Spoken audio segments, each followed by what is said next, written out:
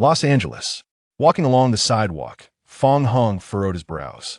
Behind him, his girlfriend was chattering merrily on the phone with someone else. Fong Hung halted, unable to restrain his frustration any longer. Are you here to spend time with me, or are you engrossed in conversation with him? Muah. He'll hang up for now, we can chat later tonight.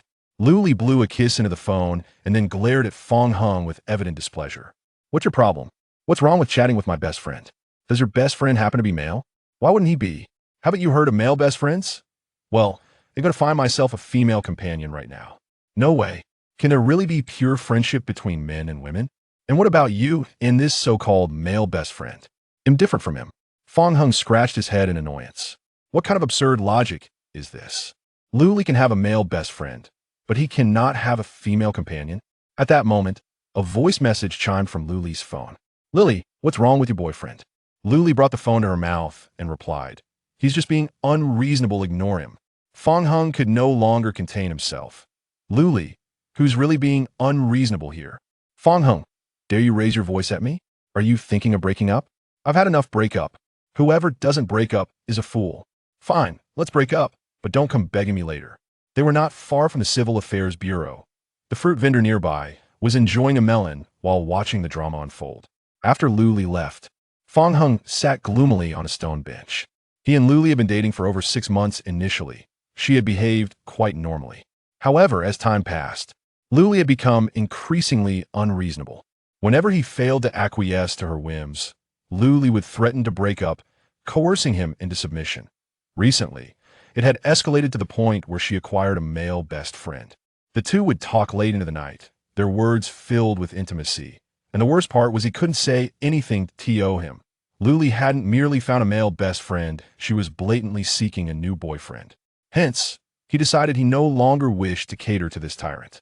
Whoever wants to serve her can go ahead and do so. Suddenly, a melodious voice reached his ears. Hello. Fong Hung looked up to see a woman clad in a black dress, exuding a cool elegance, standing before him. Her eyes were red, and delicate tear stains graced her exquisite face, suggesting she had just gone through something distressing. Seeing a beautiful woman in tears, one cannot help but feel sympathy. Fong Hung was momentarily captivated by her stunning beauty. While Luli was already quite striking among women, the lady before him utterly eclipsed her, and her legs were truly long. Hello, how may I assist you? May I marry you? Huh? Why would you want to marry me? Fong Hung replied, somewhat bewildered. Not only was Fong Hung taken aback, but even the fruit vendor beside him was bewildered. Just after a breakup, an extraordinary beauty had taken the initiative to propose. How immensely popular could this fellow be? This card holds 100,000, you need not know more. Just marry me, and it will belong to you. Wait, hold on. This sudden turn of events is overwhelming, allow me to contemplate. The fruit vendor was practically beside himself with anxiety. Beautiful and generous. Was this not the quintessential wealthy heiress? Yet the heiress was willing to pursue him, and he still hesitated? What a pity! Truly, the well-fed cannot comprehend the hunger of the starving. Fong Hung pondered for a moment. Ultimately, he consented to the woman's proposal. Firstly, he sensed that she did not possess ill intentions. Secondly, the offer was simply too generous.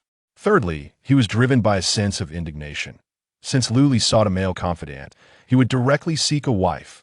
Upon exiting the Civil Affairs Bureau, both held a red booklet in their hands. It was at this moment that Fong Hung learned the woman's name was Lung Yu. Indeed, her name mirrored her demeanor, akin to an icy beauty. Even in her presence, one could feel a palpable distance. Here is another car with 100,000. I have matters to attend to, so I shall take my leave. Lung Yu handed Fong Hung another card and turned, departing in her Audi S8. Ding. The strongest soft Rice King system has been bound. Congratulations to the host for receiving a newbie gift pack. The newbie gift pack has been activated. Congratulations to the host for acquiring the soft Rice King rebate. The mechanical voice in his mind startled Fong Hung. A system? Yet, what exactly was this soft Rice King rebate? Soft Rice King rebate. The other half's expenditure on the host will yield double the rebate. Fong Hung instantly comprehended. If Lung Yu spent 1 unit of currency on him, he would receive 2 in return, as long as he continued to embrace the life of soft rice. The pinnacle of success was merely a matter of time. This marriage was indeed a lucrative investment. The shadow of his breakup dissipated in an instant. Humming a cheerful tune, Fong Hung made his way home. Upon returning to the apartment, the neighbors who spotted Fong Hung couldn't help but cast peculiar glances his way. Fong Hung was not surprised in their eyes. He had previously been a mere sheep. During the 6 months of their relationship, Lu Li had not worked. Relying entirely on Fong Hung for her sustenance, he had cherished Lu Li as if she were a treasure. Yet, she incessantly spoke of their breakup, imposing unreasonable demands to coerce Fong Hung into submission. Whenever arguments ensued, the neighbors eagerly gathered to witness the spectacle, with even residents from neighboring apartments joining in. Inside the room, Lu Li was engaged in a voice chat gaming session with her male confidant. Wang Jinghao, I am so annoyed. We lost again, all because of Fong Hung. Lu Li tossed her phone aside, venting her dissatisfaction with Fong Hung. Indeed, had it not been for his influence, we wouldn't have lost so many matches. When he returns, unless he kneels and begs me, I will absolutely not reconcile. That if there is no reconciliation, what do you plan to do next? Well, I haven't given it much thought. Lu Li did not genuinely believe that Fong Hung would break up with her. After all, they had gone through numerous breakups before. In the end, Fong Hung always softened and coaxed her back. Thus, she was certain that this time would yield the same outcome. Wang Jinghao teased, Haha, Lily, if it really comes to that, we could just make do together. Just as Lu Li was about to respond, she heard the sound of the electronic lock and swiftly changed her tune. Fong Hung is back, let me deal with him first. We'll chat later. Lu Li removed her headphones, glaring at Fong Hung, and commanded in an authoritative tone. Clean up the trash. The computer desk was cluttered with leftover snacks, and the floor was strewn with fruit peels. As Fong Hung approached slowly, Lu Li's lips curled into a confident smile. He is just as obedient as usual. Let's see how I handle you today. However, in the next moment, Lu Li's expression changed. She felt herself being lifted off the ground. An unsettling feeling surged within her. Fong Hung, what do you intend to do? Fong Hung's demeanor was cold. Aren't you the one who asked me to clean up the trash? He'll start by disposing of you, the biggest piece of garbage. Lu Li struggled fiercely until she finally broke free. Fong Hung, is this really how you feel? Do you genuinely not want to reconcile? What is there to reconcile? You seem quite content with your male best friend, don't you? Are you still jealous? How petty, you have no vision as a man. Lu Li rolled her eyes. Only you have vision? When I mentioned finding a female friend, you didn't agree, did you? I'm too tired to argue with you. The bottom line is, do you truly want to break up? I mean, at this time, I hope you realize the situation. We have already broken up. You might want to reconsider. Meeting a girlfriend as stunning as me could very well be your only chance in this lifetime. As Lu Li continued to boast, she playfully tossed her hair. Fong Hung couldn't help but chuckle. He produced their marriage certificate, holding it up before Lu Li. Stop being so self-assured, open your eyes and see. My current wife is 100 times more beautiful than you. Marriage certificate?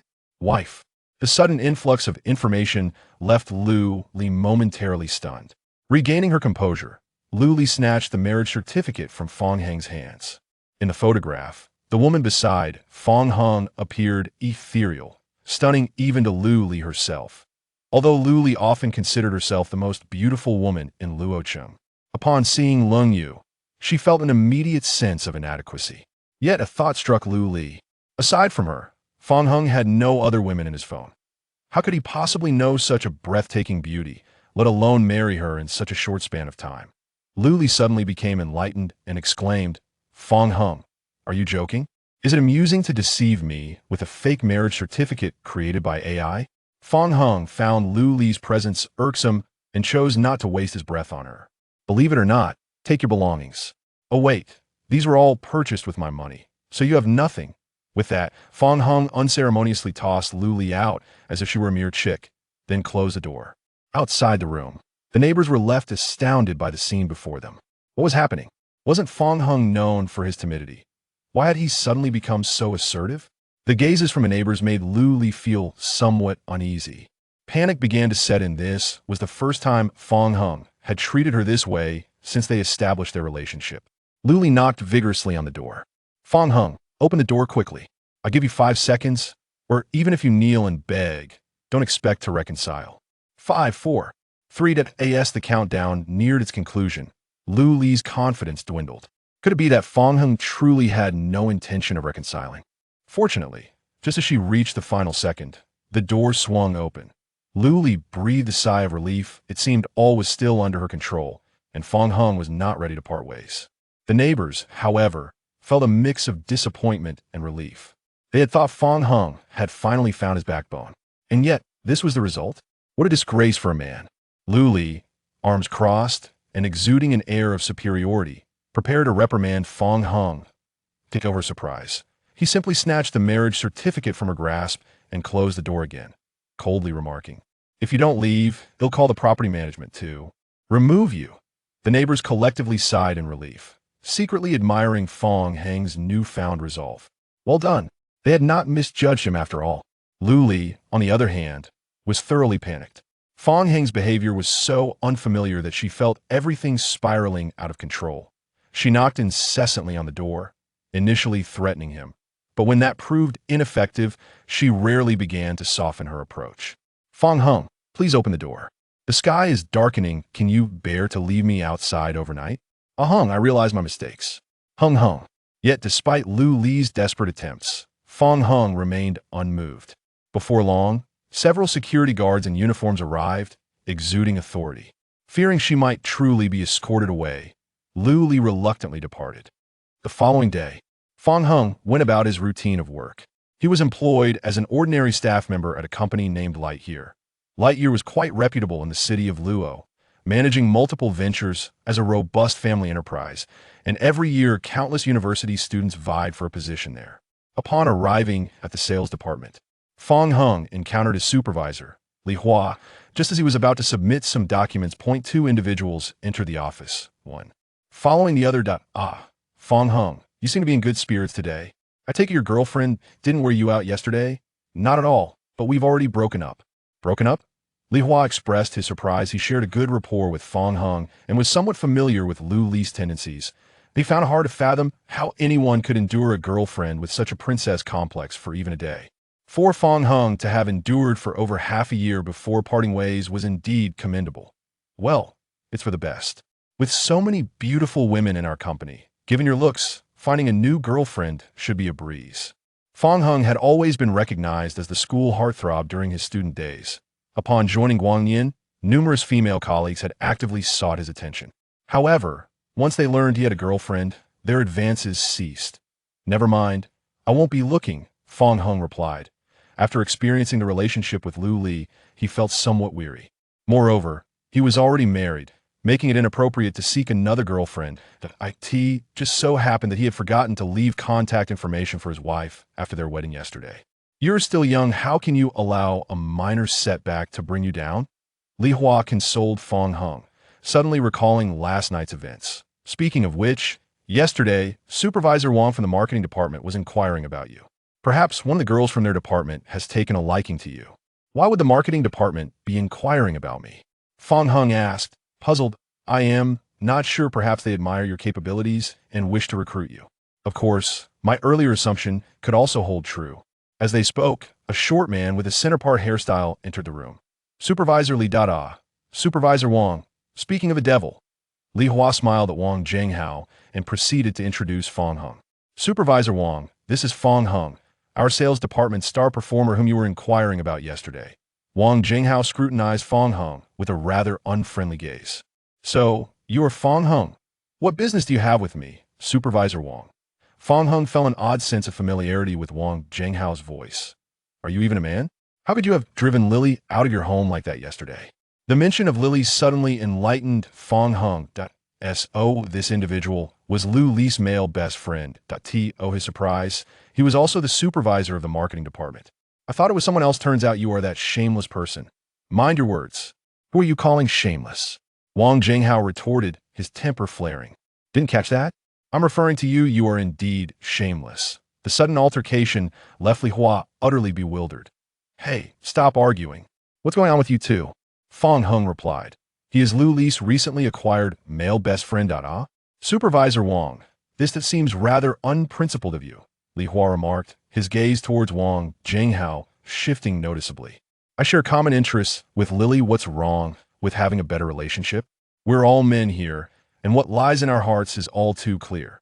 Supervisor Wang, you may deceive others, but do not be deceived yourself, Fong Hung retorted with a cold smirk. Is your own thoughts that are impure, Wang Jinghao shot back. Your tongue remains quite defiant, yet allow me to offer you a word of caution.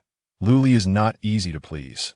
She is quite the aesthetic enthusiast, and given your stature and appearance, tisk. Fong Heng's words were laced with malice. Of course, if you have yet to meet her, I advise you to don some makeup beforehand and add extra height to your shoes, lest you find yourself utterly outshone. Fong Hung, I would appreciate it if you spoke with a modicum of respect. Wang Jinghao was struck where it hurt by Fong Heng's unrelenting jibes. Initially, his conversations with Luli had been pleasant, but upon their encounter last night, she had suddenly turned cold, disregarding him entirely and finding an excuse to leave after mere moments of dialogue. He had assumed it was due to her recent breakup affecting her mood, but now it appeared, as Fong Hung had suggested, that his appearance did not meet her expectations. In merely speaking the truth, Supervisor Wang, do not be so sensitive. This is a company setting. As a mere employee, how dare you act so brazenly? Do you not wish to continue your employment? Oh, are you feeling anxious?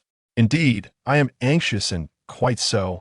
To be candid, I have a favorable relationship with the HR department, so you might want to brace yourself. Oh, how terrifying. I'm absolutely quaking in my boots, Fong Hung replied, feigning fear with a mocking tone. Whether he faced dismissal or not was of little concern to him. After all, with the system in place, as long as he continued to rely on others, how could he possibly starve? On Li Hua's side, he certainly recognized Wang Jinghao's veiled threats. His demeanor shifted, no longer playing the mediator instead. He aligned himself with Fong Hung. Since Fong Hung had demonstrated exceptional performance since joining, Li Hua held him in high regard and even contemplated recommending him for a leadership position.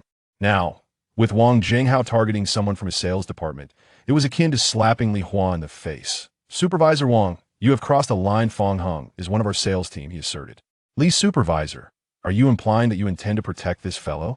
Wang Jinghao asked, somewhat surprised that I not only intend to protect Fong Hung, anyone who dares to touch my sales team will find me. Li Hua, unyielding, he declared, his eyes resolute. At that moment, the office door swung open.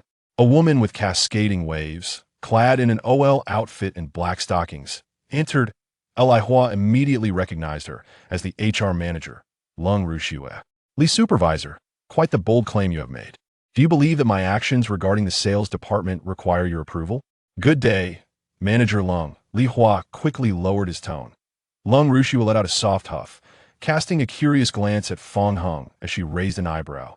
The employees of Guangyin, upon encountering her icy demeanor, were hesitant to greet her, but Fong Hung was the first to break the silence. Wang Jinghao leaned closer to Lung Rushue, whispering, evidently reporting on Fong Heng's situation. After sharing his insights, Wang Jinghao discreetly retreated to the side, wearing a smug expression. Lung Rushue scrutinized Fong Hung from head to toe. Well, you are rather handsome, but unfortunately, Guangyin has no room for you. Please gather your belongings and proceed to the finance department, she stated coldly. Li Hua interjected anxiously. Manager Lung, Fong Hung has been performing admirably. It seems Supervisor Li has reservations regarding my decisions. Perhaps you should join him, she retorted. Li Hua's face paled, and he fell silent, too intimidated to speak. Though publicly the human resources manager, Lung Rushue held a covert authority that even the directors dared not provoke. With a family to support, Li Hua had no choice but to swallow his pride, casting an apologetic glance at Fong Hung. Fong Hung understood the situation. Dragging Li Hua into this turmoil would only make him feel guilty.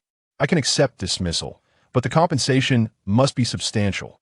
Rest assured, Guangyin is a large enterprise and can afford such compensation, Lung Rushue replied. Fong Hung shrugged. Losing his job was inconsequential as long as the payment was secured. After all, with the system at his disposal, who would want to endure the daily grind of work? On his way to the office that day, he had even contemplated resigning, primarily due to Wang Jinghao's vexatious presence. With this thought, he rolled up his sleeves and slowly approached his adversary. Wang Jinghao sensed Fong Heng's intention and instinctively recoiled. What do you intend to do? I warn you, this is a company. Dare to act recklessly. Try me. What's the worst that could happen? I've already been dismissed. Can they really fire me again? Fong Hung seized Wang Jinghao by the collar and unleashed a flurry of punches. Wang Jinghao shouted, "Manager Lung, save me!" Lung Rushue was taken aback, unprepared for Fong Hung's audacity to resort to violence within the company. She turned to Li Hua, saying, "Supervisor Li, why aren't you managing your employee?" "I'm afraid, Manager Lung, you've already dismissed Fong Hung. I have no authority over him now," he replied apologetically. Seeing no other option, Lung Rushue resorted to calling the security department. Moments later, a contingent of security personnel stormed into the sales department. The employees buzzed with speculation. What transpired in the supervisor's office? First it was Supervisor Wang, and now Manager Lung. This seems serious. "Look, even the assistant to the president has arrived. Wow, I really want to go in and see what's happening. Are you out of your mind? If you dare to barge in, Guangyan will no longer have you as an employee tomorrow." Meanwhile, inside the office, Fong Hung continued to pummel Wang Jinghao, whose face had swollen grotesquely. Upon the arrival of the security team, Lung Rushue commanded, "What are you waiting for? Seize this man." Just as the security personnel prepared to act, a voice rang out from behind them. "Stop." Immediately thereafter, a woman clad in a sleek black suit, her hair styled in a single ponytail, entered the room. Li Hua felt a sense of bewilderment. It appeared that the situation had escalated dramatically, drawing even the attention of the presidential assistant, Su Mu. "Cold as snow." Lung Rushue furrowed her brow. "Assistant Su, what do you mean by this?" Su Mu disregarded Lung Rushue's inquiry and turned his gaze to Fong Hung, asking, "Are you Fong Hung?" "Yes. The president wishes to see you." Fong Hung was momentarily taken aback. Despite having been employed for some time, he was unaware of who the president of Guangyan was, so the sudden request for his presence was unexpected. Nevertheless, Fong Hung followed Su Mu, eager to uncover the mystery. Just as they exited the office, Lung Rushue rushed out, exclaiming in anger, "You shall not leave." Su Mu cast her a glance and replied coolly, "Manager Lung, if you harbor any discontent, you may address it with the president. I am merely executing orders." Without waiting for Lung Rushue to respond, Su Mu led Fong Hung away from the sales department. Frustrated and with nowhere to vent her anger, Lung Rushue could only follow behind Wang Jinghao as they exited. Wang Jinghao, walking behind, concealed his face with a file folder, fearful of being seen in his unfortunate state. Yet as fate would have it, his worst fears materialized when he stumbled and fell to the ground. The file folder flew several meters away, exposing his swollen, pig-like visage for all to see. Although the atmosphere was eerily silent, Wang Jinghao wished he could vanish into thin air. In a flurry, he scrambled to retrieve the file folder and hastily fled the scene. At that moment, the entire sales department erupted into chaos. "My goodness, this is explosive. Who do you think could have inflicted that damage on Supervisor Wang's face?" "I suspect it was Fong Hung." "I agree, it must have been Fong Hung." "Wow, Fong Hung is quite bold to have struck Supervisor Wang. Good for him. Supervisor Wang has previously harassed Meihe's no saint." Meanwhile, in the president's office, Su Mu brought Fong Hung to the door before departing. Fong Hung knocked softly. "Come in." A rush of apprehension coursed through Fong Hung that voice. Upon entering the office, he was met with the sight of a stunningly beautiful woman in a black dress by the floor-to-ceiling window, rendering him momentarily breathless. What the? His wife? It turned out that the president of Guangyan was none other than Lung Yu, the very woman who had proposed to him just the day before. Chapter 4. A chair for Fong Hung. This marks the first encounter post-marriage. As their gazes met, the atmosphere became somewhat awkward. However, before either could utter a word, Lung Rushue stormed in, accompanied by Wang Jinghao, exuding an air of urgency. Lung Yu set her coffee cup down and leisurely took a seat in her office chair. "Manager Lung, is there something urgent that warrants your abrupt entrance without knocking?" Her voice flowed like a melodious spring. "Lung Yu, are you deliberately targeting me?" Wang Jinghao exclaimed, astounded. It was remarkable that Lung Rushue, merely the human resources manager, would dare to exhibit such insolence towards the president, Lung Yu. He couldn't help but worry that Lung Yu might react with ire, expelling both Lung Rushue and himself from Guangyan. Yet, upon realizing they shared the same surname, he felt a sense of relief and newfound confidence. Lung Yu, slightly perplexed, turned her attention to Wang Jinghao's face. "What's the matter with this person beside you?" Wang Jinghao pointed at Fong Hung and immediately began to lament. "President Lung, I was assaulted by this Fong Hung. Did you hear that?" This employee named Fong Hung has inflicted harm upon me. I merely intended to call security to deal with him, and you wish to obstruct me? Lung Rushua expressed her dissatisfaction. She and Lung Yu were cousins, yet their relationship had always been strained. Lung Yu had consistently excelled since childhood, earning the adoration of family elders, while Lung Rushua often found herself subjected to unfavorable comparisons. Over time, being overshadowed by Lung Yu's formidable presence warped Lung Rushua's character, leading her to develop a deep-seated resentment. Since joining Guangyan, her proposals had repeatedly been dismissed by Lung Yu, further intensifying her animosity. Do not presume too much. I do not have the time to concern myself with you, Lung Yu remarked, finding Lung Rushua as perplexing as ever. It was evident that she had summoned Fong Hung to discuss personal matters. However, given that the situation had escalated and involved her newlywed husband, she felt compelled to intervene. Thus, Lung Yu turned to Fong Hung. Please explain, why did you strike this individual? Wang Jinghao felt a twinge of discomfort. Employees at the company addressed him with utmost respect, yet here he stood, nameless in Lung Yu's eyes. However, he understood that, as the president of Guangyan, it was only natural for her not to remember someone of his stature. Fong Hung, on the other hand, found it difficult to decipher Lung Yu's demeanor. Although they were now married, their social standings were disparate. He feared that this incident might provoke Lung Yu to seek a divorce, leaving him unable to rely on her, thus jeopardizing his system. As he pondered how to respond, Lung Yu suddenly called for a halt and summoned her assistant, Su Mu. Su Mu, what is your command? He inquired. Bring a chair for Fong Hung, Lung Yu instructed. Lung Rushua looked on, somewhat bewildered, uncertain of Lung Yu's intentions. Su Mu, too, questioned his own hearing. President Lung, are you certain? Do as I say, Lung Yu replied firmly. Su Mu then procured an exquisite chair, its value unmistakable. As several individuals harbored doubts and awaited the next move from Lung Yu, she spoke with a hint of gentleness. There is no rush, Fong Hung. Please sit down, and we shall discuss this slowly. In an instant, everyone was taken aback. Lung Rushua and Su Mu, well acquainted with Lung Yu, were surprised to witness her treating a man with such demeanor for the first time. Wang Jinghao's eyes widened in disbelief. He had assumed that Lung Yu intended to impose a subtle punishment on Fong Hung, yet the reality diverged sharply from his expectations. A vague sense of foreboding washed over him. Fong Hung seated himself with ease. The matter unfolded as follows. Early that morning, Manager Wang sought to provoke trouble in the sales department.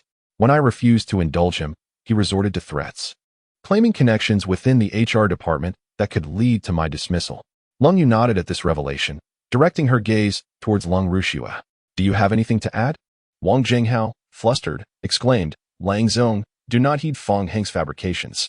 I did not intentionally seek trouble, and he was the one to strike first. I merely defended myself. You claim you did not instigate trouble? If necessary, we can summon Manager Li for a confrontation, Lung Yu replied, signaling Su Mu to contact Li Hua. Before long, Li Hua entered the office quietly. Upon seeing Fong Hung seated while the others stood, he nearly doubted his own eyes.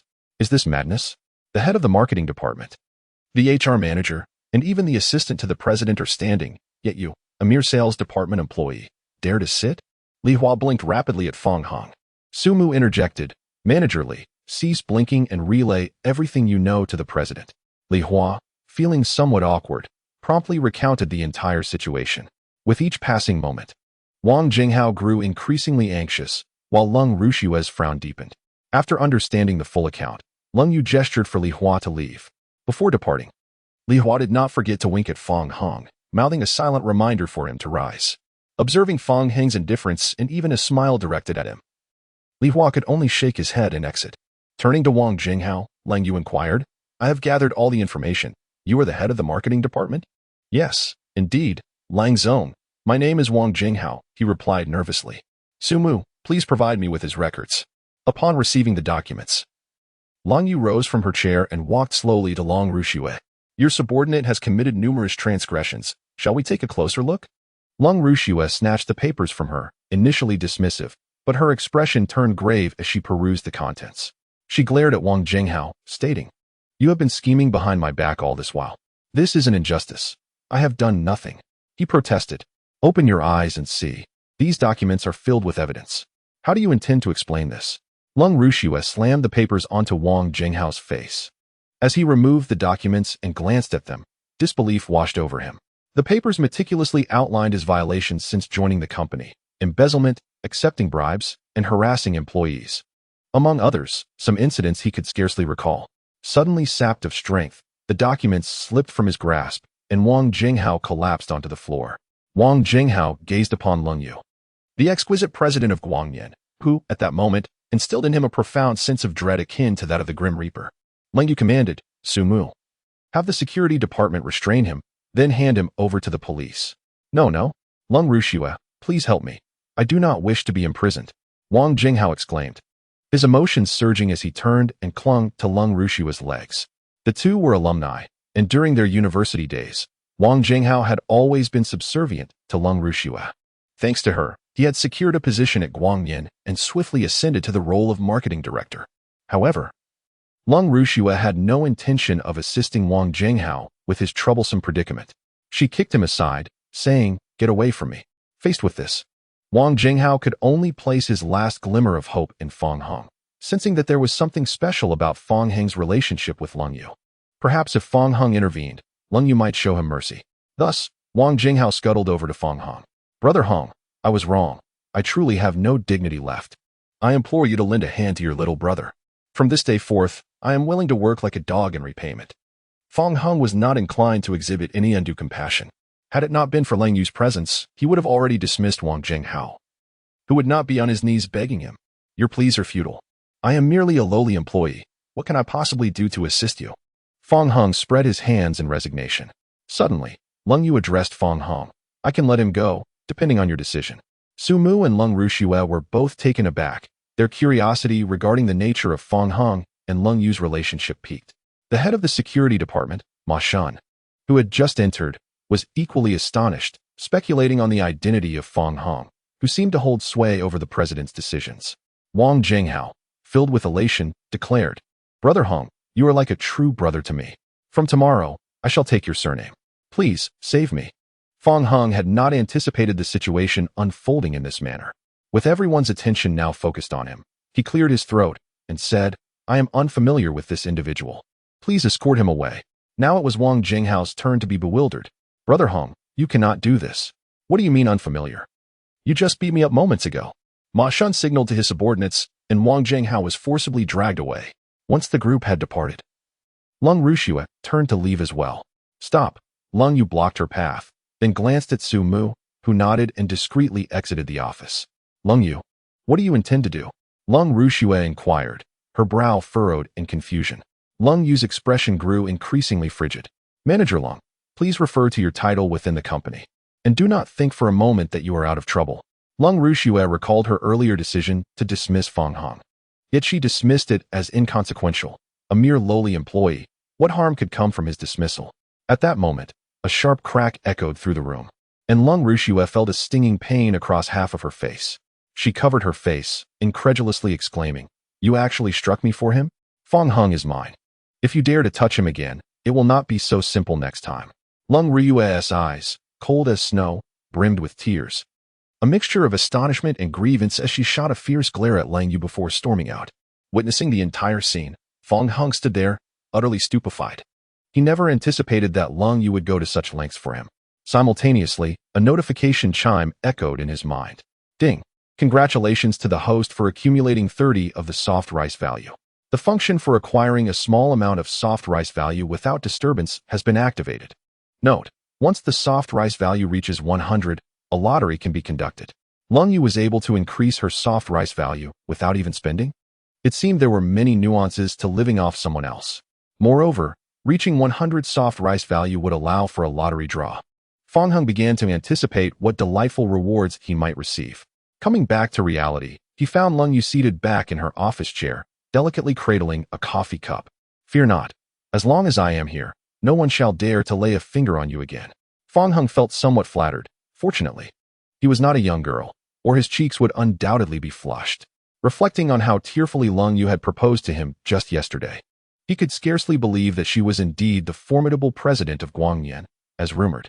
Unable to contain his curiosity, Fong Heng finally inquired, "You don't intend to harvest my kidneys by marrying me, do you? You're overthinking it. Then why specifically choose to marry me?" "It's a secret." Since Leng Yu was unwilling to disclose more, further inquiries would serve no purpose. From today onward, I shall cover all your needs: food, clothing, shelter, and transportation. Feel free to express any requests. You merely need to accomplish one task. To be a good husband? Precisely. So, truly, I can ask for anything? Indeed. After Fong Hung departed, Lung Yu reminisced with great interest about the events of yesterday. Her impulsive proposal had taken her by surprise when Fong Hung actually agreed. Just then, Su Mu entered the office. President Lung, may I be so bold as to ask what your relationship with Fong Hung is? We are husband and wife. Lang Yu gently raised Su Mu's south chin to close her gaping mouth. Do not be so astonished. We must meet with clients now. When Fong Hung returned to the sales department, the staff flocked to him like fans to a celebrity. Although they were unclear about the details, they had heard of Wang Jinghao's downfall. Most in the sales department harbored a dislike for Wang Jinghao, as his presence often hindered collaboration between departments, and he frequently harassed female colleagues. Fong Hung had inadvertently rid them of a nuisance. Even those who usually envied him for receiving attention from female colleagues cast appreciative glances in his direction. The appearance of Supervisor Li Hua prompted everyone to quietly return to their workstations. He exchanged a glance with Fong Hung, and the two entered the office one after the other. Li Hua locked the door and remarked, "You really are quite oblivious. Did you not understand my subtle hint just now?" Reflecting on the situation, Li Hua still felt a twinge of anxiety. Those with higher positions than Fong Hung in the company were all standing, yet Fong Hung sat there, seemingly oblivious. One might think he was the chairman. It was President Lung who allowed me to sit. Fong Hung casually picked up a piece of fruit from the desk and began to eat. Who allowed you to sit? It was actually President Lung? Li Hua inquired, lifting his teacup. Not very well acquainted, Fong Hung replied. What is your relationship, then? She is my wife. Li Hua, caught off guard, spat out the water he had just sipped. Fortunately, Fong Hung managed to dodge it in time. Wiping his mouth, Li Hua helplessly said, "You're such a joker, always teasing me." "I assure you, I am not lying." Just then, the office phone rang. "Go on, I have matters to attend to." "You should get back to work." Fong Hung grabbed an orange before leaving the office. It was understandable that Li Hua found it hard to believe. After all, if a colleague made such a claim, Fong Hung would likely think they were joking as well. As evening approached, Fong Hung pondered whether to take the bus home or ride a shared bike. Suddenly, a black Audi A8 pulled up in front of him. The window rolled down to reveal the exquisite face of Lung Yu. "Get in." Fong Hung moved to open the back door, but Lung Yu interjected. "You can sit beside me." Thus, he took a seat in the front passenger seat. "President Lung, what can I do for you?" "Buckle your seatbelt." After fastening it, Fong Hung asked, "And then?" "Your home address." "What is this about?" Fong Hung questioned, puzzled. "I'm driving you home." "Oh, thank you, President Long."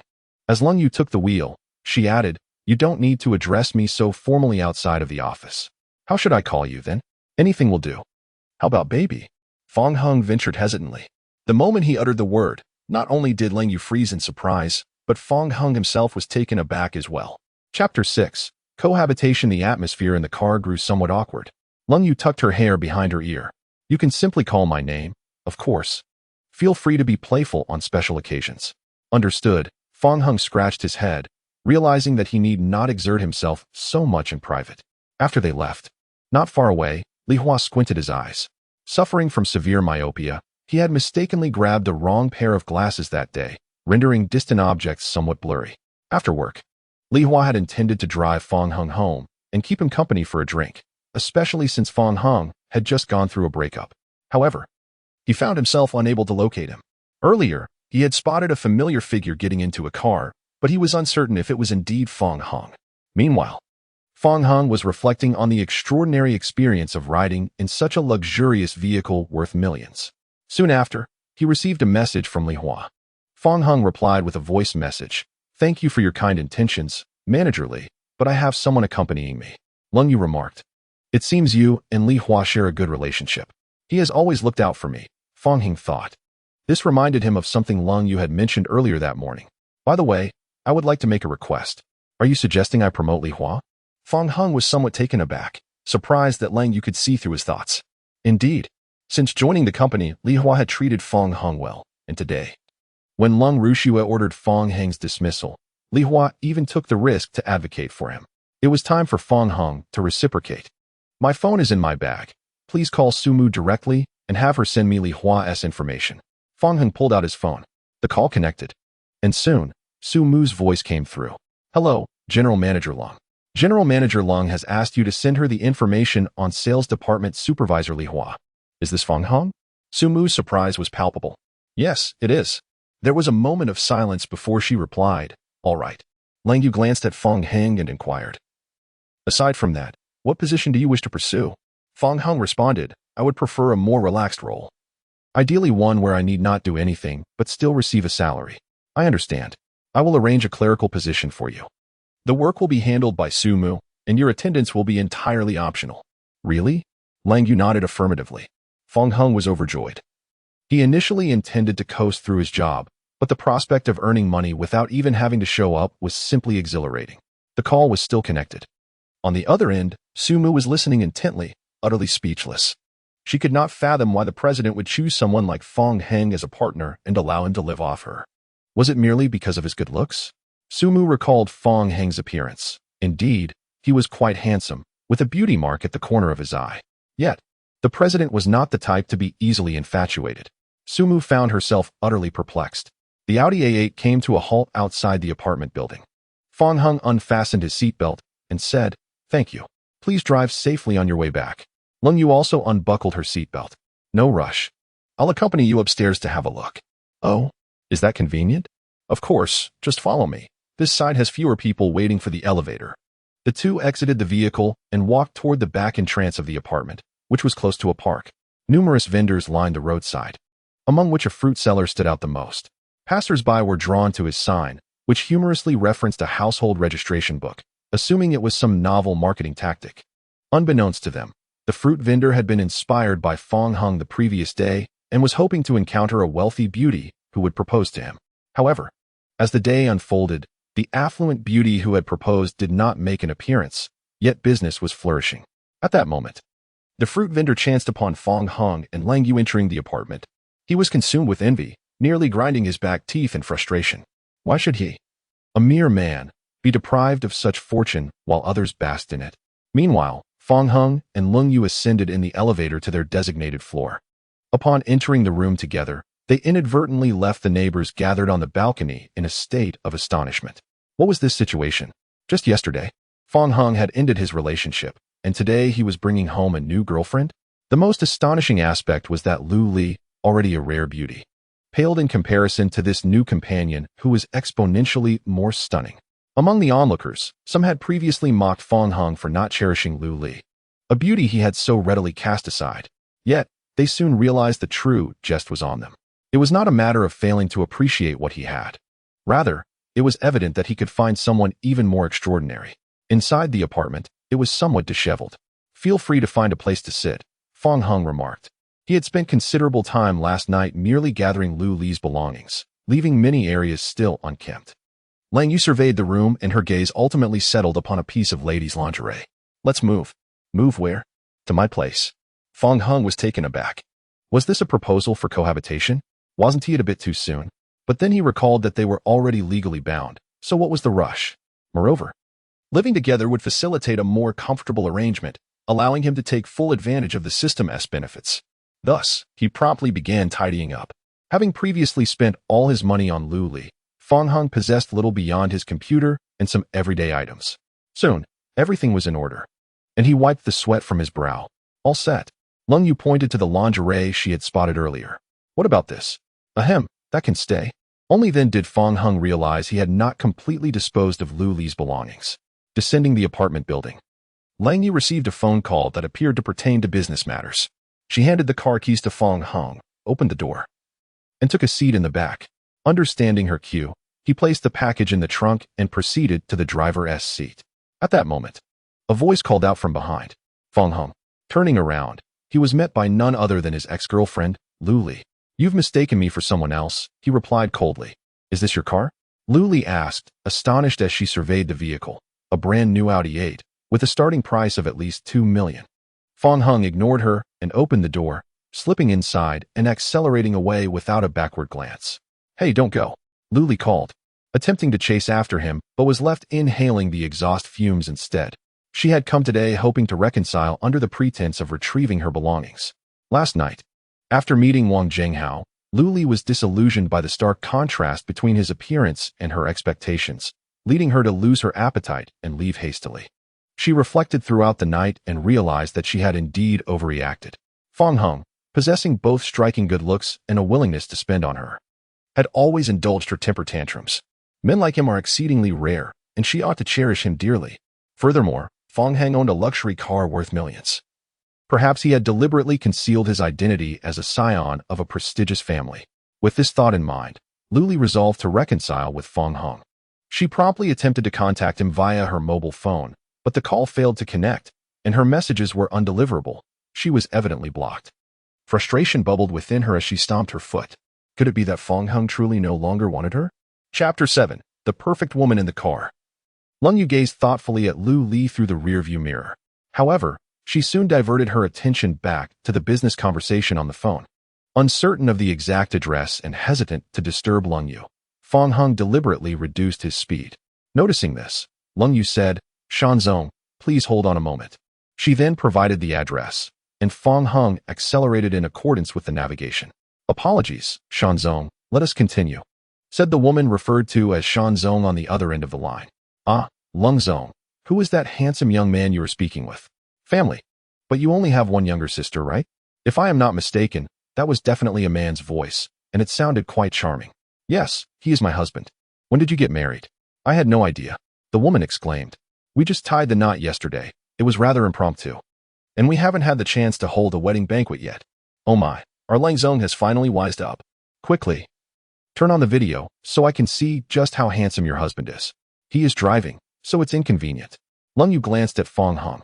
"Oh, keeping the beauty hidden, are we?" "Not at all." "Then it's settled. I'll treat you on Sunday. Bring your husband along. I want to ask for his opinion first."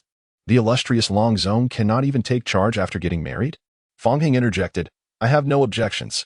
I heard your brother-in-law's voice. He said it's fine." "It's a deal then. See you on Sunday. Goodbye." "Wait a moment," Lang Yu muttered, holding her phone after the call was abruptly ended. This woman. The business is not yet concluded. She sent another message. Before long, the woman replied with a voice message. "Oh, Lang Zong, you two just got married. What business are you discussing? A moment of intimacy is worth 1,000 gold. Hurry home and start a family." Before the voice message could finish, Lung Yu swiftly turned it off, and silence enveloped the car. Fortunately, they were nearing their destination. Junyuan, located in the heart of Luocheng, is one of the most renowned affluent neighborhoods. Fong Hung alighted from the car, gazing in awe at the grandeur of the sprawling villa before him. The estate boasted a swimming pool and an array of facilities, all meticulously arranged. As he admired the intricate interior design of the villa, Fong Hung was profoundly impressed. Truly, the lifestyle of the affluent is unparalleled. Lung Yu removed her jewelry and said, "There are many vacant rooms. Choose one that you like. I shall take a shower first." Fong Heng nodded in acknowledgement. After Lang Yu entered the bathroom, he did not rush to select a room but instead took a leisurely stroll around the villa. He marveled at the fact that, in such a vast residence, only Lung Yu's presence was evident, yet everything was impeccably organized. Numerous rooms lay unoccupied, each exquisitely decorated. Ultimately, he chose a room in the corner on the first floor, as it featured a large floor-to-ceiling window that offered a splendid view of the courtyard upon drawing back the curtains. Fong Hung meticulously placed his belongings in the room. Before long, Lung Yu appeared at the door clad in loungewear. "Nice taste. You finished showering so quickly?" Fong Hung thought to himself that Lu Li would typically take at least an hour for a bath. "I dislike wasting time in the bathroom," she replied, turning to leave but pausing suddenly. "Oh, by the way, there's food in the refrigerator. If you're hungry, you can cook for yourself. If you prefer, you can also order takeout. I've already sent you the address." "All right," Fong Hung responded. That night, Fong Hung found it difficult to sleep, not due to the bed, but rather the insomnia that often accompanies unfamiliar environments. He awoke the next day with the sun high in the sky.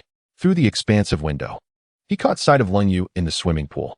The water shimmered as she glided through it like a mermaid. Before long, she emerged from the water, droplets cascading down her body.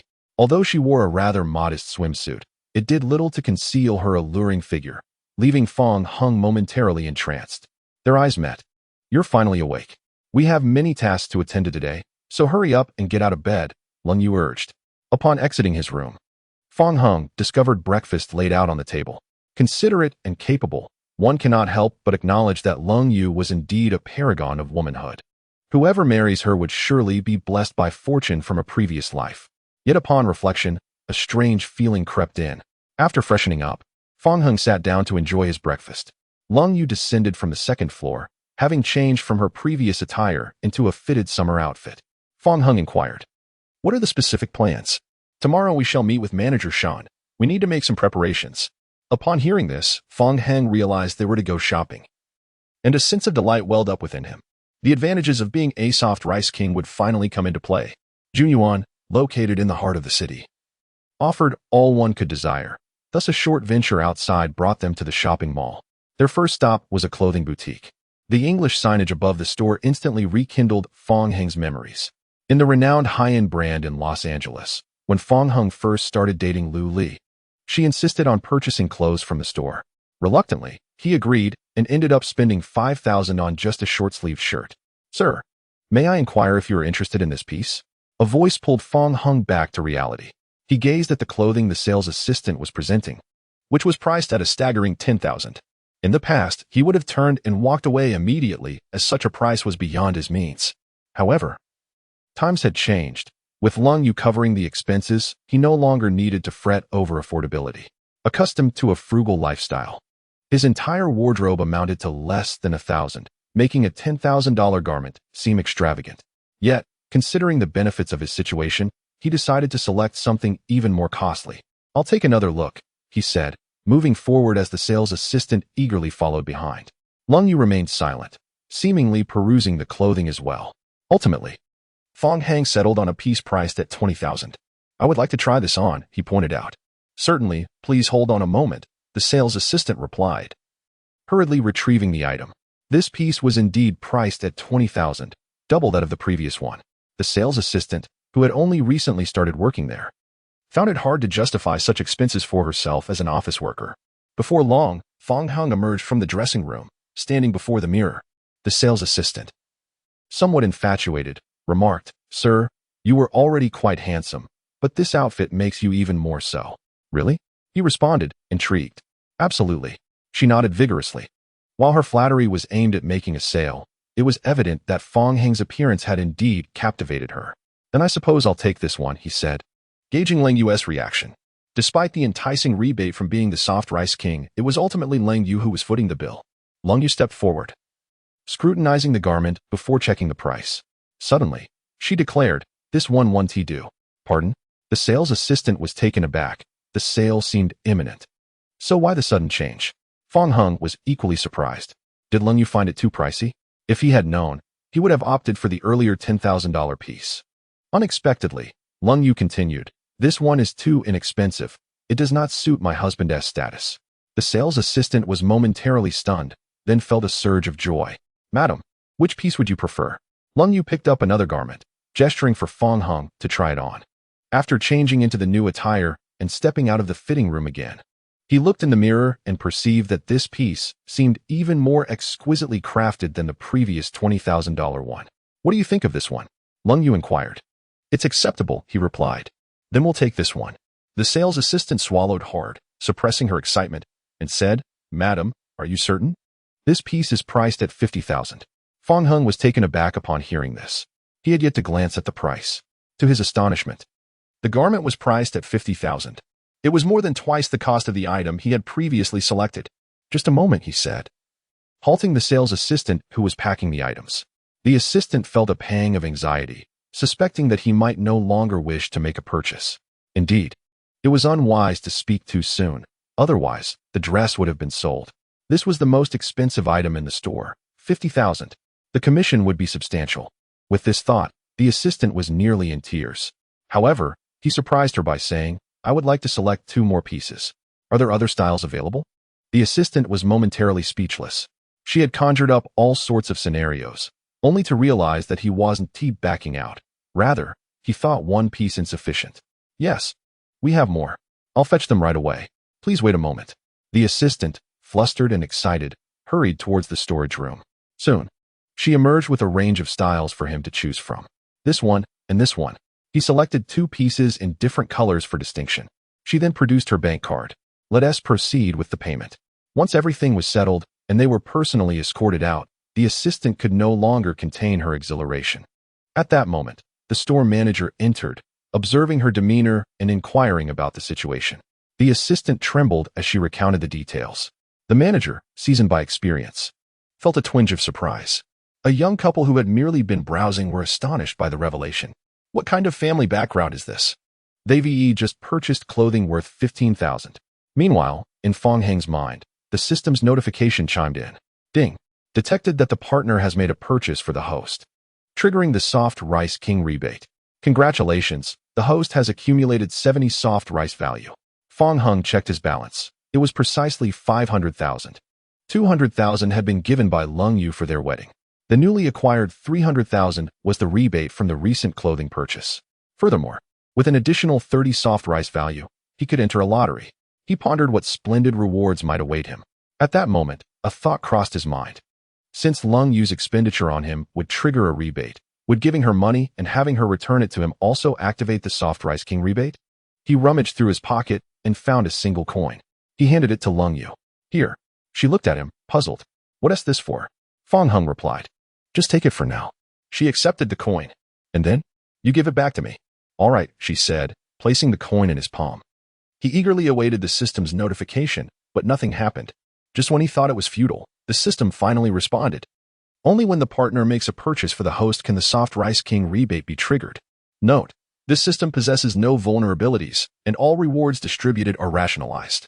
Fong Heng secretly acknowledged that his efforts were in vain. If he could exploit the system, it would be akin to stepping on one's own foot to ascend to the heavens. Lung Yu was unaware of Fong Heng's intentions, yet she did not dwell on his inexplicable behavior. Soon, the two arrived at a jewelry store, which was not far from the previous clothing boutique, equally renowned as a high-end brand in Luo City. The interior was bustling with affluent women and couples preparing for engagements. Upon spotting Lung Yu, a keen-eyed salesperson promptly approached them. Are you Miss Lung? I am, Lung Yu replied coolly. Please, this way.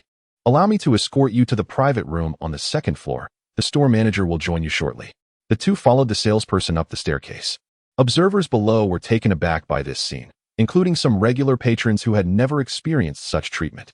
In the private room on the second floor, it was not long before the store manager, Yang Huimei, appeared, breathless.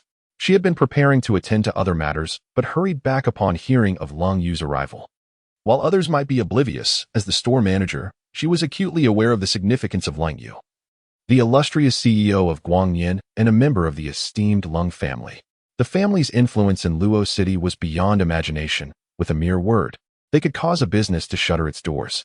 Thus, when Lung Yu personally called the night before to request a custom wedding ring, Yang Huimei was both astonished and apprehensive, instructing her team to work through the night, herself losing sleep over the matter. Ms. Lung, here is the ring you ordered. Please take a look, Yang Huimei said, pushing the ring box toward Lung Yu while cautiously observing Fong Heng beside her. It was known that Lung Yu was not only of illustrious lineage but also possessed a beauty that could captivate nations. Countless suitors had exhausted their wits to win her favor, yet this ethereal beauty remained unmoved. The fact that she was now accompanied by a man to select a wedding ring indicated that their relationship was indeed extraordinary. Lung Yu turned her face toward Fong Heng and inquired, What do you think of this ring? It's quite lovely, Fong Heng replied, somewhat surprised. Having assumed Lung Yu was merely shopping for jewelry. However, considering they were both engaged, it was indeed peculiar to be without a ring. Then let us try it on, she suggested. All right, he replied. Just as Lung Yu reached for the ring, Fong Heng unexpectedly took the initiative. In the next moment, she felt a pair of warm hands cradling hers, the sensation of the ring brushing against her fingers. Lung Yu momentarily froze. It fits quite well, Fong Heng remarked. It was the first time he had touched Lung Yu's hand. It was soft and cool to the touch, a delightful sensation. Lung Yu experienced a fleeting moment of panic, instinctively withdrawing her hand before retrieving the ring from the box. Let me help you put it on, she offered, guiding Fong Heng's hand and gently sliding the ring onto his fourth finger. It seems a bit tight, he commented. The dimensions may have been reduced. Cold. Why don't you give this one a try? Yang Huimei urged anxiously. Cold Rain took the new ring, and this time it slid on effortlessly. Yes, it fits perfectly now. The scene of Fong Heng and Cold Rain exchanging rings left Yang Huimei utterly astonished. Initially, she had not given it much thought, but the current situation clearly indicated that the two were on the cusp of discussing marriage. Curiosity piqued, Yang Huimei couldn't help but wonder who Fong Hung was, capable of winning the affections of the ethereal beauty that is Cold Rain. For a moment, she held her breath, fearful that any misstep on her part might offend the two, potentially leading to her own downfall. Chapter 9. I await your return. Cold Rain was thoroughly pleased with the ring and handed her bank card to Yang Huimei. Please proceed to settle the bill. Certainly, Cold. Mr. Fong, please hold on for a moment. Yang Huimei accepted the bank card with both hands, took a few steps back, and then swiftly made her way downstairs. Before long, Fong Hung heard the familiar chime of the system notification in his mind. Ding. Detected that your partner is making a purchase on behalf of the host, triggering the Soft Rice King rebate. Congratulations, the host has accumulated 90 soft rice points. Fong Hang checked his balance, which had increased by 500,000, bringing the total to a neat 1 million. This meant that the pair of rings cost 250,000, and the double rebate amounted to exactly 500,000. Fong Hung felt as though he were dreaming. In just a few short days, he had gained 1 million. During his time with Lu Li, he had been a quintessential spendthrift, unable to save a penny. When Yang Huimei returned, she presented the bank card with both hands. Cold. As per your request, this custom ring cost 500,000, but after discussing with my boss, we have given you a 50% discount. Fong Heng, a 50% discount? Doesn't that mean a loss of 500,000? However, considering that Cold Rain saved money, he found solace in it. In a certain sense, they had achieved a genuine balance of gain and loss as a couple. Subsequently, the two departed from the mall and returned to Juyuan. Cold Rain exited the vehicle and pointed to the delivery box at the entrance. Your package is inside. I haven't ordered anything online. You'll see once you check. Fong Hung rummaged through the box and emerged with an enormous stack of parcels that nearly towered over his head. He set the packages down and began to inspect the labels. They all bore your name. Open one and take a look. Fong Hung deduced that these were gifts from Cold Rain. Upon unwrapping, he discovered an array of high-end men's footwear, including slippers, sneakers, and dress shoes, each pair boasting a considerable value. Yet, he found it puzzling. If these were indeed purchased by Cold Rain, shouldn't there be a Soft Rice King rebate? Hey, system. What's going on? Are you malfunctioning? Cold Rain explained. These were sent by Ms. Shan. She owns a shoe factory. So, it was the woman from the phone call yesterday who had sent them. However, it is indeed thanks to Lung Yu. One might say that everything Fong Hung currently possesses is a blessing from Lung Yu. Ever since he consented to her marriage proposal, his life has undergone a profound transformation. Thank you, Lung Yu, Fong Hung expressed earnestly. There's no need for such formality. By the way, I need to go to the airport to pick someone up shortly, so I might be a bit late returning tonight. All right, I will wait for your return. Not long after, Lung Yu drove away from the villa courtyard. Through the rearview mirror, she instinctively glanced at Fong Hung once more. The sudden ringing of her phone compelled her to focus ahead and accelerate. Meanwhile, Fong Hung was trying on shoes when the system's notification jolted him to attention. Congratulations, host, for accumulating 100 soft meal points. Would the host like to participate in a lottery? Finally, he could enter the lottery. Without hesitation, Fong Hung chose to proceed. Congratulations, host, you have received physique enhancement. Soft meal points have been cleared. Please accumulate more to continue participating in the lottery. In an instant, Fong Hang felt a warm current surging through his body, filling him with an overwhelming sense of strength. He donned his sneakers and made his way to the community basketball court, eager to test his newfound abilities. To his astonishment, his speed, strength, and endurance had all increased manifold. With his current might, he could easily defeat a tiger with a single blow. In his elation, Fong Hang joined a young boy in a game of basketball. The boy's grandfather, leaning on a cane, cheered enthusiastically from the sidelines, his fervor rivaling that of a cheerleading squad. Fong Hung grew concerned that the elderly gentleman might overexert himself, prompting him to return to the villa after a short while. As evening approached, Lung Yu had yet to return. Fong Hung rummaged through the refrigerator and discovered that the supplies were running low. As he closed the fridge door, he noticed a familiar cat sticker. He had seen this sticker several times before, even in his own room. Moreover, the cat motif adorned Lung Yu's phone lock screen and car accessories, indicating her fondness for felines. However, Fong Hung found it puzzling that she had not taken the initiative to adopt a cat of her own. Shutting the fridge, Fong Hung resolved to head out for groceries. Having reaped so many benefits from Lung Yu, it was only fitting to treat her in return. After all, while his wife worked hard to provide for the family, it would be rather inappropriate for him, as her husband, to merely lounge at home. He navigated the vegetable market with ease, having previously shared a household with Lu Li, where he took on the chores, making the tasks of shopping and cooking second nature to him. After selecting his produce and paying, he discovered he had been shortchanged. He was in the midst of a dispute with the vendor when something seemed to transpire nearby. The vendor, abandoning her stall, hurried off to investigate, and Fong Hung found himself unable to restrain her from leaving. He had no choice but to pursue her, stating, "Running away won't help. This matter must be resolved." The vegetable vendor exclaimed, "Oh, young man, why are you so calculative? Just wait a moment. Look, someone is about to jump." Fong Hung turned to see a young girl standing on the ledge of a building across the street. Below, a beautiful woman, presumably the girl's mother, called out, "Nana." "I was wrong. Please come down." "I won't," the girl retorted. Her name was Wang Nana, and she was in a rebellious phase. She had originally gone out shopping with her mother, Wang Meishan, but after receiving a few admonishing words, she impulsively climbed over the balcony railing on the 4th floor. "Be obedient. It's dangerous up there. I promise I won't scold you anymore," Wang Meishan pleaded. "I don't believe your empty promises," Wang Nana shot back. Now, having climbed out, she regretted her decision. Her body trembled, and her legs began to weaken. However, with so many people watching below, she felt trapped and unable to come down. At that moment, her foot slipped, and she began to fall. A gasp rippled through the crowd. "Nana!" Wang Meishan's heart leapt into her throat.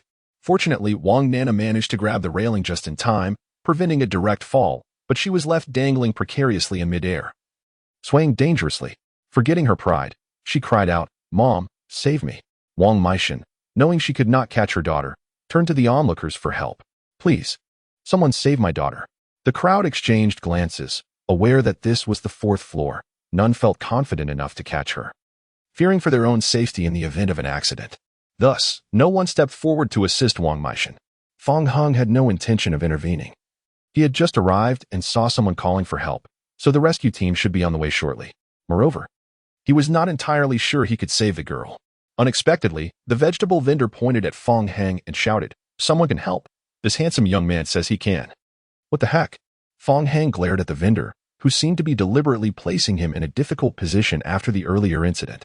The others, unaware of the underlying dynamics, assumed Fong Hung was volunteering, and attention shifted entirely to him.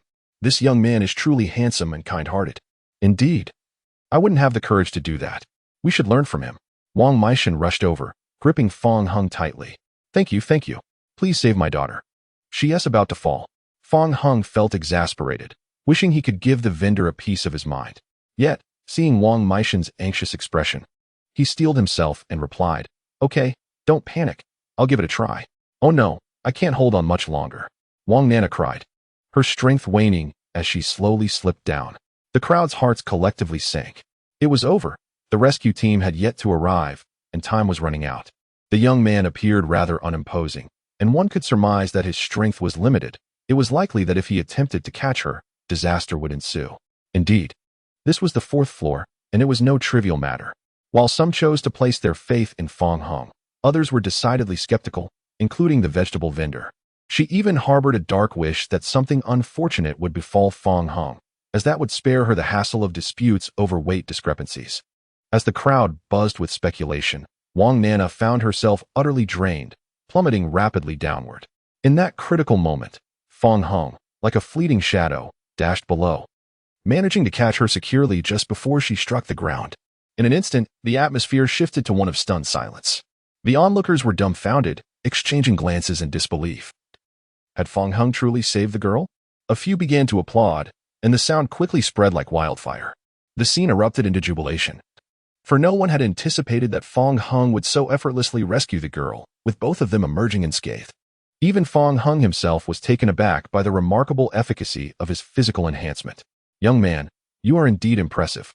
Buddy, I've never bowed to anyone, but today, I am utterly in awe of you. Hero, darling." The praises cascaded forth like an unending chorus, and Fong Hung shone like the brightest star. However, amidst the accolades, the term darling made Fong Hung momentarily wonder if Lung Yu was also present. At that moment, Wang Nana slowly opened her eyes, and upon seeing his handsome visage, her breath almost caught in her throat. What a handsome young man! And my savior? No, he must be a prince. In the instant she fell, she had surrendered all hope of survival. It was Fong Hung who had granted her a second chance at life. Thus, she gazed at him, entranced. Only when Fong Hung gently set her down did Wang Meishan inquire about her well-being, yet Wang Nana remained unresponsive. Fong Hung remarked, aside from a few minor scrapes, there should be no significant issues. Wang Meishan suspected her daughter might have been overwhelmed by the shock. Turning to Fong Hung, she began to express her gratitude. Fong Hung waved it off, indicating it was merely a small effort on his part. Wang Meishan scrutinized Fong Hung and suddenly asked, "Young man, do you have a girlfriend?" At this, Wang Nana snapped back to reality. "Oh dear, Mom, what are you doing?" Wang Nana's expression was a mix of melancholy and shyness, clearly misunderstanding her mother's intentions, thinking she was attempting to matchmake her with Fong Hung. Wang Meishan shot her daughter a disapproving glare, retorting, "Don't think too much of it. Do you think you deserve him? I'm merely inquiring on behalf of someone else." Wang Nana awkwardly pouted. Fong Hung chuckled. "I appreciate the sentiment, but I am already married." "Oh, what a pity. It seems my friend lacks such fortune," Wang Meishan replied, somewhat surprised. Wang Nana felt a tinge of disappointment. To be prudent, Wang Meishan decided to take Wang Nana to the hospital for a checkup. Thus, Fong Hang bid farewell to the mother and daughter. At that moment, the rescue team arrived, albeit belatedly. Seeing that the crowd had dispersed, they were left bewildered. Where had everyone gone? Weren't they supposed to be saving someone? The leader of the rescue team inquired about the situation from bystanders. A concerned citizen pointed towards the departing Fong Hung and explained the circumstances. Upon learning the full story, the rescue team was taken aback. As professionals, they understood just how absurd this situation was. To catch a jumper with bare hands is an endeavor with an exceedingly low success rate, almost bordering on the impossible. Had it not been for another witness stepping forward, they would scarcely have believed it to be true. Therefore, as they watched Fong Hang's retreating figure, they regarded him with a sense of awe, as if he were a creature of the extraordinary. Meanwhile, Fong Hung turned back to the vegetable stall he had just visited. The elderly vendor was hastily packing up to flee, but he caught her just in time. Fong Hung remarked, "Auntie, planning to run away again? Our matter remains unresolved." Accompanying the rescue team was the market administrator, who had yet to depart. Noticing the commotion, he approached with concern. "Young man, what has transpired?" Fong Hung replied, "I was purchasing vegetables, and she intentionally shortchanged me, refusing to refund my money." Bystanders expressed their astonishment and indignation, recognizing Fong Hung and consequently directing their ire towards the vendor. "How can you cheat even honest customers? Have you no conscience? Such unscrupulous vendors should be shut down immediately. If this isn't resolved, I shall never return to this market again." The crowd was incensed. The administrator's expression darkened. Similar incidents had occurred before, and he had previously ordered the vendor to rectify her behavior, yet she had persisted in her wrongdoing. This was a significant blow to the market's reputation, especially given that Fong Hung was a hero of the community. He declared, "This is intolerable. Refund the money immediately." The vendor, adopting a defiant stance, retorted, "There's no way to return the vegetables just because you want to. I refuse to refund." The administrator slammed his hand on the scale, exclaiming, "Dare you defy the refund?" The vendor shrank back, startled by the intensity of the situation. Observing the growing crowd of people berating her, including some fellow vendors, she finally, albeit reluctantly, returned the money to Fong Hang. "I'll refund this time, but next time, I want to return to anyone," she grumbled. The administrator scoffed. "You think there will be a next time? Starting tomorrow, you need not return to your stall." Upon hearing this, the vendor was left dumbfounded. "I've returned the money. Why must you treat me this way? My entire family relies on this stall for sustenance." The administrator replied, "You had your chance. This is your own doing. You have no one to blame. You're just bullying me. I'll fight back," she shouted defiantly. The elderly vegetable vendor, in a fit of anger, reached out her hand in an attempt to scratch the administrator. Fortunately, the administrator managed to evade her grasp. Otherwise, he would have borne several marks of blood upon his face. He promptly commanded the security personnel to restrain the irate vendor, clearing her stall and unceremoniously expelling both her and her wares from the market. Amidst the cheers of the onlookers, the beleaguered vendor was forcibly dragged out of the vegetable market. The administrator then turned to Fong Hung with a look of sincere apology, saying, "My apologies, young man. It was a lapse in our management." Furthermore, upon learning of the incident, several stall owners generously offered an array of fruits, vegetables, and meats. Fong Hung was taken aback, unexpectedly finding himself in a position to do a good deed and receiving such treatment in return. As Fong Hung made his way home, his hands laden with various bags. A shadow suddenly darted from the bushes. Startled, he initially thought it to be a large rat, but upon closer inspection, he discovered it was a scruffy little kitten. The kitten pursued him, mewing incessantly, and no matter how hard he tried to shake it off, it clung to him. Thus, treating the kitten as if it were a toll fee, he offered it a morsel of meat. He believed this would be the end of the matter. However, as soon as he took a few steps away, the kitten swiftly followed him once more. It was evident that the little creature had decided to attach itself to him. He hailed a shared bicycle and said, "If you can hop on, I will take you with me." Remarkably, the kitten seemed to understand. Leaping onto the bike and tilting its head at Fong Hung, as if to remind him to keep his promise. Reluctantly, Fong Hung pedaled towards Junyuan with the little companion in tow. Passing by a pet store, he thought it prudent to give the kitten a bath. After the owner washed it and presented it back to Fong Hung, he could scarcely believe his eyes, for the once filthy kitten had transformed dramatically. It now radiated beauty, resembling a swan emerging from the chrysalis of an ugly duckling. The store owner exclaimed, "Sir, you are incredibly fortunate. You have found a purebred ragdoll cat." A ragdoll? Fong Hung, unfamiliar with cat breeds, merely appreciated its beauty, sensing a regal aura akin to that of a little princess. Indeed, this cat was of exceptional quality. If you are unable to keep it, I would gladly pay 10,000 for it. 10,000? Fong Hung was astonished that a cat he casually picked up could be worth such a sum. "If you think that's too low, I can raise it by 2,000. 5,000 would also suffice." The store owner, having been in business for many years, had never encountered a ragdoll of such caliber. Coincidentally, he had a client seeking to purchase a cat, and acquiring this one for resale would guarantee a substantial profit. However, Fong Hung resolved to keep the kitten for himself. He speculated that Lang Yu might appreciate having a cat, deciding to take the ragdoll home as a gift for her. The store owner was momentarily taken aback, surprised that Fong Hung was unwilling to sell, even at the generous offer of 15,000. "Very well, may I have your contact information? Should the kitten fall ill, or if any other situation arises, you can reach out to me at any time." "Of course," Fong Hung replied, and they exchanged contact details. He then turned and walked towards the entrance of Juyuan. Observing this scene, the shopkeeper felt a twinge of surprise. No wonder they had refused to sell even at the price of 15,000. It turned out that Fong Hung was a resident of Junyuan. Known far and wide in Luoqing, the inhabitants of Junyuan were certainly not ordinary individuals. Just then, the shopkeeper received a message. "How's the situation with the cat?" The shopkeeper quickly typed a reply. "I encountered an exceptionally fine ragdoll, but the owner is unwilling to sell." He sent over the photos he had just taken. Soon, another message arrived. "Please provide me with that person's contact information." Upon returning home, Fong Hung discovered that Lung Yu had not yet arrived. He first brought the kitten into his room, then poured some of the newly purchased cat food. "Stay here and eat. Don't wander off, understand?" The kitten muted him, and then focused on its meal. Fong Hung proceeded to the kitchen to prepare dinner. During this time, he stole glances at the kitten, fearing it might wreak havoc in the room. Fortunately, the little creature was surprisingly well behaved. After finishing its food, it quietly lay down on the floor and fell asleep. After nearly an hour of bustling about, Fong Hung placed the last dish on the dining table. He then heard the sound of a car outside, and a smile crept across his face. Lung Yu was back just in time. In the courtyard, Lung Yu stepped out of the car, taking a deep breath to compose herself. She made her way towards the villa. Upon opening the door, the aroma of the food and Fong Hung's smile momentarily left her in a daze. "You're finally back. Please sit down and eat," Fong Hung said, pausing as he noticed the redness around Lung Yu's eyes and the tear stains on her cheeks. This scene felt reminiscent of the day they first met. Without uttering a word, Lung Yu turned and entered the washroom. Fong Hung silently returned to the dining table, perplexed about who could have hurt this strong woman to such an extent. Was it the person she had gone to the airport to meet today?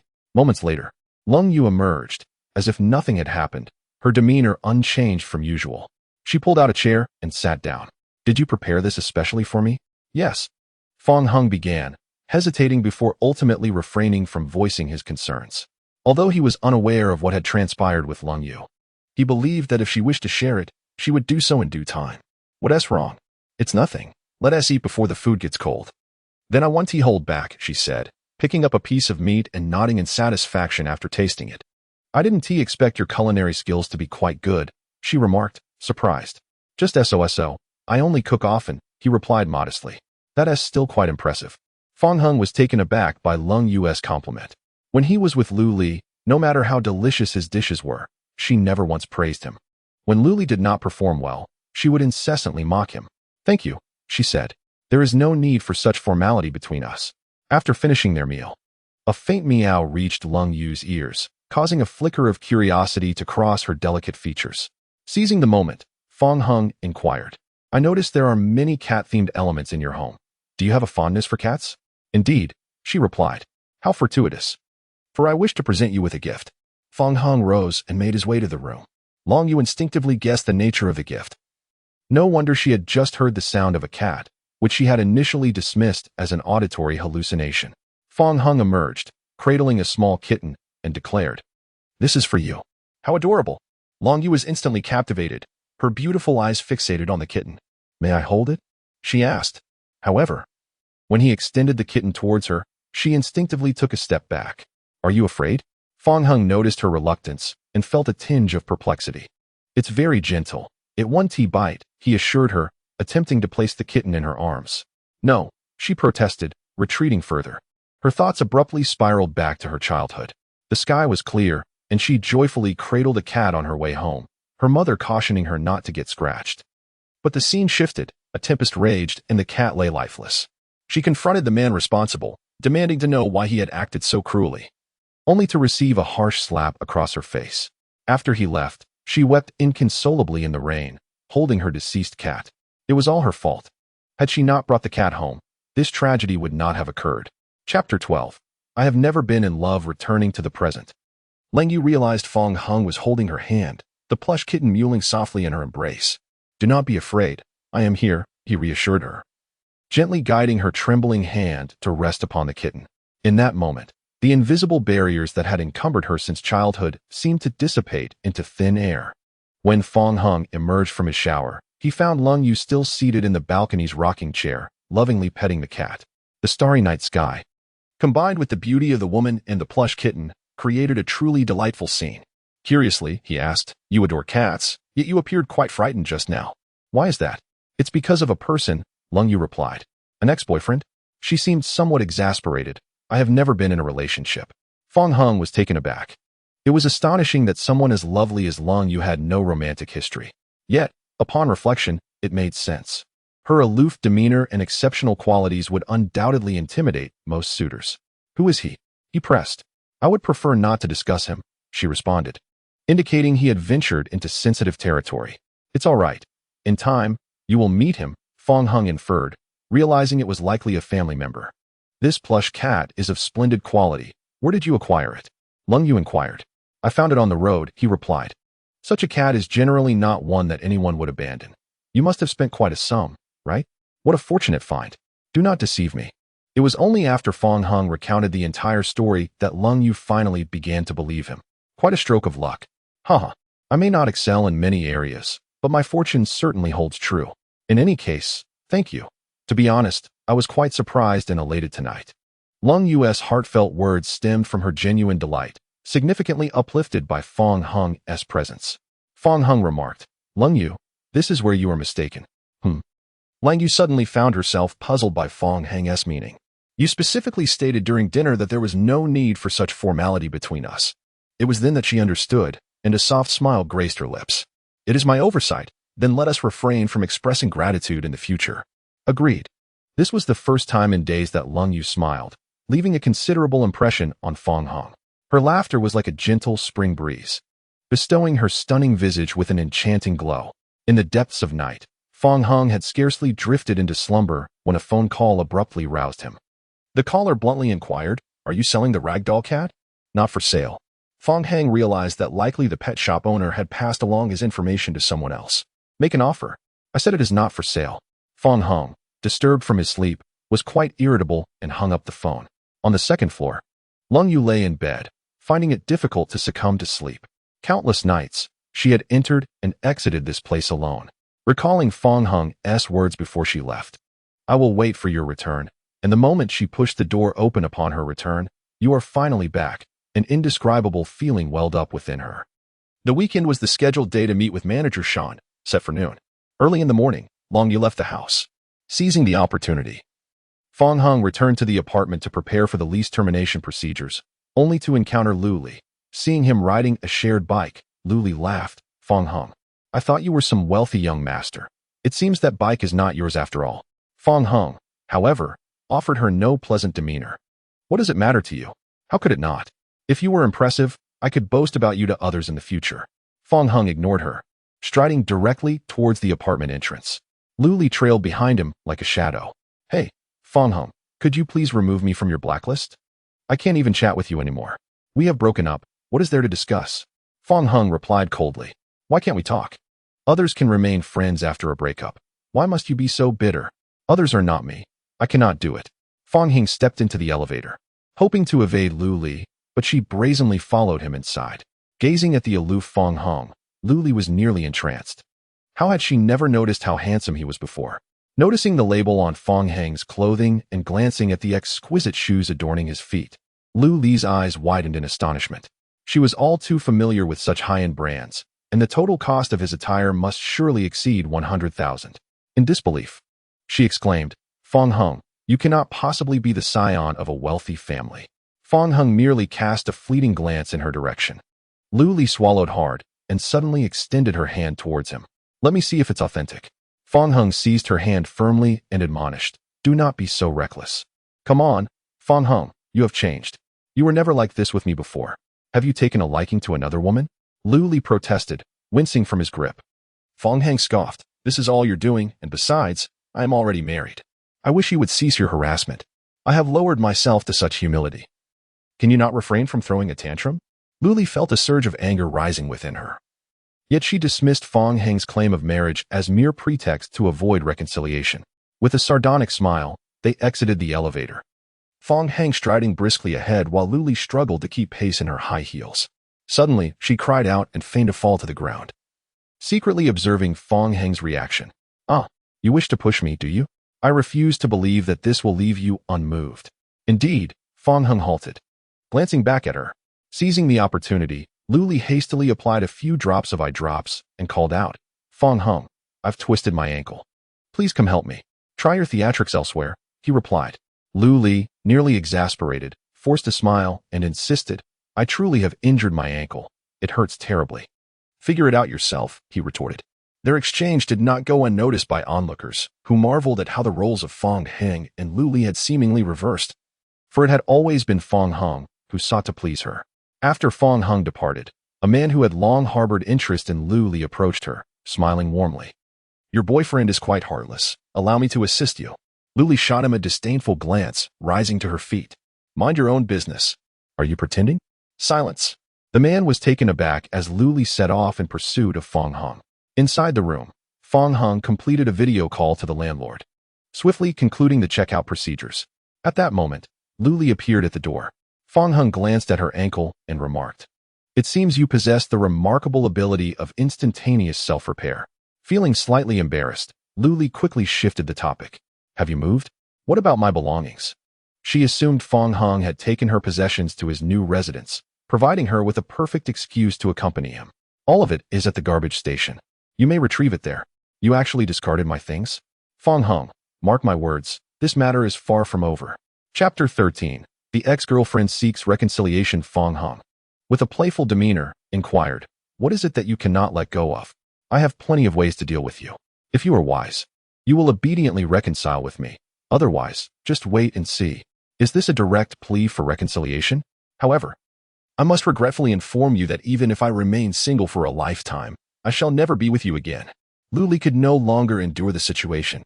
She had lowered her pride, hoping that Fong Hung would take the hint and withdraw, yet he only grew more brazen. In a fit of rage, she declared, Fong Hung, I have been quite gracious towards you. Do not take my kindness for granted. With a smile, Fong Hung replied, Are you getting anxious? Why do you keep pestering me? Why not seek out that male friend of yours instead? He then feigned sudden realization and added, Oh, I remember now. He has gone to operate a sewing machine. Lu Li was momentarily taken aback. Indeed, Wang Jinghao had not messaged her recently.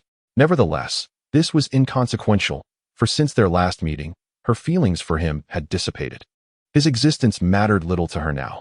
Deep down, Lu Li still harbored feelings for Fong Hung.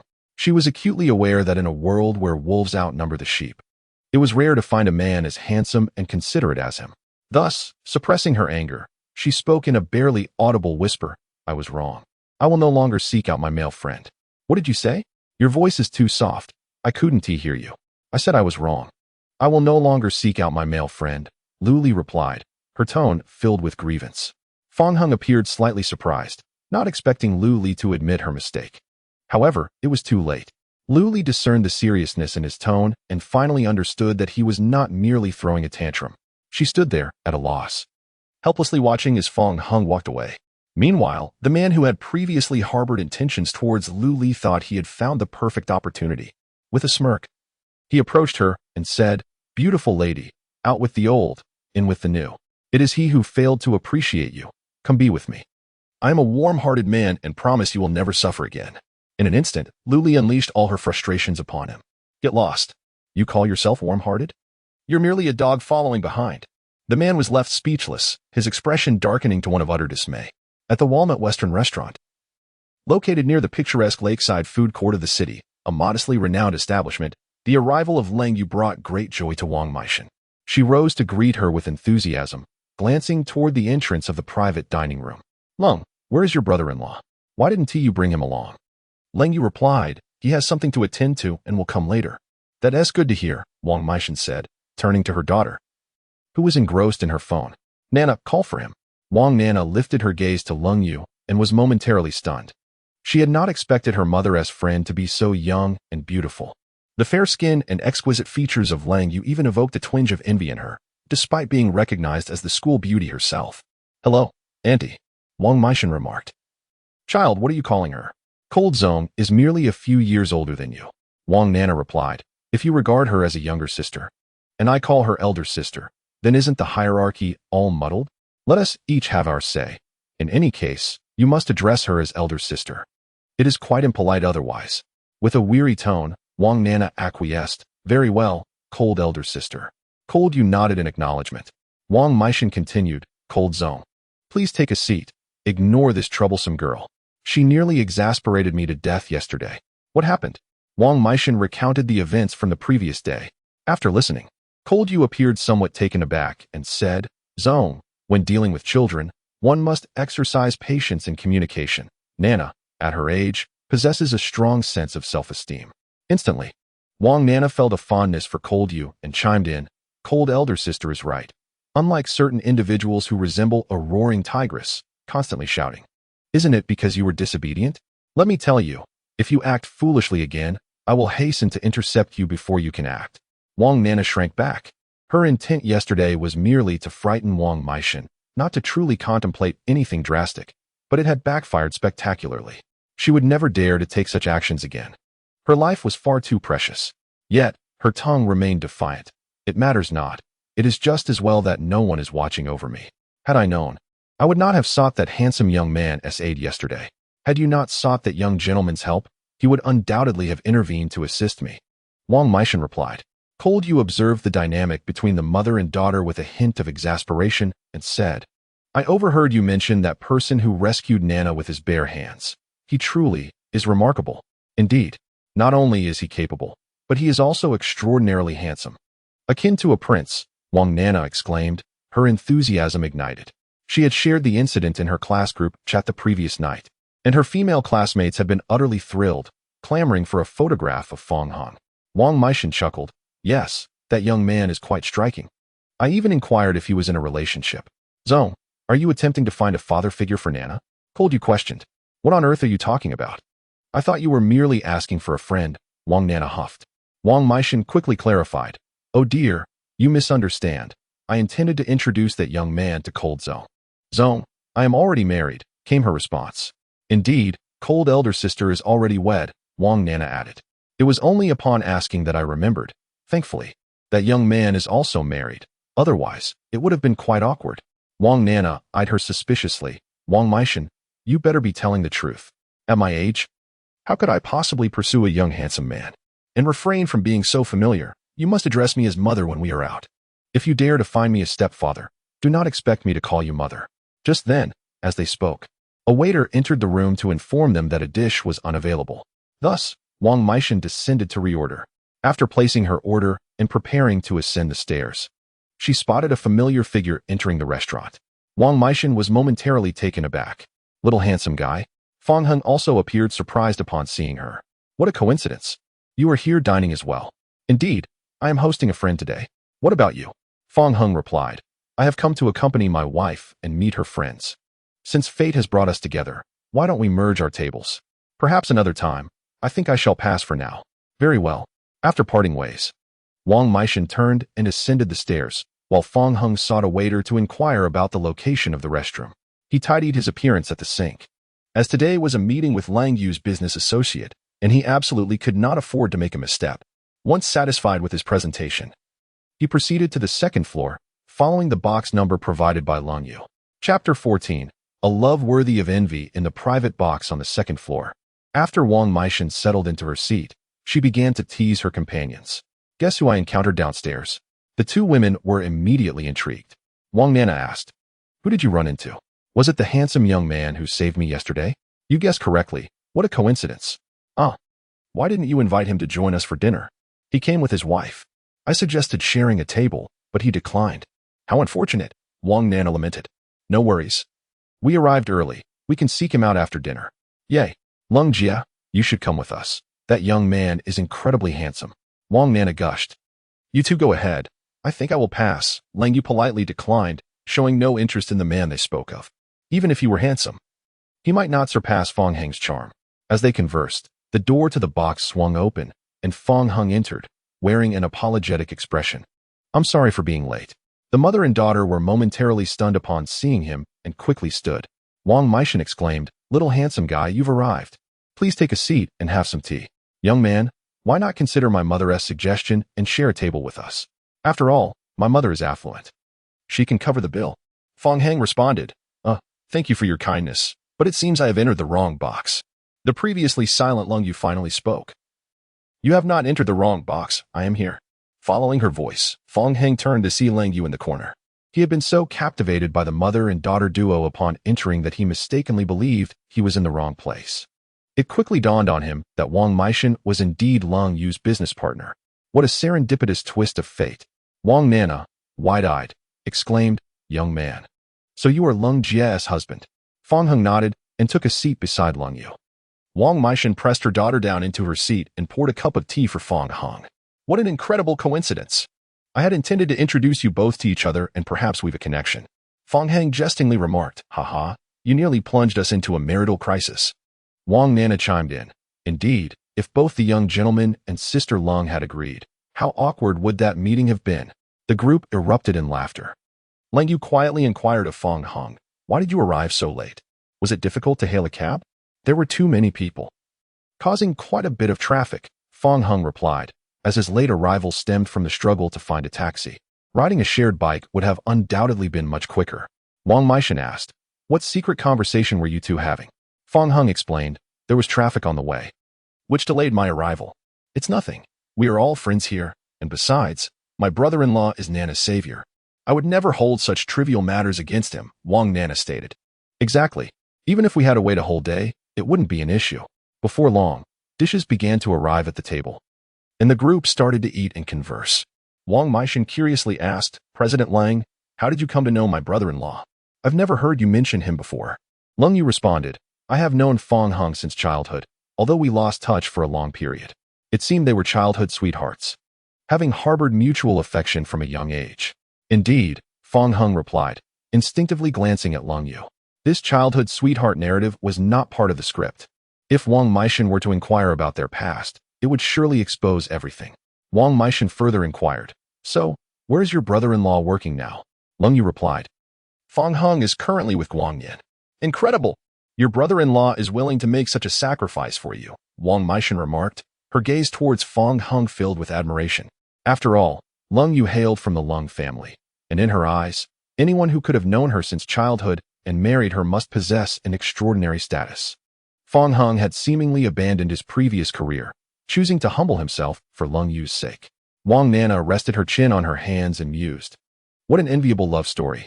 Seeing that the mother and daughter harbored no suspicions, Fang Heng felt a sense of relief. Subsequently, Lang Yu and Wang Meishan shifted their discussion towards matters of collaboration, while Wang Nana discreetly took a photo of Fong Heng and sent it to their class group. The group chat erupted in excitement. Wow, Wang Nana, is it true that such a handsome young man rescued you? Wang Nana, you are so lucky. I need this young man's contact information. Me too. I'm waiting, it's urgent. Wang Nana typed in response, don't even think about it. He is already married.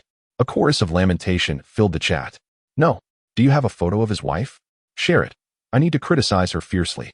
Yes, I want to see which woman dares to claim my man. Wang Nana then snapped a photo of Lung Yu and sent it to the group. Are you certain this isn't an internet image? At a glance, it is clear that it is either a beautified photo or an edited image. Wang Nana simultaneously captured a photo of the couple and shared it in the group chat. Do you think my phone has a beautifying feature? At that moment, the class group fell into silence. Wang Nana used an Apple phone, which evidently lacked such a function. They were compelled to accept this reality. Why is everyone silent? After seeing the photo, I truly feel unworthy. That woman is more beautiful than you. The campus belle, what else can we say? In the past, if someone had made such a remark, Wang Nana would have undoubtedly contested it. After all, she was the belle of Luoqing High. Yet now, she found herself in complete agreement, for Lung Yu was indeed more exquisite. After bidding farewell to the mother and daughter, Fong Heng and Lung Yu entered the car. How did the negotiation go? Fong Heng inquired. He had initially been aware of the progress of their discussions. However, upon his return, he discovered that everything had already been concluded. It went smoothly, thanks to your influence. Do not flatter me. I did nothing. No. This time it truly is due to your influence. Lung Yu had a considerable understanding of Wang Meishan. Although they frequently collaborated on business matters and maintained a good rapport, Wang Meishan was a person who distinctly separated public and private affairs. She never made any concessions regarding interests. This particular business deal she had personally overseen for nearly a month. Initially, there had been no progress, and she did not harbor high hopes for today's negotiation. Yet it concluded unexpectedly successfully. Not only that, but Wang Meishan also willingly relinquished several points of profit. In the past, such a thing would have been inconceivable. Clearly, it was all due to Fong Heng's efforts. By the way, I have a gift for you, Lung Yu remarked as she started the car. Fong Heng, curious about what gift Lung Yu intended to present, wondered what it could be. Chapter 15. Our home. Ultimately, the Audi A8 came to a stop at the dealership. Fong Heng discerned that Lung Yu intended to gift him a car. In truth, the shared bike was quite convenient. It avoided traffic and allowed one to park wherever desired. Lung Yu said, in the future, when you come to my home, you cannot just ride a shared bike, can you? It's not impossible. You may be able to. But I cannot. You are mine, and you must heed my words. Lung Yu pulled Fong Heng inside. In that moment, Fong Heng felt as though Lung Yu embodied the archetype of a domineering CEO, while he resembled the obedient little wife. Upon arriving at the Mercedes-Benz dealership, Fong Heng could not help but feel a surge of excitement. It seemed that his past endeavors in securing benefits might soon prove invaluable. Before long, a woman wearing a manager's badge hurried down the stairs and approached them. Ms. Lung, this way please. As the manager spoke, she discreetly observed Fong Heng, curious about the nature of their relationship. Upon noticing the matching rings on the fourth fingers of Lung Yu and Fong Heng, her intrigue only deepened. The manager was taken aback, exclaiming, "Good heavens! They are actually a couple." Cold Rain, renowned as the illustrious president of Guangyin, left everyone curious about the identity of her companion. Was he a director of a prestigious conglomerate, or perhaps the scion of a prominent family? The manager, feeling the weight of the moment, quickly added, "Sir, please feel free to explore." Cold Rain interjected, "Allow my husband to peruse the store. We can converse just the two of us." The manager promptly called out to the counter, "Son, please attend to this gentleman." "No need, I can manage on my own," replied Fong Heng, who preferred to shop without a sales representative hovering nearby. "Very well," said the manager, gesturing for the hastily arrived supervisor to return to his duties. Thus, Fong Heng wandered through the expansive car showroom at his leisure. Meanwhile, not far away, a couple observed him closely. They were an engaged pair. Yet their relationship lacked genuine affection, having been thrust together by familial pressure to marry. The man felt a pang of jealousy as he noticed the woman's gaze lingering on Fong Heng. "What's wrong? Can't I admire a handsome man if I can't marry one?" She retorted, "What of it? If you marry him, will he buy you a car or a house?" The man replied, somewhat sulkily, "He is here to buy a car too. How do you know he can't afford it?"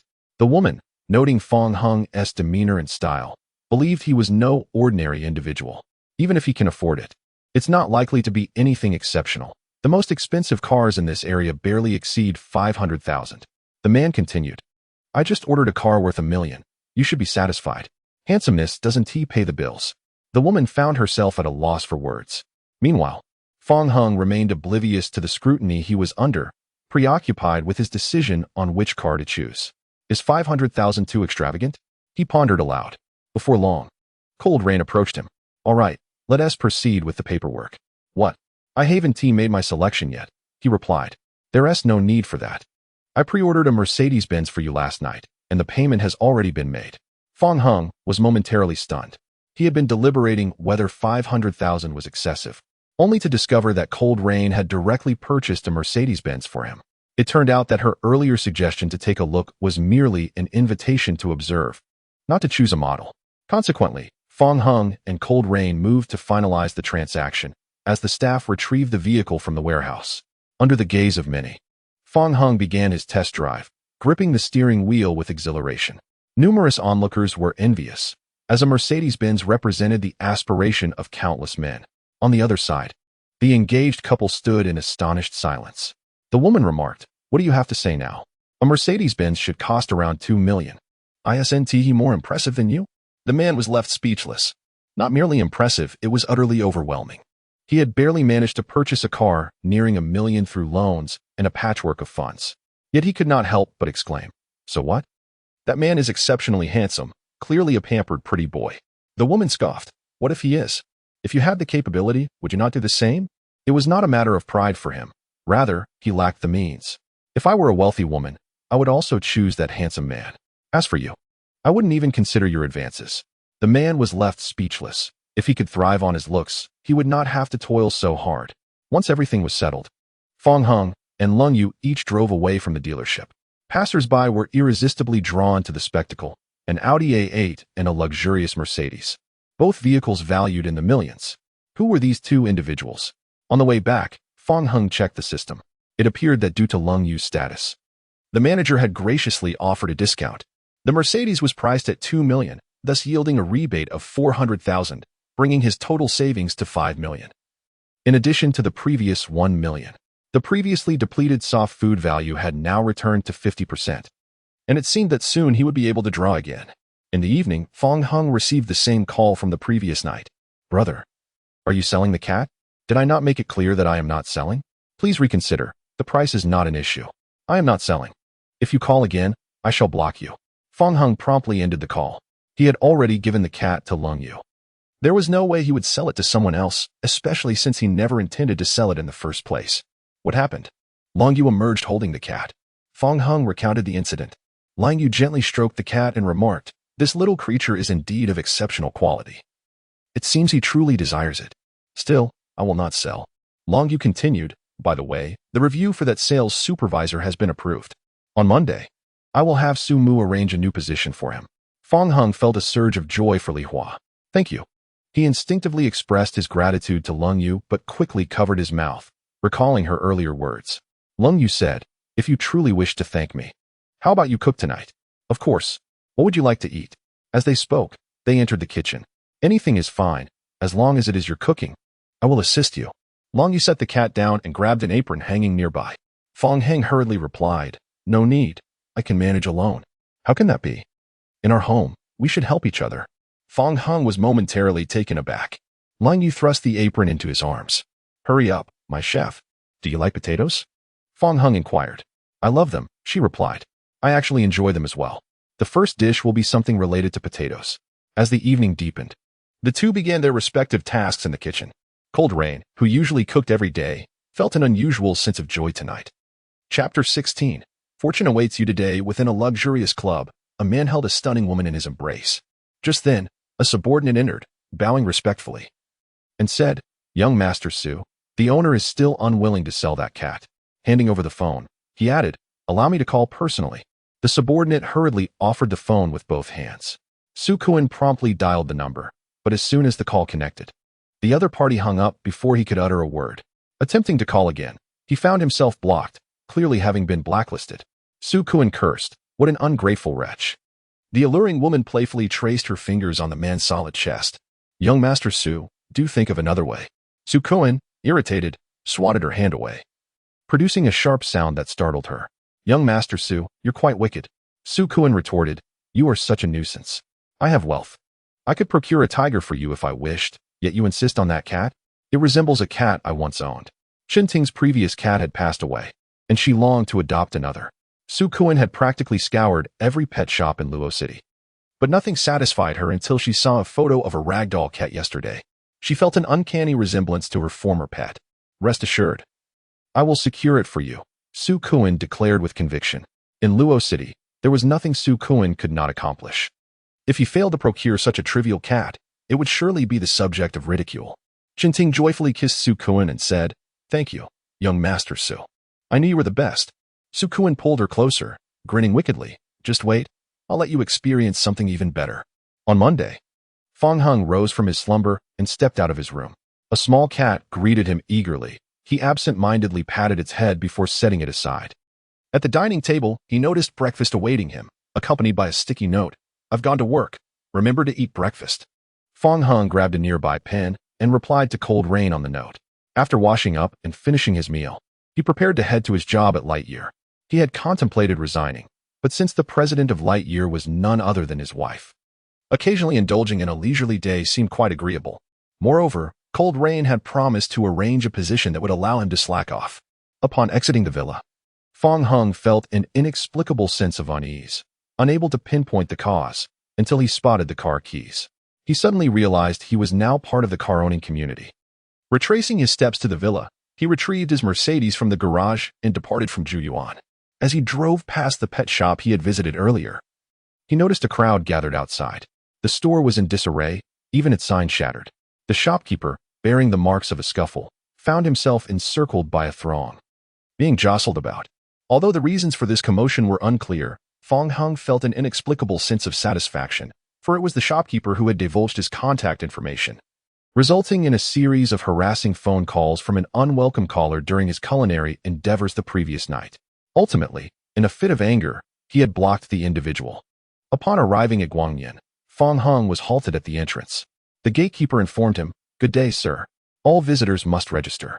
Fong Hung flashed his work ID through the car window, stating, "I am an employee of Guangyan." The gatekeeper, upon glimpsing the word sales department on the badge, was taken aback. How could an ordinary employee arrive at work in a lavish Mercedes-Benz? This was certainly out of the ordinary, and he had never encountered such a situation before. Could this individual be of dubious intent? At that moment, the head of the security department, Ma Shun, happened to pass by. He inquired about the situation. After the gatekeeper explained, Ma Shun approached and, to his astonishment, recognized Fong Hung seated within the vehicle. He recalled an incident during his visit to the president's office, where several department heads stood, while only Fong Hung remained seated. Even the president, Lung Yu, sought Fong Hang's opinion before making decisions. Thus, Ma Shun had discreetly noted Fong Hang's presence, fully aware that his status was far from ordinary. Now, seeing Fong Hang arrive in a Mercedes-Benz for work only reinforced his suspicions. With a courteous smile, Ma Shun pushed past the gatekeeper and addressed Fong Hung with utmost respect. "Mr. Fong, my sincerest apologies for the oversight." The gatekeeper stood in bewilderment. Ma Shun was the head of security, while Fong Hung was merely a common employee in the sales department. Despite being from different departments, there was a clear disparity in their statuses. Why then? Was Ma Shun exhibiting such deference? "Why are you standing there in a daze? Quickly grant Mr. Fong passage." Upon Ma Shun's reprimand, the gatekeeper regained his composure and swiftly raised the barrier with a remote control. After watching Fong Hung depart, Ma Shun playfully tapped the gatekeeper on the head, chiding, "You truly lack perception. If you had provoked that gentleman earlier, we would both be in trouble." The gatekeeper adjusted his cap, perplexed. "Supervisor Ma, who was that gentleman?" "Do not ask too many questions. Just know that even the president consults him before making decisions." The gatekeeper gasped in shock. If even the president sought Fong Hang's counsel, how formidable could his true identity be? This realization left him feeling a chill of apprehension. In the sales department office, Fong Hang tossed a grape into his mouth and remarked, "Supervisor Li, I just had a premonition that today you will experience great fortune." Li Hua, busy organizing documents, retorted, "Enough of that. I nearly fell into a pit on my way out, almost making me late." Through the window, Sumu entered the sales department. Look, the great fortune has arrived, Fong Hung remarked. Great fortune, my foot. Li Hua responded, a hint of anxiety creeping in. Su Mu, as the assistant to the president, typically did not roam about the departments. Therefore, his appearance in any department suggested an unusual circumstance. Li Hua couldn't help but ponder whether he had erred in some way. Just then, Su Mu entered, saying, "Supervisorly, please accompany me." As he spoke, his gaze instinctively shifted towards Fong Hung, causing Li Hua's hair to stand on end. It was over. Although he was unsure of the reasons, his intuition suggested that it was likely not a favorable situation. Reluctantly, Li Hua cast one last glance at the office before patting Fong Hung on the shoulder and following Su Mu out. In the president's office, Lung Yu was meticulously reviewing documents. Su Mu announced, "President, I have brought him." "Good day, President Lung," he added. Lung Yu set down her pen and, with a measured tone, inquired, "Supervisorly, are you willing to contribute more to Guangyin?" A wave of apprehension washed over Li Hua. Did this imply she believed he was not sufficiently ambitious in his work? "President Long, I assure you I will dedicate myself wholeheartedly. I hope you can be lenient." Li Hua responded. Su Mu interjected, "Supervisorly, you need only answer yes or no. There is no need for further elaboration." "Yes, I certainly am willing. I would give my all for Guangyin, even my life." Noticing Li Hua's tension, Lang Yu calmly remarked, "No need for such exaggeration. Congratulations, effective immediately. You will serve as the sales department manager and continue to shine for Guangyin." Chapter 17. She is my woman. Li Hua's mind went blank.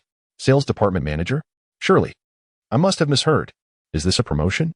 Once he regained his composure, he was overwhelmed with indescribable excitement, even stammering as he spoke. He had never dared to dream of ascending to the position of sales department manager, a role coveted by many. Given his qualifications and background, he had held no prior expectations. It seemed that Fong Hung was indeed correct. Today, fortune smiled upon him. Lung Yu instructed, "All right, Su Mu, please take Manager Li to handle the handover." Understood. Until the moment the door closed, Li Hua continued to express his gratitude to Lung Yu. After their departure, Lung Yu pulled out her phone and located a specific number. Once the call connected, her tone unconsciously softened as she said, "Please come to my office."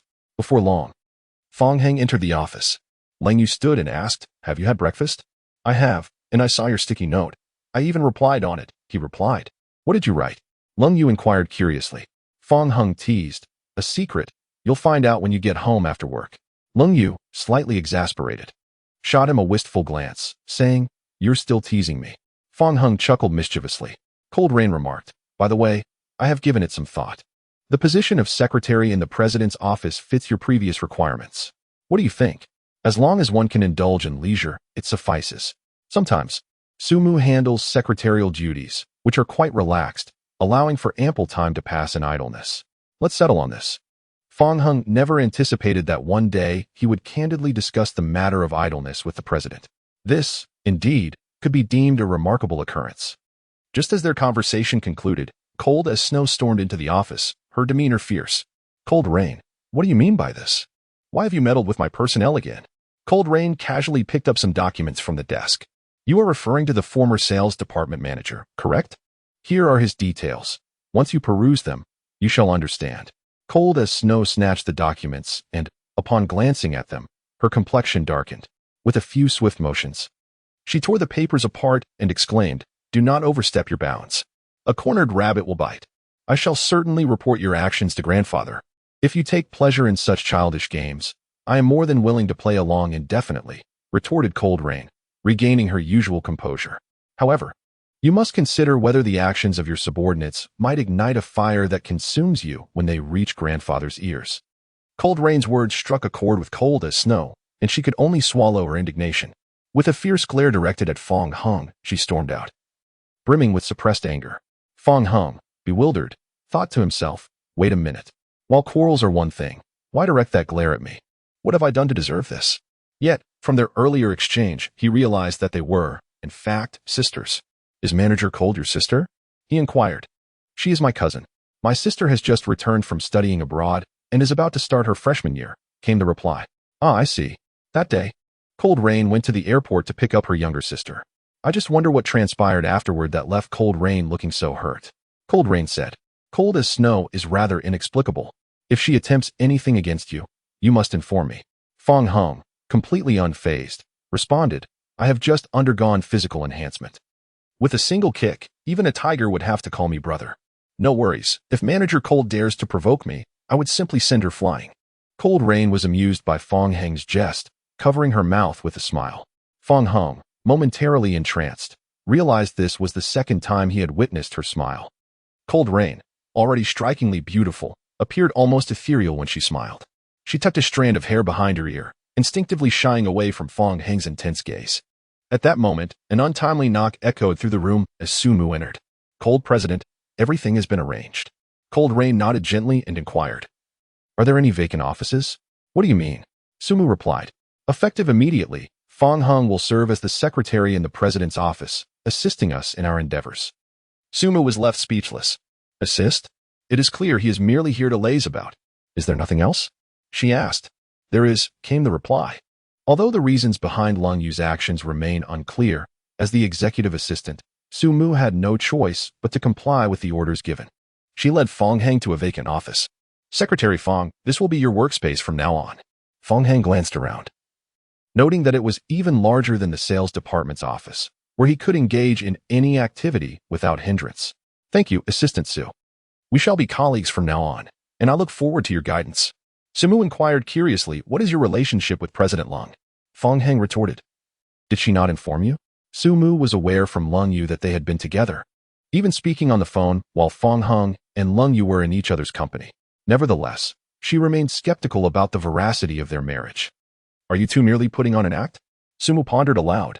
Fong Heng was somewhat taken aback. It was evident that Sumu's keen observational skills suited her role as an executive assistant. However, he maintained his composure and replied, Lang Yu and I are living together. This is our wedding ring. We met with President Shan yesterday to discuss collaboration, and this morning, she prepared breakfast for me. Do we appear to be acting? A cascade of revelations left Sumu utterly astonished. Yet I have known President Lung for many years, and she has never mentioned you. Furthermore, during the past 6 months since your employment at Guangyan, there has been no interaction between you two.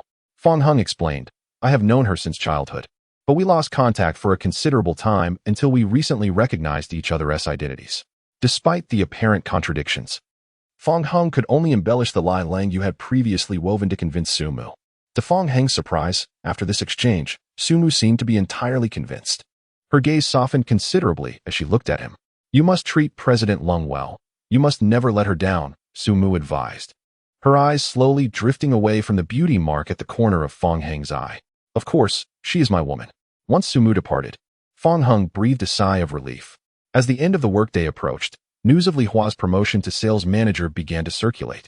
Concurrently, the appearance of a new Mercedes-Benz in the Guangnian parking lot sparked considerable discussion, with everyone speculating about which executive had acquired the vehicle.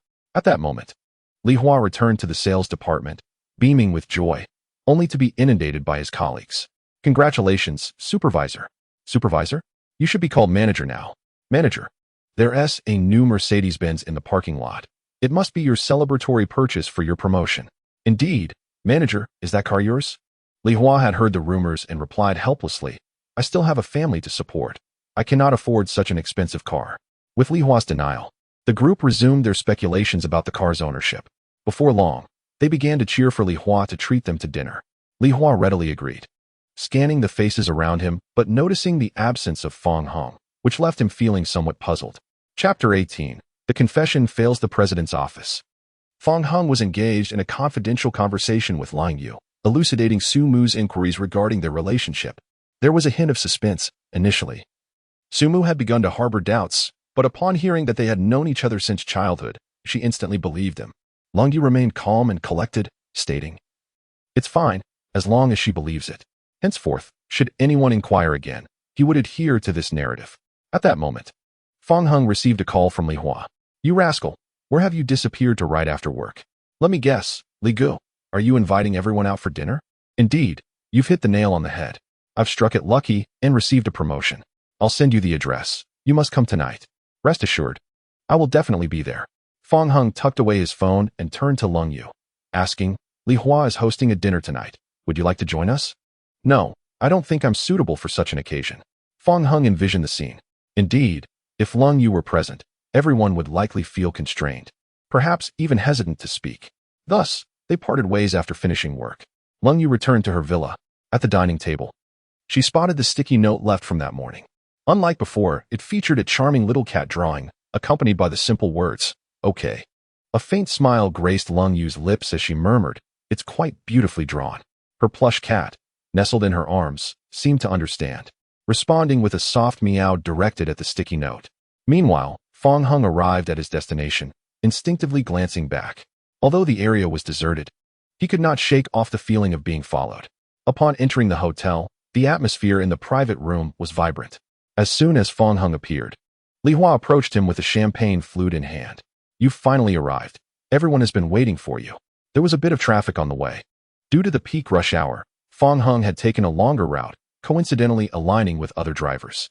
A female staff member remarked, "Speaking of cars, there's an additional large one in the garage today. Are you all aware of this?" Of course, this has been a topic of discussion even in other departments.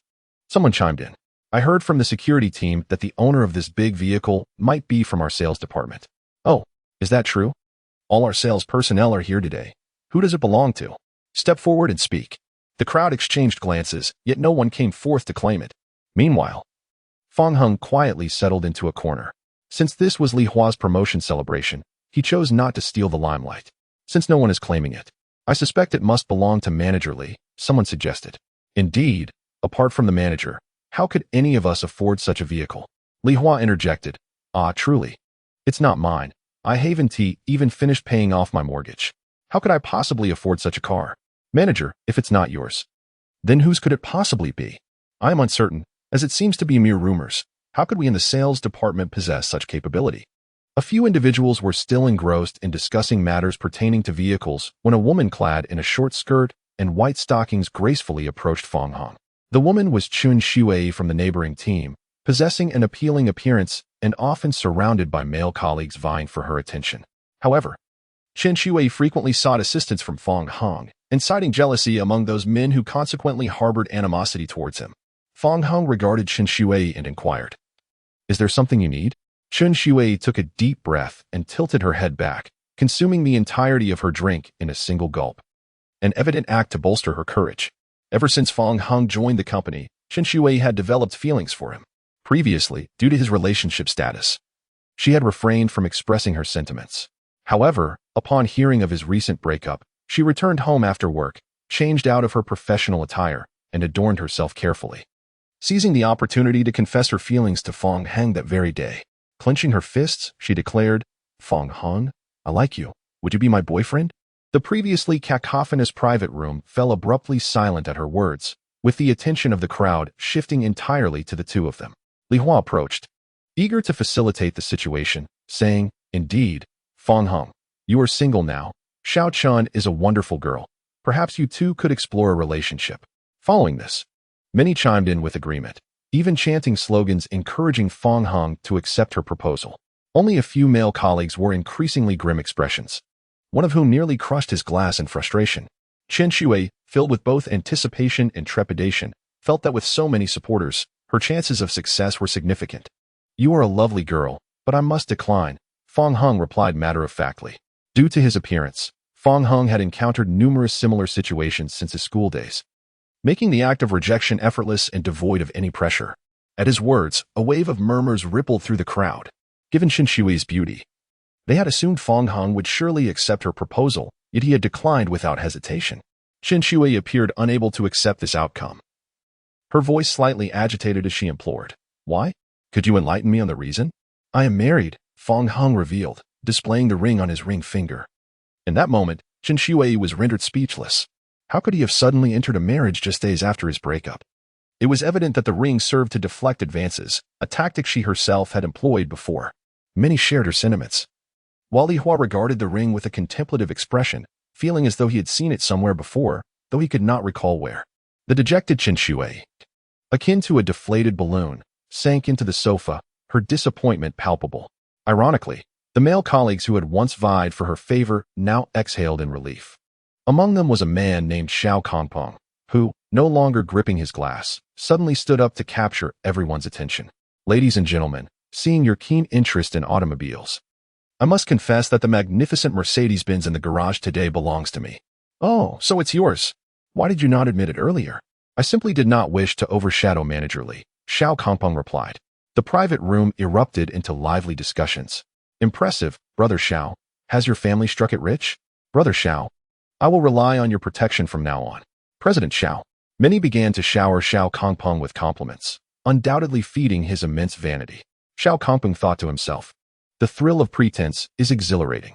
After all, a relative of his genuinely possesses wealth, and he could easily borrow something to dazzle this crowd.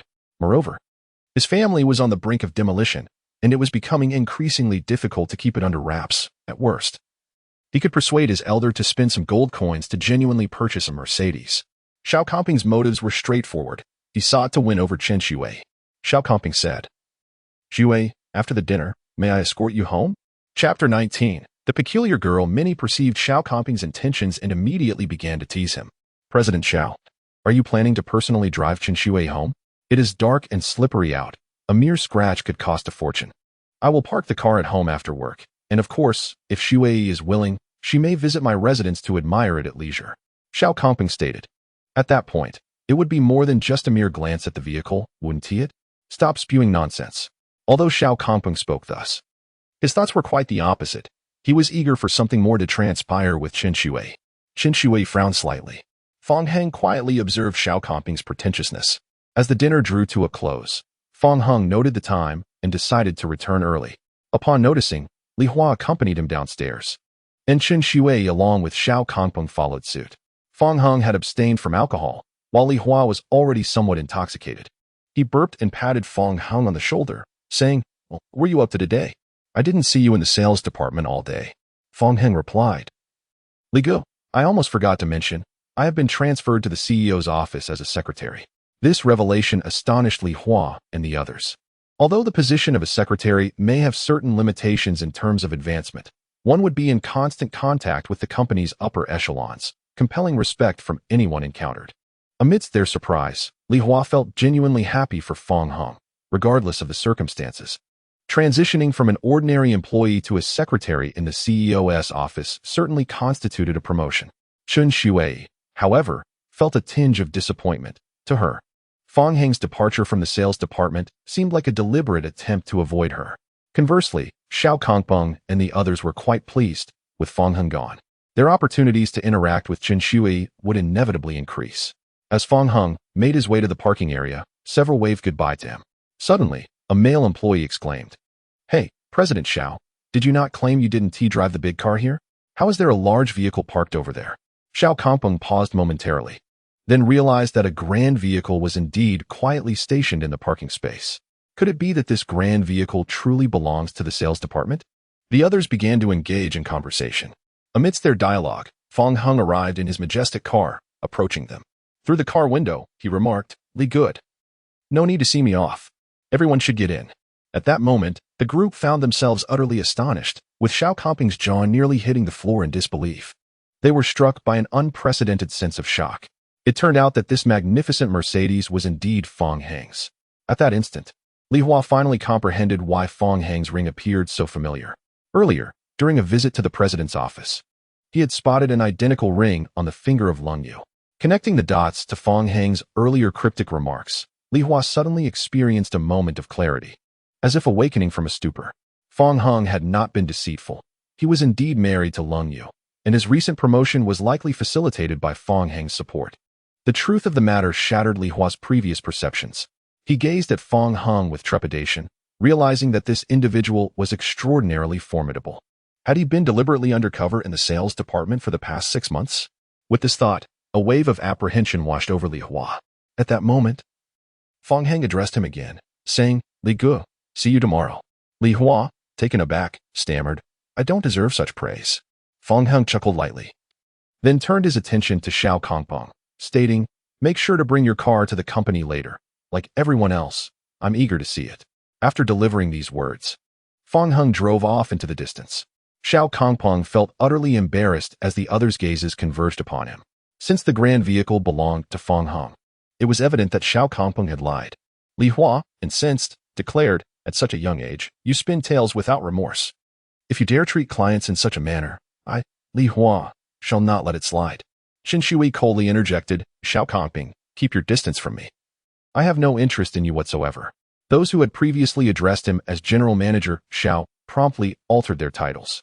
Xiao Kongpeng, this is quite unbecoming of you. Wasting everyone's enthusiasm, one remarked. Indeed, what a farce. I thought you were someone of significance. If I were Qin Shui, I would never consider you. The barrage of comments rendered Xiao Kongpeng utterly humiliated. Managerly, I have some matters to attend to. I shall take my leave, he muttered, tail between his legs, and departed in dismay. Upon returning to the private room, the remaining individuals quickly grasped the situation. They were profoundly astonished to learn that Fong Hung was indeed the owner of the grand vehicle. Goodness, Fong Hung is truly enigmatic. His background must be quite extraordinary. Indeed, with such striking looks, he clearly is not an ordinary person. Perhaps he was sent here to experience life. Meanwhile, they disdainfully discussed Xiao Kongpeng. Honestly, Xiao Kongpeng is quite the joke. He claimed he didn't want to overshadow Manager Li, yet his words and actions are entirely contradictory. Indeed, Fong Hung is the true owner of the vehicle, never once attempting to overshadow Manager Li. He merely feigns the role of an imposter. One might say he is the epitome of a fool among fools. The tale of Xiao Kongpeng will likely be recounted for light years to come. On his way back, Fong Hung noticed a plethora of food stalls lining the streets. He resolved to procure a late-night snack for Lung Yu. Just as he completed his purchase and turned to head home, he sensed an unusual disturbance. In the next instant, a swift kick aimed at him came hurtling forward. Fong Hung raised his hand to block, remaining as unyielding as Mount Tai. The masked girl's eyes widened in surprise, yet she was not deterred. She pivoted and launched another kick. Fong Hung effortlessly evaded, retaliating with a kick that sent her staggering to the ground with a yelp. She quickly regained her footing, fury igniting in her beautiful eyes as she gritted her teeth. How dare you strike me? Fong Hung, perplexed, replied, Do you take me for a wooden post? Am I only to endure your assaults without retaliation? Today, I shall not back down. The girl, fuming, was about to strike again when a group suddenly encircled them. Are you the one who refuses to sell the cat? The bald leader inquired. Fong Hung recognized them immediately. They were the same ruffians who had vandalized the pet shop earlier that morning. He instinctively associated the masked girl with them, thinking, is it really worth this much trouble over a cat? With so many pet shops in Luo City, why would anyone struggle to acquire one? I don't even know these people. The girl retorted. A lackey near the bald man whispered, Boss, this situation seems off. Who is this girl? The bald man scrutinized her before declaring, Don't worry about that. Just capture them both and send them to young Master Su. Understood, the lackey responded, signaling for the others to act. Meanwhile, the bald man lit a cigarette, settling in to enjoy the spectacle. If you know what's good for you, don't resist, or you'll feel the consequences. Before he could finish his sentence, Fong Hung delivered a swift kick to the bald man's face, leaving a prominent shoe print on his forehead as he collapsed, unconscious. Chapter 20. Teaching my wife to cook. The lackeys were instantly taken aback. What just happened? This guy is incredibly fast. In an instant, our boss is down. The masked girl looked at Fong Hung, equally astonished. So fast. As the group regained their composure, their anger surged. To them, Fong Hung's willingness to strike first in the face of overwhelming numbers indicated a blatant disregard for their power. Quickly, they charged forward. Although Fong Hung had initially been at odds with the girl, they now found themselves united against a common foe. With the system's support, Fong Hung faced them with ease, dispatching one opponent with a punch and another with a kick, effortlessly dominating the encounter. Though the girl appeared somewhat strained, her martial prowess was impressive. The individuals she had felled lay on the ground, bloodied and missing their front teeth.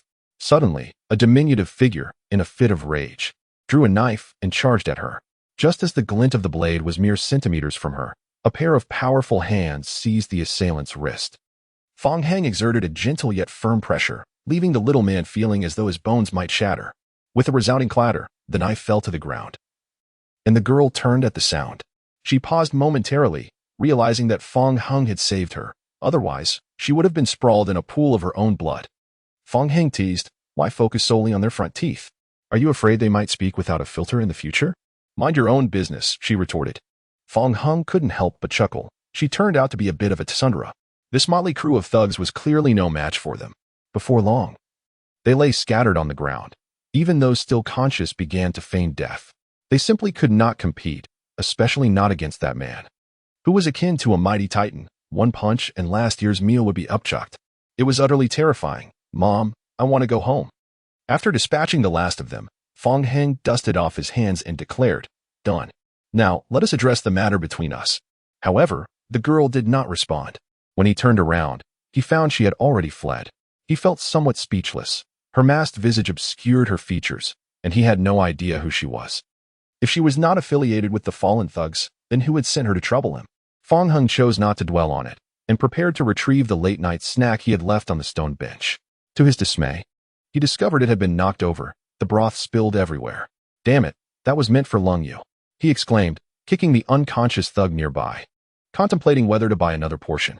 However, all the food stalls had already closed.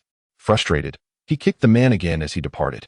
Once Fong Heng left, the group on the ground began to groan and sit up, with the most distressed being the one beside the stone bench. What on earth happened? Why did he have to kick me twice? In the villa's living room, Lung Yu cradled a kitten while watching television. Dressed in a white nightgown, she lay gracefully on the soft sofa, her long, slender legs and delicate feet on full display. Upon entering, Fong Heng was instantly captivated by the scene. It must be said that Lang Yu's legs were indeed long and exquisite, possessing an almost magical allure that made it difficult for him to tear his gaze away. Fong Heng felt that Lang Yu was nearly 175 meters tall. Had he not been sufficiently tall himself, venturing out together would surely have amplified the pressure. Noticing Fong Heng's gaze, Lung Yu set the cat aside and instinctively adjusted the hem of her skirt as she sat up. "Why are you back so late?" Her melodious voice carried a hint of languor. "I had brought you a late-night snack, but encountered some issues on the way. By the way, are you hungry now?" "A little," Lung Yu replied, slipping on her slippers and stretching. "Shall I prepare something for you?" Lung Yu pondered for a moment before responding. "Why don't you teach me? I feel you are more adept at cooking than I am." "All right, I'll change into some casual clothes first." Fong Heng brushed past the sofa, gently stroking the kitten before retreating to his room to change out of his work attire. Upon entering the kitchen, he found Lung Yu already preparing the ingredients. Fong Heng inquired, "What dish do you wish to make?" "Potato chicken chunks. Just watch me. If I make any mistakes in the steps, feel free to point them out." "Certainly." Fong Heng began observing Lung Yu as she cooked. Her dedication mirrored that of her work, exuding a unique charm. He found himself entranced, his focus shifting from the cutting board to her. "Fong Heng." Lung Yu turned back, her expression one of confusion. Fong Heng snapped back to reality. What's wrong? Do you think there's an issue with how I've cut the potatoes?" Just as he was about to affirm there was no problem, a glance revealed an error. "The potatoes should be cut to a moderate size, not too large or too small. Let me demonstrate." He showcased the proper technique.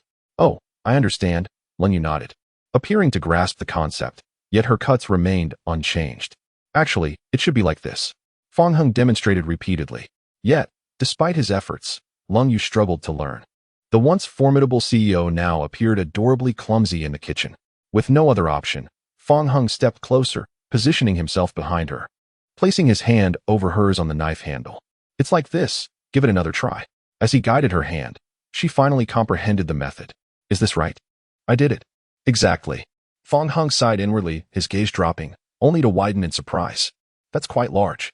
Realizing his sudden stillness, Lung Yu belatedly covered her neckline and stepped back from his embrace. "I have something to attend to. Please wait a moment." When Lung Yu returned from the second floor, she had changed from her nightgown into loungewear. Their eyes met, both avoiding each other's gaze. "Okay, let us continue." "Right." With the ingredients prepared, it was time to heat the oil. The kitchen had a timer, and Fong Heng instructed Lang Yu on the steps and timings. Following his directions, she soon succeeded in creating the potato chicken chunks. The dishes were then served on the dining table. The cold rain prompted Fong Heng to take a sip first, and then with a face full of anticipation, he asked, "How is it?" Fong Heng remained silent, gesturing for Lung Yu to take a taste as well. Lung Yu initially sampled a piece of potato, followed by a taste of the chicken. While it may not reach the level of what you make, it is certainly far more delectable than what I previously prepared." Fong Heng replied, "It is already quite close, and you need not strive to replicate my style. Simply discover the flavors you cherish most. Your flavor is precisely what I adore." Fong Heng found himself momentarily taken aback. Chapter 21. I teach you to swim. After finishing their late-night snack, the two took a stroll in the courtyard. Fong Heng remarked, "I have some matters to attend to tomorrow, so I may not go to the office. As previously agreed, there is no need for you to come to work, nor do you need to report to me specifically." Observing the curiosity on her face, Fong Hung explained, I need to return home. To your parents' house? Sort of. Understood. If you require any assistance, feel free to inform me in advance. All right. As they conversed, they arrived at the poolside. Fong Hung knelt down to touch the water, exclaiming in surprise, the water is actually warm? It maintains a constant temperature, equipped with a device that adjusts automatically according to the weather. I see. It seems you swim every day. I truly relish the sensation of floating in the water. Lung Yu added, I haven't seen you swim these days. Don't worry. You can use anything at home freely. I cannot swim. How is it possible that you cannot swim? Lung Yu appeared particularly astonished. I used to know how, but I haven't been in the water for many years, so I likely have forgotten. Fong Heng's mood suddenly turned somber. Years ago, he not only could swim, but had also saved several people. However, since that incident, he developed a fear of swimming and had not ventured into the water since. Lang Yu said, as long as you once knew how, with a little time to readjust, you'll quickly regain your skill. I can teach you when you have the time. You will teach me? Indeed, it is a matter of reciprocity. Let us set it for this weekend. I will teach you to swim. Fong Hung pondered for a moment. Given how much time had passed, it was indeed time for him to move forward. Otherwise, seeing himself in this state would surely displease him. He smiled and replied, all right. Night fell quietly. In a corner room on the first floor, Fong Heng suddenly awoke from his slumber, his face glistening with perspiration. He sat on the bed, staring blankly through the floor-to-ceiling window at the stars above. He gazed for what felt like an eternity. Meanwhile, in the room above, Lung Yu lay in bed, her thoughts drifting back a decade. The Lung family enforced strict discipline, rendering her holidays at home tedious and monotonous. Thus, she stealthily slipped out of the Lung household to explore the mountains and rivers with her classmates. Unfortunately, an accident occurred by the lakeside. A classmate fell into the water, and in her urgency to rescue her, she was dragged down into the deep waters as well. Two girls, neither of whom could swim, struggled painfully in the lake nestled within the dense mountains. Just as despair began to set in, a father and son discovered and saved them. Lang Yu vividly remembers that it was a young man who carried her to the shore. The young man bore a tear mole at the corner of his eye. And his father inquired, Fong Hung, is the girl you rescued all right? Under the sunlight, the youthful boy's chin dripped with water, his handsome visage illuminated by a radiant smile. Dad, she is still breathing. She should be fine. Indeed, the young man was none other than Fong Hung from their youth. Thus, when Fong Heng mentioned that he could not swim, Lang Yu was particularly astonished. After all, were it not for Fong Heng, her life might have been lost. Lung Yu couldn't help but ponder what had transpired in Fong Heng's life that had led him to refrain from swimming these many years. The following day, Fong Hung awoke to find breakfast and a note on the dining table. Remember to eat well when you wake up. Received. Fong Hung set down his pen, feeling that Lang Yu's kindness towards him was rather excessive. Apart from him, it was likely that no one would believe that the illustrious CEO of Guangyin had a softer side hidden away. After tidying up, Fong Hung drove to his uncle's home. Since his father's passing a decade ago, Fong Hung had been living with his uncle, who treated him well, akin to a father figure, nurturing him into adulthood. It was only after graduating from university that Fong Hung moved out. Having not visited for some time, he thought to return and see his uncle, while also bringing some gifts. Meanwhile, in a somewhat dilapidated apartment building, Fong Dehui put down the vegetables in his hands and said, Wife, Xiao Hung is coming back today. Hurry, let us prepare these dishes. His wife, Zhao Fong, glanced at him and tossed the sunflower seed shells onto the coffee table, retorting, he's graduated from university. What does he want to come back for? Does he intend to continue relying on us? Their son, Fong Yulong, who was gaming while reclining, chimed in. He probably needs money, Dad. Let me tell you, we just bought a car. We can't afford to support outsiders. Fong Dehui admonished, Yulong, watch your words. Xiao Hung is your cousin, but he isn't born of you, and my mother. If he is not an outsider, then who is? Zhao Fong stood up, saying, Don't engage in these discussions with your father. He just doesn't think straight. He cares more about other people's children than his own. Enough of this. Both of you. Xiao Hung is unfortunate. As his uncle, should I not treat him well? What of your uncle? His father drowned while swimming. It's not as if you caused it, so why meddle? I don't want to argue with you. Fong Dehui chose to remain silent, knowing that continuing would lead to an endless quarrel. Zhao Fong angrily grabbed the vegetables, saying, Do you think I want to argue? I truly owe you and your family nothing.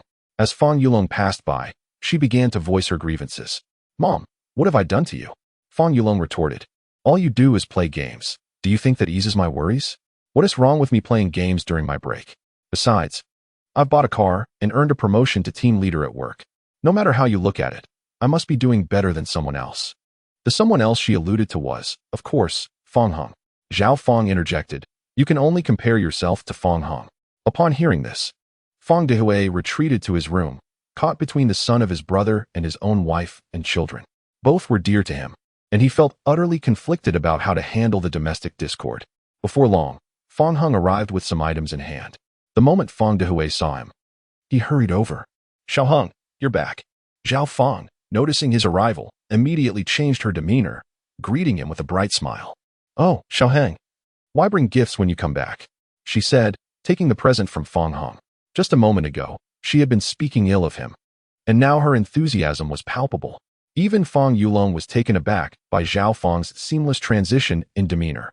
Fong Hong smiled in response to his uncle, but when it came to his aunt Zhao Fong, he was noticeably more reserved. Over the years, he had sensed Zhao Fong's disdain for him, which was why he had moved out of his uncle's home immediately after graduating from university.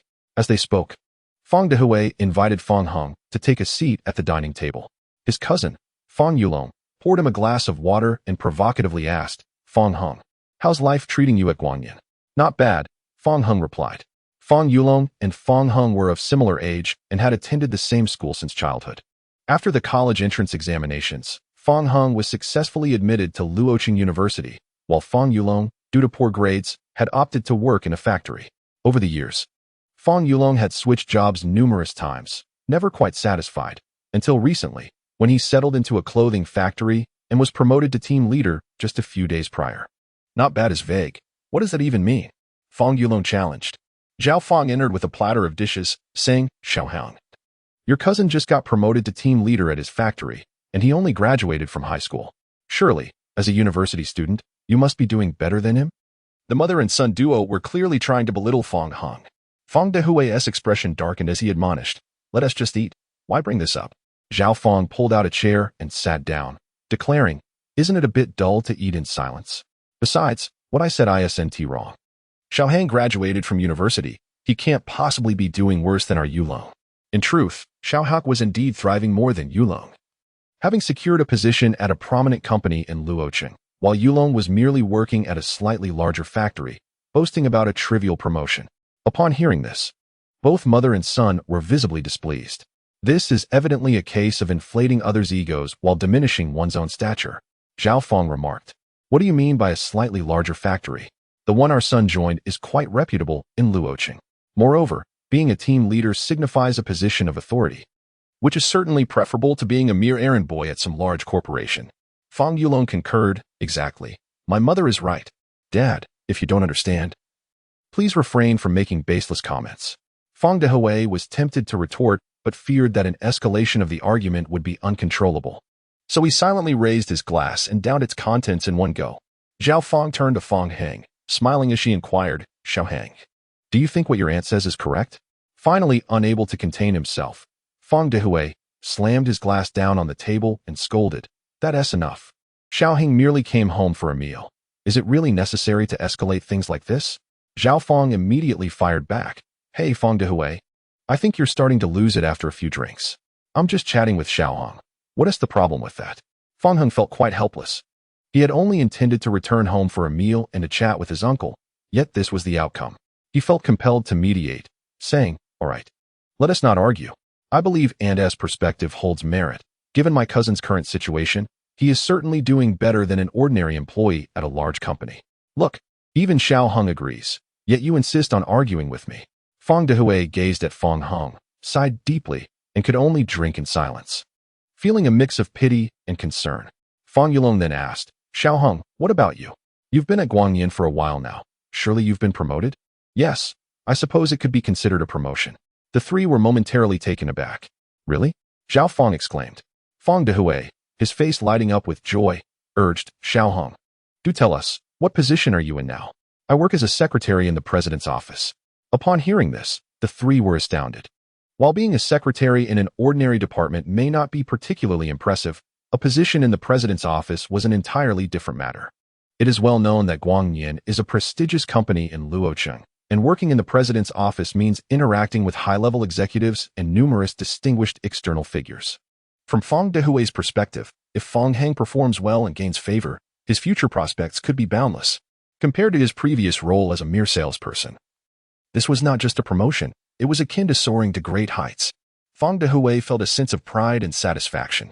However, Zhao Fong and Fong Yulong were initially reluctant to believe this revelation. Suddenly, Zhao Fong recalled that Guangnian has an official public account where employee transfers are usually announced. She quickly checked the latest articles on her phone, only to find that Fong Heng's name was conspicuously absent from the list of personnel changes.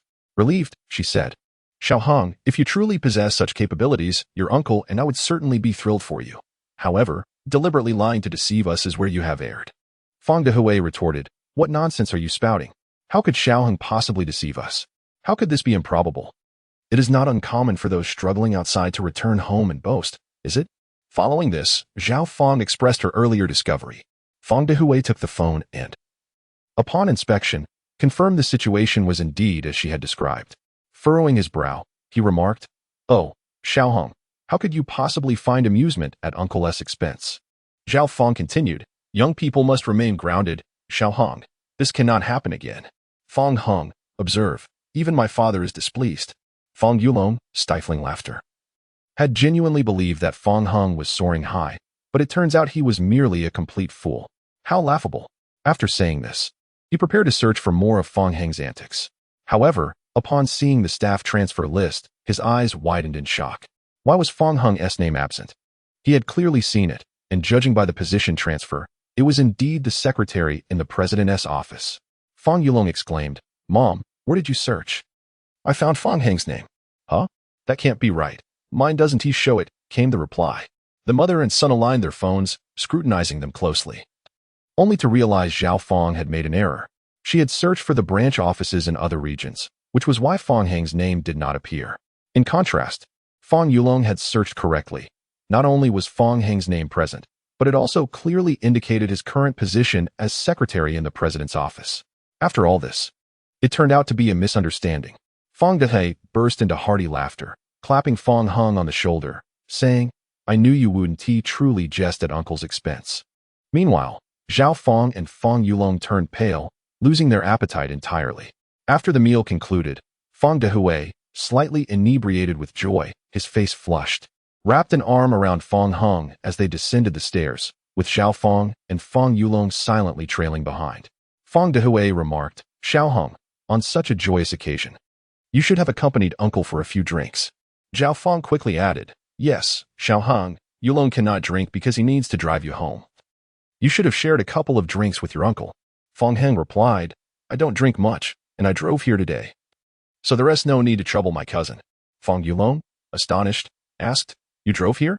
"Yes, it's parked downstairs." Curiosity piqued. Fong Yulong wondered where Fong Heng had procured the vehicle. Did he buy it? Rent it? Borrow it? Use a shared bike? Regardless, it certainly could not possess the same prestige as his own car. In pursuit of finding a partner for marriage, he had depleted his savings and taken out loans to specifically purchase a Mercedes worth over $500,000. Chapter 23. Is this car actually Fong Heng's? At the foot of the apartment complex, a group of elderly men and women gathered around a grand Mercedes. One elderly woman remarked, "What kind of car is this? It looks quite different from others." Another elderly man replied, "Judging by the emblem, it should be a BMW. It's rather impressive." Nearby, a young man admiring the car was rendered speechless. The divine BMW, behold the latest model of the magnificent Mercedes-Benz. With a full set priced at no less than $2 million. Do you truly comprehend the value of a car? My goodness, over $2 million. Is it crafted from gold? A throng of elderly individuals, lacking any automotive knowledge, stood bewildered. Initially eager to touch the vehicle, they recoiled several meters upon hearing the price, even too intimidated to gaze upon it. Such an expensive automobile, should it suffer a scratch or two, the burden of compensation would be unbearable. At that moment, Fong Heng and Fong Dehui descended the stairs. Fong Yulong, observing the Mercedes-Benz parked in the distance, felt a twinge of disbelief. Who would have thought that within their dilapidated old community, there existed individuals with such means? Yet, the owner of the car undoubtedly bore no relation to him. Zhao Fong, being unaware of automobiles, paid little attention to the gathering crowd. Yulong has just purchased a vehicle. Perhaps you should allow him to drive you home, Xiaoheng, Zhao Fong suggested. Upon learning that Fong Heng had become the secretary of the president's office at Guangmian, her demeanor toward him had markedly shifted. It's not a remarkable car. Just a beat-up Mercedes, barely worth 50,000. I hope you won't look down upon it, Fong Yulong remarked with a hint of malice. In comparison to others, it may falter, but it ought to triumph over the car itself, right? Fong Yulong pondered how, in his eyes, Fong Heng could possibly surpass him with a mere 50,000 Mercedes. What had just transpired felt akin to having his face trampled underfoot. And thus he sought to reclaim some semblance of dignity. Fong Heng replied, "It's already quite impressive, but there is no need for my cousin to drive me. Otherwise, I shall have to return this evening to retrieve my car." "Very well, where is your car?" "Allow us to accompany you," they said. "Over there." Fong Heng gestured toward the nearby Mercedes-Benz. Fong Yulong paused, a sudden thought striking him. Could this luxurious vehicle belong to Fong Heng? No, it was inconceivable. He had graduated less than a year ago and could not possibly possess such wealth. There were other cars parked alongside the Mercedes, and he assumed one of those must be Fong Heng's. Thus, they approached the crowd. Among them, the young man, realizing the elderly were oblivious to automotive intricacies, could only feel exasperated yet determined to enlighten them. Zhao Fong, overhearing, was taken aback. What on earth? This car and Yulong's are both Mercedes. How can there be such a disparity in price? Could this person be speaking nonsense? The young man, somewhat dissatisfied, was aware that Fong Yulong had recently purchased a Mercedes worth over 50,000. Yet, in the presence of this grand Mercedes, it was merely a shadow of its true self. Just as vehicles differ, so too do people. The car your son acquired pales in comparison to this one. Fong Yulong was at a loss for words. Indeed, his vehicle could not compete. Concerned that the young man might be related to the affluent car owner, he hastily restrained the fuming Zhao Fong. "Enough, Xiaoheng, we shall take you no further. To visit us often," Fong Dehui remarked. "Certainly, uncle," Fong Heng replied, slowly making his way toward the grand Mercedes-Benz under the watchful eyes of the crowd. However, the young man continued to boast about the vehicle's performance. Fong Heng interrupted him, saying, "Would you kindly step aside? Why must you walk here when there is a clear path beside?" The young man replied, "You are blocking my way to the car." The puzzled expressions of the onlookers swiftly morphed into sheer astonishment. The young man shuddered, realizing that the person before him was the owner of the vehicle. Unaware of his folly, he had dared to question him. He quickly retreated a few steps, his face flushing crimson with embarrassment, wishing he could find a hole to disappear into. "My apologies, it was my mistake," he stammered. Fong Dehui and the others widened their eyes in disbelief. "What? This luxurious Mercedes-Benz actually belongs to Fong Heng? How is that even possible?" After the young man made way, Fong Heng approached the driver's seat and tugged at the door. Oh, why won't it open? It suddenly dawned on him that the car was still locked. Meanwhile, from Zhao Fong's perspective, she believed Fong Heng had lost his mind. She promptly tugged at Fong Dehui beside her, saying, "Dear, you must do something about Xiaoheng. If he damages this car, we won't be able to compensate for the new car we bought for Yulong." In shock, Fong Yulong replied, "Mom, what are you talking about? Fong Heng is already in the car." Zhao Fong looked again and saw that indeed, Fong Heng had taken his seat behind the wheel. At that moment, she was utterly stunned. A car worth over 2 million was genuinely his? Where on earth had he procured such wealth? The Mercedes-Benz paused beside the trio. Fong Heng said, "Uncle, there's no need to see me off. Please, go on." "All right, drive carefully." Fong Dehui and the others stood there, staring blankly as the car gradually receded from view. The young man approached Fong Yulong, his face filled with regret. "I had no idea the owner was your relative. I apologize for my previous remarks." Fong Yulong waved his hand dismissively. It's fine. However, the young man's words only deepened Fong Yulong's turmoil. Throughout his life, he had never been able to surpass Fong Heng. His academic performance, physical appearance, and now even his profession paled in comparison, not to mention the car. Upon reflection, it seemed he lacked any aspect in which he could outshine Fong Heng. Faced with this realization, Fong Yulong felt a profound sense of despair, as if his existence was merely to highlight Fong Heng's brilliance. Once they ascended to the building, Zhao Fong noticed her son's lackluster demeanor and inquired, "Yulong, what troubles you?" "Mom, where do you think Fong Heng acquired such wealth to afford a Mercedes-Benz?" Zhao Fong shared his confusion. Suddenly, an idea struck her. Could it be that your father has secretly made a fortune and quietly given all the money to Fong Heng? Under ordinary circumstances, Fong Yulong would dismiss such a notion outright, but today he found himself strangely considering the plausibility of her words. After their discussion, mother and son promptly sought out the inebriated Fong Dehui to confront him. Zhao Fong directly scolded, "Fong Dehui, you shameless scoundrel. You are willing to spend such a fortune on a car for Fong Hung, yet you treat Are Yulong as if he were not your own flesh and blood? Father, your behavior is utterly excessive." Fong Yulong interjected. Fong Dehui, reclining on his bed and preparing to rest, found this mother-son duo utterly perplexing. "What nonsense are you spouting? Where would I acquire such a sum to give to Xiaohong? If it wasn't you, then who else could it be?" Zhao Fong pressed on aggressively. "Indeed, father," Fong Yulong added, believing that the two were intentionally provoking him and choosing not to engage with them. "Leave me be, do not disturb my sleep." He turned over upon finishing his statement.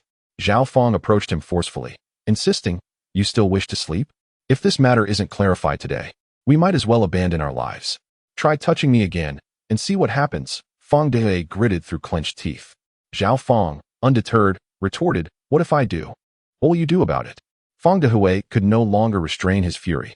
Fueled by alcohol, he rose and struck Zhao Fong. "I have tolerated you for many years. Xiaohong is my brother's son. Once or twice could be excused, but your heartlessness is intolerable. Today, I shall show you."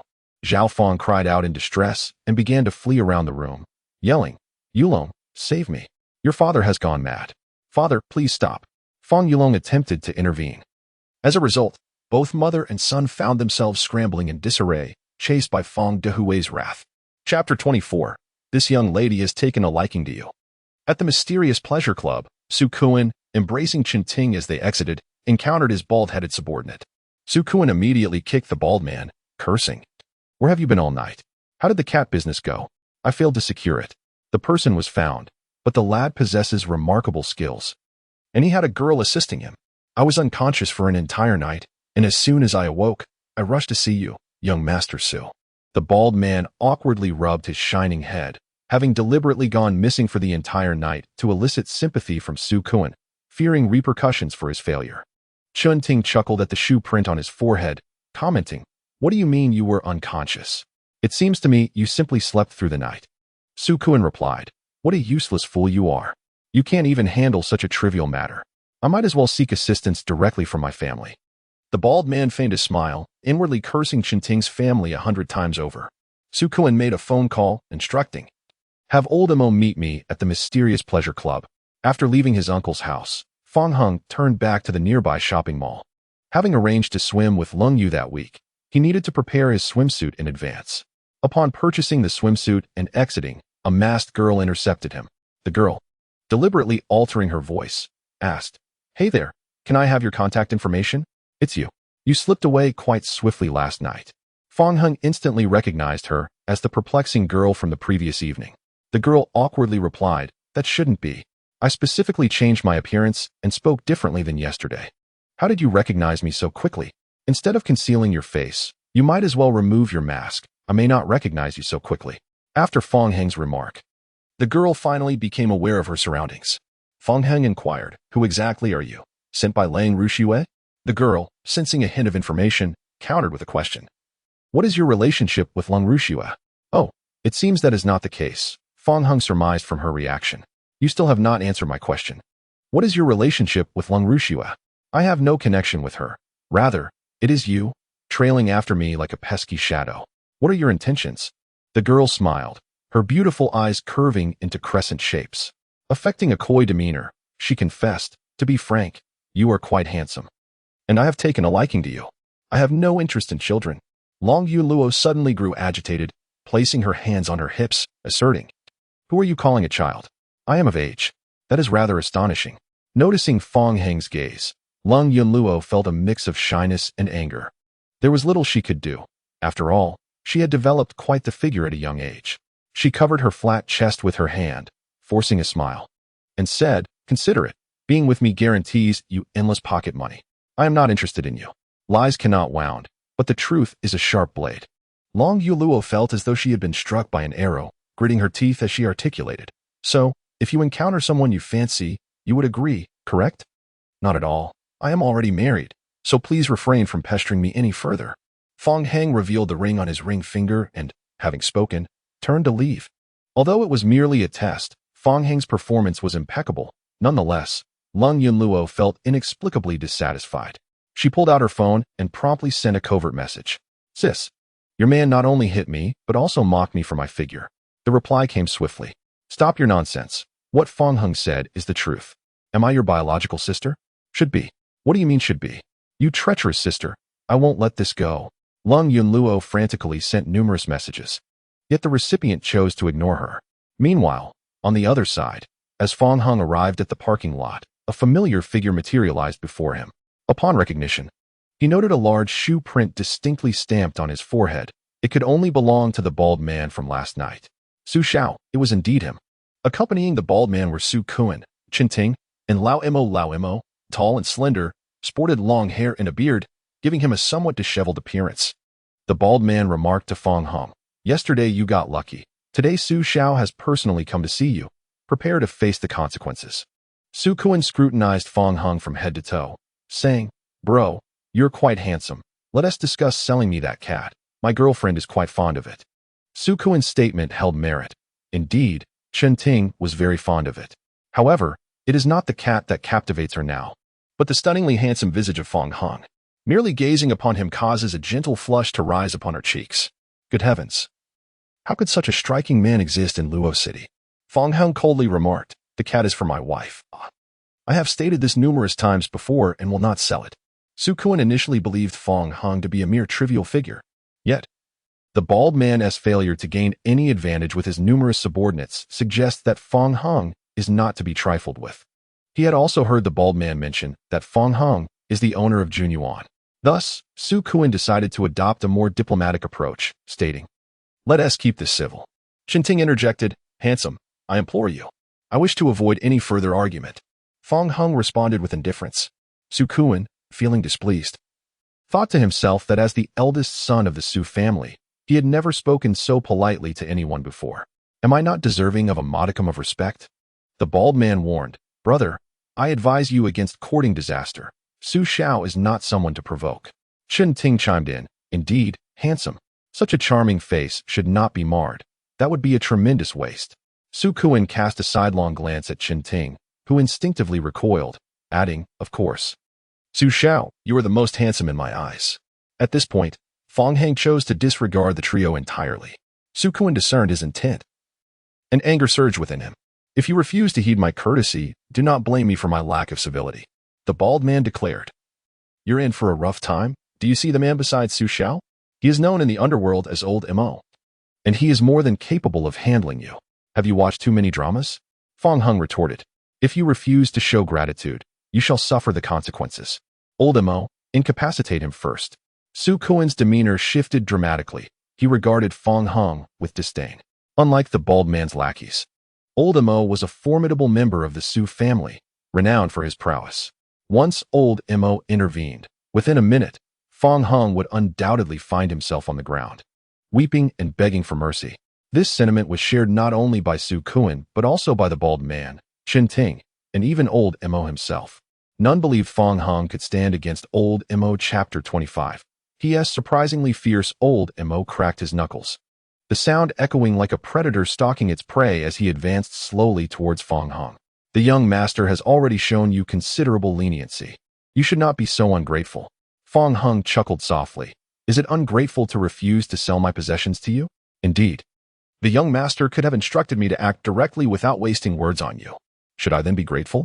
As Old Mo prepared to strike, Chen Ting was the first to panic, exclaiming, Handsome, if it comes to that, please just sell me the cat.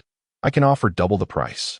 Chen Ting, not only fond of wealth but also enamored with handsome men, could not bear the thought of Fong Heng's impending humiliation. As Su Kuan glared at her, Chen Ting hurriedly defended herself, saying, Su Xiao, I merely wished to give it another try. It wasn't my intention to push you into this. Well then, I shall grant you one last opportunity to persuade him, he replied. Thank you, Su Xiao. You truly are my favorite man. Chen Ting blew him a playful kiss before elegantly striding towards Fong Heng. Upon witnessing this, the bald man smacked his thigh, silently cursing Chen Ting. Damn it. This troublesome woman is hindering everything. If we had dealt with this guy sooner, wouldn't it have resolved everything? Having been humiliated by Fong Heng the previous day, He eagerly anticipated that Lao Mo would administer a severe lesson to him. Chen Ting's appearance, however, left Lao Mo somewhat displeased. Yet, with Su Kuan's agreement, he reluctantly held back his frustration for the time being. Chen Ting gazed intently at Fong Hung and said, "Handsome, make me an offer. I will buy your cat at double the price." "Can't you understand human speech?" Fong Heng retorted. Chen Ting gasped, nearly on the verge of shouting. "How cold. What if I end up liking you even more?" She forced herself to suppress her infatuation and attempted to negotiate with Fong Hung again. Triple? Seeing that Fong Hung remained silent, she continued to raise her offer. 5 times, 10 times, 20 times. Su Kuan's expression darkened. "So my money is worthless, is it?" He also discerned that Chen Ting had developed an interest in Fong Hung, even if it was merely a playful attitude towards Chen Ting. It was something he could not tolerate. Su Kuan snapped, "Enough of this talk, Lao Mo, let's get straight to it." "Wise choice, Su Xiao," the bald man responded, stepping forward to shove Chen Ting aside. "What a waste of time. Su Xiao, just give me a little more time. I was so close to succeeding." Chen Ting exclaimed as Su Kuan pulled her into his embrace, gritting his teeth. "You think I am a fool, using my money to flirt with this handsome guy, don't you?" Chen Ting, taken aback, replied, No, Su Xiao. Even if I had 10 times the courage, I wouldn't dare." "Then keep your mouth shut," he commanded. With no power to change the situation, Chen Ting could only silently pray for Fong Hung. Lao Mo clenched his fists and stated, "You should be grateful for the young master's woman, otherwise you'd be lying on the ground by now." Su Kuan tightened his grip around Chen Ting, causing her pain, and she dared not make a sound. "Lao Mo, I told you to act immediately, stop wasting time." "Understood," Lao Mo replied, and in the next moment, he lunged towards Fong Hung like a flash of lightning. A confident smile crept onto Su Kuan's lips. "How audacious. Soon, I will relish the sight of you begging for mercy." He had already envisioned how he would humiliate Fong Hung when the time came. The bald man, showing no restraint in his animosity towards Fong Hung, shouted, "Go for it, Lao Mo. Show this kid what you're made of." Chen Ting could hardly bear to look, as if she had already foreseen Fong Heng's fate.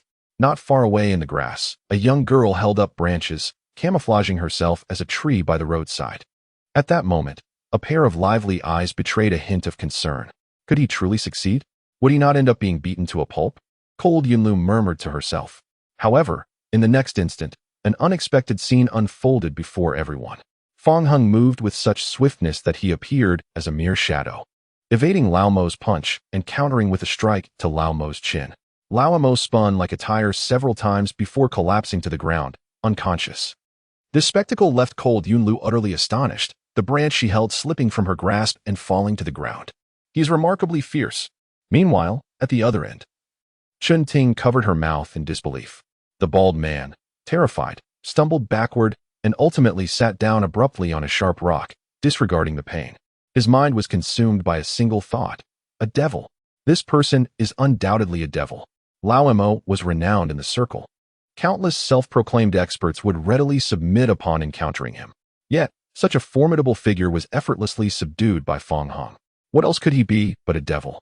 In contrast to the others, Su Kuan felt less shock, but was equally incredulous. Although Lao Mo's skills were not the most exceptional in the Su family, few had managed to best him in a direct confrontation over the years. Now, being easily dispatched in a single move spoke volumes of Fong Heng's formidable strength. Su Kuan couldn't help but ponder the true identity of Fong Hung. "Who exactly are you?"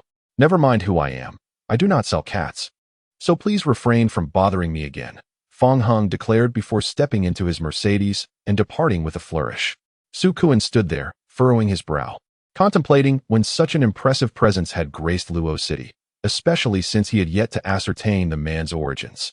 Throughout their journey back to the Mystique Club, Chen Ting dared not speak. It was only upon their return that she cautiously inquired, "Su Xiao, is there still a way to resolve the cat issue?" Clearly, she had struck an inappropriate chord. In a fit of anger, Su Kuan pushed her down and leaned in to grip her neck. "Cat? What about the cat?" he demanded. I dare not speak," Chen Ting gasped, panic-stricken. "Please, Su Xiao, have mercy on me." "Good to know. What is so special about a mere cat? If you bring it up again, I swear I'll make you regret it." Su Kuan vented all his frustrations on Chen Ting, though he felt somewhat stifled. He dared not act recklessly until he had fully investigated Fong Heng's identity. especially with the Su family currently vying for the position of the next family head. Su Kuan was acutely aware that if he provoked the wrong person at this juncture, his aspirations for the position of family head would be irrevocably dashed. Chapter 26. Cold Cloud. The younger sister-in-law Fong Hung returned to Junyuan with ample time to spare before Lung Yu finished her work.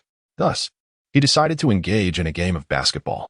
By serendipity, he encountered the young boy once again, accompanied by his spirited grandfather, who was fervently cheering from the sidelines. The elderly gentleman was as enthusiastic as ever, nearly puncturing the court floor with his cane. After concluding the game, Fong Hung downed half a bottle of water and observed the young boy wiping the sweat from his brow. "You played quite well," he remarked. The boy nodded vigorously, visibly delighted by the compliment. Fong Hung felt a flicker of confusion. Since their last meeting, he had not heard the boy utter a single word. With his cane in hand, the wealthy grandfather approached and gently caressed the boy's face. "My little grandson is mute," he explained. Understanding dawned on Fong Hung. He had mistakenly assumed the boy was simply shy. The boy's expression dimmed, revealing his sensitivity about his inability to speak. "Thank you for spending time with him," the grandfather said. "Not at all. I was rather bored, and playing basketball was quite enjoyable," Fong Hung replied. After exchanging a few pleasantries, he bid farewell to the grandfather and grandson. Upon returning to the villa, he found Lung Yu just stepping out of her car. Noticing his sweaty appearance, she inquired, "What have you been up to?" "I was playing basketball," he responded. "Ah, I see. You should go shower quickly. We're going out to dinner tonight." "And I'd like you to meet someone," she announced, her gaze inadvertently sweeping over his damp attire and the contours of his physique. "Who shall I be meeting?" Fong Hung asked. "You'll find out soon enough," she teased. "Is this a form of deliberate retaliation against me?" he questioned, recalling that he had previously left her in suspense about his response on a sticky note. "Perhaps, but not entirely," she replied with a playful smile. Soon after, having finished his shower, Fong Hung encountered Lung Yu descending from the second floor. Her hair was elegantly styled in an updo, and she had donned a flowing gown that exuded grace and refinement. Noticing her high heels, Fong Hung suggested, "Shall I drive? You must be tired after a long day of work. I can take the wheel on the way back." "That sounds fine," she agreed. After changing into suitable attire, the two set off for their destination, the Xianju Lake restaurant, situated in the heart of Luocheng Lake. Unlike the bustling eateries of the nearby food court, this establishment was uniquely positioned over the lake, with meals prepared onshore and delivered by boat. Consequently, Xianju Lake entertained a limited number of guests daily, which correspondingly elevated its prices. Inside the private dining room, Lung Yunlu was listlessly scrolling through her phone, muttering, "Where's my sister? Why hasn't she arrived yet?" Unable to contain her impatience, she dialed her sister's number, and the sound of ringing echoed from the entrance. Moments later, Lang Yu and Fong Hung entered the room. Lung Yunlu puffed out her cheeks in dissatisfaction. "Sister, you finally made it. The food is going to be cold." In the dim light, Lung Yu set her bag down on the dining table, taking her seat alongside Fong Hung. "Usually, I wait for you. What's wrong with you waiting for me today?" she remarked with a hint of nonchalance. Fong Hung instinctively scrutinized the young woman before him. A budding beauty, she bore a resemblance to Lung Yu, and their mutual address as sisters suggested that she was indeed her younger sister-in-law. Lung Yu, however, should not have kept secrets. Facing her sister-in-law unprepared could lead to complications. Observing her features, it was evident that this spirited girl was anything but subdued. Her voice, oddly familiar, stirred something in Fong Hung's memory that he could not quite place. He dismissed the thought and discreetly sent a message to Lung Yu on his phone. "You should have informed me in advance." "It's fine. I've already made arrangements." "So you needn't worry," Lung Yu replied, casting a glance at Fong Hung after sending her message. Lung Yunlu eyed this couple with suspicion. What does this mean? They're both on their phones during the meeting, conspiring about me behind my back? As she reached for Fong Hung's phone to uncover the truth, he effortlessly evaded her grasp. The faint scent of the girl in close proximity brought back memories. "It's you," Fong Hung exclaimed in surprise. Lung Yunlu laughed playfully. "Finally remembered me, did you?" In response, Lung Yu calmly sipped her tea. Fong Hung said, "Take off your mask. I almost didn't recognize you. Don't get me wrong. My previous actions were merely tests for you. Congratulations, you've passed. I begrudgingly accept you as my sister-in-law." At last, Fong Hung understood the girl's earlier peculiar behavior. Unable to contain his curiosity, he asked Lung Yu, "Is your sister truly of age now?" "Yes, she is. She'll be entering her first year of college soon," Lung Yu replied. That was indeed astonishing. Yunlu appeared quite youthful. Even when Shan first met her, she had a similar reaction, although they were merely engaging in casual conversation. Lang Yunlu felt inexplicably slighted. Could you two please rephrase? I'm youthful, not small, and I don't want to hear that word again.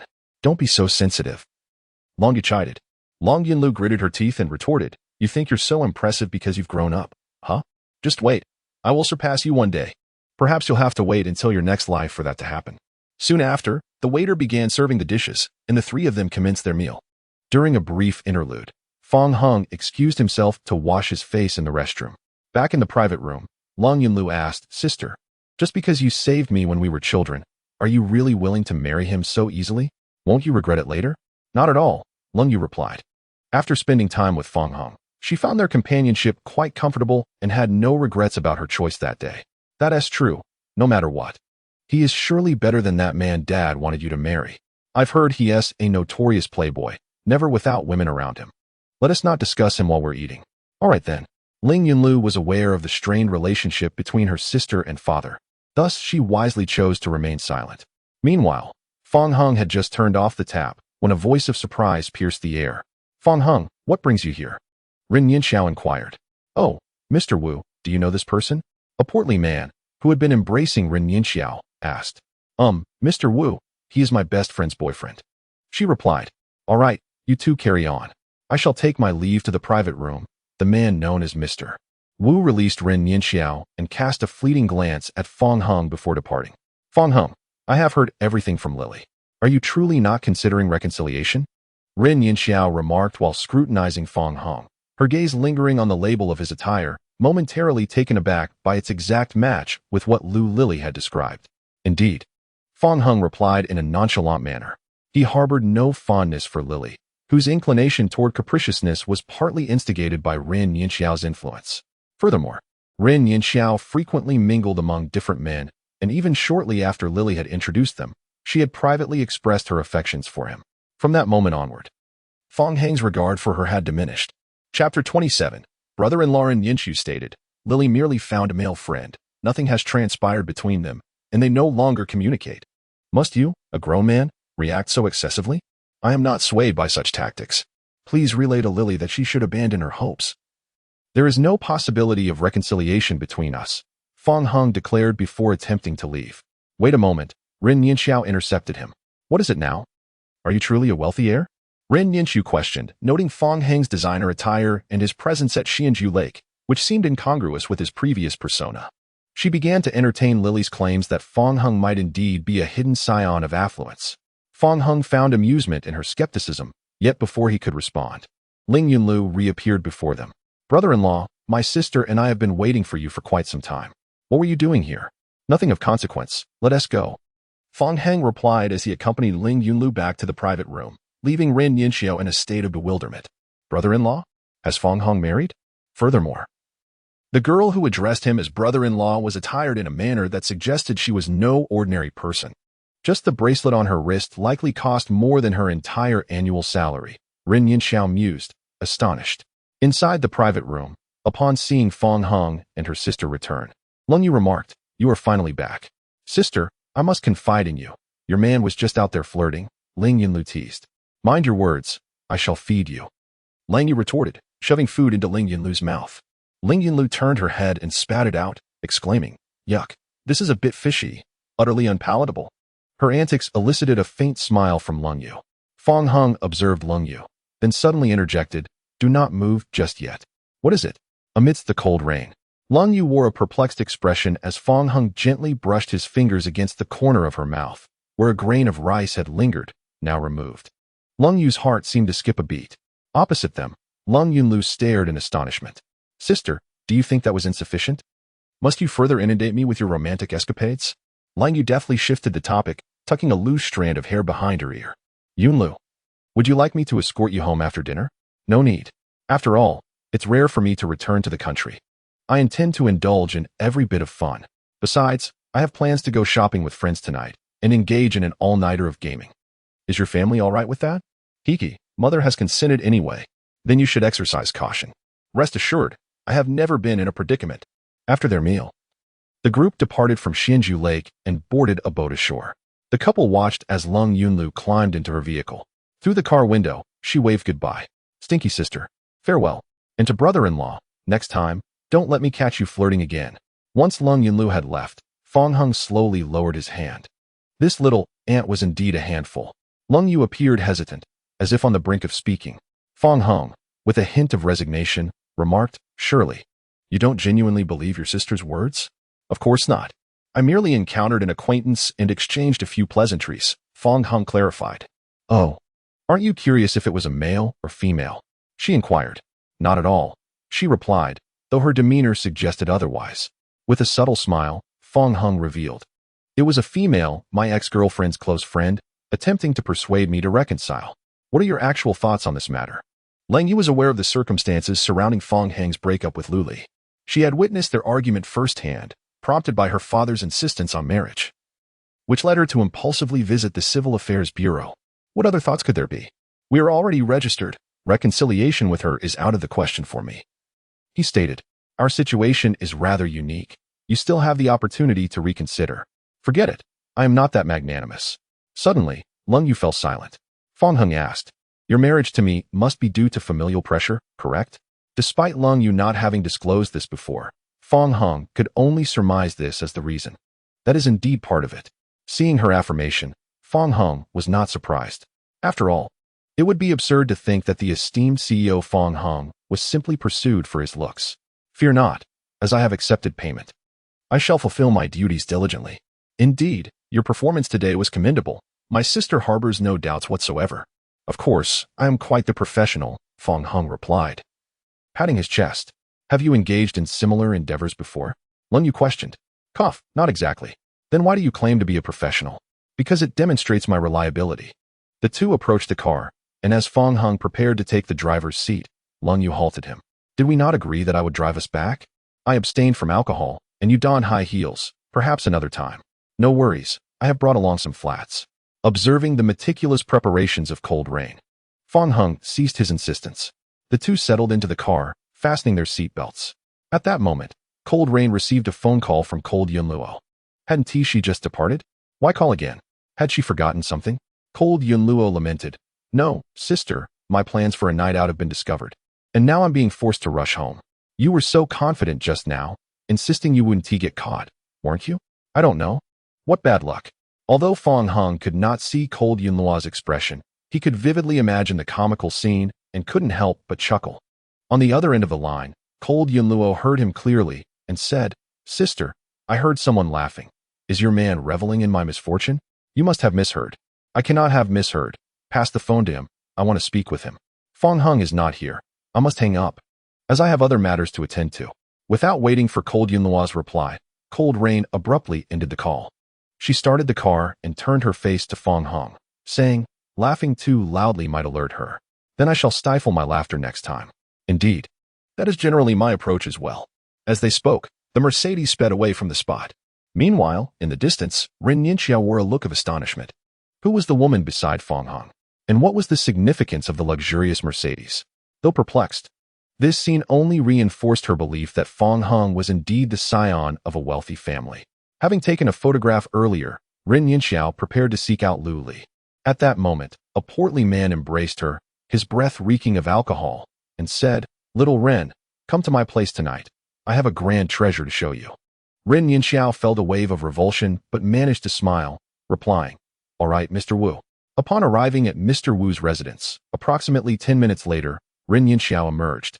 Adjusting her clothing. That disgusting man. What treasure could he possibly be showing? The little ones are nearly as thin as toothpicks, she muttered as she hailed a cab. Finally heading off to find Lu Li. Chapter 28. Then you should divorce her ever since being cast out of the apartment by Fong Hung. Lu Li had sought refuge at her best friend's home. Upon entering, Ren Yinxi was greeted by a sight of litter strewn across the floor and remarked, Lily. Isn't there a trash bin right next to you? Please be mindful next time. I'll be careful, Lu Li responded dismissively, her fingers deftly scrolling across her phone screen. Ren Yinxiao, exasperated, began to tidy up the mess. This had become a daily occurrence since Lu Li moved in. After finishing a game, Lu Li noticed Ren Yinxiao changing clothes and, catching a whiff of her fragrance, teased, Yinxiao, off to a date with a handsome guy again? Don't even mention it. Our company's Mr. Wu is utterly revolting. Remembering her experience at Mr. Wu's home, Ren Yinxiao frowned deeply, her face etched with disdain. Indeed, I encountered Fong Hung earlier. She then recounted every detail she had observed at Xianju Lake to Lu Li. Goodness, a Mercedes-Benz? Lu Li exclaimed, and then added, Nian Xiao, I wasn't deceiving you. Fong Hung is indeed a scion of a wealthy family. But it seems he is truly married. Impossible. Lu Li asserted without a moment's hesitation. She would rather believe that Qin Shi Huang is still alive than accept that Fong Hung could marry so swiftly. I happened to capture a photograph. You may take a look. Ren Yinxiao opened her album and handed her phone to Lu Li. Upon glancing at it, Lu Li was momentarily taken aback. The woman in the photograph bore an uncanny resemblance to the one depicted in the bogus marriage certificate Fong Hung had previously shown her. Could it be that Fong Hung was not lying, and he had indeed married? Lu Li's mind was a tempest of confusion, and she promptly deleted the photo. It's fake. It must be fake. I just broke up with Fong Hung a few days ago. He could not possibly have wed someone so soon. Ren Yinxiao discerned Lu Li's reluctance to accept the truth and suggested, You should confront Fong Hung directly tomorrow for clarity. I will seek him out. But I maintain that Fong Hung is certainly not married. Lu Li reiterated emphatically, seemingly addressing Ren Yinxiao, yet also attempting to reassure herself. The following day after work, Fong Heng and Lang Yu went out to purchase cat food and toys for Tang Yuan, the little plush kit he had rescued for Lang Yu. The two had unanimously decided on this name the previous night. After acquiring the items for Tang Yuan, they passed by the women's section. Lang Yu halted, saying, You head back to the car. I will be there shortly. Clearly, Lang Yu intended to buy some intimate apparel, making Fong Heng's presence somewhat awkward. Thus, he carried the bags and exited the mall. Just as he placed the items in the trunk, someone suddenly linked their arm with his. Did you purchase everything so quickly? Fong Hung instinctively thought it was Lang Yu, but soon sensed something amiss. Turning around, he found it was Lu Li. Fong Heng. Have you missed me in these few days? Lu Li smiled sweetly, her eyes inadvertently glancing over the luxurious Mercedes-Benz. Fong Hung instantly felt discomfort and shook off Lu Li's hand. Do not touch me. Lu Li, undeterred by his demeanor, eagerly scrutinized the car. This must cost 2 million. Right? Honestly, you buy a new car and don't even mention it to anyone. Lu Li, resembling a host, inspected the vehicle, touching here and there, even attempting to sit in the driver's seat. Fong Heng pulled her aside and coldly inquired, What do you want from me this time? Lu Li, with an ingratiating smile, tried to link her arm with his again, but he deftly evaded her. After all this fuss, you still refuse to let it go? Don't be so self-involved. I am not the one causing a scene. All right, please don't stay angry with me. I promise to behave from now on. You say east, and I will never go west. Does that sound agreeable? Lu Li pouted playfully. Fong Heng chuckled lightly. You seem to have transformed into a different person. No. You are the one who has changed. I have already acknowledged my mistakes to you. Must you be so heartless? What must I do for you to consider reconciling with me? Lu Li could not help but complain. I have already stated that we can never reconcile. Provide a reason. I no longer have feelings for you, and I am now married. Fong Hung replied earnestly. Do not deceive me. If you were truly married, given your nature, there should at least be a photo of that woman on your car and your phone's lock screen. I simply have not had the chance to put one up in the car. Fong Hung frowned slightly. And the phone lock screen? Dare you show it to me? Fong Hung revealed the ring on his ring finger. Is this convincing enough? Lu Li paused momentarily before responding. It is merely a ring. What does that prove? I could buy one and wear it on my ring finger to claim I am married. If you are intentionally playing the fool, there is nothing I can do about it. I am not pretending. Your flaws are too numerous. You can deceive others, but not me. Lu Li's voice grew louder with each word. Just then, a graceful figure appeared before them. Fong Hung is not lying. We are indeed married, Lang Yu stated calmly. Her arrival struck Lu Li like a bolt of lightning, penetrating deep into her heart. It felt as though her strength had been entirely drained, and she forced a smile, saying, Fong Hung, where did you find this actress? Quite efficient, I must say. Ignoring Lu Li, Fong Hung took Lang Yu's hand. Have you finished shopping? He asked gently. Yes. Then let us not waste time. We should return, he said, taking the items Lang Yu was holding. I will drive, she replied. All right. They circumvented Lu Li and entered the car. Lu Li rushed to the car window, her eyes red-rimmed without her even realizing it. Fong Hung, I am asking you a question. Where did you find this actress? Lang Yu glanced at Lu Li before turning to Fong Hung, saying, Forget it. I will wait for you at the entrance. You should clarify things with her. Fong Hung unbuckled his seatbelt and stepped out of the car. Noticing Lung Yu stopping a short distance away, he slowly turned to face Lu Li. Lu Li, agitated, exclaimed, "Why are you not answering me? Are you feeling guilty? Shall I take you to the Civil Affairs Bureau to have the staff confirm whether I am married or not?" "I will not." "Then what do you want?" "I do not want anything. I merely wish to reconcile with you." "Is it so wrong to regret breaking up?" "You are completely joking. I cannot be like you, straddling two boats. Then divorce her, and we can reconcile again." "It seems you have not grasped the situation. You wish to shatter the last remnants of dignity, do you?" "Fine, as you wish." "Lu Li, listen well. I no longer love you. Please leave my life at once. Do you understand?" "I will not." "Why should I? Why should you dictate that I leave? What does our relationship mean then?" she shouted, tears streaming down her face. Fong Hung could no longer contain his rage and shouted, "If you were aware of all this, why did you still engage in such intimate behavior with that male friend? Did you truly believe I was merely your plaything? That I would never be angered or hurt by your actions? Fine, I acknowledge my mistakes, yet I have changed and have already apologized to you. Will you not grant me another chance?" "No," she replied. "In this world, not all transgressions can be mended with an apology. Lu Li, understand this. It is not that I am unwilling to give you another opportunity, but rather that you have irreparably destroyed our relationship and closed off any chance of retreat." Chapter 29. I hate you inside the Mercedes. Lung Yu observed every interaction through the rearview mirror. Their intense argument had drawn the attention and whispering of bystanders. Fong Hung, finding it futile to continue the discussion, decided not to waste any more words on Lu Li. Suddenly, she rushed forward and grabbed him, exclaiming, "You cannot leave." Fong Hang shook her off, stating, "I told you not to touch me." "I will touch you." Lu Li insisted, grasping him once more. Fong Hung again pushed her away. This back and forth continued until Lu Li broke down in tears, her sobs cascading like pearls from a shattered string. "Fong Hung, please consider this a plea. I have grown accustomed to your presence. I cannot bear to live without you," she wept, her vulnerability unprecedented. Fong Hung stood frozen for a moment, then took a deep breath and coldly shook off her hand once more. "It is meaningless to discuss this now." His words sliced through the air like a sharp blade, severing any lingering hope Lu Li harbored. She collapsed onto the ground, calling out to his retreating figure, "Why can't you grant me another chance? How can you be so heartless? Fong Hung, I hate you." Fong Hung halted for a moment, facing away from her, and responded, "It matters not what you desire. Just do not disturb my life any further."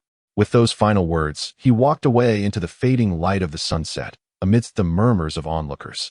On the way back, the car was enveloped in silence. Just as Fong Hung was about to speak, Lung Yu preempted him, asking, "What would you like for dinner?" "Anything is fine," he replied. Upon returning to the villa, Lang Yu entered the kitchen and began tying on an apron. Fong Hung offered to help, but was firmly ushered out. "Please, go take a shower and calm down. I will handle dinner tonight," she insisted. Fong Hung managed a reluctant smile, saying, "I appreciate your efforts. Just go," she urged. Fong Hung stepped into the bathroom, allowing the shower to wash over his face.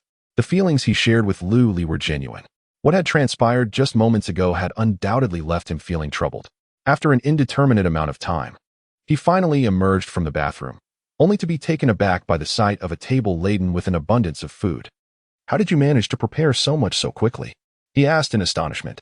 Cold Rain remarked, "Some dishes are homemade, while others were just delivered. I am uncertain what else you enjoy besides potatoes, so I can only prepare a bit more to suit your palate." Fong Hung scrutinized the table, noting that at least half of the dishes were potato-related. During their previous conversation, he had revealed his fondness for potatoes, and he felt appreciative of Cold Rain's thoughtfulness. "Thank you," he said. Cold Rain sighed. "Have you forgotten our agreement?" Fong Hung lightly tapped his lips with his hand and replied, "My apologies. I let it slip my mind." The last dish happened to be potato chicken pieces, and as a penalty, he declared, "You shall personally supervise me this time to see if I have improved since our last encounter." "Very well," Cold Rain responded, and together they entered the kitchen, where she began to oversee him as instructed. With all the ingredients prepared, the cooking progressed swiftly. Fong Hung picked up his chopsticks, sampled a small bite, and nodded in satisfaction. "Indeed, there is a noticeable improvement compared to last time. It feels nearly indistinguishable from my own cooking. As you previously advised, I made several notes. And during our morning meeting today, I suddenly recalled some relevant ingredients and paused to jot them down." He envisioned the scene where a group of executives, bewildered, stared at Cold Rain as she abruptly halted her presentation to take notes, and he found himself momentarily speechless. After emerging from the kitchen with the dishes, they sat opposite each other at the dining table. With her chin resting on her hand, Cold Rain pondered, "Is something missing?" Fong Hung glanced around, noting that both bowls and utensils were complete. "I don't believe anything is lacking," he replied. "No, we are missing one crucial element." As she spoke, Cold Rain rose and approached a cabinet. Opening the door revealed an array of exquisite wines that dazzled Fong Hung. He had not anticipated such a collection. After careful selection, Cold Rain retrieved a bottle of red wine and placed it on the table, stating, "This is what we are missing." Seemingly in sync, both Fong Hung and Cold Rain arrived at the same thought. Although he was not particularly fond of alcohol, the moment called for a modest indulgence. "Is this a Lafite? What vintage?" he inquired. 1982. Most bottles from that year on the market are counterfeit, but rest assured, this one is authentic. None of the wines in my collection were purchased. They were all gifts from business partners. I rarely drink, and over time, I have accumulated quite a collection. It seems today we shall enjoy a delightful treat, though I must admit, I am not well versed in wine, Fong Hang stated. Typically, Sumu drinks on my behalf during social gatherings, but I have picked up a few tips here and there. Perhaps you could teach me a thing or two. The process typically unfolds in 6 steps: decanting the wine, pouring it, observing its qualities, warming it, aerating it, and finally, savoring it. Under the guidance of the Cold Rain, the two indulged in a splendid meal alongside a bottle of the esteemed 1982 Lafite. Unbeknownst to them, they dined late into the night, engaging in a myriad of conversations. When dawn broke, Fong Hung found himself in his own room, yet absurdly sprawled upon the floor. His head throbbed painfully, and as he rose, he discovered he was not alone in the room. There, on the bed, lay a person and a cat. The only feline in the household was Tang Yuan. And the person was, of course, Cold Rain. She lay serenely asleep, her long lashes fluttering gently, a few strands of hair brushing against her cheek and lips. Looking down, he observed her delicate collarbone, while her nightgown strap mischievously slipped from one shoulder, revealing a glimpse of spring. Such a sight left Fong Hung momentarily stunned. He found himself torn between the dilemma of covering Cold Rain with a blanket or assisting her with her slipping nightgown strap. After a prolonged internal struggle, he leaned down and, almost as if compelled by fate, chose the latter. However, just as he grasped the soft strap, Tang Yuan, nestled in Cold Rain's embrace, suddenly stirred. With a mew, the little creature inadvertently startled Cold Rain awake. She blinked, her eyes open slowly, her gaze fixed on him in a daze. An awkward silence hung in the air as Fong Hung found himself gripping Cold Rain's nightgown strap while she gazed at him, half asleep. This tableau lasted for about half a minute. Then, in a feigned calmness, Fong Hung helped her adjust the strap. "You're awake just in time. Your head must be pounding. I'll make a hangover soup," he said, and without waiting for her response, he promptly exited the room. Once she regained her composure, Cold Rain pressed her lips together, her delicate hand instinctively adjusting the strap on her shoulder. She sat on the bed for a long while, lost in thought, her cheeks betraying a hint of warmth. Meanwhile, in the kitchen, Fong Hung busied himself with the hangover soup, his mind elsewhere. How embarrassing. He should have refrained from meddling. He would have been better off simply covering her with a blanket. The previous moment was truly difficult to explain, as it stemmed only from good intentions. Chapter 30. Is this still the familiar CEO I know? Fong Hung prepared the hangover soup and brought it to the dining table. Just as Cold Rain emerged from his room, cradling Tang Yuan, he opened his mouth to speak, but she set down the cat and hastily dashed upstairs.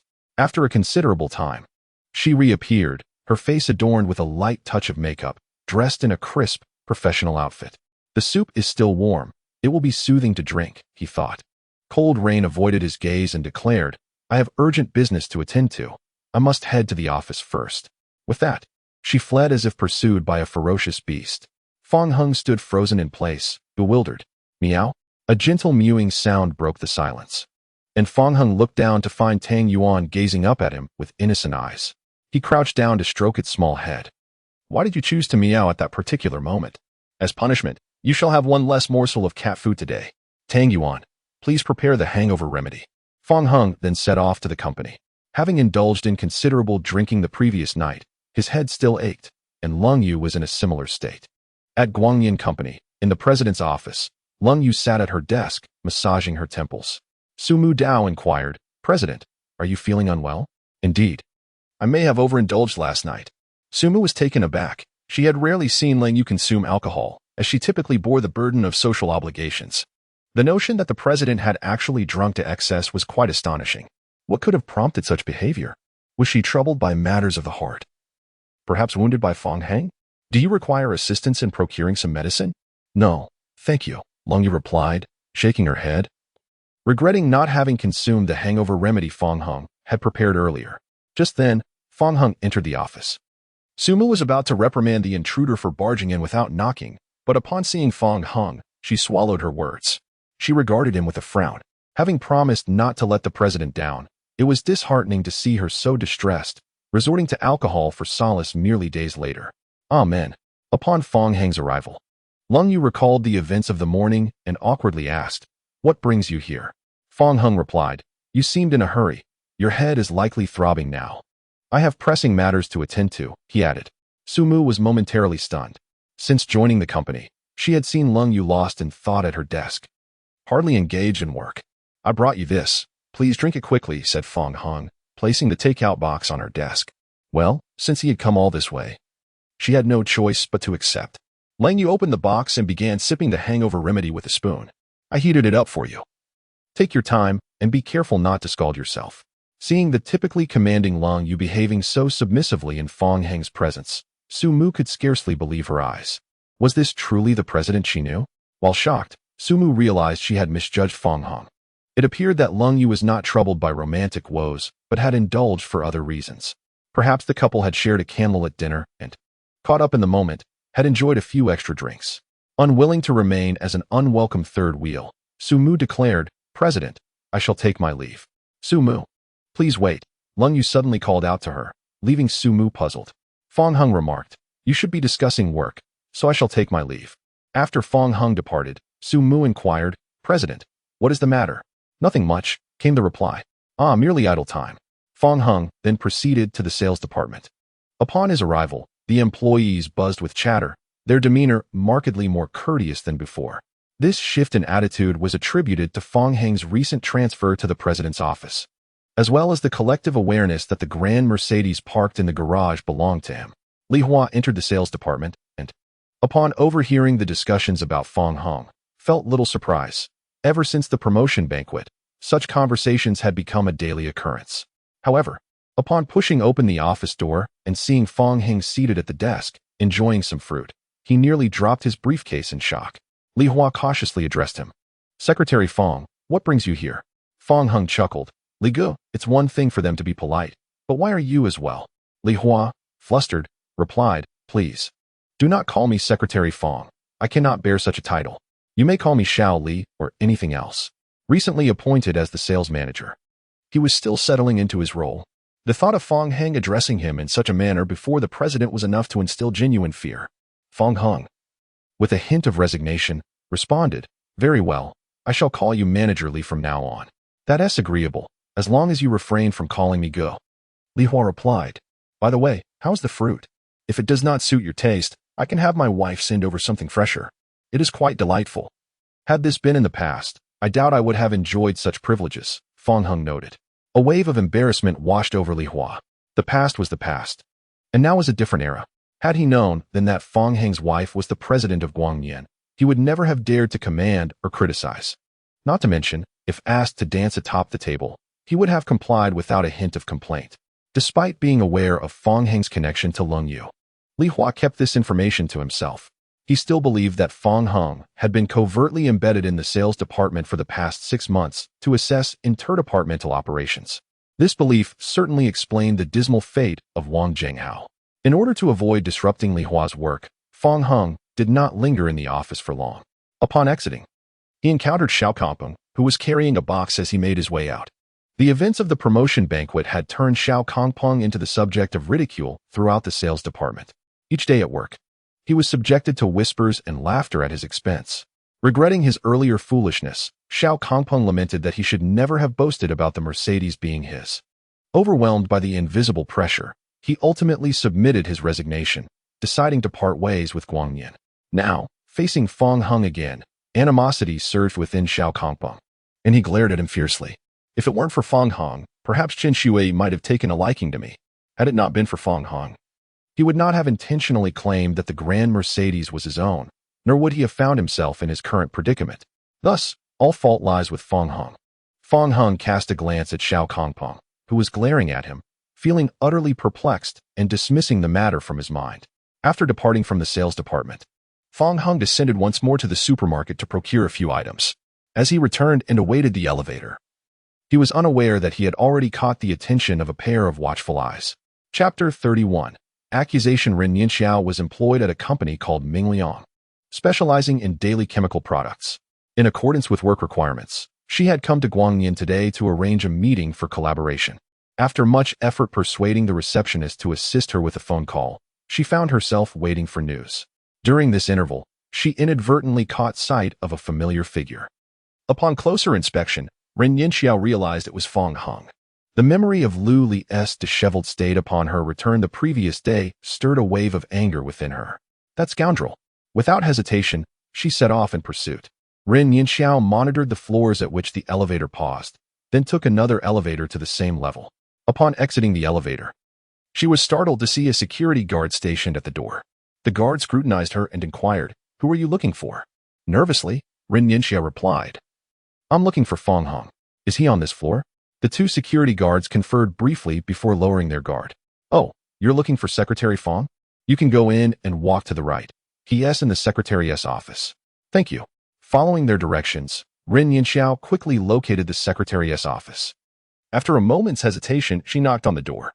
Inside the office, Fong Hong was leisurely enjoying a snack. Hearing the knock, he felt a twinge of curiosity. Could it be that Lung Yu had arrived? He rose to open the door, only to be met with surprise at the sight of her. "What brings you here?"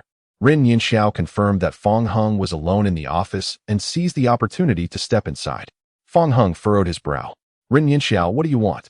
"I have come to discuss matters with you. Thanks to you, my dear Lily was inconsolable last night, even going so far as to threaten self-harm." Ren Yinxiao exaggerated, though Lily had not truly threatened to take her own life. While she had been deeply saddened upon her return, Ren Yinxiao's comforting words had soon stabilized her emotions. In fact, before going to bed, she had been happily playing games with a handsome man Ren had introduced to her. Fong Hong chuckled lightly. He was well aware of Lu Li's character. To claim she was contemplating self-harm over matters of the heart was nothing short of absurd. "So, what do you mean?" "So, Lily was deeply upset because of you, and you remained so nonchalant. You truly are a scoundrel." Ren Yinxiao scoffed. "Come now, you see everyone is a scoundrel. If you're not a scoundrel, what are you? Most likely, before even breaking up with Lily, you were already involved with your current wife behind her back. Weren't you?" Fong Hong understood that reasoning with Ren Yinxiao was futile. Thus, he decided to humor her and approach the situation contrarily. Yes, you are absolutely right. I am indeed a scoundrel." Lu Li, with her male best friend, engaged in flirtatious banter, and even when we first started dating, you, as her dear friend, confessed your feelings for me behind her back, causing no issues whatsoever. You two are the true paragons of virtue. What do you mean, Fong Hong? Are you trying to insult me and Lily in a roundabout way? Ren Yinxiao retorted, vexed. Oh, don't speak nonsense. I am clearly praising you both. Is there anyone who praises others in such a manner? She snapped. Calm down. If you believe your actions are beyond reproach, why can't you accept my words? Fong Hong feigned a sarcastic tone. Stop disgusting me. I do not require your flattery. Look at you, getting all worked up, he observed, provoking her further. Ren Yinxiao, infuriated by Fong Hong's taunts, declared, You are pushing me to this. With that, she tousled her hair and unfastened a few buttons of her blouse. Fong Hong frowned. What are you doing? Are you trying to act lewd? With a sinister smile, Ren Yinxiao replied, It is plainly you who wishes to act lewdly, Fong Hong. Just wait. Your reputation will be tarnished, and you will be pointed at by all. Instantly, she lunged at Fong Hong, while simultaneously calling for help. Help! I am being assaulted. Is there anyone who can save me? In this scenario, Fong Hong found himself in a position of vulnerability, forced to navigate around the sofa to evade her relentless pursuit. Ren Yinxiao, much like an unyielding adhesive, continued to chase after him. Frustrated, Fong Hong kicked her away. Damn it! As she fell to the ground, incredulous, she exclaimed. You dare strike me? Fong, I shall have your skin. She attempted to rise for retaliation but was interrupted by the sound of hurried footsteps from outside. Suddenly, Ren Yinxiao lay back down, deliberately disheveling her clothing further. In the next moment, Sumu pushed the door open, flanked by 2 security guards. Upon seeing the disheveled Ren Yinxiao on the floor, her brows furrowed in concern. "Secretary Fong, what has transpired?" Sumu inquired. "I have done nothing. She is merely putting on a show for you," Fong Hung asserted. With tear-streaked cheeks, Ren Yinxiao implored, "Wu, do not believe him. I have been assaulted. You must save me." The 2 security guards exchanged glances, clearly swayed by her words, for which girl would trivialize her own honor. Sumu found herself caught in a dilemma, unable to discern the truth, her gaze shifting between Fong Hung and Ren Yinxiao. At that moment, she received a phone call. "President," came the voice of Lung Yu on the line. "Bring them both to my office," she instructed. "Understood." Sumu was astonished at how quickly Lung Yu was informed. Yet she complied and prepared to escort both Fong Hung and Ren Yinxiao to the office. Ren Yinxiao pointed at Fong Hung and asked Sumu, "What is going on here? Why haven't you instructed the security to restrain this individual? First, let us meet with the president to comprehend the true situation before making any decisions." Upon hearing this, Ren Yinxiao felt a surge of joy. Meeting the president of Guangyin? Wouldn't this be an opportunity to embellish the narrative further? Once the other party is convinced, Fong Hung would be utterly doomed. Simultaneously, Ren Yinxiao was also curious about whether the president of Guangyin was male or female, as she had not paid attention to this detail before. If it happened to be a man, perhaps this would present her with a chance to enter a wealthy family. Arriving at the door of the president's office, Ren Yinxiao adjusted her emotions, filled with anticipation. How exciting! What might the president of Guangyin be like? However, as she followed Sumu inside and caught sight of Lung Yu, she was utterly stunned. Wasn't this the woman who had been with Fong Hang at Shanju Lake that day? If her memory served her correctly, this was indeed Fong Hang's newlywed wife. "Long, I have brought the person," Sumu announced. Lung Yu's expression was as cold as frost. She first glanced at Fong Hung, then directed her full attention to Ren Yinxiao. To clarify the situation, it took a moment for Ren Yinxiao to snap out of her shock. Intentionally, she said, "President Long, I am aware of your relationship with Fong Hung. Surely you would not turn a blind eye to the facts simply because he is your husband, would you? Rest assured, I will not shield anyone. You may speak freely," Lang Yu replied. "Now that you mention it, I feel reassured. The situation is as follows." With that, Ren Yinxiao began to weave an elaborate web of lies, attempting to ensure Fong Hang's irrevocable downfall. Chapter 32. The Man Who Dares to Defame Me? Observing Ren Yinxiao weeping profusely, her performance convincing enough to rival the truth, Fong Hung could not help but scoff. Your acting skills are wasted. You should have applied for the drama department in college." Wiping a tear away, Ren Yinxiao retorted, "What do you mean by acting? I am merely stating the truth. Do you dare deny that you laid hands on me?" Fong Hung was no fool. He recognized Ren Yinxiao's intention to lead him into a trap. While it was true he had kicked her, if he acknowledged it now, she would undoubtedly interrupt him, seizing the opportunity to solidify her fabricated tale against him. Thus, it would become increasingly difficult for him to defend himself. Fong Hung replied, "Let us not conflate matters. You were the one who forcefully approached me, attempting to accuse me of misconduct. I acted in self-defense." Ren Yinxiao intensified her sobs, saying, "Am I truly so desperate to defame you that I would joke with my own innocence? Is that not precisely what you're doing right now?" "Fong Hung, you have gone too far." Just as Fong Hung was about to retort, Lung Yu interjected, "Wait a moment, let her speak." Thus, Ren Yinxiao resumed her lament, recounting false incidents that supposedly occurred in the office, none of which had ever taken place. Accompanied by her words, the countenance of Lung Yu grew increasingly grim. Fong Hung was subtly troubled.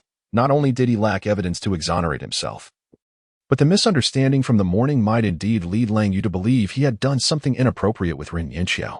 It wasn't until Ren Yinxiao declared herself weary that she began to restrain her words. Lung Yu, with arms crossed and resting on the desk, inquired, "Is there more?" Ren Yinxiao was momentarily taken aback. Having already spoken at length, she felt as though her counterpart still craved more. Had this been a typical marital scenario? The woman would likely have erupted in fury by now. The calm demeanor of Lung Yu instilled a sense of unease in Ren Yinxiao. "Well, there is more. But I find myself a bit parched," she admitted, having just cried and spoken extensively. Lung Yu turned to Su Mu, instructing, "Assistant Su, please pour her a cup of water, infused with the floral tea that Manager Lung gifted me." At this, Su Mu paused slightly, a hint of amusement appearing on her face. The relationship between Lung Ruoxue and Lung Yu was strained. While the tea was undoubtedly acceptable, it bore an underlying complexity. The tea itself was a rare delicacy, but it was also notoriously bitter. Sumu recalled her own experience of tasting it, only to promptly spit it out. Clearly, Lang Yu had discerned Ren Yinxiao's vulnerability and sought to retaliate on Fong Heng's behalf. In no time, Sumu had prepared the tea and presented it to Ren Yinxiao, saying enjoy. Yet, Ren Yinxiao could not afford to savor it slowly. After speaking for so long, her thirst was nearly unbearable. Thus, upon receiving the cup, she tilted her head back and drank down most of it in one go. However, she soon realized something was amiss. Bitter. Exceedingly bitter. The bitterness was beyond description. Instantly, she felt the urge to retch. What is wrong? Are you not accustomed to it? Lung Yu inquired, while Sumu strategically positioned herself in front of Ren Yinxiao. Ren Yinxiao battled the nausea but hesitated to vomit. After all, this person was the assistant to the president of Guangyin. The thought of the consequences if she were to regurgitate on her was unimaginable. Thus, she forced herself to swallow, managing a strained smile as she replied, "It's fine." Really, Ren Yinxiao did not dwell on it too much. She merely attributed it to the peculiar tastes of the affluent, considering even coffee bitter enough in her experience. Of course, this tea was 1,000 times more bitter. Lung Yu gazed at the still-filled cup and remarked, "Then why not finish it? Are you perhaps displeased by the floral infusion?" And no, Ren Yinxiao stammered, and reluctantly consumed the remainder in one gulp. Almost immediately, her expression contorted as though she had bitten into the sourest lemon in existence. Enduring the discomfort, she returned the cup to Sumu and stated, "President Lang, I shall continue. But first, I am curious about your presence at Guangyin. Are you here for business?" "Indeed. I am the secretary to the general manager of Mingliang Daily Chemicals, and my name is Ren Yinxiao. I came to your esteemed company today to discuss business. However, I did not anticipate such an incident." Cold Rain interrupted her, stating, "There is no need to elaborate further. What I must address pertains to your husband. That is unnecessary. I have already gathered sufficient evidence." "Evidence? What evidence?" Ren Yinxiao was momentarily bewildered. "Of course, it is the evidence of your slander against my husband." Ren Yinxiao was taken aback. Had she been discovered? This was unexpected. Her performance had been flawless, leaving no room for flaws. She stubbornly retorted, "This is an injustice. Cold General, I truly did not slander your husband. He indeed harbored ill intentions toward me. Look at my clothing and the injury here from where he kicked me. They stand as proof that I am not lying. My husband is correct. Your talents are wasted not studying drama." Cold Rain remarked as she pressed a button on the remote control in her hand. The monitor on the wall displayed surveillance footage, revealing none other than Fong Heng's office. The scene captured Ren Yinxiao entering, followed by Su Mu and the security personnel arriving, with both sound and image recorded clearly. This revelation left all present, except for Cold Rain, in utter shock. The most astonished among them was Fong Heng. Was there really surveillance in his office? How absurd.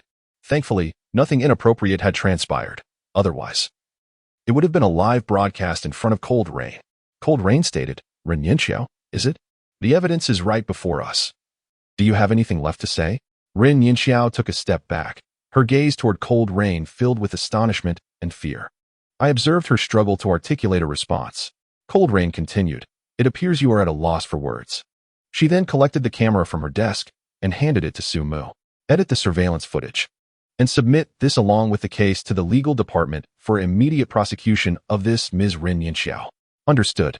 Furthermore, notify everyone to terminate any collaboration with Mingliang Daily Chemicals, blacklist the company, and synchronize this information with our business partners." "Understood." Sumu promptly began the necessary procedures. Casting a contemptuous glance at Ren Yinxiao as he passed by, Ren Yinxiao was rendered speechless, setting aside how to confront the impending lawsuit. The mere fact of the company being blacklisted by Guangyin was a burden she could never bear. She fell to her knees with a thud, trembling as she pleaded, "I am truly sorry, Cold General. I should not have acted this way. I beg you for a chance. I realize my mistake." Cold Rain scoffed. "Do you believe it is too late to admit your wrongs now? To dare slander my man, this is the price you must pay."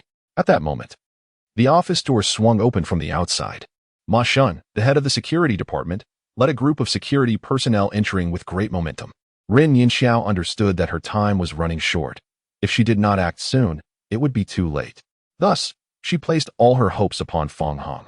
Chapter 33, The President's Women. Ren Yinxiao scrambled to her feet and rushed before Fong Heng. "Fong Heng, Please help me. If this continues, I might perish. Why should I assist you? Fong Hung retorted with a cold laugh. Without evidence, even if he were innocent, he would inevitably face public scorn in the future. Ren Yinxiao, with a heart as venomous as a serpent, did not feel remorse for her wrongs, but regretted the flaws in her meticulously crafted plan. I am Lily's close friend. For her sake, please help me. Only you can save me. You wished me harm, yet now you seek my assistance? What do you take me for? I am sorry. I was momentarily foolish. Just lend me a hand, and I will do anything you ask in the future. Enough. Those words are fit only for a dog. And even a dog would not believe them. Witnessing Fong Heng's adamant stance, Ren Yinxi was thoroughly flustered. Fong Heng, you cannot do this. You truly must help me. Lung Yu interjected. Take her away. Understood. Ma Shun nodded in agreement. A group of security personnel immediately surged forward, seizing Ren Yinxiao and dragging her outside. As she struggled, she called out to Fong Heng. Her hair was disheveled, and her clothes were torn, resembling a madwoman. Reluctant to relinquish her last glimmer of hope, she fought against the inevitable, yet Fong Heng remained unmoved until she was pulled out the door. In the corridor, Ma Shun walked ahead, followed by a line of security personnel dragging the shouting Ren Yinxiao. Among them was a guard who had previously blocked Fong Heng's entrance. He leaned closer to Ma Shun and remarked, Supervisor Ma, it seems that Mr. Fong's relationship with the president is indeed extraordinary. As he spoke, he silently rejoiced, relieved he had not angered Fong Heng earlier. Otherwise, he would have been in dire straits. Ma Shun snapped back, shut your mouth. Do not speak carelessly here. Yes, yes. On their way to the elevator, two security guards immediately stood up upon seeing Ma Shun. Good day, Supervisor Ma. However, Ma Shun halted, pointing an accusatory finger at them. Rebuking, you two useless fools, what kind of guards are you? They were the same guards who had heard the cries for help and had rushed to the secretary's office alongside Su Mu. Realizing the gravity of their blunder upon seeing Ren Yinxiao, they understood they had fallen into a serious predicament. This woman mentioned Secretary Fong's name, which is why we let her through. Do you lack common sense? Don't you realize that because of your negligence, Mr. Fong has been falsely accused? So, are you saying that this woman's claim of being assaulted is false? Of course. Do you truly believe that someone of Mr. Fong's stature could commit such acts? The two security guards exchanged glances, silently cursing Ren Yinxiao's family in their minds. Get out of here. You both leave. I warn you, if anything like this happens again. Do not blame Ma Shun for being merciless. The crowd fell into a silence, too intimidated to speak. Unlike those insignificant companies, the formidable Guangyan has appointed Ma Shun as the head of its security department, a position that undoubtedly reflects his esteemed background. A rotund man, in a state of agitation, hurriedly arrived at the gates of Guangyan. This man, named Wu Dazhuang, serves as the general manager of Mingliang Daily Chemicals. Upon witnessing his secretary, Ren Yinxiao, being unceremoniously thrown out, he rushed forward and slapped her. This scene momentarily stunned Ma Shun and the others. Wu Dazhuang exclaimed in fury, You wretched woman. I sent you to negotiate a business deal, and you've blacklisted the company. Do you wish to bring about my ruin? He was acutely aware of Guangyan's influence in Luocheng. Once blacklisted by them, the company's prospects would be dire, and bankruptcy would be inevitable. Ren Yinxiao, covering her face, replied plaintively, General Manager Wu, I didn't intend for this to happen. Without a moment's hesitation, Wu Dazhuang struck her again, seething, You didn't intend for it?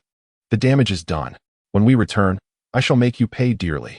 He cursed vehemently, temporarily setting Ren Yinxiao aside. He then approached Ma Shun, offering a cigarette with a smile. Brother, could you do me a favor? I wish to speak with your president. Ma Shun remained silent. The two security guards nearby, still incensed over Ren Yinxiao's earlier treatment, swiftly swatted the cigarette away and pushed Wu Dazhuang back. Who do you think you are? To demand a favor from our supervisor? Do you realize the magnitude of the trouble your people have caused?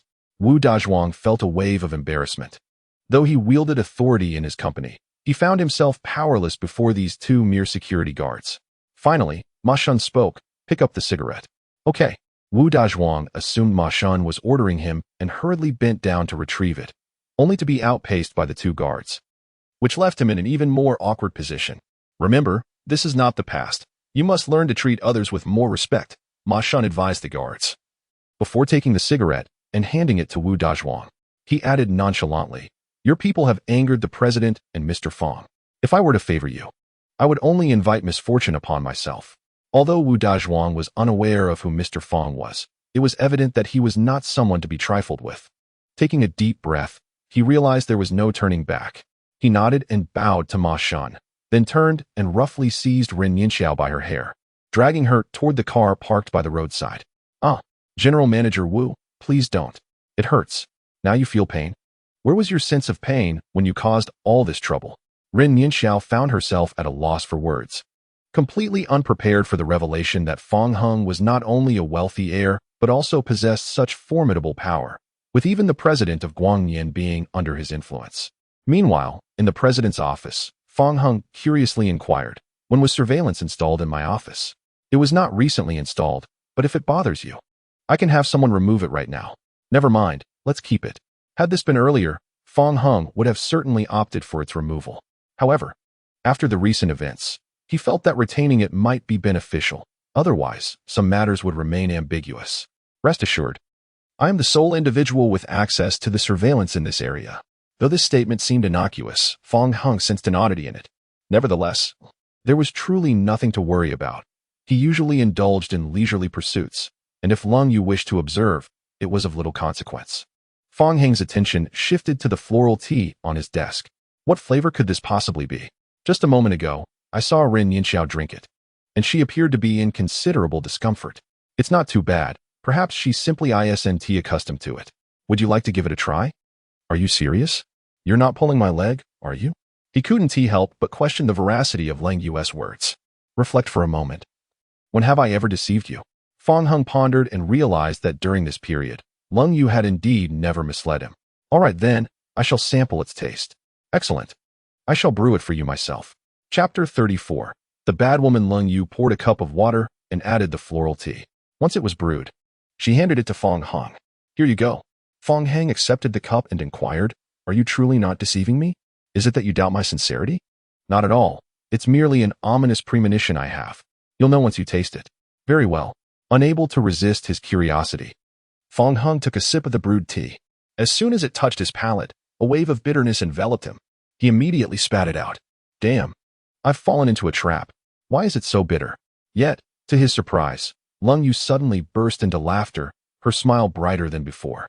"Fong Hung, it seems you are quite easy to deceive." Fong Hung was left speechless, even beginning to admire Ren Yinxiao. To consume such a bitter tea in one go, no wonder her expression had been so distorted. Fong Hang remarked, "Bad woman, this isn't about being easily deceived. It stems from my trust in you.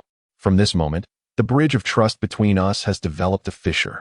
Lung Yu gradually ceased her laughter and asked, "What must I do to restore it to its former state?" "Unless you take a sip as well." "Very well, I shall drink." "Ah, are you truly going to drink?"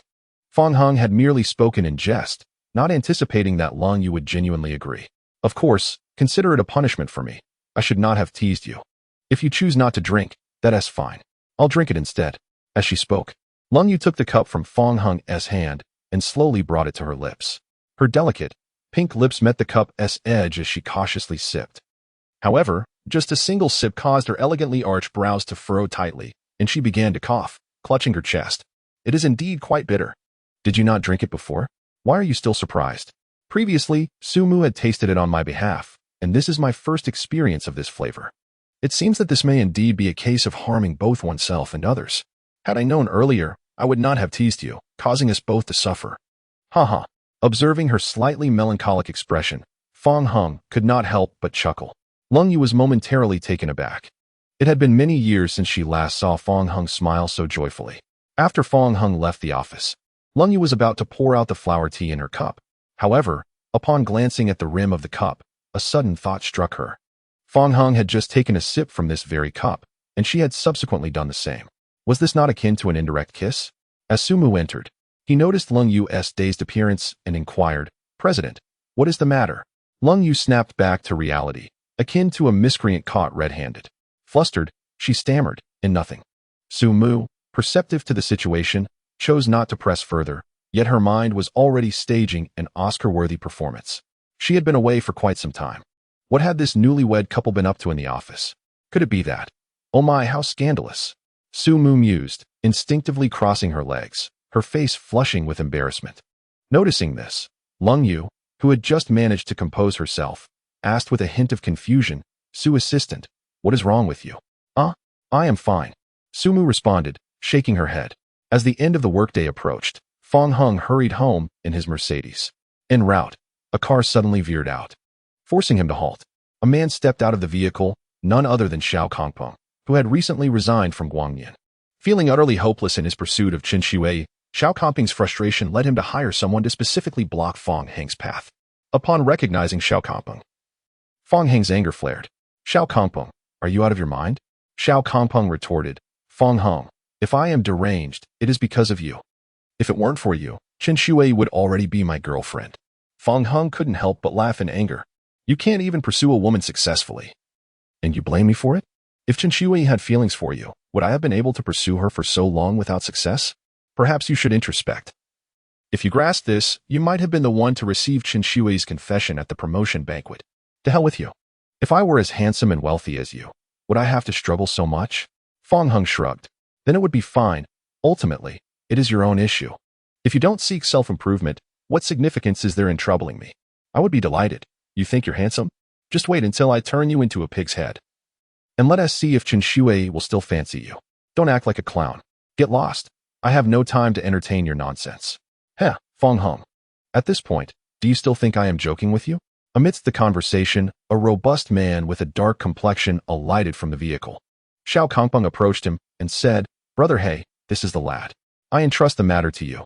Sun He was known for his involvement in underground boxing and had garnered a modest reputation in the underbelly of Luocheng.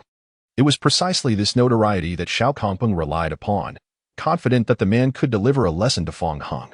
Rest assured, since the funds are in place, I will handle this matter with utmost clarity, Sun He replied, stretching his limbs as he cast a dismissive glance at Fong Heng, barely acknowledging his presence. To him, Fong Heng, with his delicate physique, was no more than a tall boy, hardly distinguishable from a woman. You boy, if you have any sense, you should just let me give you a beating. It would be more efficient for everyone involved, Sun He suggested. Indeed, it would be efficient. But why could it not be you who allows me to deliver a beating instead? Fong Heng retorted. Sun He paused, a flicker of surprise crossing his eyes, quickly replaced by a fierce glare. Well, you are the first to be so audacious in my presence. It seems that a mere reprimand will not suffice. I should bind you and let my brothers have their fun with you, as they seem to fancy your type. Upon hearing this, Xiao Kongpeng immediately applauded. Realizing that merely turning Fong Heng into a swollen mess would not suffice for his satisfaction, the idea of binding Fong Heng for his brothers was utterly delightful. It could very well lead to Fong Heng's downfall. Not only would Qin Shui lose interest in him, but likely no other woman would too. Brother He, why did I not think of that? After the deed is done, I shall reward you with an additional 100,000. It's a deal. Absolutely. On Fong Heng's side. A chill coursed through him. What a peculiar situation. He was a quintessential ironclad man.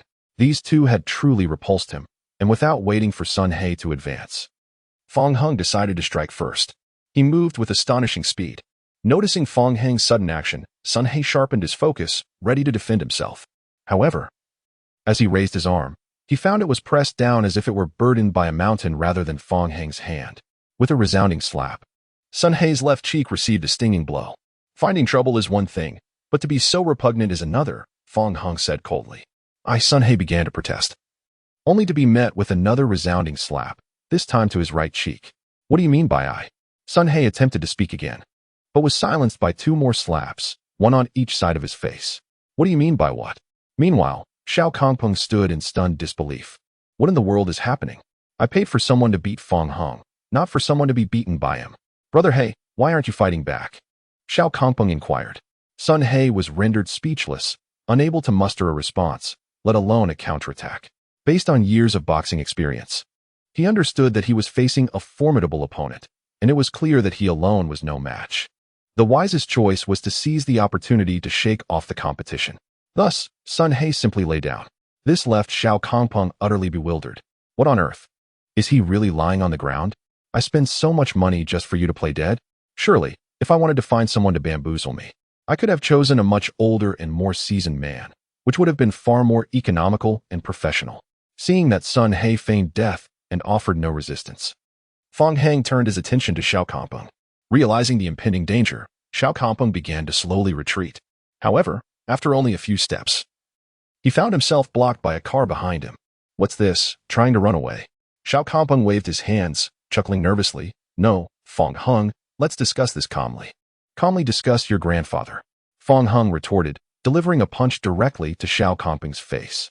Xiao Kangpeng felt as if his nose might shatter, blood trickling from his nostrils. Let me explain, I truly did not mean to, he pleaded anxiously. If you didn't mean to, then why did you hire someone to ambush me? Fong Hang asked with keen interest. Xiao Kangpeng's mind raced as he replied, I was just having a bit of fun. You saw for yourself that the person I hired can't fight at all. Fong Hung raised his leg and kicked the prostrate Sun He. Hey, stop playing dead. This guy says you can't fight. Upon hearing this, Sun He sprang up as if resurrected. Who says I can't fight? Although he could not defeat Fong Hung, that did not mean he would be outmatched by Xiao Kangpeng. Xiao Kangpeng, taken aback, exclaimed, Hey Gu, I thought you were unconscious. Fong Hung interjected. He says you can't fight. Why not show him a thing or two? I must demonstrate my strength then. Sun He grinned at Xiao Kangpeng, revealing a set of gleaming white teeth. Xiao Kangpeng, his back pressed against the car, nervously stammered, Hey Gu, what are you planning? I am your employer. This doesn't seem right. There is nothing inappropriate about it. It's the perfect opportunity to prove my capabilities to you. Don't do this. Don't worry. Just endure. With that, Sun He threw a punch directly at Xiao Kangpeng's face. A crack resounded, and this time, Xiao Kangpeng's nose truly broke. Blood gushing forth like a waterfall. Gah! Xiao Kangpeng groaned in pain. Fong Hung found the spectacle amusing. Watching a dog-eat-dog scenario was indeed entertaining. The person Xiao Kangpeng had hired struck harder than he did. Fong Hung, reveling in the chaos, remarked, It seems this still doesn't sufficiently demonstrate your strength. Enough. This is more than enough. Xiao Kangpeng shouted in desperation. To use him as a yardstick for strength was beyond his endurance. Let's talk. If this gentleman claims it is insufficient, then it is indeed not enough. Sun He stated, unfazed, and without hesitation, threw another punch. A loud thud echoed as Xiao Kangpeng's head collided with the car window, producing a muffled sound. He slowly slumped to the ground, his consciousness fading into obscurity. Now you understand my power, don't you?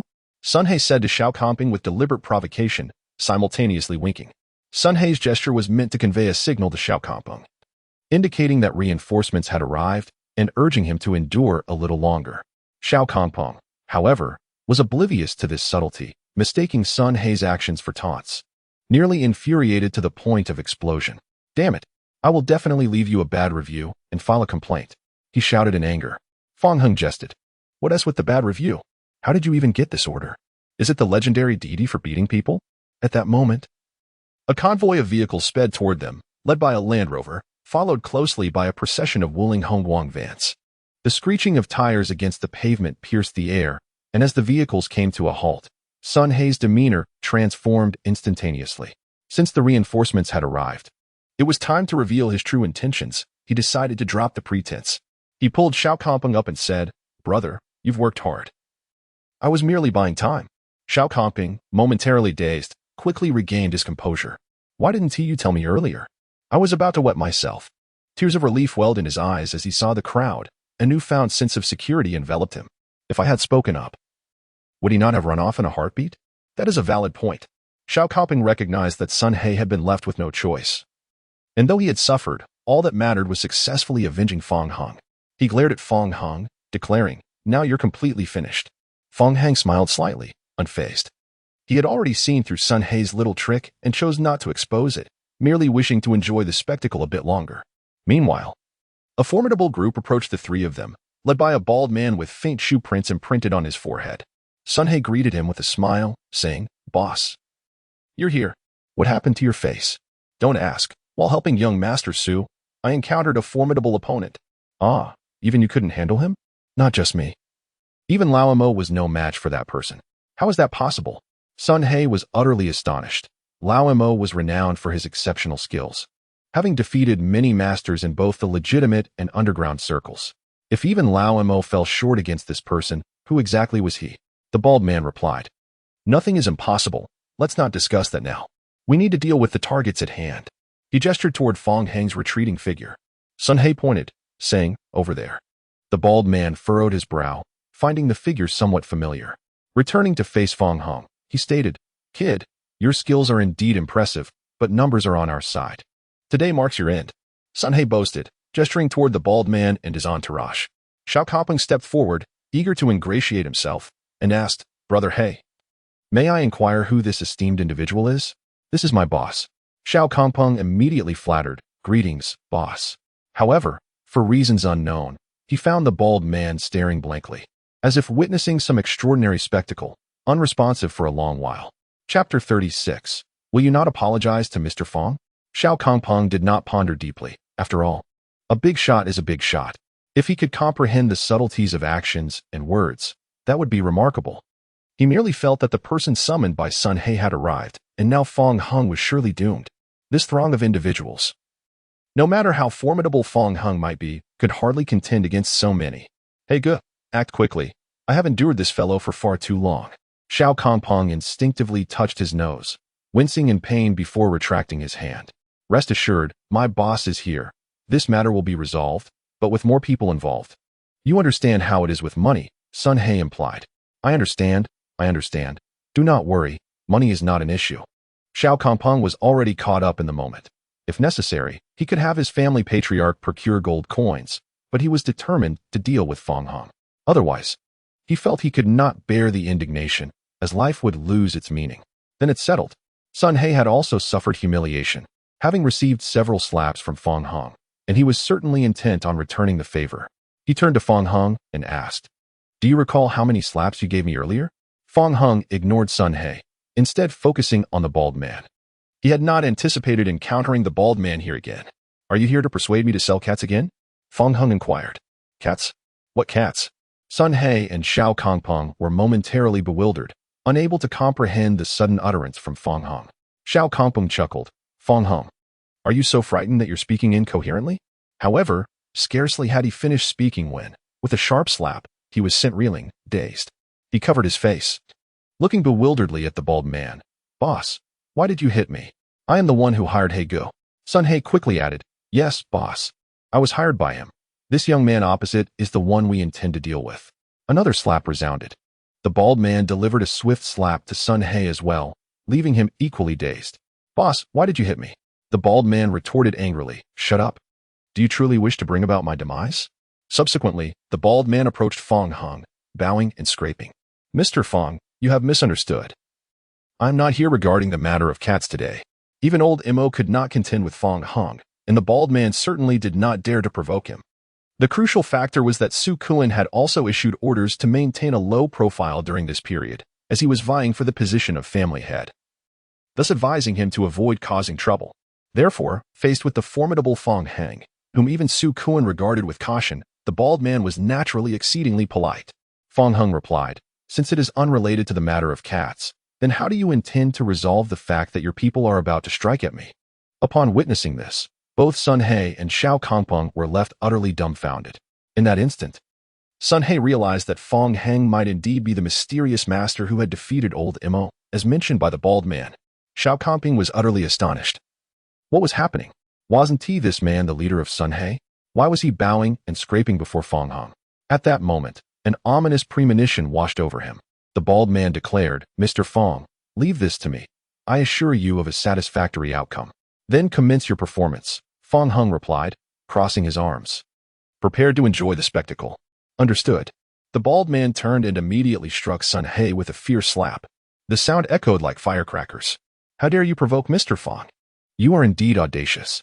Sun He felt utterly aggrieved, but dared not speak. After all, Fong Hung's status was undeniable.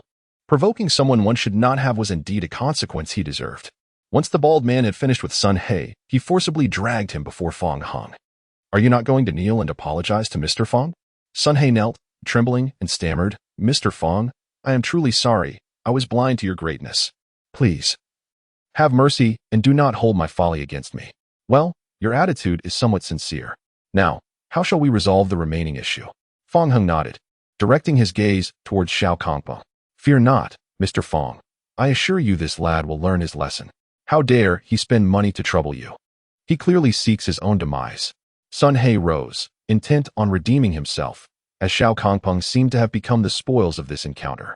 Sensing the dire situation, Xiao Kangpeng wasted no time and fled. Today was certainly not the day to provoke Fong Hung.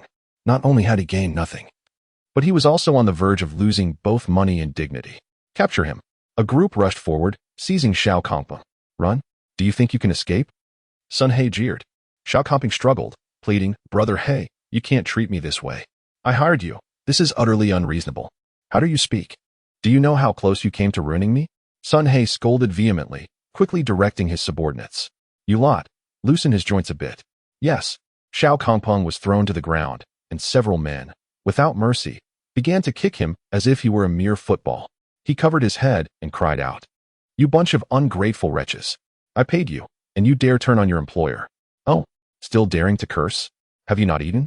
Put in some more effort.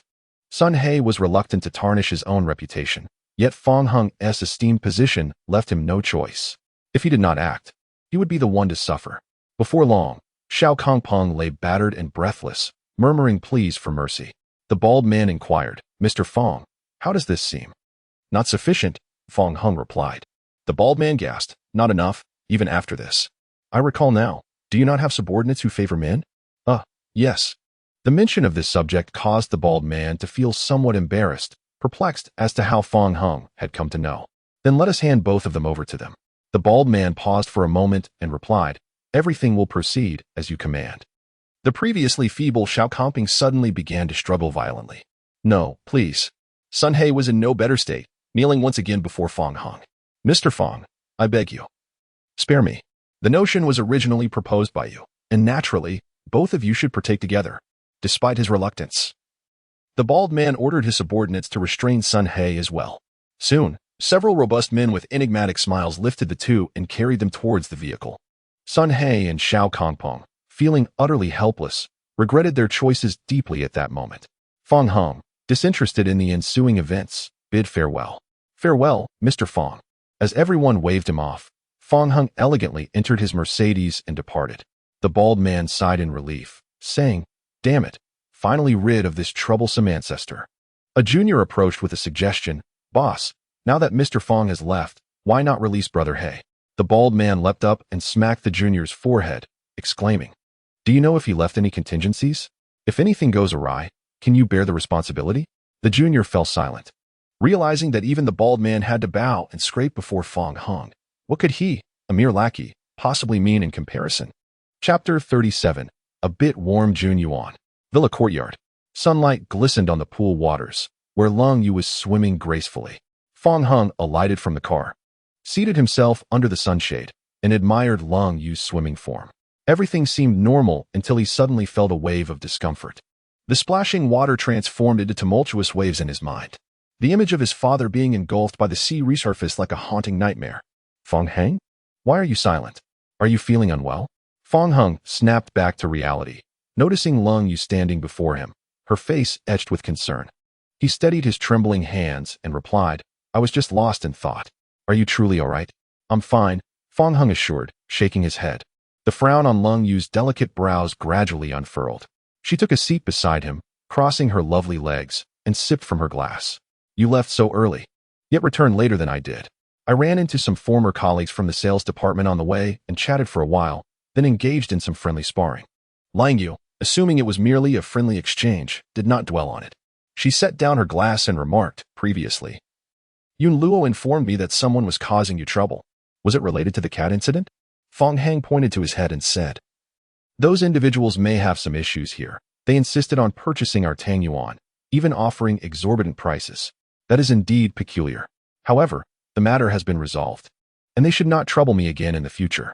It seems that the matter should be resolved through physical means. Yunlu has informed me of your commendable skills. Even her Taekwondo black belt is no match for you, and you have bested her with a kick. Why does this little sister always report on everything? Fang Heng remarked. Yunlu showed restraint. I was unaware of her true identity at the time, hence my excessive force. It's fine. What's done is done. I could manage her when we were young, but now I am completely outmatched. I will rely on you to handle her in the future. Meanwhile, in the cold family estate, within a resplendent villa, cold Yunlu, engrossed in her game, suddenly sneezed. A graceful and captivating woman placed fruits upon the coffee table. Yunlu, are you catching a cold? No, I suspect it's because my sister is speaking ill of me, she replied. That girl, your sister should be off work by now. Living alone, who could she possibly be gossiping with? Yang Shalon probed. She noticed her father, Cold Tianrui, entering with a stern expression, causing Cold Yunlu to hastily clutch her phone and retreat to her room. Yang Shalon looked at Cold Tianrui and sighed. Can't you temper your foul temper? The children see you as if you were a harbinger of doom. On the other side, Cold Yu stood up from her chair and inquired, would you like to join me for a swim now? Did you not say you would teach me to swim on the weekend? Today is not for lessons. I merely want you to acclimate to the water. Fong Hung instinctively felt averse as he gazed at the pool. Perhaps another time, let us wait for the weekend. All right. Cold Yu did not press further and turned to the edge of the pool, her back to Fong Hung as she slowly bent to dive. The alluring curves of her swimsuit and her delicate posture caused Fong Hung's heart to skip a beat. With a splash, Cold Yu plunged into the water. While Fong Hung gulped down several glasses of water, Cold Yu resurfaced, removed her goggles, and asked, why are you suddenly drinking so much water? It's rather warm. Indeed. Today's temperature is quite high. Perhaps you should step inside and enjoy the air conditioning. Just as Fong Hung intended to return to his room, he received a call from his uncle, Fong Dehui. Xiao Hung, are you available at the moment? Sensing an unusual tone in his uncle's voice, Fong Hung responded, Uncle, please feel free to speak plainly. Fong Dehui slowly elaborated. It appears that Yulong's negligence has led to a significant error, causing substantial losses for the factory. If it continues, we may have to sell our home and car to cover the debts. I find myself at a loss. After the passing of Fong Heng's father, it was his uncle who had raised him. Thus, when his uncle faced difficulties, it was only natural for Fong Heng to offer assistance. Please send me the address. I will head there immediately, Fong Hung said. I've sent it. Take your time on the road, Fong Dehui advised. Understood. Before concluding the call, Fong Hung faintly heard the voices of Zhao Fong and Fong Yulong. As Fong Hung prepared to leave, Cold Yu resurfaced. There is a situation at home that I need to address. Do not wait for me for dinner, he informed her. The cold rain whispered, I will wait for you. If things cannot be resolved, remember to call me. Fong Hung paused momentarily. The simplicity of her words bestowed upon him an immense sense of security. All right. Immediately after, Fong Hung pressed the accelerator and drove out of the courtyard. At the entrance of the Kangtai garment factory, the Fong family anxiously awaited. Dad, do you really think Fong Hung can help me? Fong Yulong inquired. Fong Dehui remained silent, absorbed in his smoking. Xiao Hang works at Guangyan, interacting with numerous influential figures daily. He might indeed be able to assist us, Zhao Fong added. Mom, do you honestly believe that? At this point, what can we do? This disaster was caused by your foolish son. If this matter cannot be resolved, neither your father nor I wish to continue living. Zhao Fong cried as she spoke. Fong Dehui finally responded, if you want to die, do so alone. Do not drag me down with you. Zhao Fong was taken aback, only to cry even louder. Mere tears were insufficient. She sank to the ground, throwing a tantrum. Do you think I genuinely wish to die? My words are meant to make Yulong learn a lesson. Neither of you has ever given me peace of mind. Marrying into the Fong family has truly been a stroke of misfortune. Fong Dehui had endured these complaints for years. His ears nearly calloused from the repetition. He chose to ignore Zhao Fong, squatting nearby while continuing to smoke in silence. Not far away, the security guard in the reception room could no longer bear it, cursing as he closed the window. Just then, he noticed Director Han Kangtai approaching with a beautiful woman and hurriedly opened the remote-controlled iron gate. The sound of high heels echoed against the ground as the elegantly dressed woman walked ahead, her face betraying her displeasure. The older Han Kangtai followed closely, smiling in an attempt to appease her, his facial muscles nearly frozen in a forced grin. Miss Shan, it is my fault for poor staffing. I implore you to grant our factory one last chance. Wang Meishan halted, her voice icy. Director Han, this is our first collaboration, and your team has already committed such a basic error. It leaves me feeling utterly unvalued. How can I trust you with the remaining orders? Miss Shan, you misunderstand. Our entire factory truly values this collaboration. I do not sense that at all. If your factory genuinely valued this partnership, such a fundamental mistake would never have occurred. Chapter 38. Now, their Hope Wang Meishan possessed the largest garment company in Luocheng, already overseeing numerous garment processing factories. Due to an abundance of business, she sought to collaborate with other garment factories. For the various garment manufacturers in Luocheng, this was a once-in-a-lifetime opportunity. Securing a partnership with Meishan's company could propel them to unprecedented heights. Many factories exerted their utmost efforts, showcasing their finest skills to win Meishan's favor. Han Kangtai had finally fought his way through the competition to secure this collaboration, envisioning a bright future for his garment factory. Then, unfortunate news began to surface. The team leader responsible for the production line, Fong Yulong, exhibited a grave oversight, resulting in the first batch of garments failing to meet the specified requirements. Upon receiving this shipment, Wang Meishan erupted in fury, declaring her intent to terminate the partnership and demanding substantial compensation. In the face of Wang Meishan's wrath, Han Kangtai found himself at a loss for words, troubled by how to quell her anger. Turning around, he identified the root cause of the incident. "Miss Shan, please hold on a moment," Han Kangtai said, promptly making his way towards Fong Yulong. Upon reaching the three, Fong Yulong recognized Han Kangtai immediately. Yet before he could utter a word, he found himself being yanked by the ear, observing an elderly man suddenly grasping their son's ear. Fong Dehui and Zhao Fong quickly reacted with displeasure. "Stop it! Who are you? By what right do you pull my son's ear? If you don't let go, I shall not be courteous." Han Kangtai retorted angrily, "I am the factory manager. Your son has caused a significant mess. Am I not entitled to discipline him?" Upon hearing this, the couple fell silent, aware that their son had indeed created a considerable problem. Han Kangtai's grip on Fong Yulong's ear, or even a physical reprimand, was something they dared not contest. "Mom and Dad, please don't worry about me. This is all my own doing," Fong Yulong said. Regardless of the circumstances, he was their flesh and blood, and witnessing him treated in such a manner tugged at their hearts. However, at this point, Fong Dehui and Zhao Fong had no choice but to endure the pain of separation. "Be quiet. First, you must accompany me to apologize to Miss Shan." Thus, Fong Yulong was led away by Han Kangtai, still grasping his ear, until they stood before Wang Meishan. "Manager Han, what is the meaning of this?" Han Kangtai released Fong Yulong, altering his demeanor to one of servility. "Miss Shan, this is Fong Yulong, the team leader responsible for the production line at that time."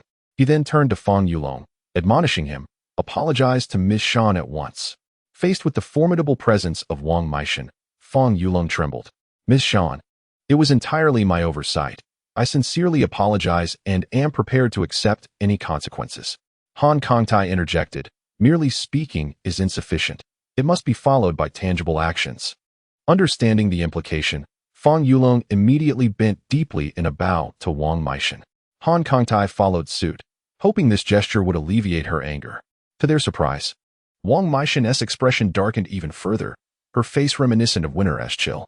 "Manager Han, do you believe this will suffice?" Han Kangtai pleaded earnestly, "Miss Shan, for the sake of our collaboration, the entire factory has been consumed with anxiety. I implore you to grant us a chance to rectify this." Wang Meishan scoffed. "In my realm, there is only one opportunity. It is you who has failed to cherish it." "Miss Shan," Han Kangtai began, "there is no need for further discussion. If this continues, I shall not hold back." Upon hearing Wang Meishan's words, Han Kangtai trembled with fear, swallowing back the words that had almost escaped his lips. Meishan's company wielded significant influence in Lo City, supported by numerous commercial partners. If she were truly provoked, uniting against him, the future of the Kangtai garment factory would be in jeopardy. Thus, the two could only watch helplessly as Wang Meishan walked away. Han Kangtai felt a sharp pain in his chest from anger. Fong Yulong hurried to support him, saying, "Director, I am deeply sorry. This is entirely my fault." At this juncture, such words were futile.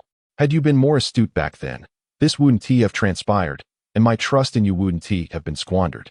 Han Kangtai interrupted Fong Yulong. "No more explanations. If Meishan truly decides to pursue this matter, all resulting losses will be your responsibility." Fong Yulong was taken aback, realizing the inevitable consequences. "Director Han, you know my family's situation. Even if I sold myself, I couldn't possibly cover that.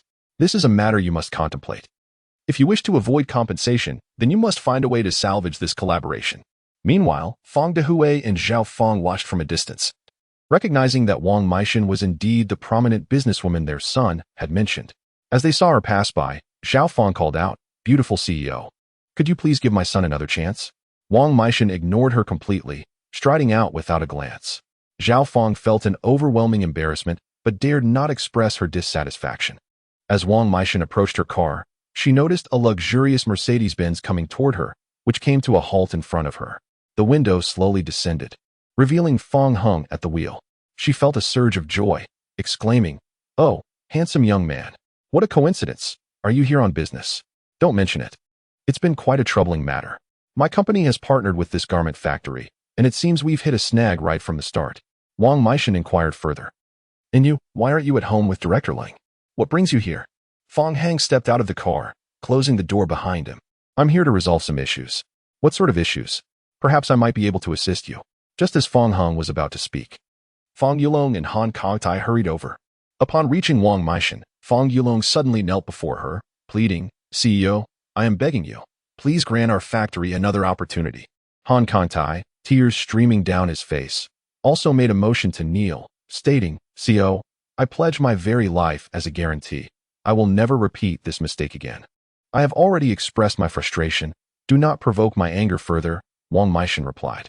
Fong Dehui and Zhao Fong arrived belatedly, witnessing their son on the ground, their hearts aching with despair, yet feeling utterly powerless. Upon seeing Fong Hung beside Wang Meishan, Fong Dehui managed a bitter smile, saying, Xiao Hung, you're here. Zhao Fong, placing all her hopes on Fong Hung, thought, at this point, we can only grasp at straws. Xiao Hung, just in time for your arrival. Please assist in persuading this enchanting CEO. Otherwise, our family may face ruin.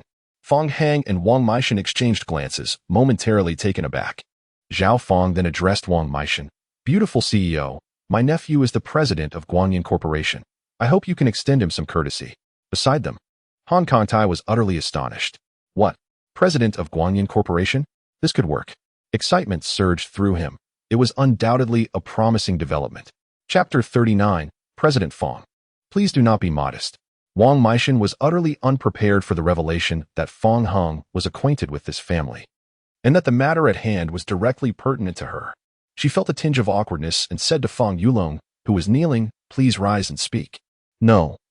CEO Shan, if you do not agree, I shall remain here, he insisted. Fong Hung interjected, it would be more appropriate for you to stand while we converse.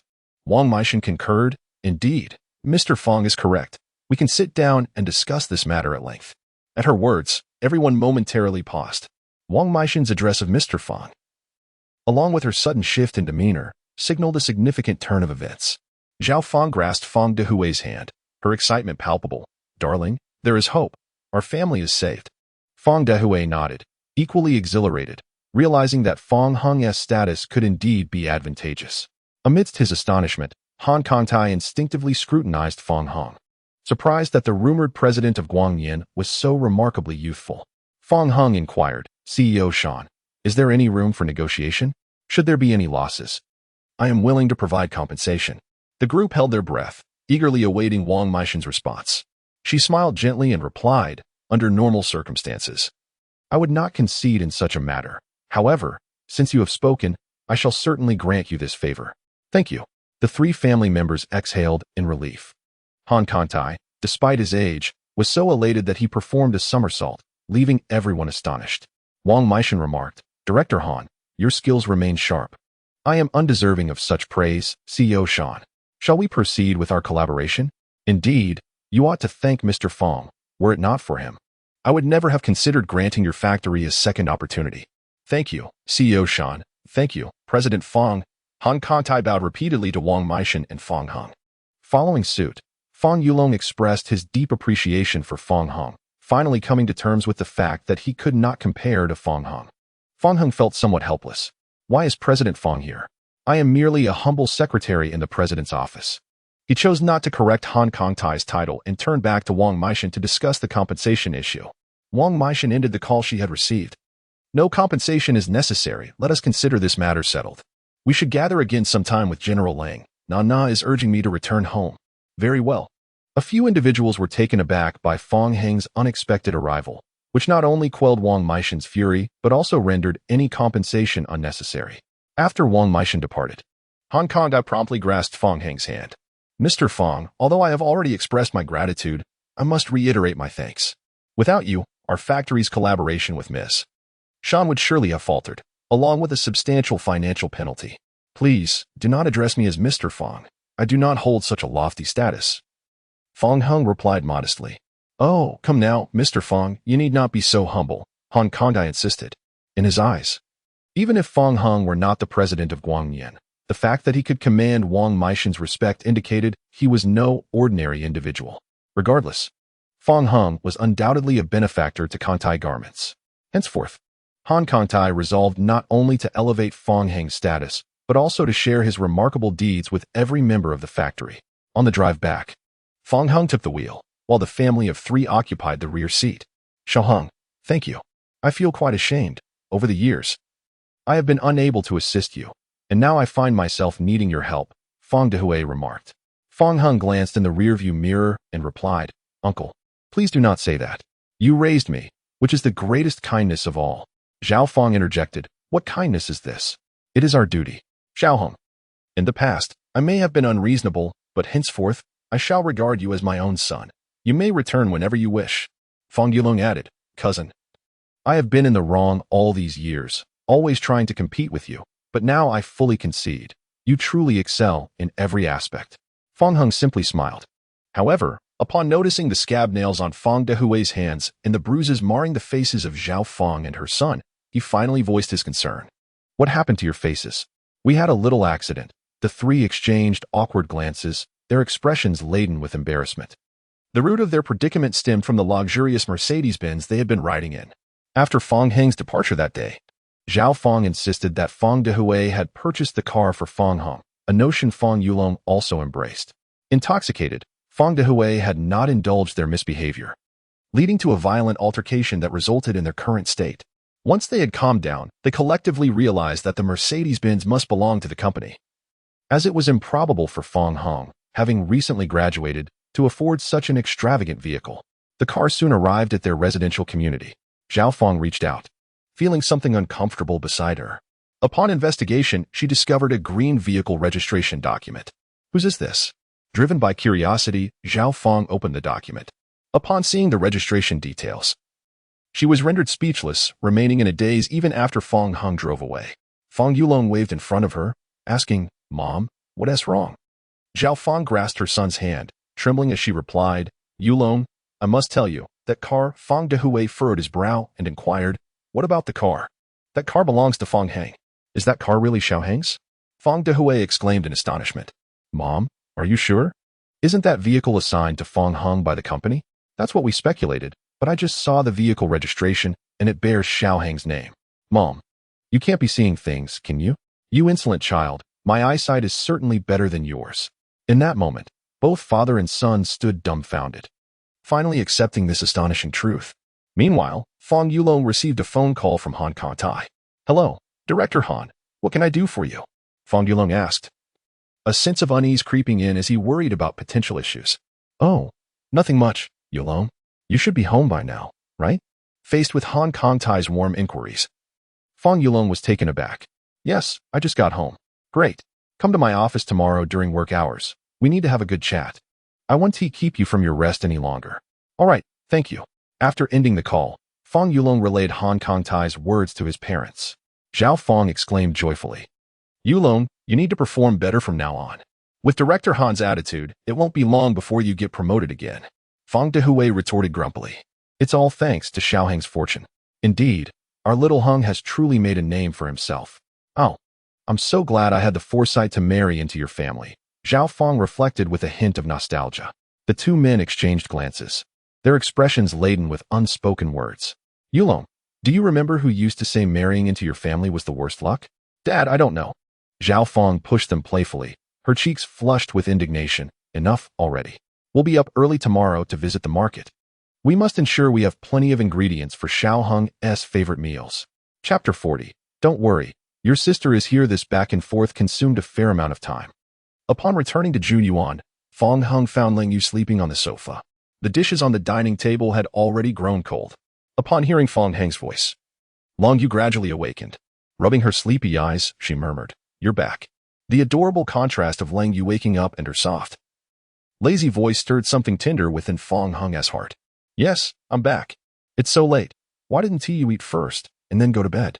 I promised to wait for you. Fong Heng, almost instinctively, reached out to gently pat her head.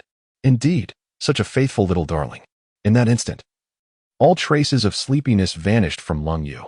Since growing up, aside from her mother, Yang Shulan, no one had dared to touch her head. The look in Lung Yu's eyes turned gradually to one of disbelief. Meanwhile, Fong Heng, seemingly unfazed, gently patted her again and said, You must be hungry. Let me heat up the dishes. He then proceeded to carry plate after plate into the kitchen, all under Lung Yu's watchful gaze, until he finally closed the kitchen door. Fong Hung, having patted his chest and leaned against the wall, began to breathe heavily. It was evident that the calm demeanor he had just exhibited was merely a facade. In truth, the moment his hand made contact with Lung Yu's head, regret washed over him. Yet, in that particular moment, retreat was no longer an option. Fortunately, Lung Yu only appeared surprised and did not express any anger. Had that scene been captured and shared in their work group, it would have surely left the entire company in utter disbelief. After all, the esteemed CEO of Guangyan, who usually held himself in high regard, had been treated like a mere child being patted on the head, a spectacle akin to a marvel of the world. In the living room, Lang Yu, with one hand atop her head, stared blankly at the closed kitchen door.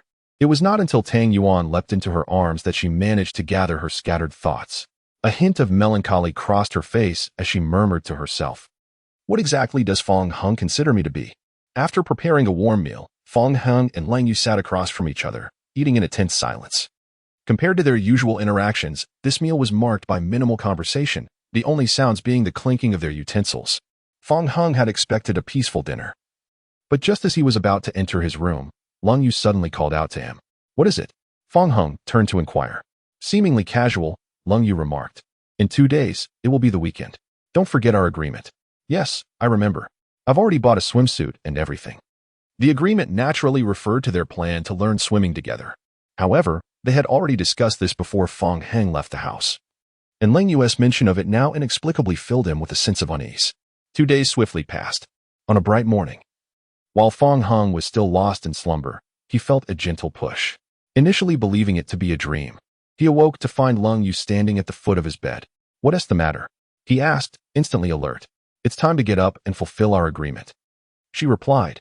Fong Hang almost protested that the water would still be cold at such an early hour, but then he remembered the pool had a heating system, and he swallowed his words. Lang Yu's gaze swept over the blanket, her curiosity piqued as she pointed to a peculiar spot. "Did you hide something?" Startled, Fong Hung sat upright and awkwardly denied it. "No, I didn't tea. Never mind then. I'll go change into my swimsuit. You should hurry as well," she instructed. "All right." Once Lang Yu exited the room, Fong Hung let out a sigh and lifted the blanket to glance at the hidden object. He wondered if he should consider Lang Yu too naive, relieved that she had not pressed further. After a considerable time, Fong Hung finally donned his swimsuit and made his way to the pool. Lang Yu had swum to the edge and teased. "You didn't take a nap after I left, did you?"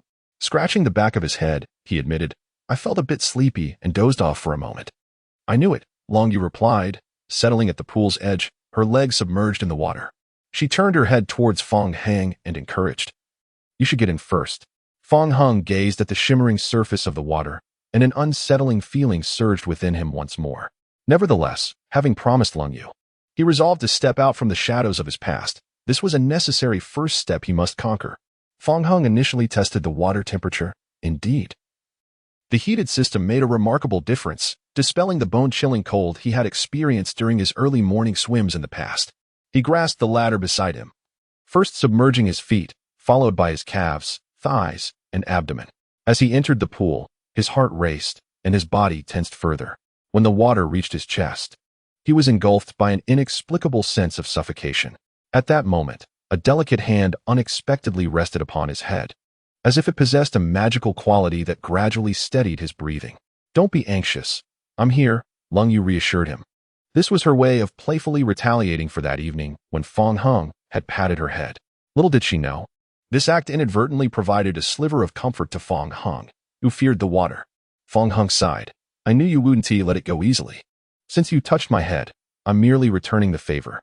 "Fine, touch away, but referring to yourself as sister is inaccurate, according to our marriage certificate. I am a few months older than you," he added. Lang Yu ceased her argument, opting instead to hum softly. It was the first time Fong Hung had seen her in this light, and he found her contrasting demeanor endearing. At that moment, Lang Yu released her hand, saying, "Familiarize yourself with the water. See if you can reclaim your previous sensations. I'll go grab a drink." "All right." After Lang Yu departed, the discomfort returned to engulf him. As Fong Hung submerged his head in the water, attempting to swim forward with arms and legs, the buzzing sound of water rushing into his ears instantly awakened haunting memories. "Dad." Fong Hung, swim to the shore, Don't worry about your father. The cries of a youth and the man slowly succumbing to the sea seemed to entwine around Fong Hang like invisible seaweed, rendering him motionless in the pool. Fong Hung. What's wrong? Upon witnessing this scene, Lung Yu's expression changed abruptly, and she leaped into the water to rescue him. However, the moment she touched him, he clung to her like an octopus, holding on tightly. After considerable effort, Lung Yu finally surfaced, bringing Fong Hung to a shallow area where he could stand. Seeing that he refused to release her, Lung Yu was both startled and embarrassed, and she was compelled to push against his heavy form. Fong Hung, let me go, he murmured softly, causing Lung Yu to feel as though struck by lightning. As warm tears flowed from her chest, she gradually ceased her attempts to push him away. In that instant, she seemed to comprehend something profound. Her eyes filled with compassion. After a moment of hesitation, she willingly wrapped her arms around Fong Hung. Chapter 41. This Great Fool. Time passed, and Fong Hung gradually calmed his emotions, finally releasing Lung Yu. Sensing the change in Fong Hung, Lung Yu gently released her hold on him and inquired, "Are you feeling better?"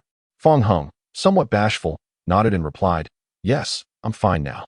The two settled down at the edge of the swimming pool, during which Lung Yu's gaze remained fixed on Fong Hung. Eventually, she spoke, "Uncle, he is." Fong Hung calmly interjected, "Over a decade ago, he and I went swimming in the sea. Suddenly, the tide surged, and he was swept away by the waves, never to be heard from again." Initially, Fong Hung had been reluctant to accept the possibility of his father's demise. After all, he was an excellent swimmer and surely would have survived the tumultuous waters. Yet, as years passed, his father's absence forced him to confront this harsh reality.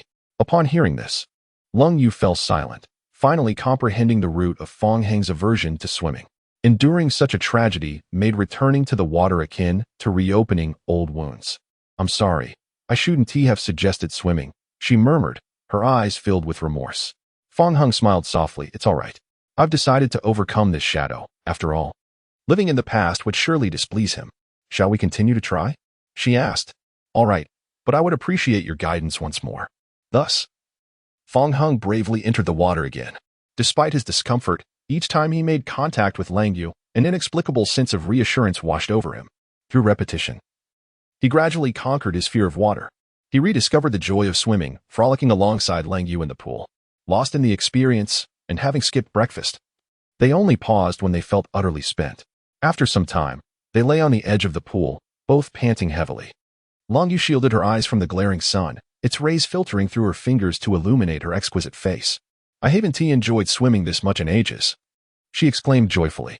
Fong Hung turned to glance at her, his gaze drawn to the gentle rise and fall of her form. Recalling the soft sensation of holding her moments ago, it felt as if the air around them had suddenly grown warmer. Lang Yu turned to meet his eyes and asked, "What about you?" Feeling slightly guilty, Fong Hang averted his gaze. "I also had a wonderful time. It's just that I feel a bit hot now." "It is indeed quite warm. Let us move to the shade," she replied. Fong Hung stood up first, while Lung Yu pushed herself up with some difficulty. He offered her a hand, and they both took a seat under the sunshade. "We should remember to replenish our energy next time. Otherwise, we might overindulge and be left with no strength at the end," Lung Yu remarked, lifting her water cup. Indeed, after drinking, she wiped her lips and placed the cup on the table. "You must be thirsty too." "Oh no, I forgot to prepare extra cups." "It's fine. I can use yours just the same." Before Lung Yu could protest, she watched as Fong Hung swiftly finished the water, tilting his head back to gulp it down. This scene seemed to resurrect the events of a few days prior, as the two once again shared an indirect kiss. Lung Yu swallowed her words, her gaze fixated on Fong Hang's Adam's apple, before she involuntarily began to survey other aspects of him. When Fong Hung set his cup down, she hurriedly averted her eyes. Unbeknownst to him, he inquired curiously, "It seems you knew I could swim beforehand?" Feigning composure, Lung Yu replied, "I merely guessed. And I believe most boys should know how to swim." Fong Hung remarked, "Not necessarily. I have rescued quite a few drowning individuals during my childhood, many of whom were men. Have you ever saved a girl?" Lung Yu asked, a hint of urgency in her tone, instinctively holding her breath in anticipation of his response. Fong Hung pondered for a moment. "I believe there were instances, but one particularly stands out. It was when my father and I saved someone from a lake deep in the mountains at a tourist spot." Lang Yu's heart raced as she asked, "I'm quite curious. Could you elaborate?" Fong Hang endeavored to recall the details. "Well, those two girls were likely classmates. My father and I each saved one. And then?" Nothing much followed. The girl I rescued was a bit foolish, and once we reached the shore, she clung to me tightly, ruining my new clothes. Lung Yu's expression shifted dramatically. Fong Hung, puzzled, asked what's wrong. Nothing. You rest first. I'll go change in my room, she replied hastily. Oh. Though Fong Hung sensed something was amiss with Lung Yu, he could not pinpoint what it was. In her room on the second floor, Lung Yu peered through the window at Fong Hung, who was still beneath the sunshade. She bit her lip with her delicate teeth, her hands unconsciously clutching a cat plushie, causing the recently entered Tang Yuan to retreat in fright. How could this Fong Hung, who had forgotten about me, dare to call me foolish? You are the foolish one. Noticing that Fong Hung seemed to cast a glance in her direction, she instinctively crouched down and muttered, "That big fool." Meanwhile, Fong Hung, uncertain if it was merely his imagination, thought he had seen Lung Yu spying on him through the window. At that moment, he sneezed several times in succession, rubbing his nose. Ugh, I must be catching a cold, or perhaps someone is speaking ill of me behind my back. In an apartment, a series of loud knocks echoed. Coming, Luli responded, opening the door. Upon seeing Ren Yinxiao, she was initially taken aback, then shyly scratched her head. Since Ren Yinxiao had not returned recently, Luli had neglected cleaning, and the trash had piled up significantly. Ren Yinxiao, disheveled with bruises at the corners of her mouth, rushed into the room, seizing bread and milk without a care for her appearance. Luli sat beside her, and upon seeing Ren Yinxiao choke, she gently patted the back of her hand. Yinxiao, eat slowly. Where have you been these past few days? Why couldn't I reach you by phone? Luli inquired with concern. After Ren Yinxiao had her fill, she recounted her harrowing tale with a lingering sense of dread. Ever since that day when Wu Dazhuang abducted her from Guangyan, she had endured inhumane torment. The fallout from her actions led to Mingyang Daily Chemical Company being blacklisted by Guangyan, and naturally, all of Wu Dazhuang's fury was directed at her. Today, seizing the opportune moment, Ren Yinxiu managed to incapacitate Wu Dazhuang and escape with great difficulty. However, she conveniently omitted any mention of the accusations against Fong Hung, choosing to gloss over any unfavorable details. Luli, upon hearing this, felt a pang of sympathy and embraced her best friend, saying, "Your General Wu is truly a despicable character. Oh, Ningxiao, my heart aches for you. Come, let me hold you." Ren Ningxiao pushed Luli away and replied, "No hugs. He knows my address. We must quickly gather our belongings and flee." Luli reassured her, "Do not panic. My ex-boyfriend has returned." Ren Yinxiao paused. "Your ex-boyfriend? Is it Fong Hung?" No, it's my previous boyfriend, by Hongi," Luli corrected herself. Before Fong Hung, she had dated several men. The scion of a wealthy family? Ren Yinxiao expressed her surprise. She recalled Luli mentioning in the past that during their school days, she had been involved with a rich young heir, living a life of luxury with him, until he went abroad for studies, necessitating their separation. Indeed, Bai Hongi has returned from studying abroad and has been chatting with me recently. His family background is certainly not inferior to Fong Hang's, Lu Ningxiao said.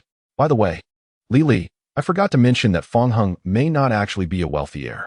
Luli was momentarily taken aback. What? Why would you say that? Ren Yinxiao recounted her discoveries at Guangyan and deduced, Fong Hang's wife is the president of Guangyan.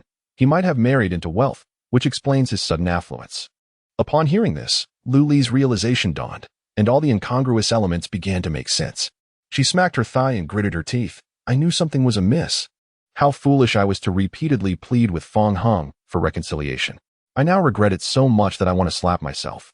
Ren Yinxiao consoled her. Let it go, Li. What's done is done. Try to see if you can rekindle things with Bai Hongi.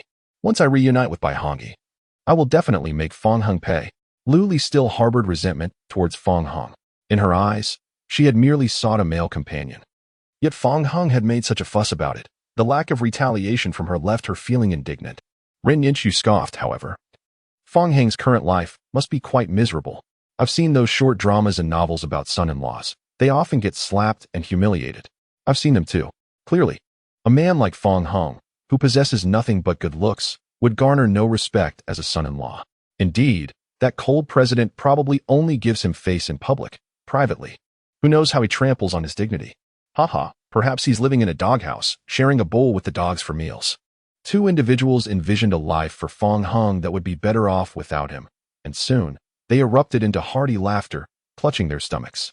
Meanwhile, in the courtyard of Junyuan Villa, Fong Hung continued to indulge in backstroke in the pool.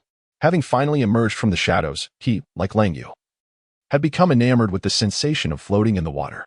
Below him, the rippling pool danced. Above him, the azure sky stretched endlessly, and on either side, the sounds of birds and the fragrance of flowers mingled with the opulence of the villa. Such a life was truly ineffable.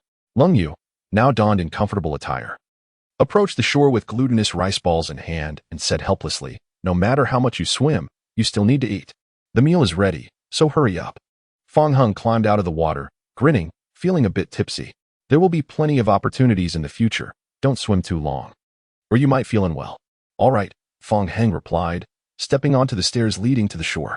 Lang Yu set down the rice balls, picked up a towel, and began to dry him off. Fong Hung was momentarily taken aback.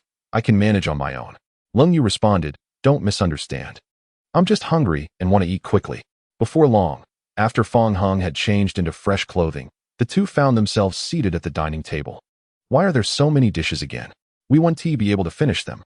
The last time, Fong Hung had nearly burst from overeating the meal Lang Yu prepared. Lang Yu picked up her chopsticks and said, "You never told me what you like, so I just made a bit extra, like last time.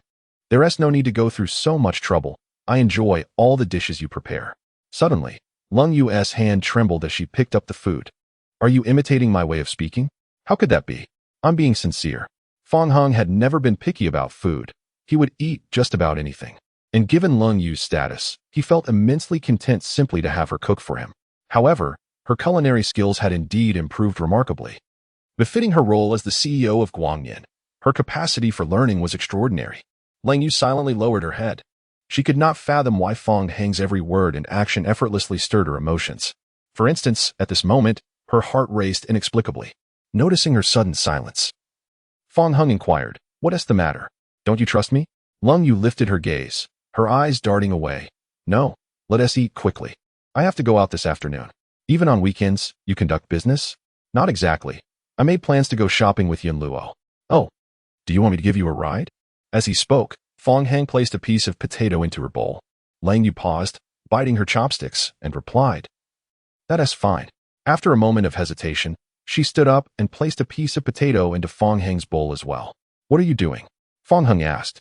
Perplexed, Lang Yu explained, "You served me, so I'm returning the favor. It's only polite." Fong Hung chuckled, "This dish is right in front of me. I was just worried you wouldn't reach it."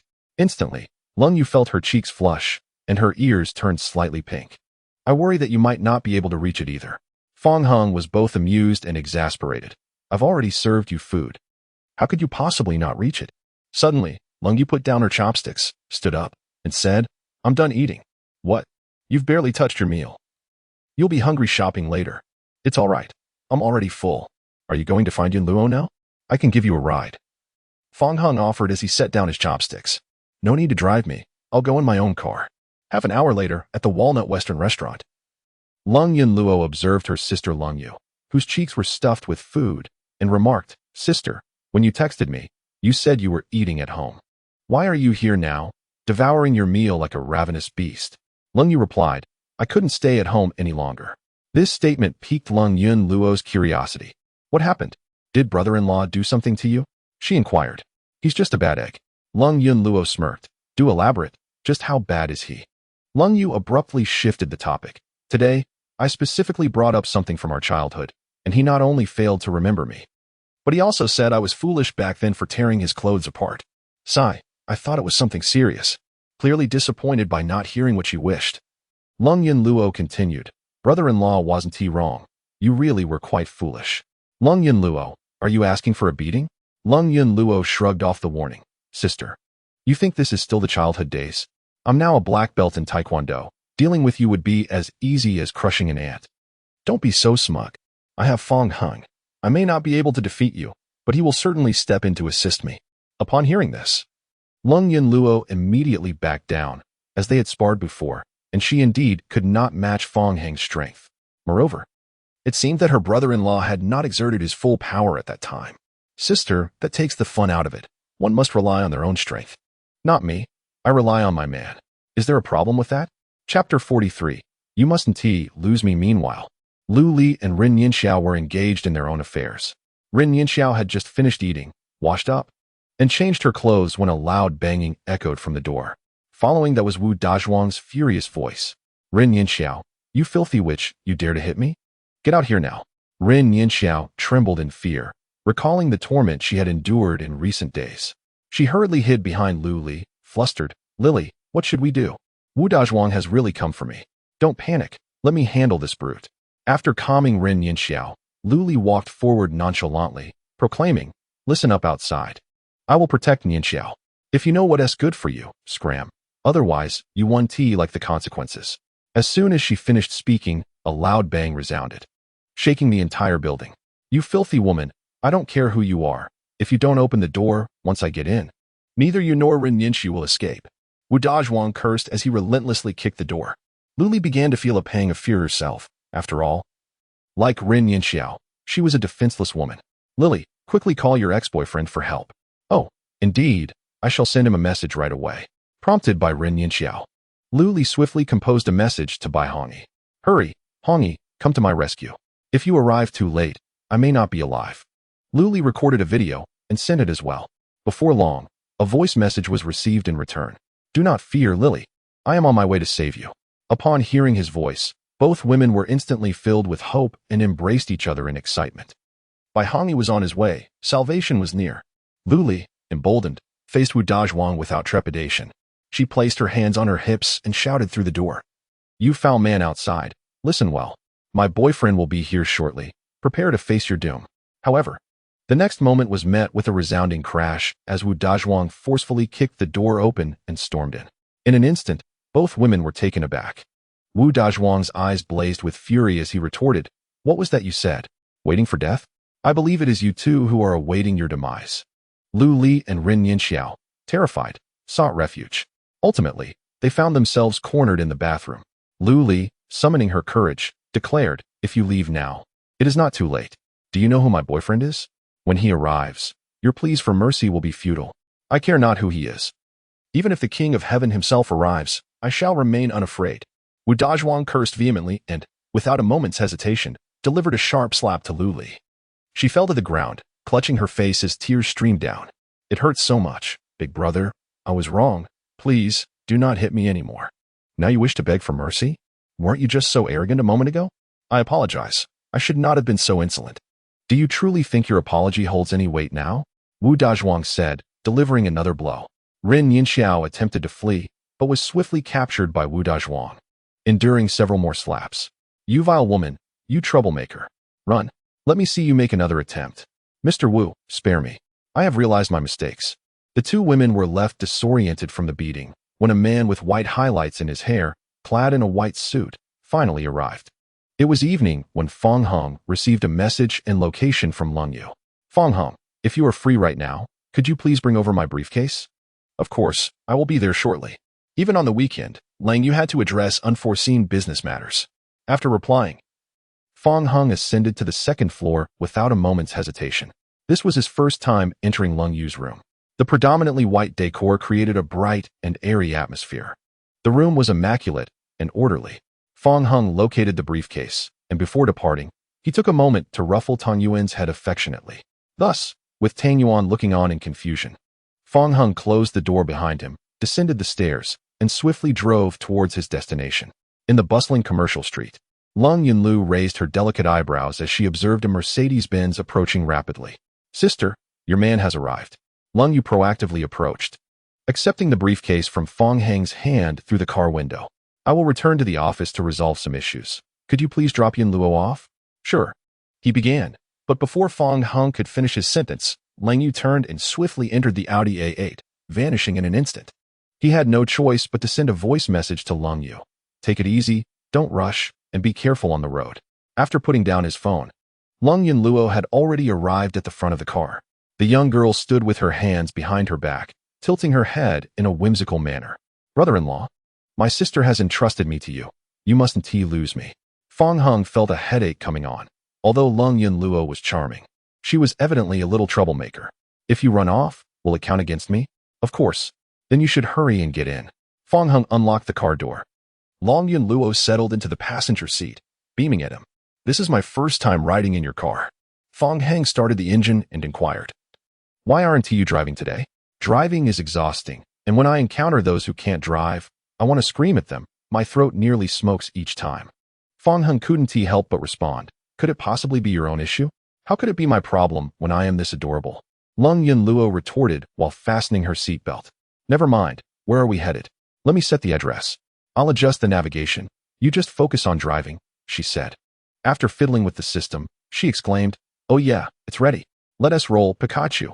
Fong Hung glanced at the distance. Fortunately, it was only a few kilometers away, so he could endure it. Throughout the journey, Lung Yunluo was like a child with boundless energy, pointing out various things. Brother-in-law, look, a beautiful lady. Brother-in-law, hurry. There's Ultraman. Wow. Brother-in-law, look, my sister is over there. This time I'm not lying. Haha, you fell for it this time. Finally, they arrived at the destination indicated by the navigation. Fong Heng opened the car door and urged, "All right, hurry up and get out. I have matters to attend to." "No way. I came here just to buy something. This isn't the actual destination." Fong Heng nearly blurted out his usual exclamation. Lung Yunluo clasped her hands together and said, "Just wait a moment. I'll be right back after I buy something.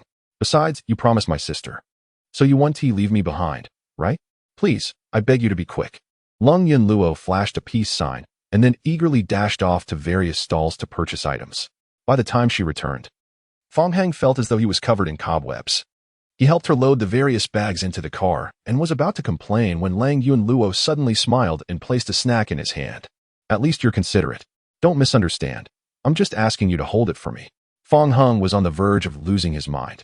However, Lung Yunluo chuckled and said, "I'm not teasing you. This is a gift for you. I assure you, I am not someone to be easily bullied." Fong Hung declared. "Oh, I see."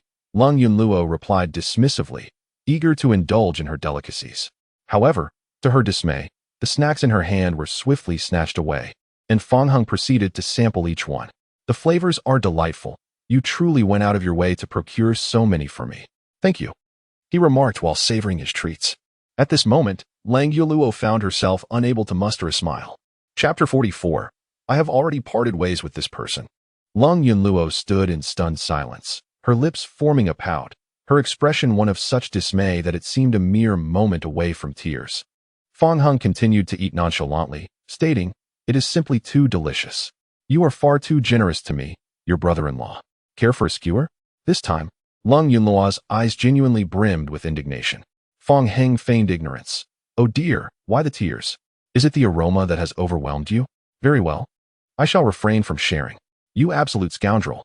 I will certainly report you to my sister," Lung Yunluo retorted, her cheeks flushed with frustration. Suddenly, a voice emerged from behind them. Well, if it isn't Fong Hung." Upon turning, Fong Hung recognized Lu Li, accompanied by a man clad in a white suit. The sight of Lu Li extinguished any appetite he had, and he chose to ignore her. Lu Li's gaze shifted to Lung Yunluo, scrutinizing her closely before revealing a knowing smile. "Who might this be? Surely, you aren't secretly courting someone new while your wife is unaware, are you? And look, you've made her cry." In the height of her anger, Lung Yunluo shot back at Lu Li. "I am your father." Her childish tone, combined with her current demeanor, elicited a chuckle from Fong Hung. However, Lu Li and Bai Hongyi found no humor in the situation. Bai Hongyi, visibly displeased, remarked, "Whose little brat is this? She has no manners whatsoever." Unbeknownst to him, one of his words struck a sensitive chord with Lung Yunluo. Fuming, she exclaimed, "You are the child. Your entire family is childish." Bai Hongyi, taken aback, had never encountered such audacity since his return to the country as the young master of the Bai family. Fong Hung observed the injury on Lu Li and inquired, "What happened to you? Did your new boyfriend over there do this?" Lu Li's injury was not inflicted by Bai Hongyi, but rather resulted from a confrontation with Wu Dazhuang, who had barged in too late for Bai Hongyi to intervene. Additionally, her close friend Rin Yinxiao had also endured the same fate. Bai Hongyi's guilt, compounded by a promise made before leaving the country, rekindled old feelings for Lu Li. He was present at that moment because Lu Li had been persistently urging him to purchase exquisite clothing. Unexpectedly, they encountered Fong Hung and Lung Yuluo. Lu Li, irritable, snapped, "What does it have to do with you? It appears this has become the norm. I must say, you possess quite the insight when it comes to matters of the heart. Just days ago, you were weeping and pleading for reconciliation, yet in the blink of an eye, you've shifted your affections elsewhere. Cease with the sarcasm. If you refuse to rekindle our relationship, what is wrong with me being with someone else? Moreover, Hong is my former boyfriend, and when we were together, you were not even a consideration. Remarkable indeed. It seems this gentleman is more accurately described as my ex-boyfriend. Bai Hong's pride seems somewhat compromised. Lily, did you not just claim that you've waited for me all these years and that's since our breakup? You have not dated anyone else. Lily suddenly realized she had revealed too much and began to fumble through her explanations. Hong, listen to me. You have always occupied my heart. It was that other person who relentlessly pursued me. As a girl, you understand my concerns about his potential wrath towards me. As she spoke, tears began to flow. I have waited for you for so long, and since you have been silent, I feared you had forgotten me. So I apologize. You may strike or scold me as you wish. I, Luli, solemnly swear that the one I have loved from the beginning to the end is you. Luli then pointed at Fong Heng, asserting, of course, I have already broken up with him. He was the one who abandoned me first. Fong Heng clapped, saying, Luli, you and Ren Yanxiao are true friends. It is a pity you didn't study drama together in university and enter the entertainment industry. Luli, flustered and embarrassed, retorted, Fong Heng, do not overstep. Patience, my dear. The more anxious you become, the more it reveals your insecurity. I just praised your acting skills. And now you seem to falter. Luli, realizing that the more she spoke, the more she jeopardized her own position, redirected her focus entirely toward Bai Hong. Hong, ignore him. He is merely trying to sabotage our relationship. Lily, you need not provide so many explanations. I choose to trust you. This scoundrel must be involved with that young girl beside him, which is why he callously discarded you. Bai Hong took Luli's hand, gazing at her with deep affection. Do not worry. Now that I have returned, I shall protect you from any harm henceforth. At that moment, his eyes were solely on Luli. Oblivious to the fact that a certain young lady was clenching her fist in anger, Fong Heng could not help but praise, impressive, truly impressive. You are indeed the most exceptional of all. A flicker of anger ignited in Bai Hong's eyes. Stop attempting to sow discord, since you dared to wound Lily's heart. Bai Hong will not allow you to leave easily today. Are you suggesting we exchange a few blows? What, are you afraid? What is there for me to fear? Rather, you should be cautious. Should you fail to match me, beware of being scorned by the lovely girl. Luli seethed with resentment towards Fong Heng, wishing fervently for Bai Hong to come to her aid. Furthermore, given that Wu Dazhuang was treated like a mere plaything by Bai Hong, how could Fong Heng possibly be his equal? Thus, Luli directly provoked, enough of your nonsense, Fong Heng. I see you are afraid. You are hardly a man if you can only bully a weak woman like me. Suddenly, Lung Yunluo stepped forward, positioning herself directly in front of Fong Heng. Allow me to take the lead. Time and again, you dare to provoke my limits. Do you truly believe that I am easily bullied? In response to Lu Li's dismissive remark about her being just a little girl, Lu Li remained oblivious to the fact that she had unwittingly stepped into a perilous zone. Seeking death, Lang Yuluo seethed with fury, swiftly advancing towards Lu Li and delivering a punch to her chest. Lu Li, underestimating the situation, thought to herself that striking a mere child would be akin to a mere tickle. Even if she were to receive a blow, how much pain could it possibly inflict? Yet, the next moment brought an overwhelming sensation of agony, as if her breastbone might shatter. In just half a day, Lu Li had endured 2 beatings. Comparatively, Lung Yunluo's strikes were far more painful than those delivered by Wu Dazhuang. Instantly, Lu Li's bravado dissipated. Clutching her chest, she hurriedly sought refuge behind Bai Hong. Darling, she hit me so hard.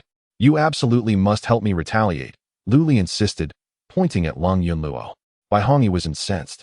Not long ago, Lu Li had already been struck by a man. He had just vowed to protect her from any harm. Yet here she was being assaulted by a mere girl. This was not merely an affront to Lu Li. It was a direct challenge to his dignity. How dare you strike my woman? You are courting death, Bai Hong roared, launching himself at Lung Yunluo with fists and feet. To safeguard himself, Bai Hong had specifically trained in Taekwondo while studying abroad. He was a skilled practitioner, holding a red black belt, just shy of the highest black belt rank.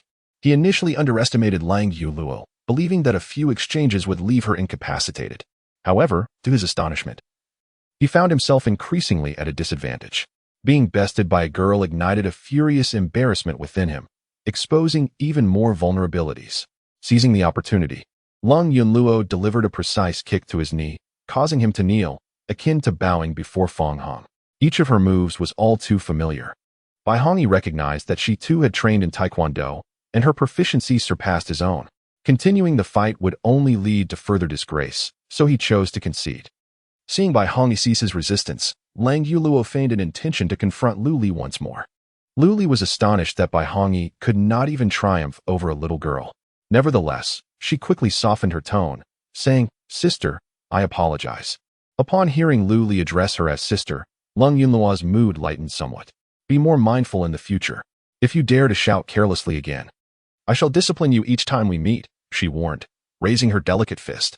All right, sister, I will remember," Lu Li replied, feeling somewhat disgruntled.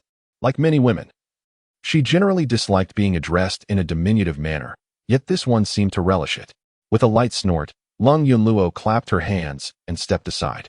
Fong Hung observed Bai Hongyi still kneeling and could not resist teasing him. "Rise, my dear minister. The new year has yet to arrive, and kneeling will not earn you any red envelopes." He stood up, visibly displeased, and said, "What do you call this? I lost to this young lady, not to you. What do you have to be proud of?" "Indeed, Fong Hung, hiding behind a woman, what does that signify? If you possess any courage, face Hongyi in a duel." Lu Li realized that Lang Yuluo had also trained in Taekwondo, which rendered Bai Hongyi no match for her. However, she knew Fong Heng well. He had never attended any martial arts classes and would undoubtedly be defeated in an instant before Bai Hongyi.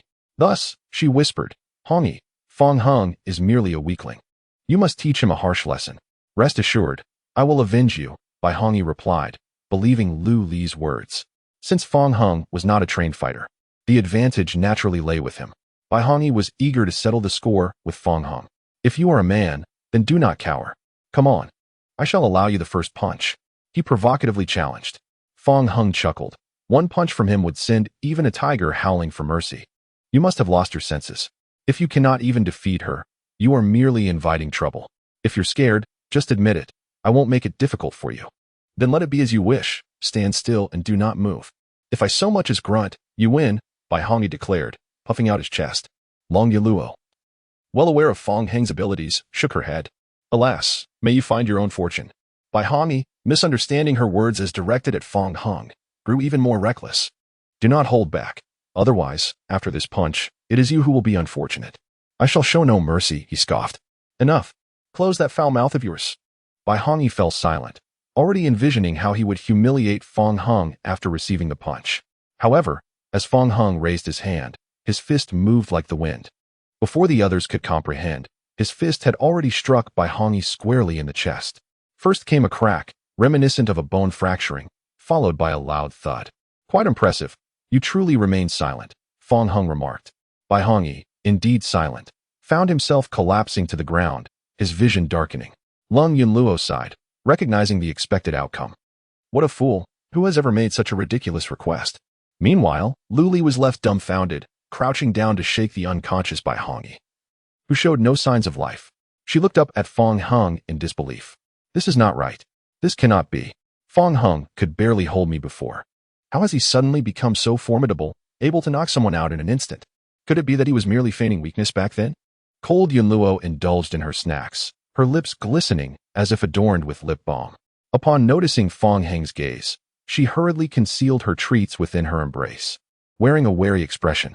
Did she intend to snatch away my food? Fong Hung chuckled. "If you don't wish for others to call you small, why do you refer to yourself that way? It sounds rather peculiar when I hear it from you.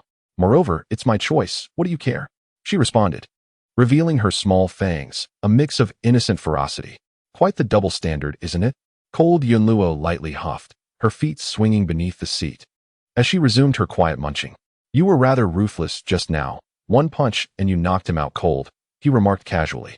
"A man must be fierce, otherwise his position remains unstable," Fong Hung continued. Cold Yunluo paused, her eyes widening with amusement as she laughed, tapping the car seat. "Oh my, that's such a strange thing to say. It's both rustic and charming." In the midst of their exchange, Fong Hung delivered Cold Yuluo to her intended destination.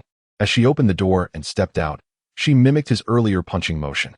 "You quick-witted brother-in-law, your strikes were impressively swift. Teach me how to practice when you have the time." "Not a chance," he replied, "such a miser. By the way, here's a piece of advice related to my sister." "What advice?"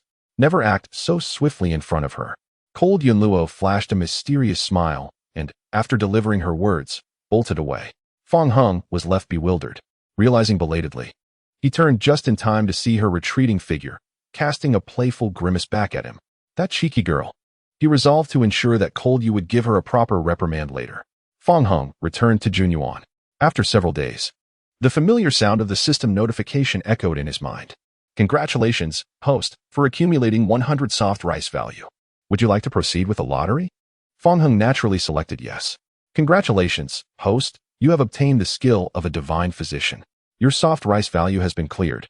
You may accumulate anew to continue the lottery. A divine physician skill? This meant he could tend to his own ailments henceforth, alleviating the worry of sudden illness. Fong Hung felt quite satisfied. With this ability, he could indulge in life's pleasures without restraint. And should Cold Yu fall ill one day, he could conveniently check her health, saving her the trip to the hospital. Chapter 46.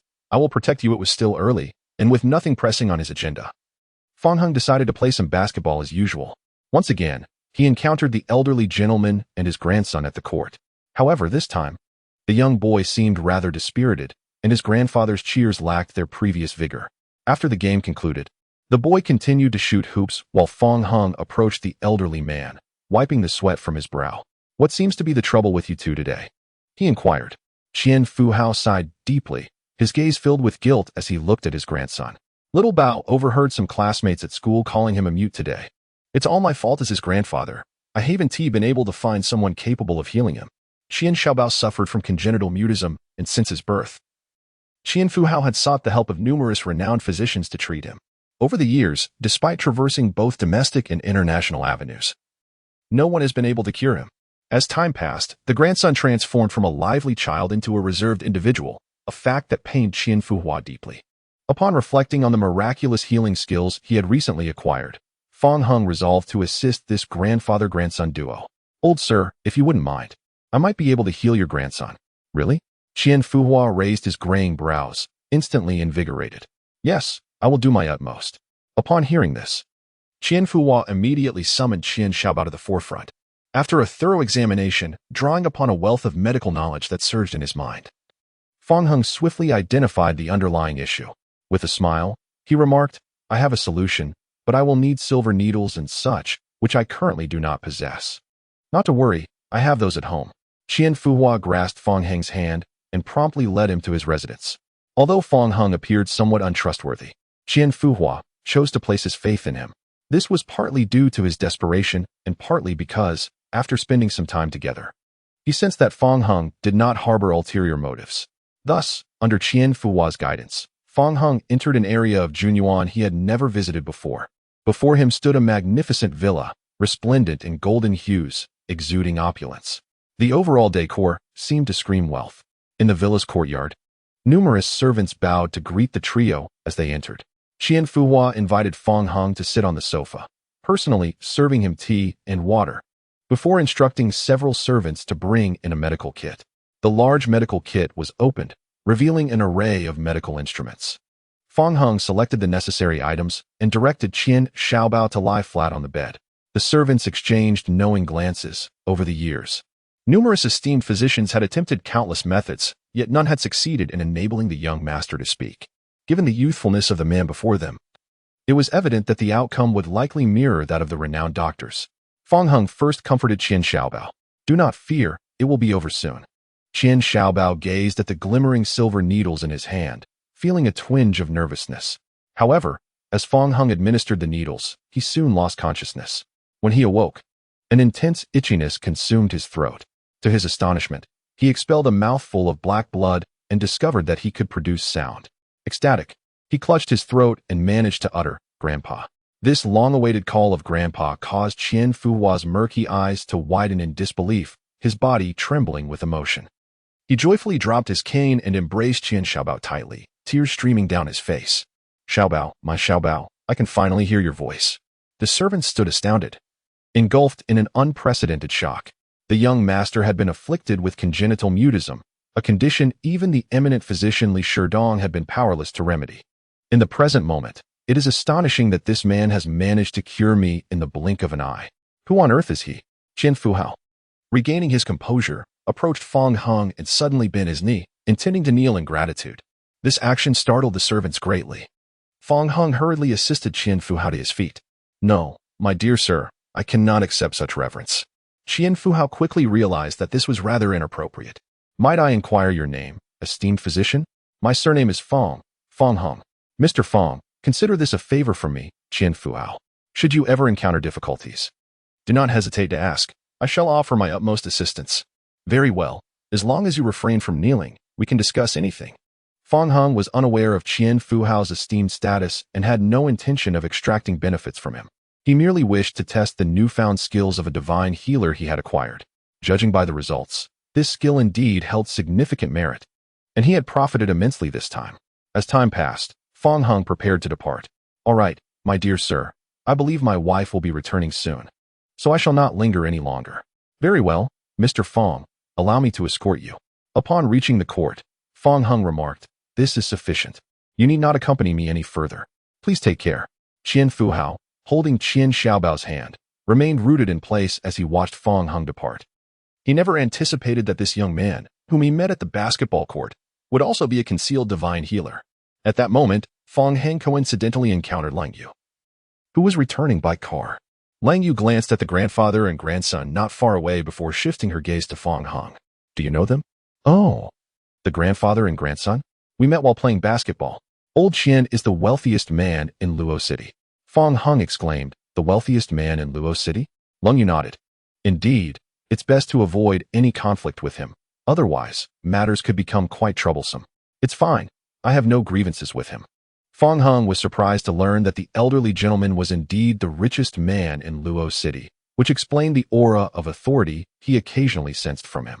"That's good, but even if a conflict arises, I will certainly ensure your safety," Lang Yu declared with unwavering determination. The two then returned to the villa and proceeded to swim in the pool together. After becoming fatigued from swimming, they lingered in the shallow end, engaging in conversation.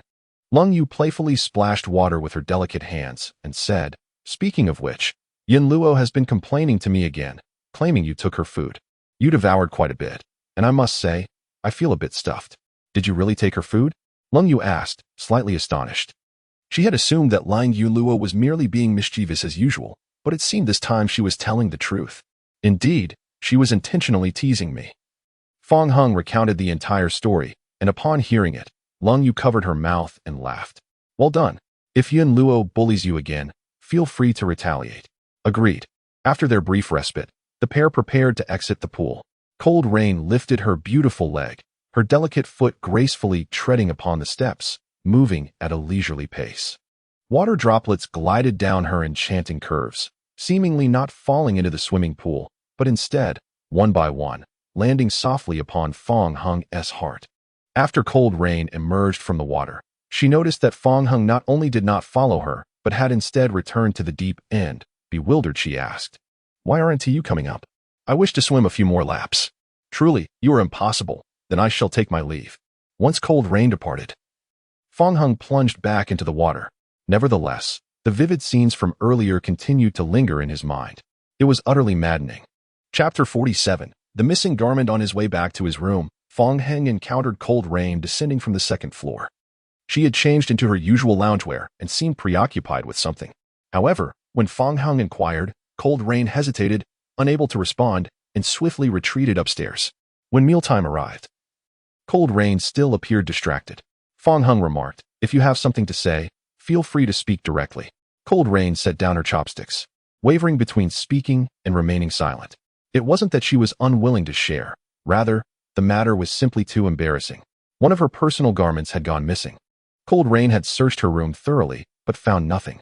Though reluctant to believe that Fong Hung had taken it, the villa housed only the two of them, and notably, Fong Hung had entered her room earlier that day. "Come on, it's just the two of us. There's no need to feel shy." Noticing her reluctance, Fong Heng encouraged her once more and took a sip of soup.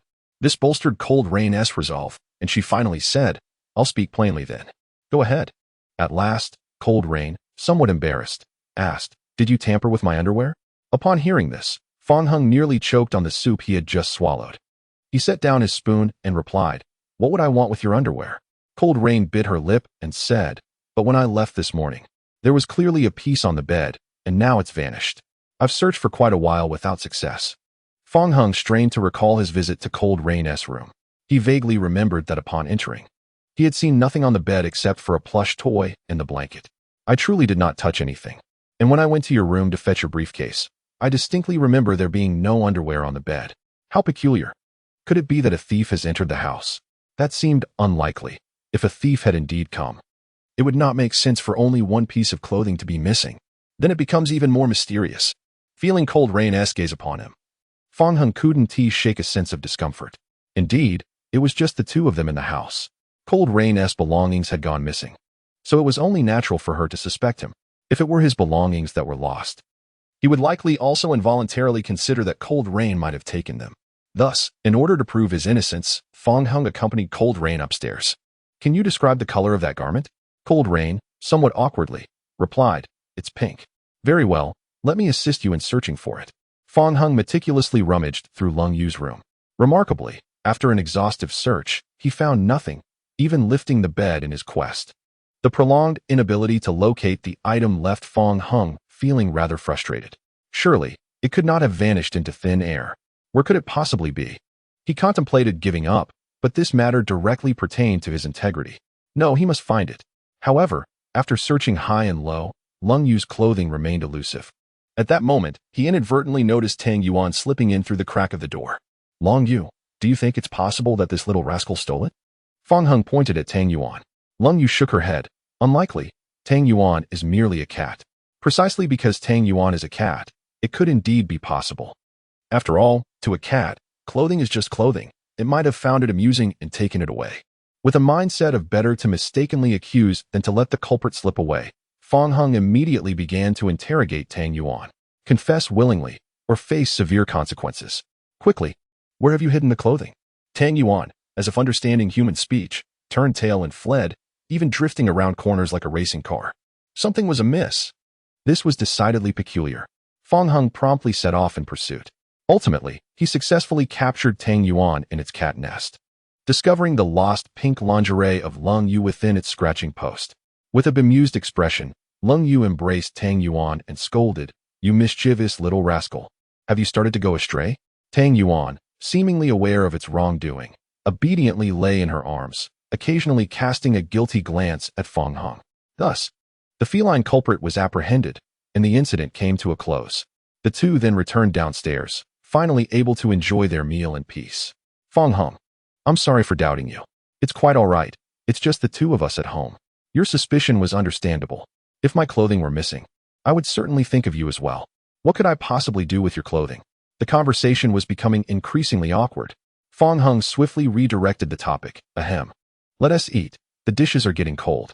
With a slight bite of her chopsticks, Lung Yu and Fong Hung finished their dinner amidst a somewhat uncomfortable atmosphere. Before heading upstairs, Lung Yu suddenly remembered something. By the way, Fong Hung, soon it will be Grandpa's birthday. You may need to accompany me back to the family to celebrate. Not a problem. Meanwhile, in another location, within a resplendent villa in Junyuan, Qian Dashan led the esteemed medical expert Li Sherdong through the door. Upon seeing Qian Fuhao's beaming countenance, Qian Dashan was momentarily taken aback. It had been a long time since he had seen his father so joyous. Father, I have invited Dr. Li. Li Sherdong began with flattering remarks directed at Qian Fuhao before directly stating his purpose for visiting. Mr. Qian, recently my team has achieved a new breakthrough. After discussions with Mr. Qian, we decided to bring young Sun back to our hospital, as there may be a chance to cure his mutism. Dr. Li, there is no need, Mr. Qian chuckled, waving his hand dismissively. Upon hearing this, Li Sherdong was momentarily taken aback. Mr. Qian, what do you mean? He inquired, perplexed. For years, Mr. Qian had tirelessly sought a cure for his grandson's congenital mutism. Now that there was a glimmer of hope, why would he suddenly relinquish it? Father, please do not despair. Little Bao has a chance at recovery. Let us heed Dr. Li's advice, Qian Dashan implored, his heart aching. I am not disregarding it. Rather, Little Bao's mutism has already been cured, Mr. Qian declared. At this revelation, both Qian Dashan and Li Sherdong were profoundly astonished. What? Father, you cannot be jesting. Why would I deceive you? Mr. Qian called into the room. Little Bao, your father has returned. Come out to greet him. In a short while, Qian Xiaobao emerged, uttering in an imperfect voice, Daddy. Upon hearing his son's voice, Qian Dashan stood frozen, tears welling in his eyes. He rushed forward to embrace Qian Xiaobao. My precious son, after all these years, I can finally hear you call me daddy. Li Shidong, however, remained unable to accept this reality. Trembling, he asked, Mr. Qian, may I inquire who cured young son's ailment? It was a young man in his 20s, Mr. Qian replied. Li Shidong resolutely declared, impossible. How could someone so young possess such medical prowess? Mr. Qian, please do not jest at my expense. Dr. Li, I assure you, I am not deceiving you. If you doubt my words, you may review this surveillance footage. Mr. Qian retrieved the video of Fang Heng treating Qian Xiaobao. As they witnessed the young man's fluid and skillful needlework, Li Shidong's jaw nearly dropped in disbelief. Renowned in the medical field, Li Shidong could effortlessly discern the general skill level of others. The finesse with which Fang Heng performed his acupuncture was beyond what Li Shidong believed he could achieve, and the acupoints he targeted were entirely incomprehensible to him. He had only experienced such bewilderment once before with his late mentor.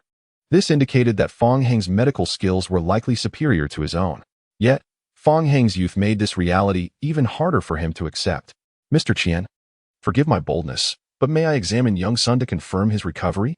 Certainly, just to be safe. Please proceed with the examination, Mr. Qian consented. Not rejecting Li Shidong's request, Li Shidong promptly had his disciples bring the necessary professional equipment and conducted a comprehensive examination of Qian Xiaobao's vocal cords and other relevant aspects. When the results were revealed, Li Shidong and his disciples were left in a state of sheer astonishment. Because Qian Xiaobao not only recovered his vocal cords, but also returned to a state akin to that of an ordinary person, this was an almost impossible feat. Verging on a medical miracle, Li Shidong wiped his brow, exclaiming with excitement, incredible, absolutely remarkable. This physician's skills undoubtedly surpass my own. His disciples exchanged glances, affirming Fang Heng's medical prowess. Meanwhile, Qian Dashan stood in astonishment, unable to fathom that in Luoqing, there existed a practitioner whose expertise eclipsed that of the esteemed medical authority. Li Shidong. He immediately turned his gaze to the surveillance monitor, fixated on Fang Heng's appearance, committing it to memory. After all, this man was a benefactor to the Qian family. On Sunday, Fang Heng ventured alone to the shopping mall. With the birthday of Grandpa Lung approaching, it was only fitting, now that he was married, to consider the elder as his own. It would be remiss not to prepare a gift. However, before selecting a present for Grandpa Lung, Fang Heng resolved to first procure a gift for Lung Yu. Since their marriage, Lung Yu had already spent a considerable sum on him, and his current fortunes were largely due to her support. As his nominal wife, it was only right to treat her well. A marriage based solely on one-sided demands, without reciprocity, would surely not endure. After some contemplation, Fang Heng ultimately decided to gift Lung Yu a watch. He entered a high-end watch boutique, where a charming saleswoman approached him with enthusiasm. Hello, handsome. What style of watch are you looking for? Given that Lung Yu was the president of Guangyan, an ordinary watch would not suffice for her status.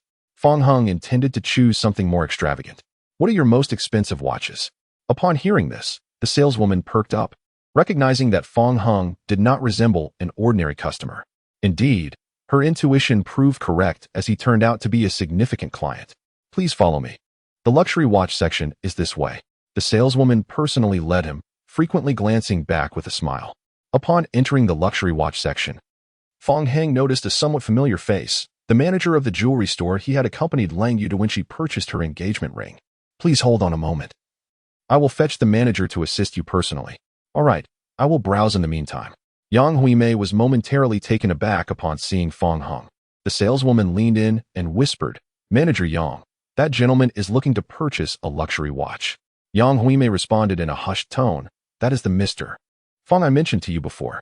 The saleswoman's eyes widened in astonishment, covering her mouth in disbelief. Oh my goodness, he is the husband of President Lung? Yes. Since he entered, you haven't neglected him, have you? No, of course not, the saleswoman stammered, taken aback by the revelation that this man was indeed the spouse of the president of Guangyan. That is well, I shall take care of the rest. You hurry and brew some tea. Understood. Fang Heng turned around, observing the counter filled with luxury watches, each worth a considerable sum. At that moment, Yang Huimei approached with a smile, offering a gentle bow.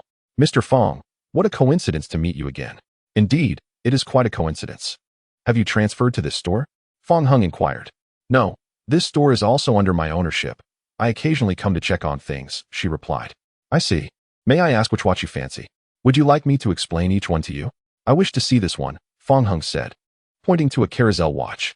Mr. Fong, you have exquisite taste. Is this watch intended as a gift for General Manager Lung? Yes, this one. Please wrap it up for me. Certainly. The sales associate approached with tea. Upon noticing that Fong Hung had chosen the $1,000,000 carousel watch, she gasped in astonishment. No wonder he is the husband of the CEO. His spending is so lavish.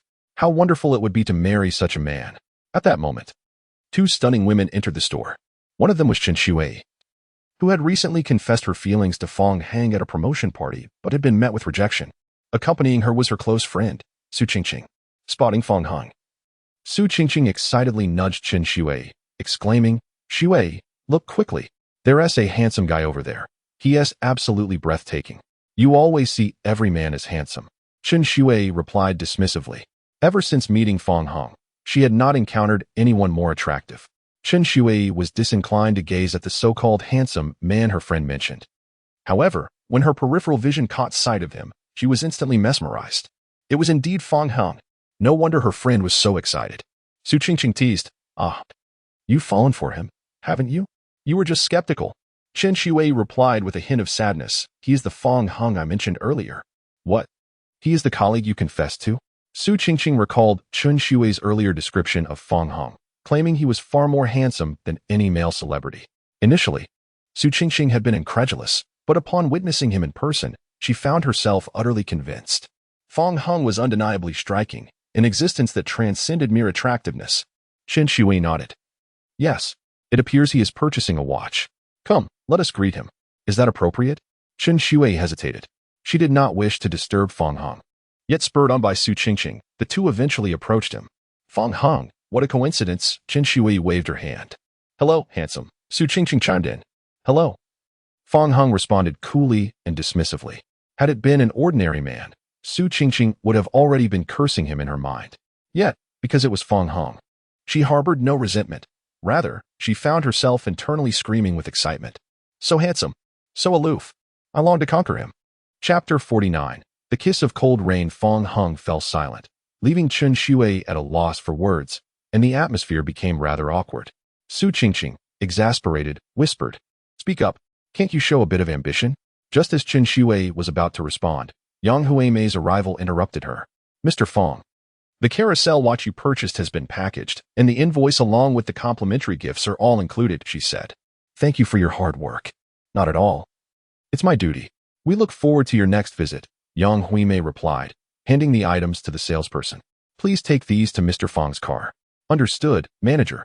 The salesperson said, carefully accepting the items and quietly following behind Fong Hung. As he passed by the two women, Fong Hung politely remarked, I'll take my leave now. Okay. Chen Shui stared blankly at Fong Hung's departing figure. Meanwhile, Su Qingqing's attention shifted to the watch Fong Hung had purchased. She turned to Yang Huimei and inquired, Excuse me, could you tell me how much that handsome gentleman's watch costs? I have heard that carousels are quite expensive. And Su Qingqing was curious about the price Fong Hung had paid. Around 1 million, came the response. At this, Chen Shui's interest was piqued as well. The two women exchanged astonished glances, momentarily speechless. How much? 1 million? Su Qingqing could hardly believe her ears. Yang Huimei nodded, smiling. Yes. Do you two desire the same model? No, we're just casually browsing, Su Qingqing quickly replied, pulling Chen Shui away. A watch worth over 1 million was far beyond their means. Seeing Fong Hung climb into his Mercedes and drive off, Su Qingqing immediately hailed a taxi.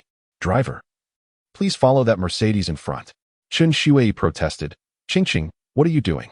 Su Qingqing playfully tapped Chen Shui on the head. What else would I be doing? I'm helping you, you little fool, to pursue a man. The two women followed Fong Hung until they arrived at an antique shop. There, they witnessed Fong Hung negotiating with the shop owner, ultimately spending another 1 million to purchase a porcelain antique. Su Qingqing was taken aback and whispered, Shui, this Fong Hung must be incredibly wealthy. He has just spent 2 million in no time.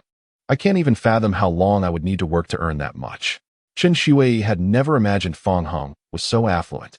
It was only at the promotion banquet, upon discovering that the Mercedes belonged to him, that her perception of him had completely transformed. To her, Fong Hung had always seemed to intentionally maintain a low profile, avoiding the limelight. In contrast, The man pursuing her, Xiao Kongpeng, was merely pretending to be affluent, having claimed the Mercedes as his own, a complete charlatan. If you were to marry him, you'd instantly become a wealthy woman. Why would you even need to work? Chen Shui blushed and replied, "Stop talking nonsense. We haven't even begun to know each other." "Ah, he has gone. Quickly, let us chase after him." The two women chased after each other outside the mall. Su Qingqing gave Chen Shui a push. "Shui, go on. Take this opportunity to confess again." Chen Shui hesitated.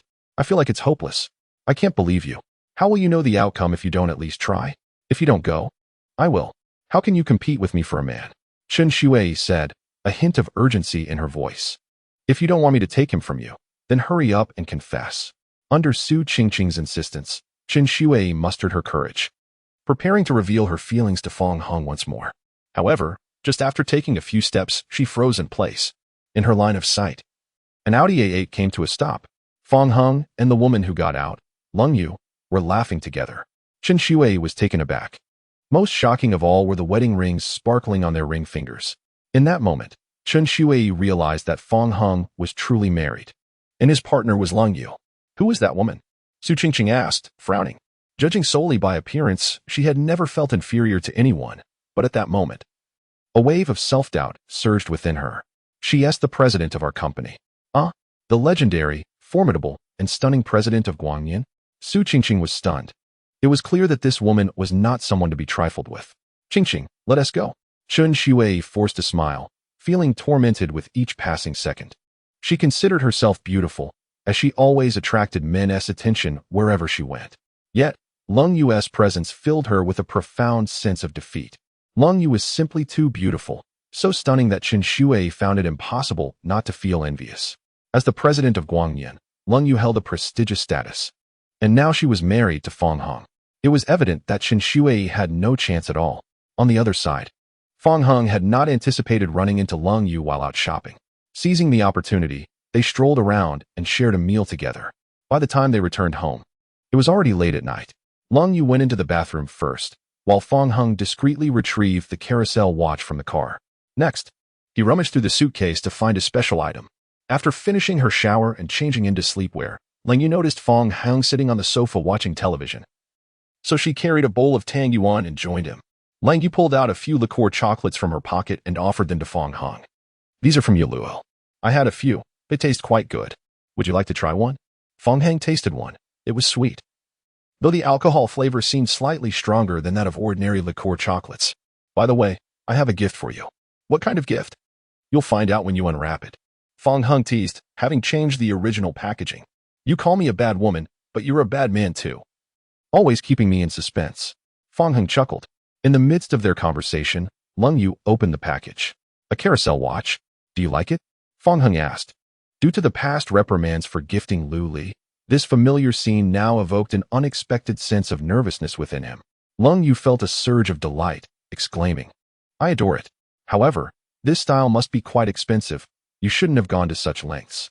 Upon hearing her words, his anxious heart eased. "As long as you like it, that's all that matters. Here, allow me to put it on for you." Fong Hung gently took Lung Yu's delicate hand and leisurely fastened the watch around her slender wrist. "It looks exquisite," she remarked as she turned her wrist, marveling at the beauty of the gift. Though she often received luxurious presents, none had brought her such joy until this moment. "Wait, there's something else," Fong Hung stated, retrieving a necklace from his pocket. "This is stunning. Did you purchase it as well?" He shook his head. "No, this was a gift from my father.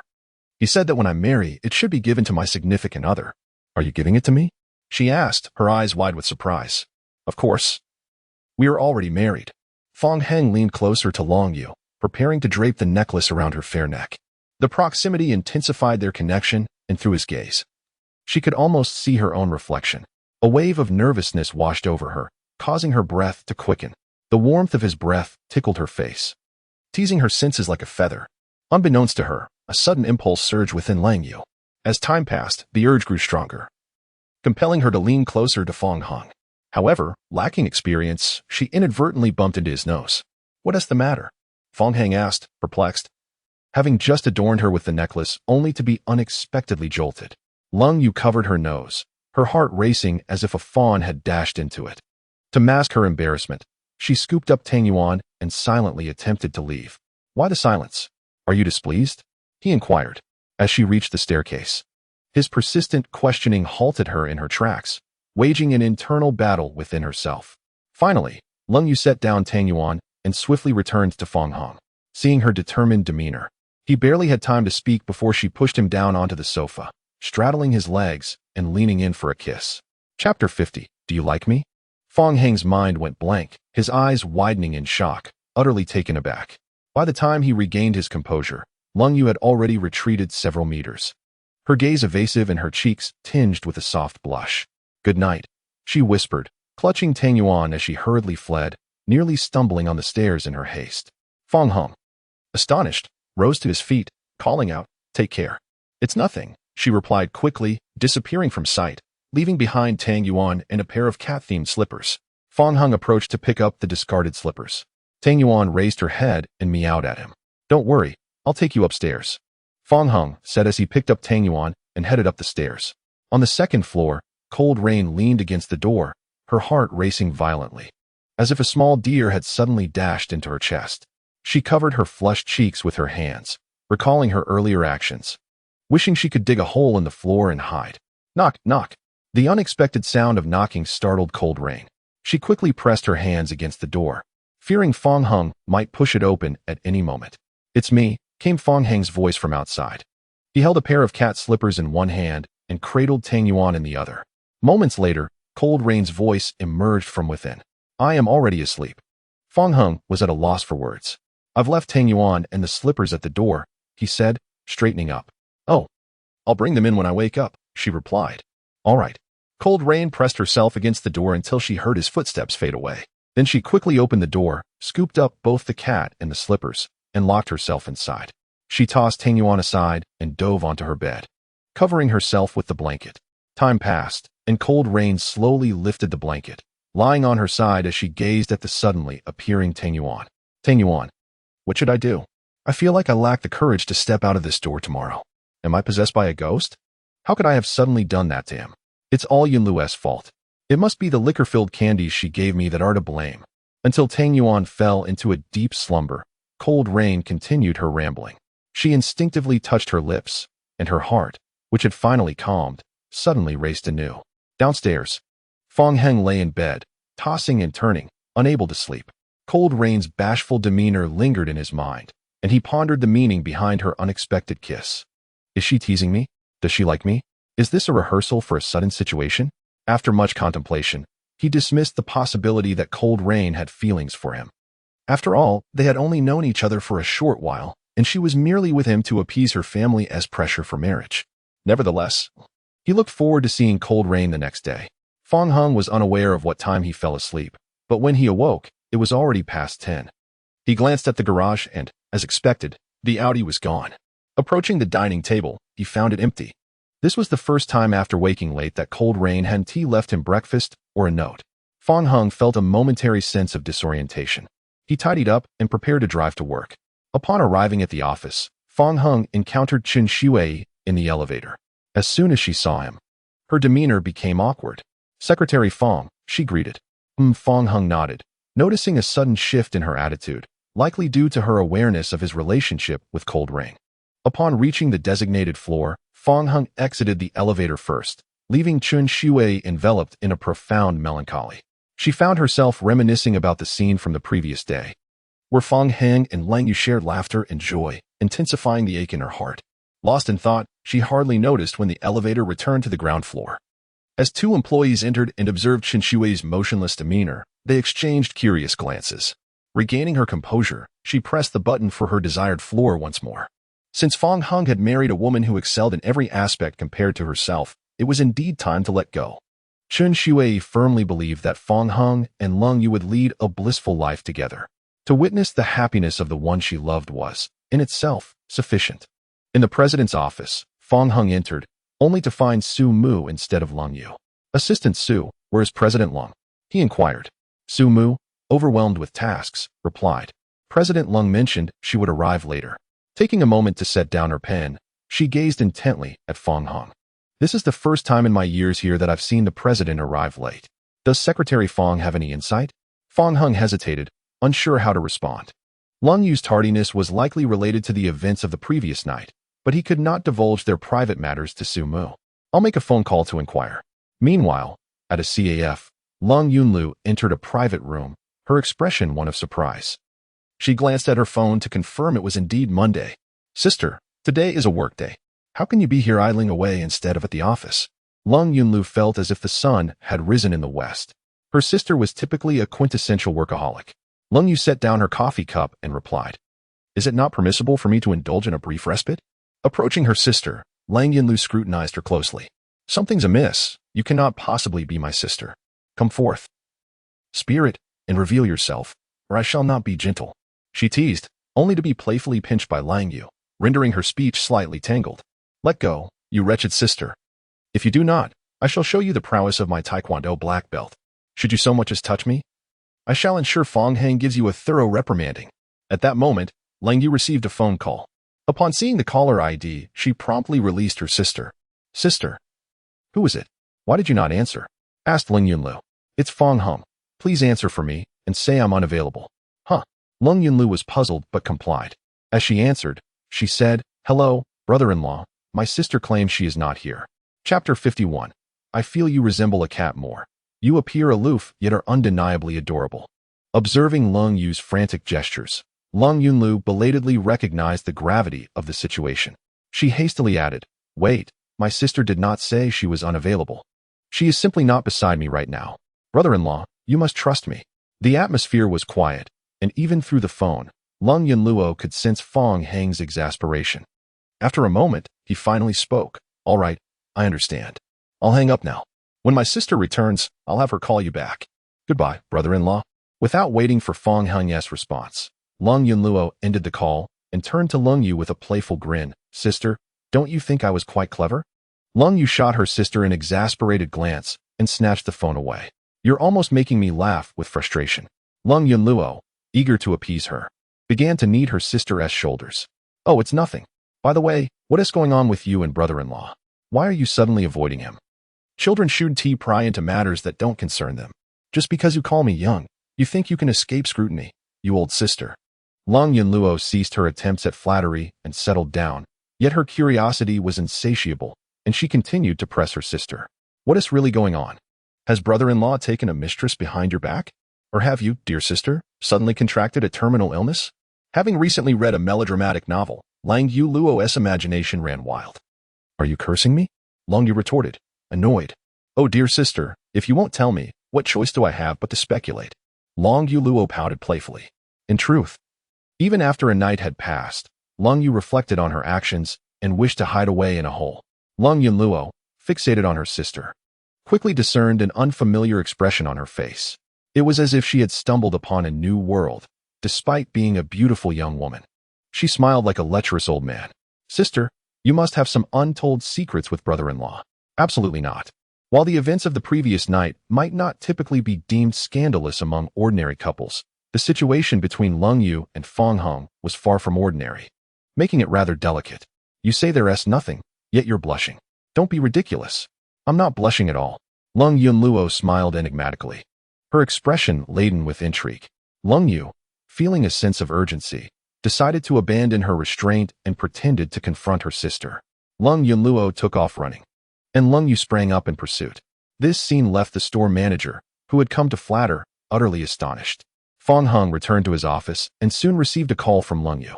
"Hello, I heard from Yunluo that you called me earlier," she said, her voice growing softer. "Yes, I didn't see you at the office, and I was a bit worried, so I thought I'd check in. I'm fine, I'll be back shortly." As noon approached, Fong Hung ended the call and made his way to the cafeteria, where he packed some meals to take back.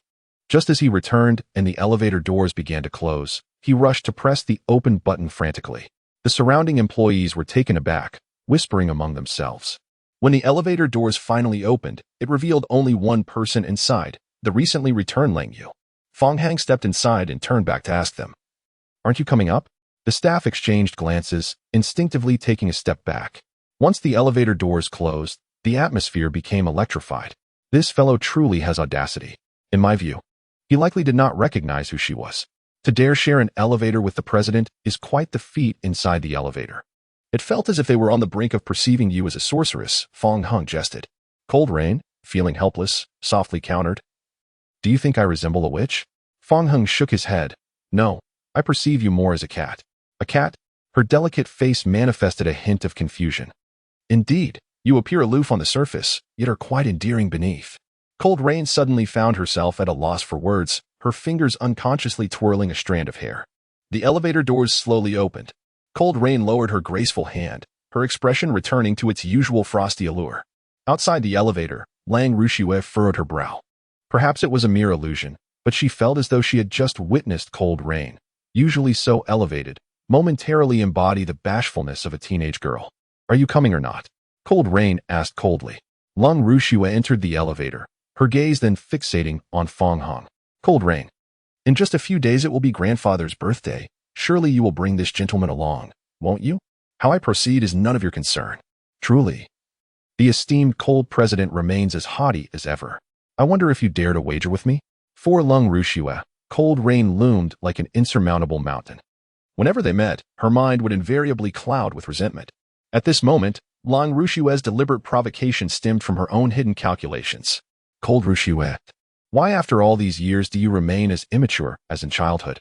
Cold Rain's straightforward words pierced Lang Rushue's self-esteem deeply. If you are afraid, just say so. Still resorting to provocations? So, do you dare to wager? Lang Rushue, blushing with anger, felt as though she stood before Cold Rain utterly exposed, every gesture laid bare. What do you wish to bet on? Cold Rain, if I am not mistaken, you are secretly seeing each other, yes? I wager you would not dare to bring him to grandfather's birthday banquet. Lang Rushue pointed at Fong Hung. Cold Rain chuckled softly. And Fong Hung shook his head with a smile. What are you both laughing at? Nothing, merely finding your foolishness amusing, Cold Rain replied. I am foolish. Do you dare to accept the bet? If I lose, I shall bark like a dog before all the guests, but should you lose, you must kneel and admit that I, Lang Rushue, surpass you. Lang Rushue glared at Cold Rain, for it was her presence that had rendered her unappreciated throughout her life. Lang Rushue yearned to shatter Cold Rain's pride, even dreaming of her humbling herself before her. Let it be, Manager Cold. Your actions in this game amount to a deliberate sacrifice, which is rather uninteresting, Fong Hung remarked. Do not mind her, let us leave. As the words were spoken, the elevator arrived at the designated floor. Fong Hung and Lang Yu exited together. Observing their departing figures, Lang Rushue gradually dissipated her anger. In her perspective, Lang Yu had succumbed, though Lang Rushue often mingled with handsome men. Her noble lineage as a member of the Lang family rendered such relationships fleeting and ultimately unsustainable in the public eye. Lang Rushue was convinced that, like herself, Lang Yu was merely toying with Fong Hung's affections, indulging in his striking appearance. After all, Fong Hung was exceptionally handsome, a rarity among men. Nevertheless, Lang Yu would never dare to bring him home, let alone disclose their relationship before the Lang family. Believing she had finally uncovered Lang Yu's weakness, Lang Rushue resolved to seize this opportunity to strike, determined to humiliate her rival and vent years of pent-up resentment. Chapter 52. Taking photos with Lang Yu. Fong Hung and Lang Yu returned to the office. The two were unboxing their takeout, preparing to eat, when Lang Rushue pushed the door open and entered. With a triumphant expression, she proclaimed, 30 years in the East, 30 years in the West. Lang Yu. Who would have thought you would cower before me, Lang Rushue? This is absurd. I have not cowered at all. Not daring to bet with me. How is that not a sign of cowardice? Lang Yu was rendered speechless. Lang Rushue had always been unreasonable, and indeed her thought process diverged from that of an ordinary person. It was relentless. Fine, I accept your wager. Lang Rushue was momentarily taken aback. Her initial intention was to ridicule Lang Yu and seize the opportunity to unleash her resentment. Yet, Lang Yu's sudden acceptance of the bet felt like a punch landing on cotton, utterly ineffective. Lang Rushue found herself somewhat at a loss. Please leave at once. Without further words, Lang Yu decisively called Su Mu, instructing him to escort Lang Rushue out. As the office door closed, Su Mu remarked, Manager Lang, if you have nothing to do, you may play games in the office, but please refrain from causing chaos for the president. Lang Rushue's mood had just begun to improve, but in that brief moment, she was once again incensed, feeling as though she might explode with rage. However, she had no recourse but to leave in frustration. Lang Rushue eagerly anticipated the day of their wager, convinced that Lang Yu would never dare to bring Fong Hung home and publicly declare their relationship.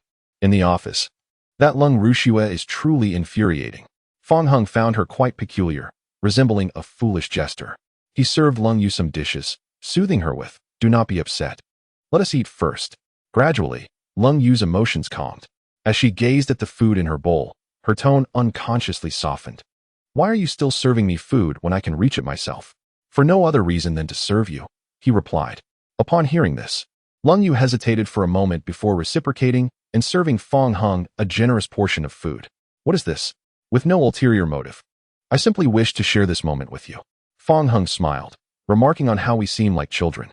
Lung Yu, nibbling on her chopsticks, agreed with Fong Hang's statement. Just moments ago, she had mentioned how Lung Rushua often indulged in childish games, only to find herself and Fong Hung no different. Halfway through their meal, Lung Yu set down her chopsticks, opened a drawer, and retrieved a card, handing it to Fong Hung. Fong Hung responded with confusion. "Just take it. There is 1 million inside. You can spend it." After a night of reflection, Lung Yu speculated that Fong Hung had gifted her the extravagant carousel watch, likely depleting all his savings. She even imagined Fong Hung mingling with wealthy individuals, possibly coaching their grandchildren in basketball for profit. Lung Yu wished to alleviate the burdens Fong Hung had taken on because of her. Unbeknownst to Lung Yu's thoughts, Fong Hang accepted the bank card with ease. While it may not trigger the benefits of being a soft rice king, it would certainly enhance his soft rice value, and he looked forward to acquiring even more formidable skills in the future. That evening, after showering, Fong Hung stepped out to admire the moonlight. Stretching leisurely, he caught sight of Lung Yu in the courtyard. The moonlight illuminated her exquisite features as she cradled a sleeping Tang Yuan, the swing gently swaying, her hair and skirt dancing in the breeze. Fong Hang recalled Lu Li's earlier words and felt it was time to capture some photographs with Lung Yu. Drawing them closer to the essence of a true couple, he approached her at a leisurely pace. Hearing his footsteps, Lung Yu steadied the swing with the tips of her toes. "Care to play?" It had been countless years since he last swung, and he couldn't even recall the experience. Lung Yu's suggestion inadvertently awakened his childlike spirit. "I'll give it a try." Lung Yu rose with Tang Yuan in her arms, and Fong Hung promptly took a seat on the swing. This swing was large, different from the woven ones of his childhood, yet it quickly brought back familiar sensations. "This is quite enjoyable," he remarked. Lung Yu stood quietly beside him, a subtle smile emerging as she watched Fong Hung gradually drift into a reverie. When Fong Hang's voice broke the silence, Lung Yu snapped back to reality, momentarily flustered. "What were you so lost in thought about?" "Nothing much," Fong Hung replied, pulling out his phone. "Let's take a picture together." "A picture?" "Yes, that's right." As Fong Hung explained his reasoning, Lung Yu conceded that it was indeed time for a photograph. "What pose do you think we should strike?" Fong Hung pondered for a moment, then rose from the swing. Gesturing for Lung Yu to take a seat, he moved behind her, resting his chin on her shoulder. "How about this?" Upon viewing the image in the camera, Lung Yu shook her head, clearly unsatisfied. "It's not intimate enough. It feels more like siblings than a couple. There's no reason to resemble siblings, if anything. We should look like brother and sister." Lung Yu patted the space beside her, suggesting, "How about you sit on the swing too?" Fong Hung circled back and sat beside Lung Yu. And then, Cold Rain hesitated for a moment, then lowered her head, slipping through Fong Hang's arm and nestling against him, her profile gently resting against his chest. "Let's leave it like this," she murmured, subconsciously clutching the edge of her clothing. Fong Hung was momentarily taken aback. This was indeed a significant improvement from before, resembling a couple deeply in love. He made a slight adjustment, pulling in Tang Yuan, enveloping Cold Rain in his embrace. "I'm about to take a picture," he announced. Cold Rain's cheeks flushed slightly, and she couldn't help but inwardly scold Fong Hung. It was all his fault for being so warm. Fong Hang adjusted the angle and snapped numerous photos. In the end, they both chose the same one. The more Fong Hung looked at it, the more satisfied he became. Cold Rain's tightly clenched hand and the hint of shyness were perfectly captured, elevating the essence of the photograph. However, Cold Rain's attention wandered elsewhere. She sensed a delightful, indescribable scent emanating from Fong Hung, and being nestled in his arms felt incredibly comfortable, instilling an inexplicable sense of security. Slowly, Cold Rain closed her eyes, surrendering to the moment. "Cold Rain, I've sent you the photo," Fong Hung said, but Cold Rain remained unresponsive. Looking down, he realized she had fallen asleep. Torn between waking her and observing her in this rare moment, Fong Hung seized the opportunity to study her closely. He noticed her steady breathing, serene yet exuding a hint of innocence. He longed to stroke her hair, but refrained, fearing it might disturb her slumber. His gaze inadvertently fell to her collar. Just as when he had patiently taught Cold Rain to cook, that familiar scene resurfaced in his mind. Fong Hung silently shifted his gaze upward to the night sky. He had to admit, the scenery tonight was splendid. Besides the twinkling stars, the most striking feature was the large, round moon. However, before long, the stars in the night sky began to dwindle, and the moon was gradually consumed by dark clouds. It was evident that rain was imminent. Moments later, large raindrops fell, landing squarely on Fong Heng's face. "Damn!" he exclaimed, instinctively lifting Cold Rain into his arms and hastily making his way back to the villa. Cold Rain, naturally, awakened from the commotion, though in a daze, half asleep. In that moment, Fong Hung seemed to transform back into the young boy of yesteryears. With a hint of guilt, she said, "Fong Hung, thank you." Fortunately, Fong Hung had acted swiftly, and they managed to avoid getting soaked. He set Cold Rain down and replied, "There's no need for thanks. Have you forgotten our agreement?" Cold Rain certainly had not forgotten the promise.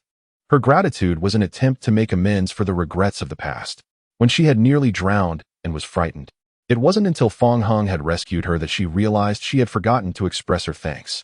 Thus, she had carried the memory of Fong Hung with her all these years.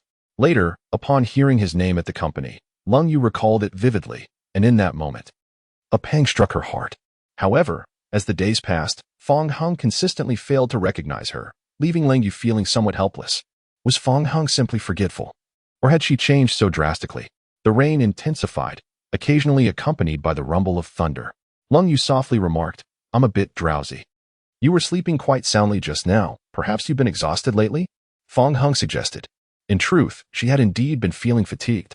Fong Hung understood that in such a vast company as Guang Yin, Lung Yu, as president, toiled daily, often working overtime even on weekends. Fatigue was inevitable.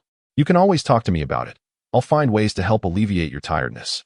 Fong Hung, possessing remarkable healing skills, found this task rather elementary. "I actually think that method from earlier was quite effective." When Fong Hung referred to that method, he meant the companionship during sleep.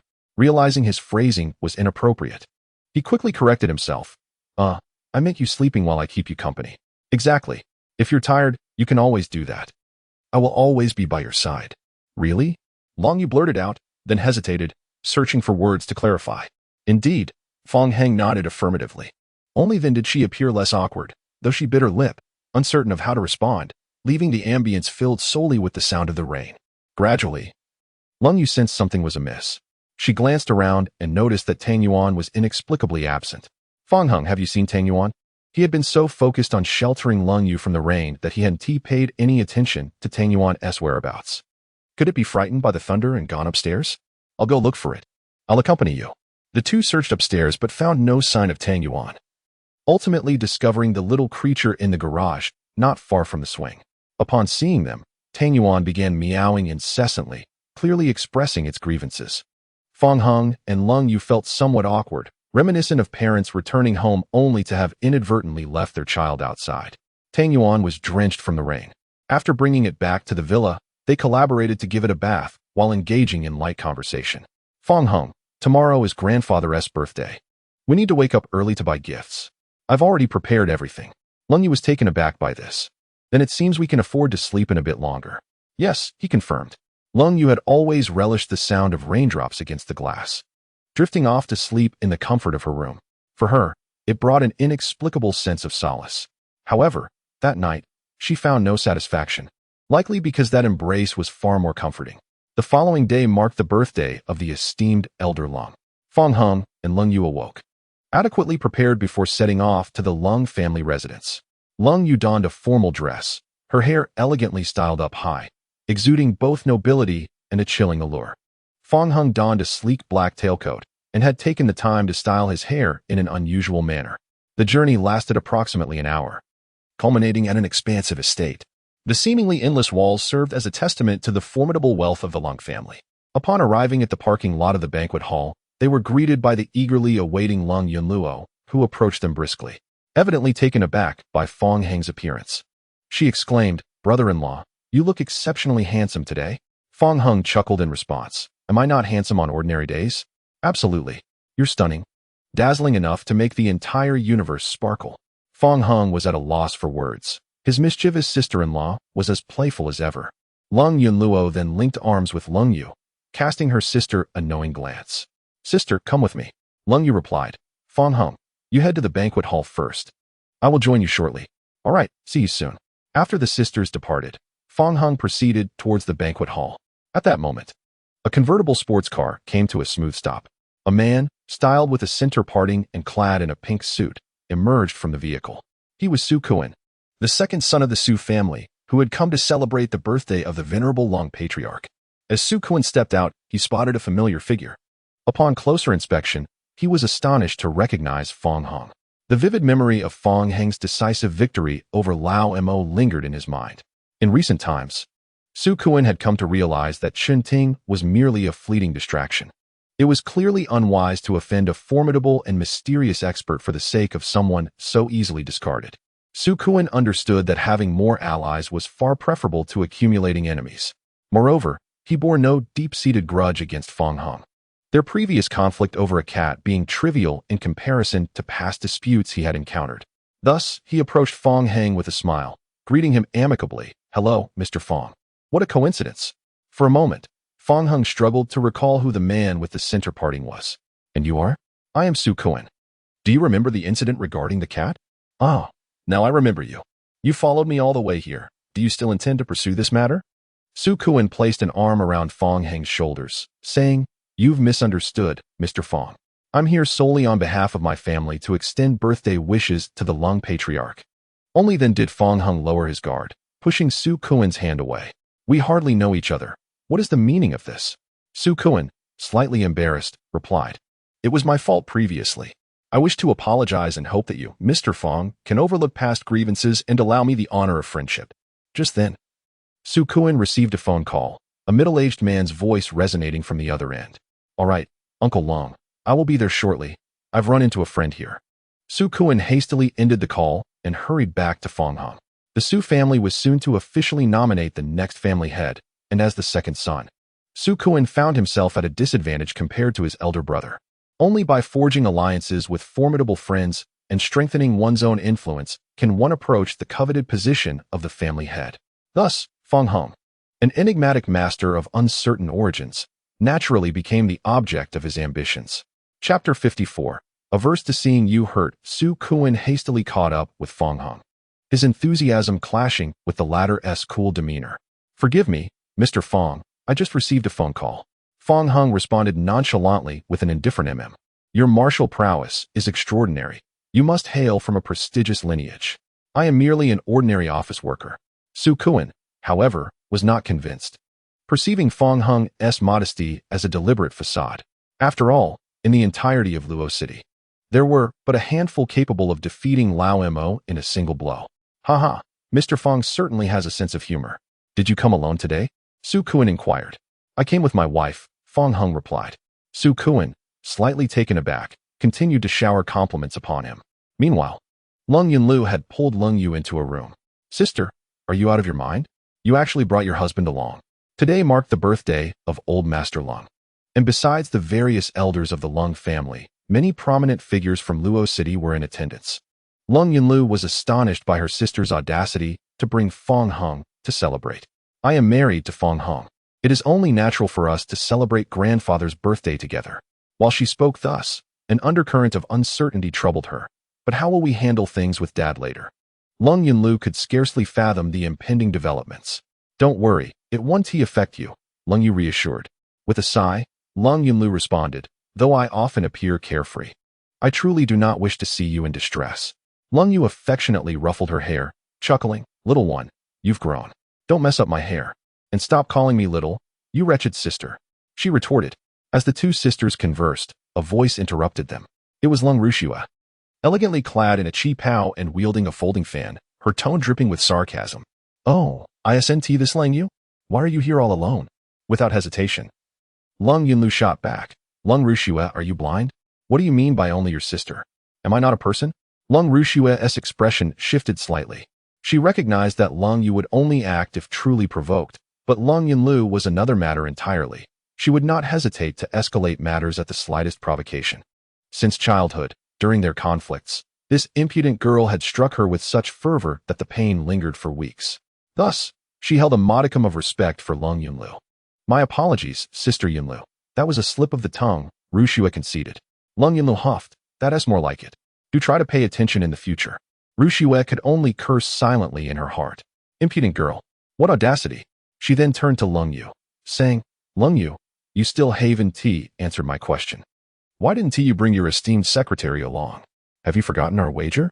With an air of indifference, Lung Yu replied, I certainly have not forgotten. However, I suggest you be cautious. You wouldn't want to lose and then refuse to acknowledge it. Rest assured, I, as cold as snow, stand by my word. Once spoken, it cannot be retracted, and I would never resort to dishonesty. Let us await the outcome with bated breath. Indeed, let us watch and see. Observing the retreating figure of Cold Rain, I, as cold as snow, shook my head, a confident smile playing at the corners of my mouth. In my eyes, Cold Rain was merely putting on a brave front.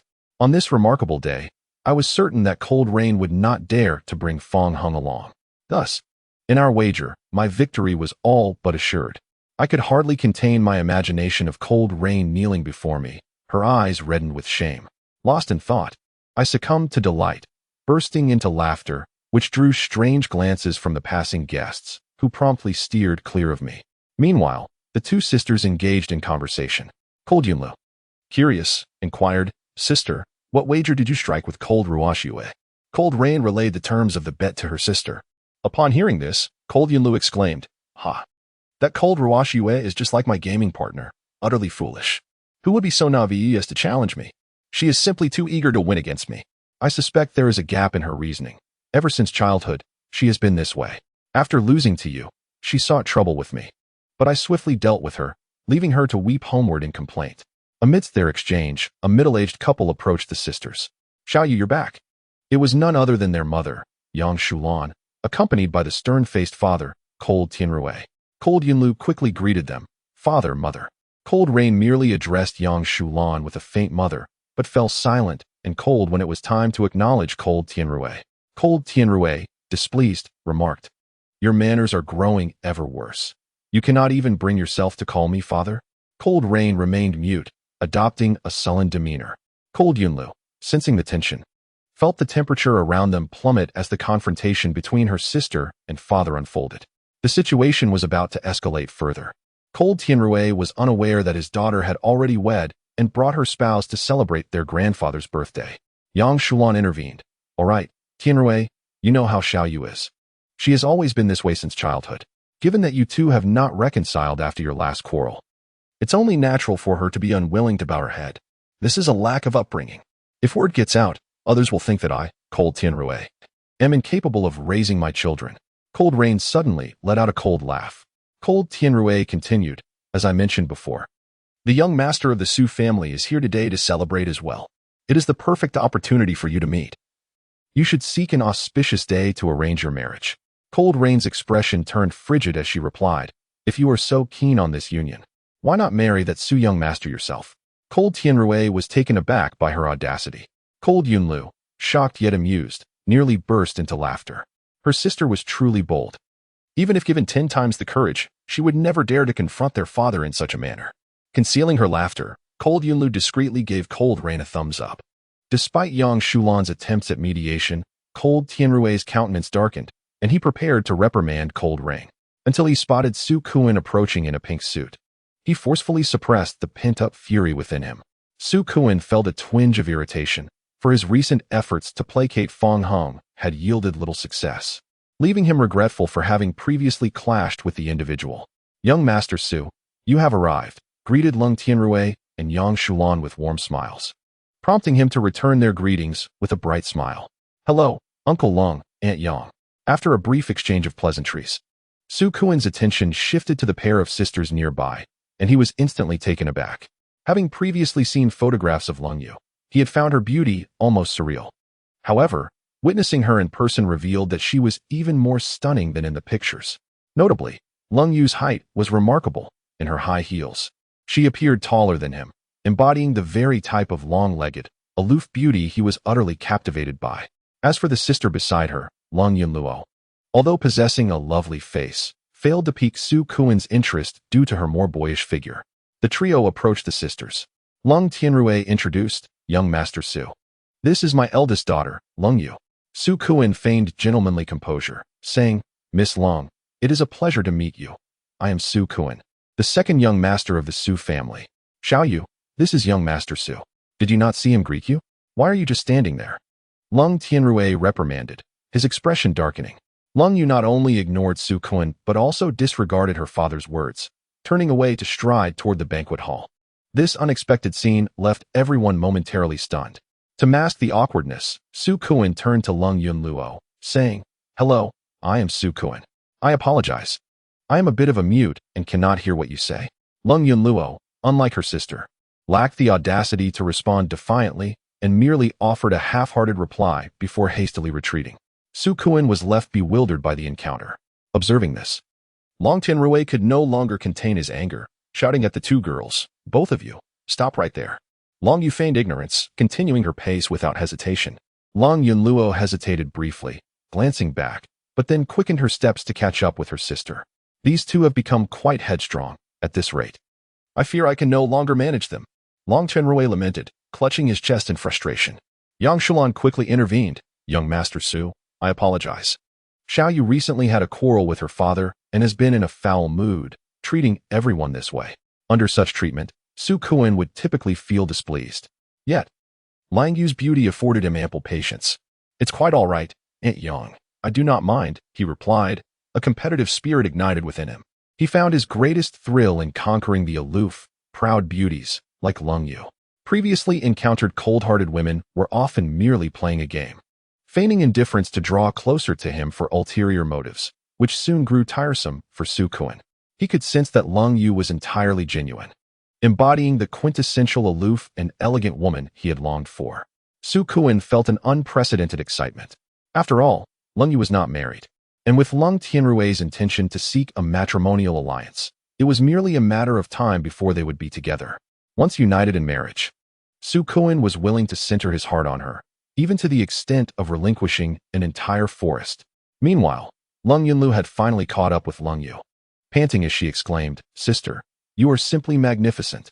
But of course, one must never associate with that insufferable Su Xiao. He is nothing more than a notorious playboy. Although today marked her first encounter with Su Kuin, Lang Yunlu had long been aware of his infamous reputation. It was said that Su Kuin indulged excessively with a line of women who could form a queue, and he had even coerced his former girlfriend into an abortion. Such a despicable person. I would rather perish than be with him. It was precisely because she was coerced into a marriage by Lung Tianrui that Lung Yu had stormed into the Civil Affairs Bureau, where she fortuitously met Fong Hung, who had just parted ways with Lu Li. The more she pondered, the more absurd it seemed. Our father truly is something else. How could he be so callous in pursuit of a family alliance? I fear I too may be unable to escape this fate.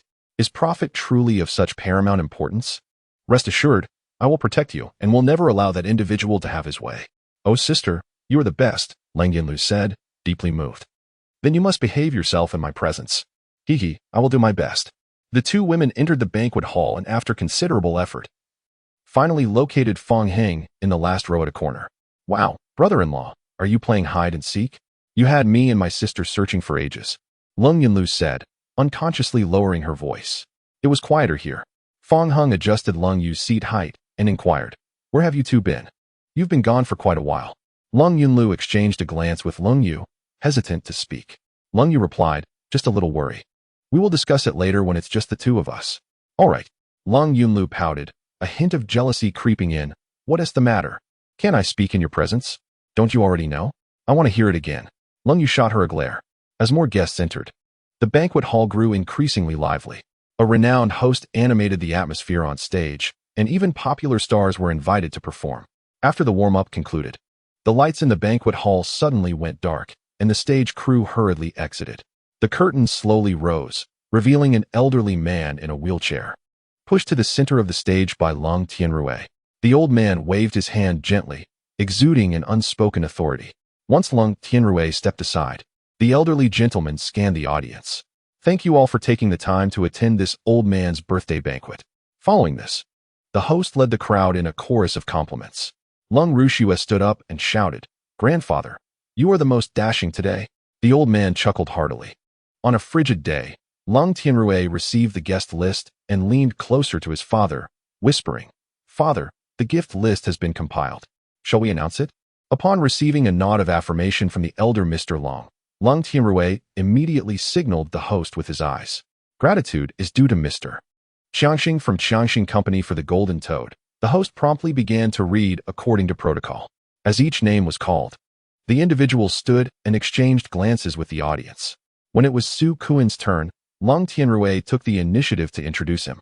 "Ladies and gentlemen, you may be unaware, but this is Mr. Su Kuan, the second young master of the Su family." Upon hearing the Su family's name, the crowd erupted with excitement. The Su family is also a prominent clan in Luoqing, perhaps even more formidable than the Long family. Recently, the Su family has been vying for the position of family head, and Su Kuan is a strong contender for the future patriarch. Many in the crowd began to ingratiate themselves with Su Kuan, eager to seize this rare opportunity. After all, cultivating a rapport with him could lead to soaring fortunes if he were to ascend to leadership within the Su family. However, if the Su family were to elect him as their leader, their downfall would be inevitable. In a corner of the banquet hall, Lang Yunlu scoffed. Suddenly, she recalled that this was not her first encounter with Su Kuan. During a clandestine pursuit of Fong Hong, she had witnessed a conflict between the two. "Hey, brother-in-law, what was the reason for your disagreement with Su Kuan?" Lung Yu inquired, glancing at Fong Hong. "Do you know him?" Fong Hong replied. "He was the one who harassed me while trying to purchase Tang Yuan, and the woman beside him even offered a price 20 times higher." Lung Yu frowned, her disdain for Su Kuan intensifying. "Now it makes sense. No wonder we were blocked that day. I was puzzled by your incessant mention of cats." "Fong Hong, you weren't hurt, were you?" Lung Yu asked with concern. "No," Fong Hong reassured her. Lung Yunlu playfully waved her delicate fist, exclaiming, "Sister, you have no idea how formidable brother-in-law is. He is practically a one-punch hero, and those people were utterly helpless against him." Relieved to hear that Fong Hong was unharmed, Lung Yu finally felt at ease. On stage, after introducing Su Kuan, Lung Tianrui found himself perplexed. "May I inquire who this Mr. Fong Hong is?" Chapter 56. You two are equally dominant. Lung Tianrui noticed a gift on the list, a priceless antique porcelain piece valued at 1 million, attributed solely to the name Fong Hong, with no further details provided. At that moment, he could not recall who this individual was and was uncertain how to introduce him. "It is I," Fong Hong replied, standing up with a hint of exasperation. He had assumed that filling out the form was optional, thus merely jotted down a name. He hadn't anticipated that such a simple gesture would lead to such complexity in a prestigious gathering. With a subtle smile, Lung Tianrui remarked, "Very well. We extend our gratitude to Mr. Fong for the magnificent antique porcelain valued at 1 million. A wave of astonishment rippled through the crowd, not solely due to the gift's worth, but also because of Fong Hang's striking appearance. They discovered that the unfamiliar man was remarkably handsome, surpassing even the popular star invited to enliven the event. Cold Yunlu whispered in astonishment, "Wow, brother-in-law, you truly are extravagant." Cold Yu was also somewhat taken aback. She had anticipated that Fong Hong would only present a gift worth a few 100,000, yet he had directly spent over 1 million. The card she had just given him must have been used to purchase this extravagant gift. She lamented, "Why don't you save some money for yourself? I still have funds in my card." At that moment, the voice of Cold Tianrui resonated from the stage. "Mr. Fong, forgive my boldness, but it seems there has been no prior connection between you and the Cold family. May I inquire which esteemed member of the Cold family has introduced you here to celebrate my father's birthday?" As Cold Tianrui spoke, he noticed the two sisters beside Fong Hong, stirring a hint of doubt within him. Could it be that this Mr. Fong is acquainted with his daughter? Su Kuan sensed an opportunity and immediately interjected, "Haha, Uncle Cold, besides the esteemed individual, I am also acquainted with Mr. Fong. One might say we share a friendship." Su Kuan's intention was clear, to cultivate a rapport with Fong Hong. Otherwise, if such a mysterious expert were to be snatched away by his elder brother, his chances of becoming the family head would diminish even further. The crowd began to murmur in excitement, astonished that Fong Hong was indeed a friend of Su Kuan. They started to regard him with newfound admiration. Many even began to offer compliments, exclaiming how Mr. Fong was far more handsome than the popular star just moments ago. "Young Master Yi, your comparison is rather inappropriate. How could you juxtapose a celebrity with Mr. Fong? Such a comparison diminishes Mr. Fong's worth." "I misspoke. I hope Mr. Fong will forgive me." Below the stage, The popular star nearly fainted in frustration. What did I do to deserve this? I merely came to warm up the crowd. However, no one felt more uncomfortable than Cold Rushua, who had a wager with Cold Yu. At that moment, she was frozen in shock. Never expecting Cold Yu would dare to bring Fong Hong to the Cold family. Cold Rushua was in a state of panic, fervently praying that Cold Yu would conceal her relationship with Fong Hong.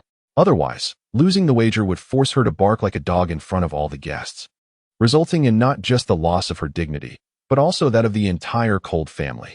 In a corner of the banquet hall, Cold Yunlu quietly asked, "Brother-in-law, you actually became friends with Su Kuan?" Su Kuan seemed to be shamelessly trying to forge a connection with him, and Fong Hong felt it was essential to clarify. Just then, Old Master Cold, intrigued by Fong Hong, took the initiative to invite him. "Mr. Fong, might I request you to come to the front?" Fong Hong prepared to rise and approach the stage, but noticed Cold Yu tugging at his sleeve. "It's fine." As Fong Hong moved away, Cold Yu's face displayed concern.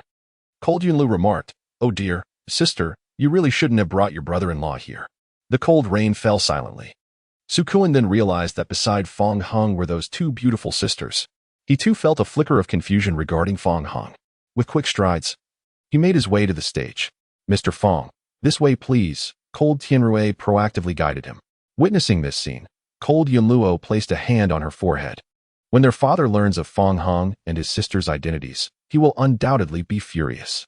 Old Master Cold remarked, "Mr. Fong, including myself, everyone here is quite curious about you. Would you care to share a few words?"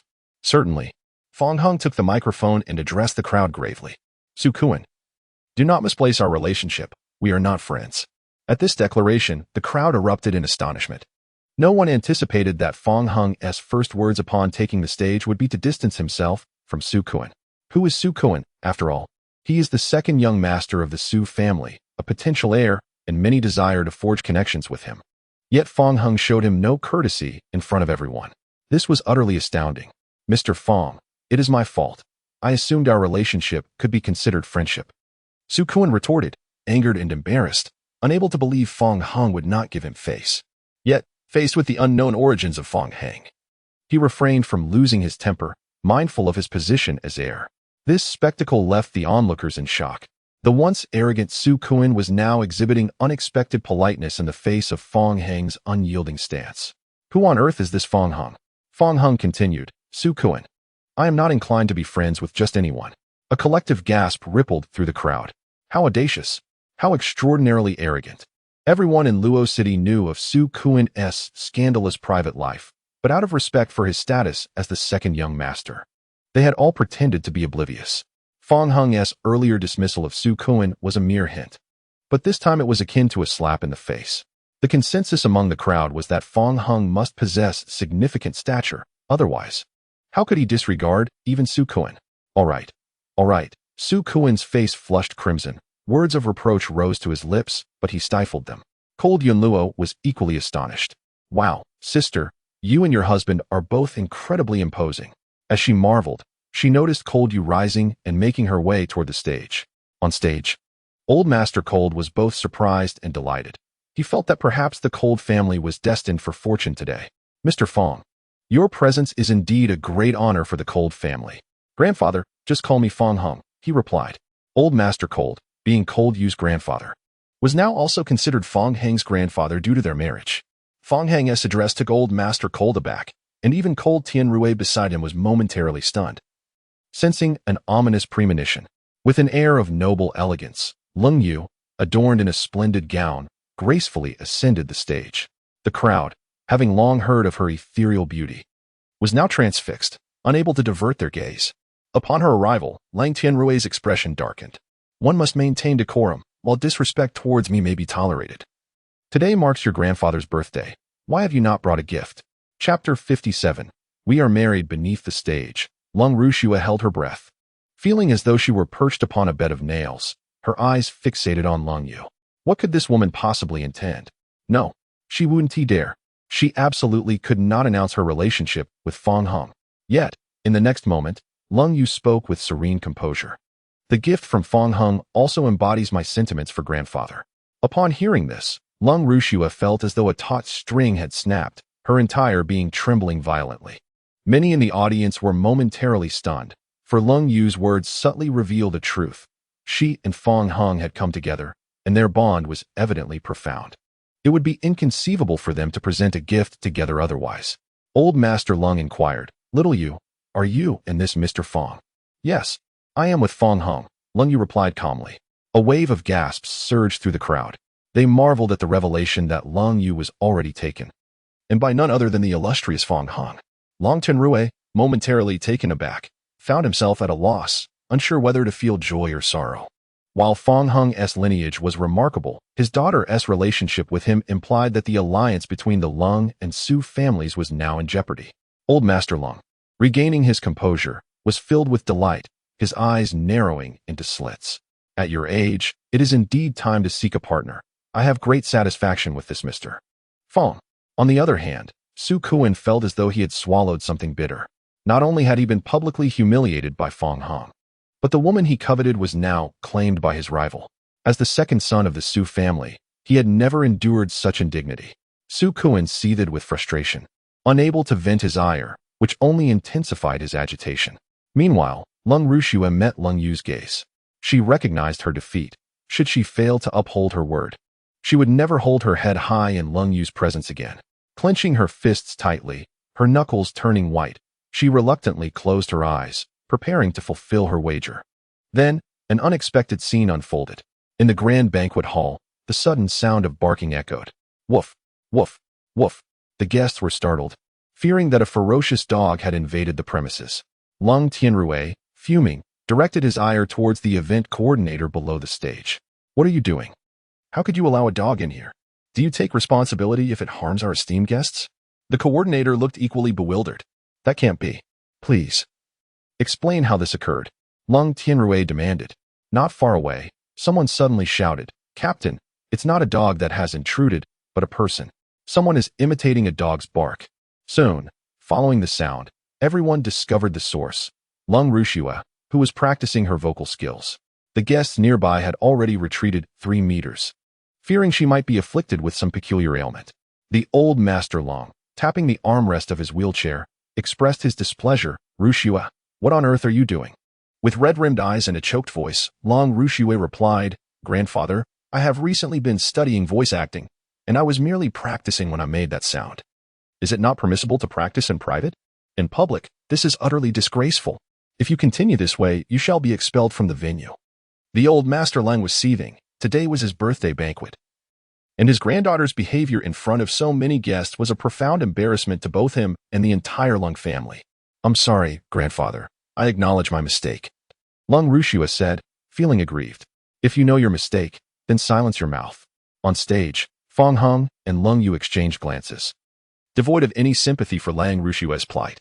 After all, they had initially refused the wager. It was entirely Lung Rushua's obstinacy that had led to this predicament. Wiping her tears, Lung Rushua glared fiercely at Lung Yu.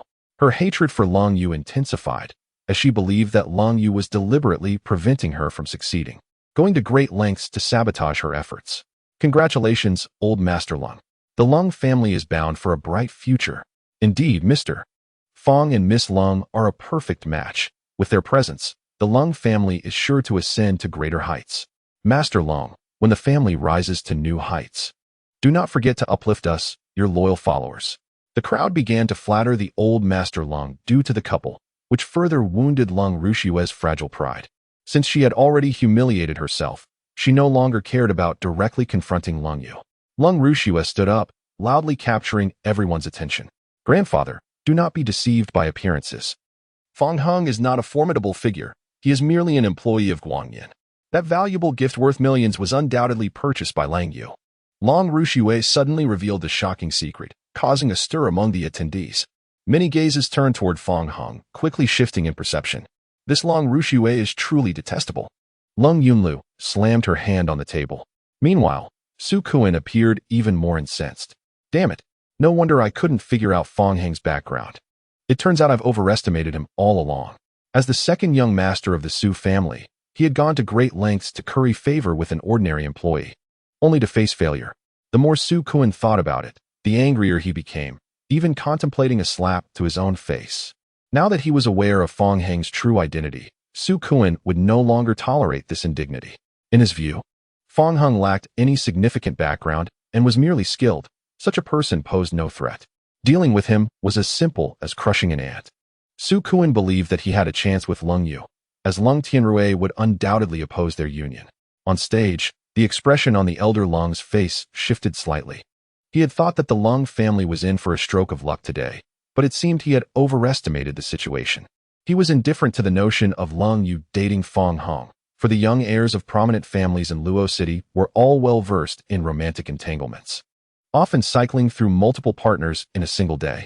As long as there was no marriage involved, everything remained manageable. In contrast to the elder Lung's calm demeanor, Long Tianrui appeared far less composed. He glared at Lang Yu, his face darkening to an extreme. Do you know who you are? The president of Guangnian Corporation, and potentially the heir of the Long family, yet you choose to engage with an ordinary employee? Have you lost your mind? I'm fully aware of my actions. Furthermore, you are mistaken. Fong Hung and I are not in a romantic relationship. Lung Tianrui was taken aback. Not in a romantic relationship? So you haven't begun dating yet? As long as you aren't romantically involved, that's a relief. It was only then that Lung Tianrui's anger subsided somewhat. Su Kuan, upon hearing this, chuckled. To think they weren't even boyfriend and girlfriend. Fong Hung was indeed a fool. This meant pursuing Ling Yu would be even easier for him. Su Kuan envisioned a future where he had successfully won Lung Yu's heart, while Fong Hung wept, pleading with Lung Yu not to leave him. At that moment, he would simply kick Fong Hung aside. Just the thought of it was exhilarating. How could an ordinary person like Fong Hung compete with the second young master of the Su family? However, just as Su Kuan was lost in his wild fantasies, Lung Yu publicly took Fong Hung's hand, declaring their relationship. The reason Fong Hung and I are not in a romantic relationship is that we are married, and we are, in fact, a legitimate couple. Chapter 58. Get me a divorce. Immediately the banquet hall fell into an eerie silence, only to erupt moments later in disbelief. Everyone struggled to comprehend what they had just heard. The illustrious daughter of the Lung family, the president of Guangnian Corporation, had married an ordinary man? In a corner of the banquet hall, watching the couple on stage, Lang Yunlu felt a mix of envy and reflection. Her sister dared to love and hate, boldly resisting their father's control over her life. If it were her, she could never muster such courage. Su Kuan, on the other hand, could no longer find joy in the situation. Lang Yu's marriage to Fong Hung signified the end of his own aspirations. Moments ago, he had viewed Fong Hung as a mere clown. Now, it appeared that he himself was the true jester. As the second young master of the Su family, he found himself outclassed by an ordinary individual for the first time in his life.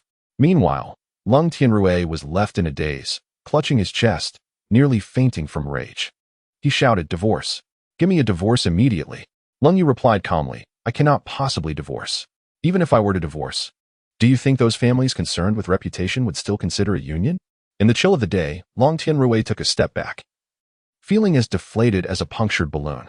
He was acutely aware that all families, including his own, placed great importance on reputation, no matter how exceptional his daughter was. Now that she was married, no family would ever consent to a union. In a moment of heartache, he suddenly found himself smiling bitterly. It felt as if the daughter he had painstakingly raised had been deceived by a scruffy youth, lured away by a cup of milk tea. That young man was Fong Hung. Old Master Lung was equally taken aback. He cast a disappointed glance at Lung Yu, unable to fathom how his most cherished granddaughter could engage in such folly. Acknowledging that the deed was already done, he realized that no words could remedy the situation. Meanwhile, Lang Rushue, though she had never triumphed over Lang Yu, found some solace in witnessing the scene. She noticed many around her beginning to murmur about Fong Hung being a gigolo. A slow smile crept onto her face. "Ah, Lung Yu, how does it feel to see your beloved man subjected to ridicule? Is it not painful? If you cannot allow me peace, then you shall not find it either."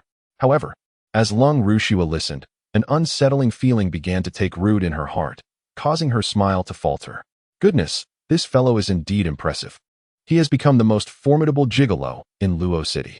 Indeed, marrying the CEO of Guangnian has catapulted him to the pinnacle of success. I can hardly imagine the luxury of his life. Alas, if only I possessed his looks, I too would seek the company of a wealthy heiress. Irritated, Long Rushue remarked, "Can you not aspire to something greater? Do you truly believe that living off someone else's success is commendable?" At that moment, one individual retorted angrily, "What do you know? I can enjoy life without the toil. Why should I strive?" Lung Rushue was momentarily taken aback, sensing something was amiss. Yet there seemed to be a grain of truth in the response. As the banquet hall descended into chaos, a commotion erupted outside. The doors swung open, and the sight of a man being surrounded by admirers sent a wave of astonishment through the crowd. Good heavens! It was none other than Qian Dashan, the son of Luo City's wealthiest tycoon. Qian Dashan, the sole heir of Qian Fuhao, had now taken the reins of the family business as his father gracefully stepped back. His presence was tantamount to a personal visit from the city's richest man. Old Master Lung hastily maneuvered his wheelchair to greet him, and had it not been for his disability, he surely would have stood up to rush forward. Lung Tianrui quickly reacted, pushing the wheelchair to join them. As they approached Qian Dashan, Old Master Lung, fraught with nervousness, exclaimed, "Welcome, young Master Qian. Your presence at this celebration is indeed a great honor for this old man." Qian Dashan chuckled warmly, extending his hand to clasp the gnarled fingers of Old Master Lung. "Master Lung, it is my duty to pay my respects on your birthday. I apologize for my tardiness. I hope you will not hold it against me." Old Master Lung, taken aback, exclaimed, "No, no, no, how could I dare? The mere presence of young Master Qian is already a tremendous honor." As Qian Dashan conversed with Old Master Lang, a group of well-dressed men diligently carried gifts into the banquet hall. Before the audience's astonished eyes, exquisite gifts of considerable value were displayed upon the stage. Stacked several meters high, the spectators below were rendered speechless, for it was no surprise that the son of the wealthiest man commanded such an impressive spectacle. Qian Dashan's visit to celebrate a birthday was, of course, due to Feng Hong. Were it not for Feng Hong, his son Qian Xiaobao's congenital mutism would never have been cured.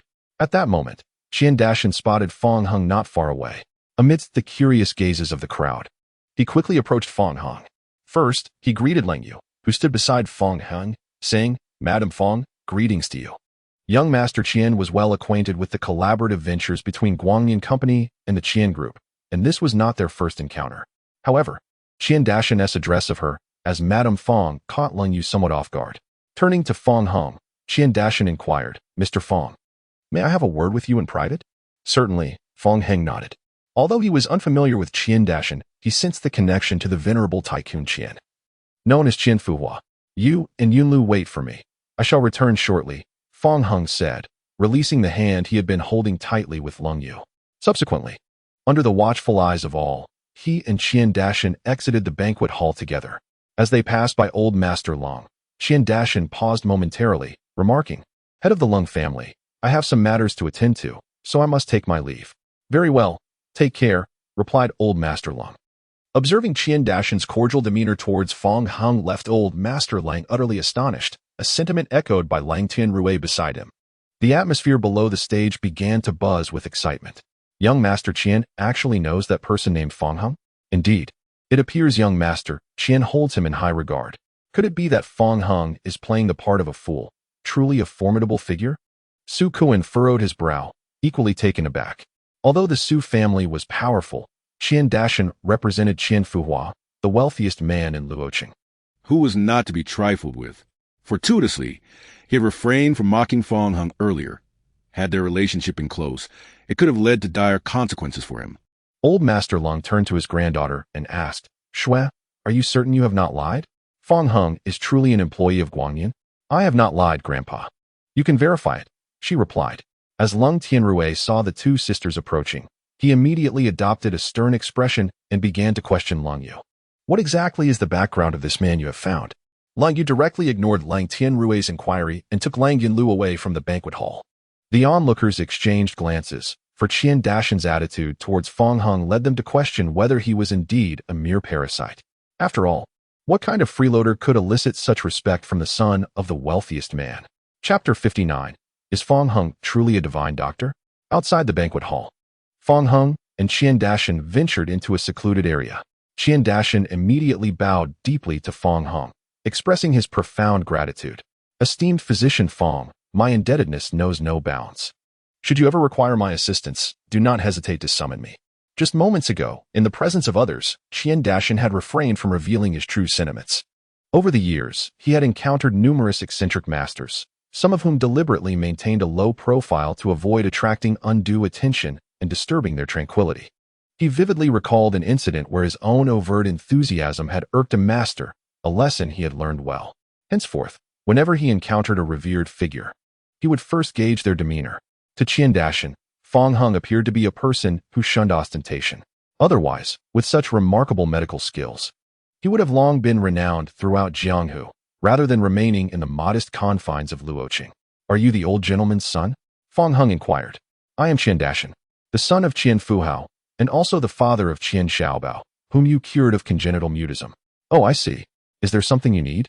Fong Hung asked. Nothing at all, Qian Dashan replied, somewhat at a loss, having merely introduced himself. Very well, then.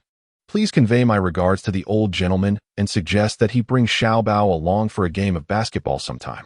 Certainly, Qian Dashan responded, watching as Fong Hang's figure receded. Indeed, a master is a master, completely unfazed by his status as the wealthiest heir. Had it been anyone else, they would likely have clung to him, unwilling to let go. Fong Hung returned to the entrance of the banquet hall, just in time to encounter the two sisters emerging from within. Hey, why are you two out here? He asked. It was uncomfortable inside, Lung Yu replied, clearly reluctant to remain in the same space as Lung Tianrui. How about you show me around? I feel there must be many interesting places in the Lung family. Fong Hung could discern the strained relationship between Lang Yu and Lang Tianrui. It was no wonder that Lang Yu had returned home with red-rimmed eyes. Likely a result of Lung Tianrui's actions. Lung Yunluo chimed in eagerly. Don't forget me. I can't be left out. It would be too dull for me alone. Understood. You little shadow, Lung Yu sighed. Lung Yunluo pouted. Sister, you can call me a shadow, but not a little shadow. Fong Hung chuckled and shook his head. Curiously, Lung Yunluo asked, by the way, brother-in-law, what is your relationship with Qian Dashan? He is the son of our Luoqing's wealthiest man. There's nothing special. I simply play basketball with his son frequently. Ah, I see. I thought you were quite close. However, I have a suggestion for you, Lung Yunluo said, her tone turning mysterious. What suggestion? Besides playing basketball, you could also learn to sing and dance. You're quite handsome. If you post videos online, you're sure to attract many beautiful girls. That's enough. Are you still testing me? The cold rain gently tapped on Lung Yunluo's head, who playfully remarked, Stop coming up with such absurd ideas. Lung Yunluo stuck out her tongue with a mischievous grin, replying, Hey, sister, I'm only doing this for you. She added, I would never ask you to do such things. Meanwhile, Lang Rushue, eavesdropping on their conversation, hurried back to the banquet hall.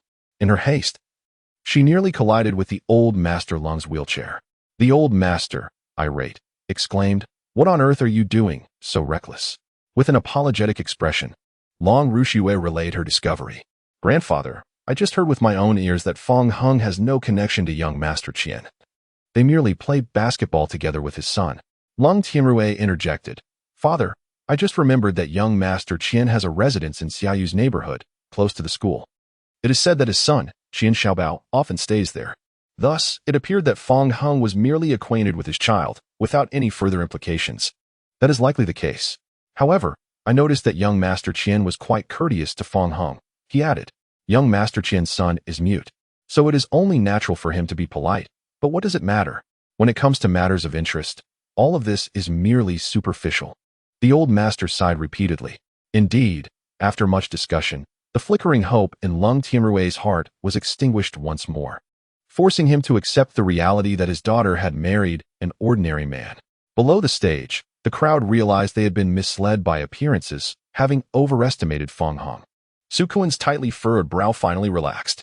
After all this time, it turned out Fong Hung was still the same ordinary individual, without any profound connections to Qian Dashan. What a foolish notion.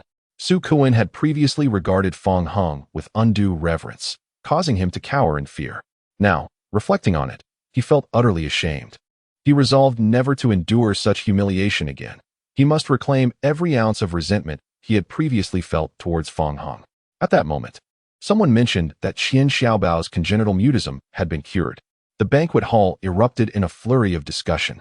It was then that Lung Tianrui suddenly recalled, Father, I forgot to tell you that young Master Qian's son has been cured of his congenital mutism. Is this true? The old master gasped in astonishment. The congenital mutism of Qian Xiaobao was something even the renowned physician Li could not resolve. If someone has cured him, does that not imply the healer's skills surpass even the esteemed Li Shidong? Absolutely true. If I had known earlier, I would have mentioned it to young Master Qian. Perhaps we could find that miraculous physician, and who knows, you might have hope of standing again. It is hard to say. My condition has persisted for many years. I shall find the time to inquire with young Master Qian.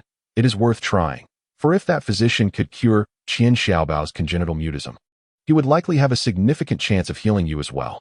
The old master nodded in tacit approval. In his youthful days, he was brimming with vitality and joy, admired not only for his status, but also for his character.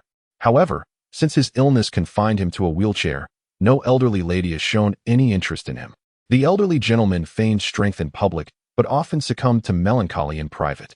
More than anyone else, he longed to cast aside his wheelchair and once again stand tall amidst the world. As cold Tianrui pushed the old gentleman towards the stage, a thought suddenly crossed his mind. Father, do you think it's possible that Fong Hung is the miraculous doctor who cured Qian Xiaobao? That would explain why Qian Dashan came to our family to celebrate your birthday and why he was so courteous to him earlier. Your reasoning seems somewhat plausible, he replied. Cold Rushue, standing nearby, wore an expression of disbelief. To her, Cold Tianrui appeared unable to accept Cold Yu's marriage to Fong Hung, and it seemed to have driven him a bit mad. Uncle, have you been watching too many dramas? If Fong Hung were truly a miraculous doctor, he wouldn't be working at Guanyin. Besides, how could there be such a young miracle worker? She continued, in my opinion, young Master Qian's visit to Wish Grandpa, well, is likely due to the increasingly close collaboration between our Guanyin and his enterprises. Her words left the father and son speechless. Indeed, how could Fong Hung, an ordinary employee, possibly be that renowned doctor? Under the guidance of the two ladies, Fong Hung wandered around the Cold family estate for quite some time. The estate boasted an array of amenities, including an amusement park and a zoo, completely reshaping Fong Hung's understanding of wealth. Previously, he had thought that being rich meant merely indulging in material possessions. It was only upon entering such a true aristocratic realm that he realized his previous notions were rather superficial. Noticing that Cold Yu had slowed her pace, Fong Hung extended his arm towards her. After walking in high heels for so long, your feet must be quite uncomfortable. Leaning on me might provide some relief. Cold Yu was taken aback by Fong Hung's thoughtfulness. After a moment's hesitation, she ultimately took hold of his arm. Fong Hung paused, distinctly feeling the softness of her touch, which indeed brought her some comfort. However, while Cold Yu felt somewhat better, Fong Hung found himself in discomfort. Ignoring the presence of many onlookers, including Cold Yunlu nearby, he feared that certain sentiments might become too evident. As they walked, Cold Yunlu suddenly halted, pouting. Sister, I'm also wearing high heels. While you have your husband to rely on when you're tired, I have no man. Cold Yu replied, then you can support me instead. To everyone's surprise, Cold Yunlu eagerly went to hold on to Cold Yu. However, this arrangement felt somewhat awkward, leaving Cold Yu sandwiched in the middle and uncomfortable. Ultimately, the trio settled onto a nearby bench to rest. The bench provided various charging ports, even wireless charging capabilities. Cold Yunlu sprawled across the bench, engrossed in her phone, carelessly tossing her high heels aside. Meanwhile, Fong Hung's attention was wholly fixated on the hand of Cold Yu that remained clasped around his arm. He found it puzzling that, despite sitting down to rest, she had yet to release her grip. Had she perhaps forgotten? Fong Hung wished to remind Lung Yu. Yet he was also burdened by his own selfish desires. Just as he hesitated, Lung Yu voluntarily released her grip on his arm. Subsequently, she unzipped her handbag and withdrew a card, extending it towards him. Inside was another 1 million. This time, she advised against foolishly spending it on gifts and urged him to invest in himself. It appeared that Lung Yu had misinterpreted the situation, which explained her earlier comments in the banquet hall. Nevertheless, Fong Hung accepted the card with ease, feeling no shame in benefiting from this arrangement. Initially, he possessed 5 million, having spent 2 million on gifts, but now Lung Yu had graciously given him an additional 2 million. Thus, his total remained at 5 million. Although he had not triggered the Soft Rice King rebate, he had accrued a significant amount of Soft Rice points. Fong Hung glanced at the tally, which had already reached 60%. He anticipated a lottery opportunity soon. After tucking the card away, he suddenly realized that Lung Yu, who had previously released his arm, had naturally linked it once more. Before he could ponder this change, he heard the voice of Lang Yunlu. Brother-in-law, I envy you. If only I were a handsome man, I could find a rich woman like my sister and indulge in soft rice. Eating soft rice is not so easily achieved, Fong Hung mused, feeling fortunate to be in a position of advantage. After all, most affluent women were not like Lang Yu. Lang Yu shot a disapproving glance at Lang Yunlu. Haven't I given you enough pocket money? Lang Yunlu chuckled. It's not about the money. I simply wish to relish the experience of living off someone else. Well, that's not in your favor. Suddenly, Lang Yunlu teased Fong Hung. Hey, brother-in-law, do you know any men who want to eat soft rice? Introduce one to me. Lung Yu glared at her. Where would I find such a person for you? Just kidding, Lung Yunlu replied. She had no particular fondness for men who lived off women. Yet she held no animosity towards Fong Hung. On the contrary, she was quite fond of him. She was aware that Fong Hung had saved her sister's life during their childhood, a precious life, immeasurable by any monetary value. Besides, her sister had ample wealth, so it was only natural for her to support Fong Hung as a token of gratitude. Even aside from this, Lung Yunlu had a curious intuition, a faint sense that Fong Hung was not an ordinary individual. The trio spent the entire evening exploring the Lung residence. Fong Hung and Lung Yu initially intended to return to Junyuan, but under Lung Yunlu's persistent persuasion and the arrival of their mother, Yang Shulan, they reluctantly accompanied her home. Upon entering, Yang Shulan busied herself, serving Fong Hung water and fruit.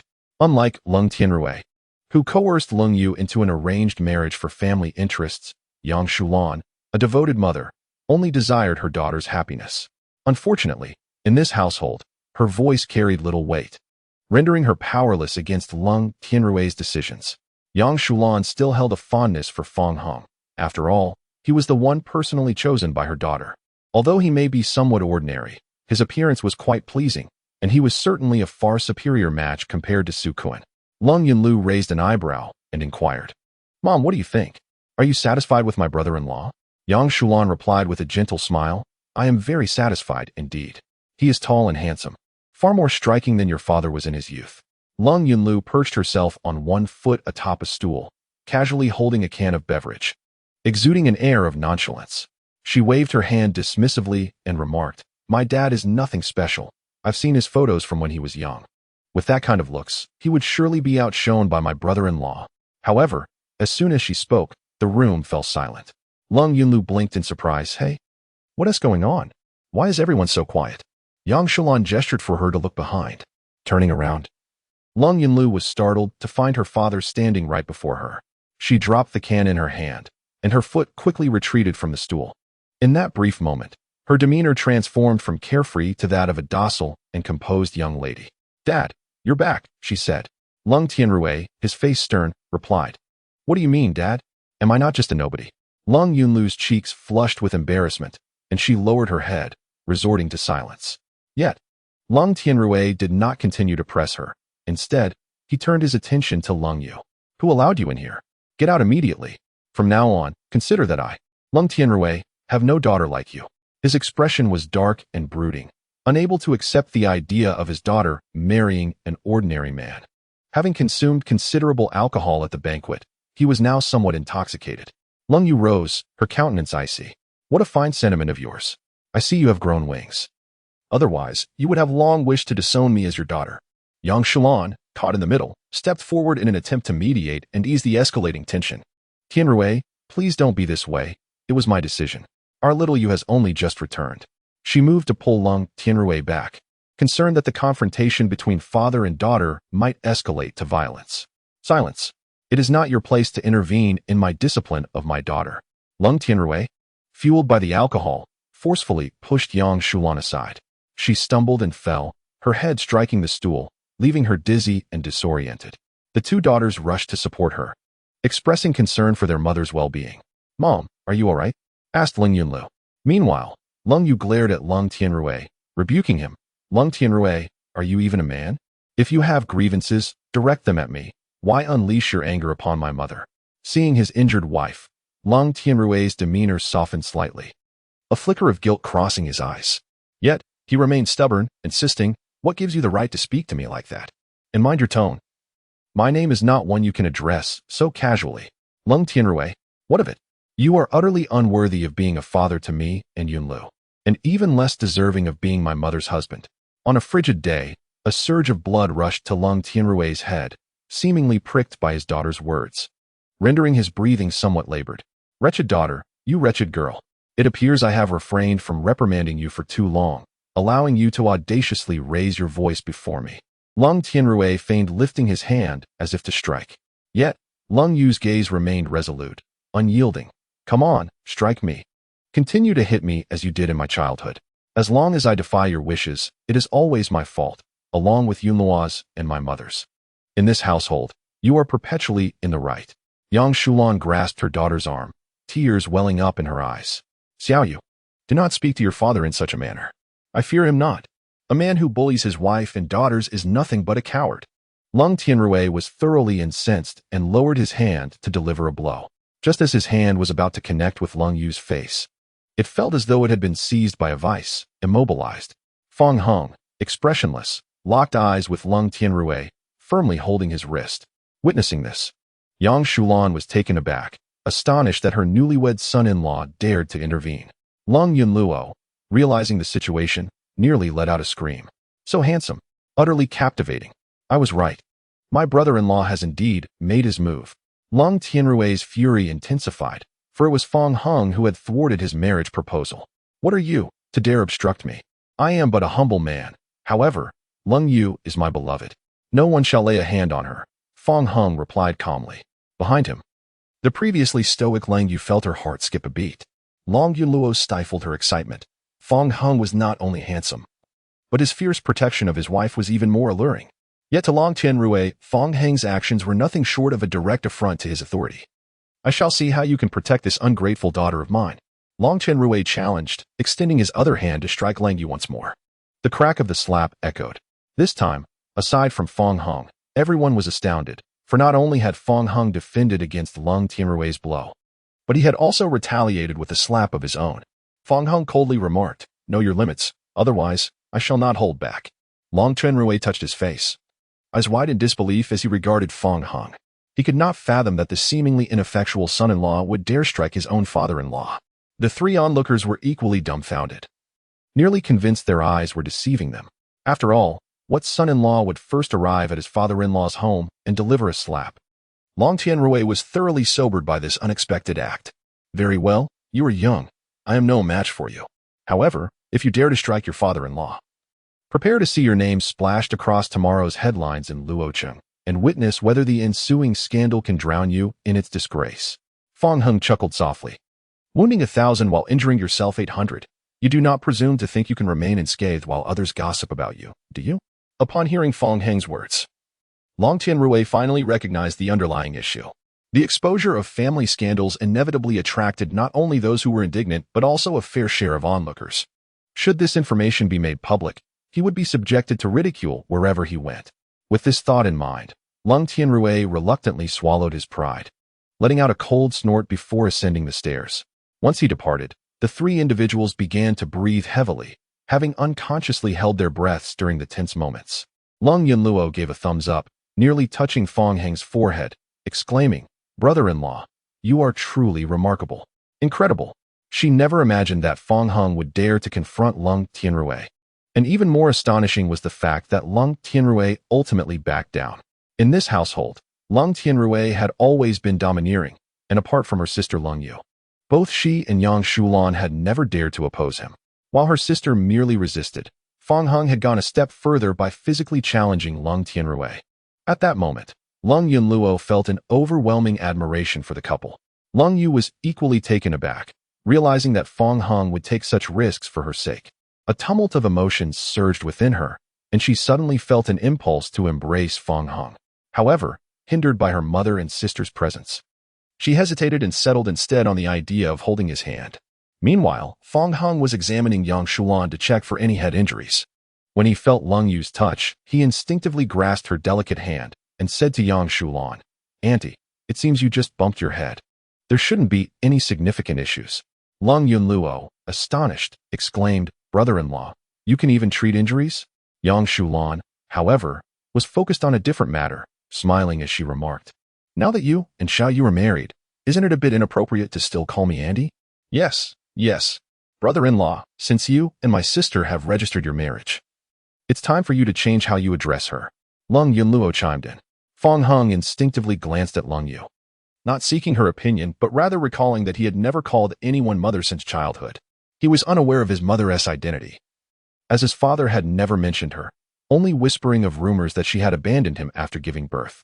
Noticing Fong Heng's discomfort, Lung Yu said, "Mom, this is Fong Heng's first time meeting you. He is not quite accustomed to it yet.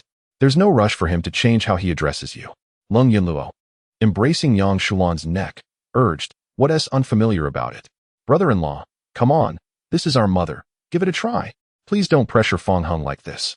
Lung Yu interjected anxiously, aware of Fong Heng's father's past, and fearing it might evoke painful memories. "It's all right. Since we are married, I suppose I should change how I address you," Fong Heng finally conceded, taking a moment before gently addressing Yang Shulan, "Mother." Chapter 62. Together in sleep, Yang Shulan beamed with joy at his response.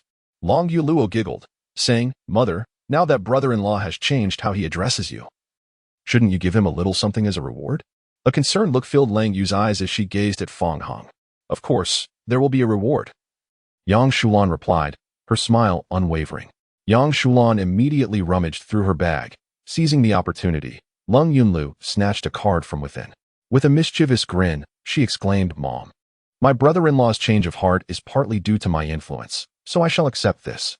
"You child," Yang Shulan replied helplessly, then pulled out another card and handed it to Fong Heng. "This contains 3 million. Consider it a token of gratitude from your mother for your brother-in-law's change of heart." To think that merely calling you mom could yield 3 million. Fong Heng and Yang Shulan exchanged pleasantries, ultimately unable to refuse her kindness.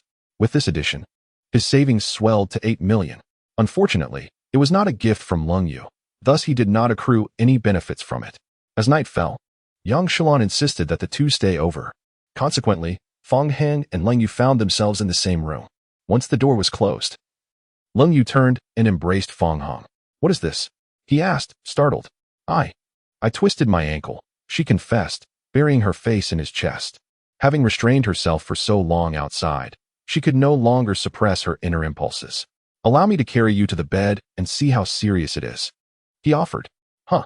Lung Yu was taken aback. Her excuse was merely a casual pretext, and she had not genuinely twisted her ankle.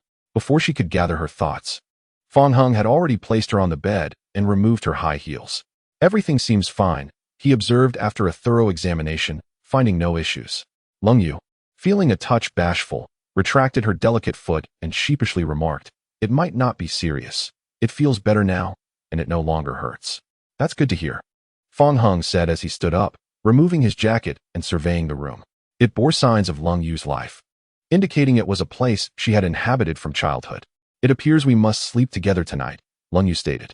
"I can sleep on the floor," Fong Heng suggested. "No need for that," Lang Yu blurted out unexpectedly. Fong Heng felt puzzled, sensing a hint of urgency in her tone.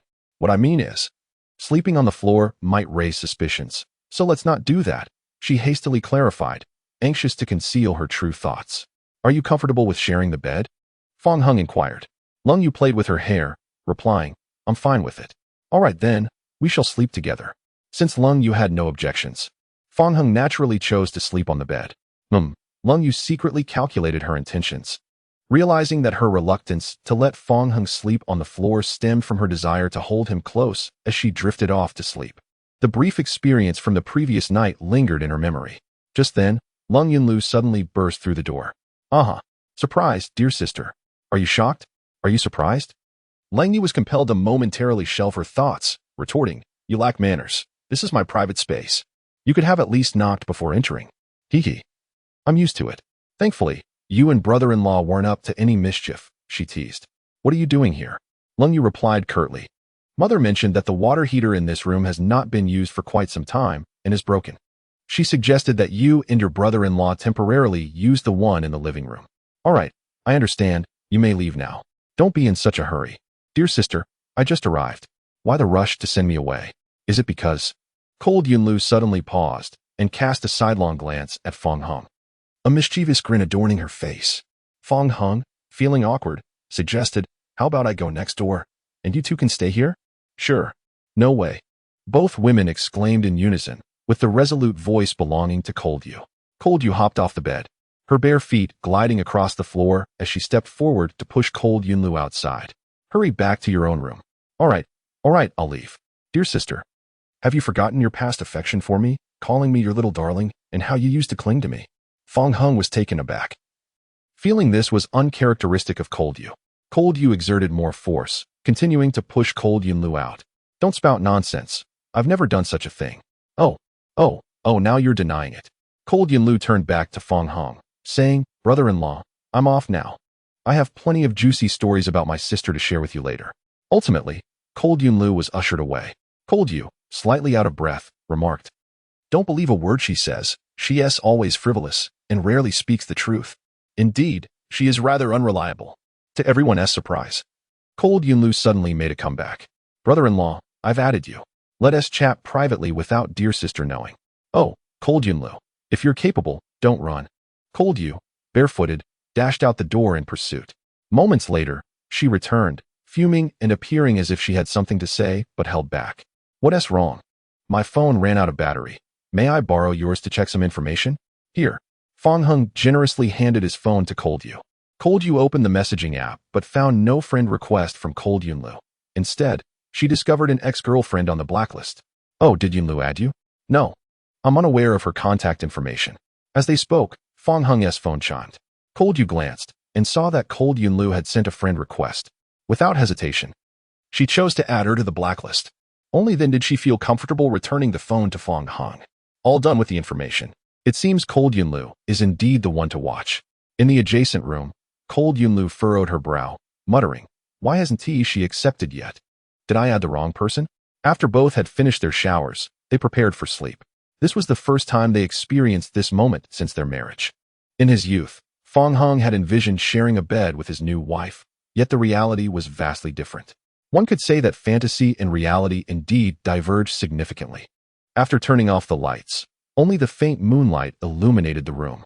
Fong Hung turned his back to Lung Yu, unable to see her expression.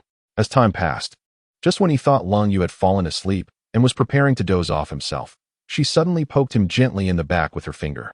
Fong Hung. He turned around, curious about what was on her mind.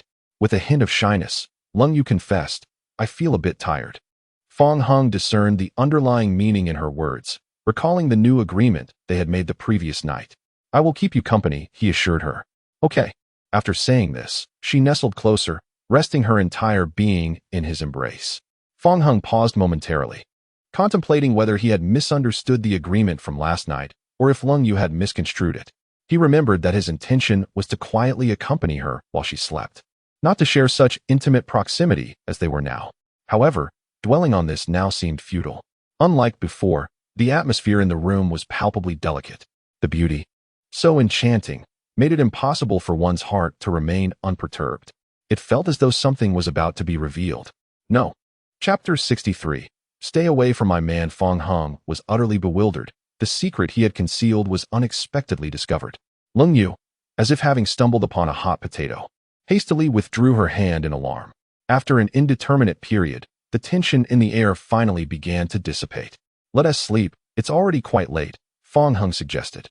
Lung Yu responded softly, her voice barely above a whisper. Naturally, neither of them fell asleep immediately. The next day, they were roused from their slumber by the sound of knocking at the door. Fong Hung opened his eyes to find Lung Yu rubbing her sleepy eyes. When their gazes met, Lung Yu averted her eyes, feeling flustered. Seeing Fong Hung as the first thing upon waking almost made her believe she was dreaming. Fong Hung stretched his slightly numb arms and got out of bed. Lung Yu sat up, quietly adjusting the straps of her nightgown before opening the door. Suddenly, Lung Yunlu sprang into the room. Ah, good morning, stinky sister, stinky brother-in-law. This time, you two actually remembered to lock the door. Having just awakened, Lang Yu lacked the energy to reprimand her sister, her voice soft and languid. Why do you act like a monkey, coming to disturb Fong Hung and me so early? Early rising is good for health, right, brother-in-law? Fong Hung yawned. Well, that assumes one goes to bed early. Your sister and I stayed up quite late last night. Long Yunlu chuckled. Sorry about that. Mom sent me to call you both down for breakfast. Hurry up. After freshening up, the two of them made their way downstairs. The previously playful Long Yunlu transformed into a model of decorum at the dining table, which was a stark contrast to her earlier demeanor. This was undoubtedly due to the presence of Long Tianrui. Once Fong Hung and Lung Yu were seated, the housekeeper, Luo Xiao, promptly served them breakfast while discreetly observing Fong Hung. Since the conclusion of the banquet the previous night, news of their marriage had circulated throughout the Lung household, even reaching the kitchen staff, who were now aware that Lung Yu had wed an ordinary man. Luo Xiu had worked here for decades, witnessing the cold rain grow from childhood to adulthood, and she was acutely aware of the temper of the venerable Lung Tianrui, the eldest daughter, Lung Yu. Choosing such an ordinary man as her husband would undoubtedly displease Lung Tianrui 100-fold. She seemed to foresee the ensuing storm of turmoil. On Fong Heng's side, after sipping his porridge, he cast a glance at Lung Tianrui. I don't believe I saw my name in the morning report. This seemingly casual remark caused Lung Tianrui to halt abruptly.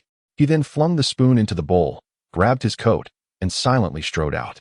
Yang Shulan interjected, Tianrui, you haven't even finished your meal. Where are you going? I've lost my appetite. I'm heading to the company. Yang Shulan returned to her seat, dishing out vegetables into Fong Heng's bowl, and smiled. In this household, only you can keep him in check. Witnessing this scene left Luo Xiu utterly dumbfounded. Wasn't it said that the son-in-law was an ordinary man? Why did even the usually domineering patriarch seem to avoid him? Moreover, the lady appeared to hold him in high regard. Logically, if he were truly an ordinary man, the son-in-law should be inferior within this household. Completely contrary to the current situation. Once Lung Tianrui departed, Lung Yunluo naturally reverted to her true self. Haha, it's the first time I've seen Dad humbled. It's absolutely delightful. Yang Shulan cautioned, be careful. If your father makes a comeback, you'll be in for it. After a cautious inspection, Lung Yunluo waved her hand, declaring, he has long gone. We can discuss freely now. She leaned closer to Lung Yu. Sister, didn't you feel anything when brother-in-law struck Dad yesterday? Luo Xiu was taken aback by her words. Lung Yu replied, don't interrupt my meal. TCH, what a buzzkill. Lung Yunluo scampered back to Yang Shulan. Yang Shulan turned to Luo Xiu and said, Sister Luo, could you please pour some water for the children? Oh, of course, madam. Luo Xiu snapped back to reality and hurriedly poured water for everyone. When it came to Fong Heng's cup, her hands trembled, nearly toppling the glass. The words of Lung Yuluo had truly shocked her. Fong Heng had actually slapped Ling Tianrui. This was simply unbelievable. Indeed, one should not readily believe the gossip circulating outside. If the eldest daughter were truly marrying an ordinary man, how could he dare to strike the patriarch? Moreover, the most crucial question remained. How could the patriarch, after being struck, choose to swallow his pride in silence? On Lung Yunluo's side, the conversation became increasingly lively, almost to the point of giddiness. Mom, do you think if I followed brother-in-law's example and slapped Dad, it would have some remarkable effect? This statement left everyone present utterly bewildered. Fong Heng remained silent, continuing to sip his porridge. Lung Yu remarked, if you're not afraid of death, you can give it a try. This foolish child, has she lost her mind? You truly dared to take action. Your father must be terrified that you might break your own legs. Yang Shulan remarked coldly to Lung Yunluo. Although she was aware that Luo Xiu was tight-lipped, she still felt the need to deliver a stern warning. Sister Luo, I wish not to hear any words that ought not to be spoken outside. Luo Xiu replied nervously. Madam, I assure you, I have heard nothing. Well, that is reassuring. Luo Xiu began tidying up the leftover dishes from their meal. Lung Yuluo leaned closer to Fong Heng and inquired, brother-in-law, what is going on? I added you as a friend last night, yet you still haven't accepted. Perhaps I simply did not receive your request, Fong Heng replied, glancing at Lang Yu and dismissively addressing Lang Yuluo. That cannot be. Show me your phone. I have nearly sent the request 800 times. Lung Yu interjected. Stay away from my man. Lung Yunluo glanced between the two and quickly understood. Ah, you must be the reason my brother-in-law hasn't added me, right? Indeed. I am the one who advised against it. Your incessant gossip would only burden him, Lung Yu retorted. I do not gossip. You are merely afraid I might disclose your secrets to brother-in-law, thereby forbidding any private conversations. Well then, I shall say it to his face. Brother-in-law, let me tell you. Before she could finish, Lung Yu rushed forward to cover her mouth. Yang Shulan and Luo Xiu had long grown accustomed to such scenes. Yang Shulan said, Xiao Yu, it is such a rare occasion for you to return. Shall you stay home for a few more days? The two women ceased their playful banter. Lung Yunluo grasped her sister's hand and pleaded, Sister, stay a little longer. You have no idea how much our mother misses you. The tears she shed in the courtyard could fill a fountain. You child, always joking. Do you truly believe I am some mythical water deity from ancient tales? All right. Then those tears must be mine. Woe is me, sister. Look how heartbroken I am. Lung Yuluo feigned crying. Lang Yu felt a weight in her heart, under normal circumstances. She would not linger in this home. However, with Fong Heng present, she felt compelled to behave. Furthermore, she genuinely wished to spend more time with her mother. After some contemplation, she finally nodded in agreement. Chapter 64. The Master of Love. Seeing that Lung Yu had acquiesced, Lung Yunluo immediately embraced her. "Oh, stinky sister. I knew you couldn't bear to part with me. Get off. It's our mother I cannot bear to leave," Lung Yu retorted, pushing her away with mild annoyance. Fong Heng picked up the car keys and remarked, "I shall go fetch a few more clothes. And please bring back some Tang Yuan as well," Lung Yu added. "Certainly," he replied before departing. Once Fong Heng left, Lung Yu returned to her room, reflecting on the entire night spent in Fong Heng's embrace. A smile involuntarily crept across her lips. As she gazed at her hands, a hint of shyness washed over her. How could I have become so foolish? Forgetting the knowledge I once possessed, and even thinking he was hiding something? "Stinky sister, what are you pondering?" Lung Yunluo's sudden appearance startled her. "Oh, it's nothing." Cold Yunlu wore a skeptical expression, pondering. It's strange. She must be thinking about her brother-in-law. When a woman falls in love, she truly transforms. Don't speak recklessly. Although Fong Heng and I are married, we are still quite different from a genuine couple. TSK, what differences could there be? Don't tell me you still haven't developed feelings for him. Just look in the mirror. You resemble a lovesick girl. Cold Yu glanced at her reflection, struggling to articulate her thoughts. Having never experienced love, she was unaware of the true sensation of being enamored. At present, she simply relished the comfort of being with Fong Heng, feeling an uncontrollable urge to be near him, and experiencing a sense of emptiness when separated for too long. Stop playing coy. Love should be declared boldly. After all, you and your brother-in-law are already married. What is there to fear? Cold Yu's thoughts became a chaotic whirlwind, ultimately leading her to usher Cold Yunlu out of the room. Through the closed door, Cold Yu remarked, "You've never been in love yourself, so don't instruct me on how to act." Cold Yunlu pounded on the door. "You audacious sister. How dare you question my authority? Though I may lack personal experience, it doesn't hinder my mastery of romance." At Juyuan, Fong Heng finished packing and placed the Tang Yuan in a cat-shaped container, preparing to return to the cold residence. Upon entering his Mercedes and checking his phone, he discovered not only a message from Cold Yu, but also an unfamiliar text. He first replied to Cold Yu, leaning closer to the screen to send her a voice message.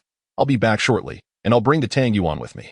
Then, he opened the text, revealing a single ominous line. "Su Kuan and Bai Hongyi have joined forces against you, handsome. You must exercise extreme caution."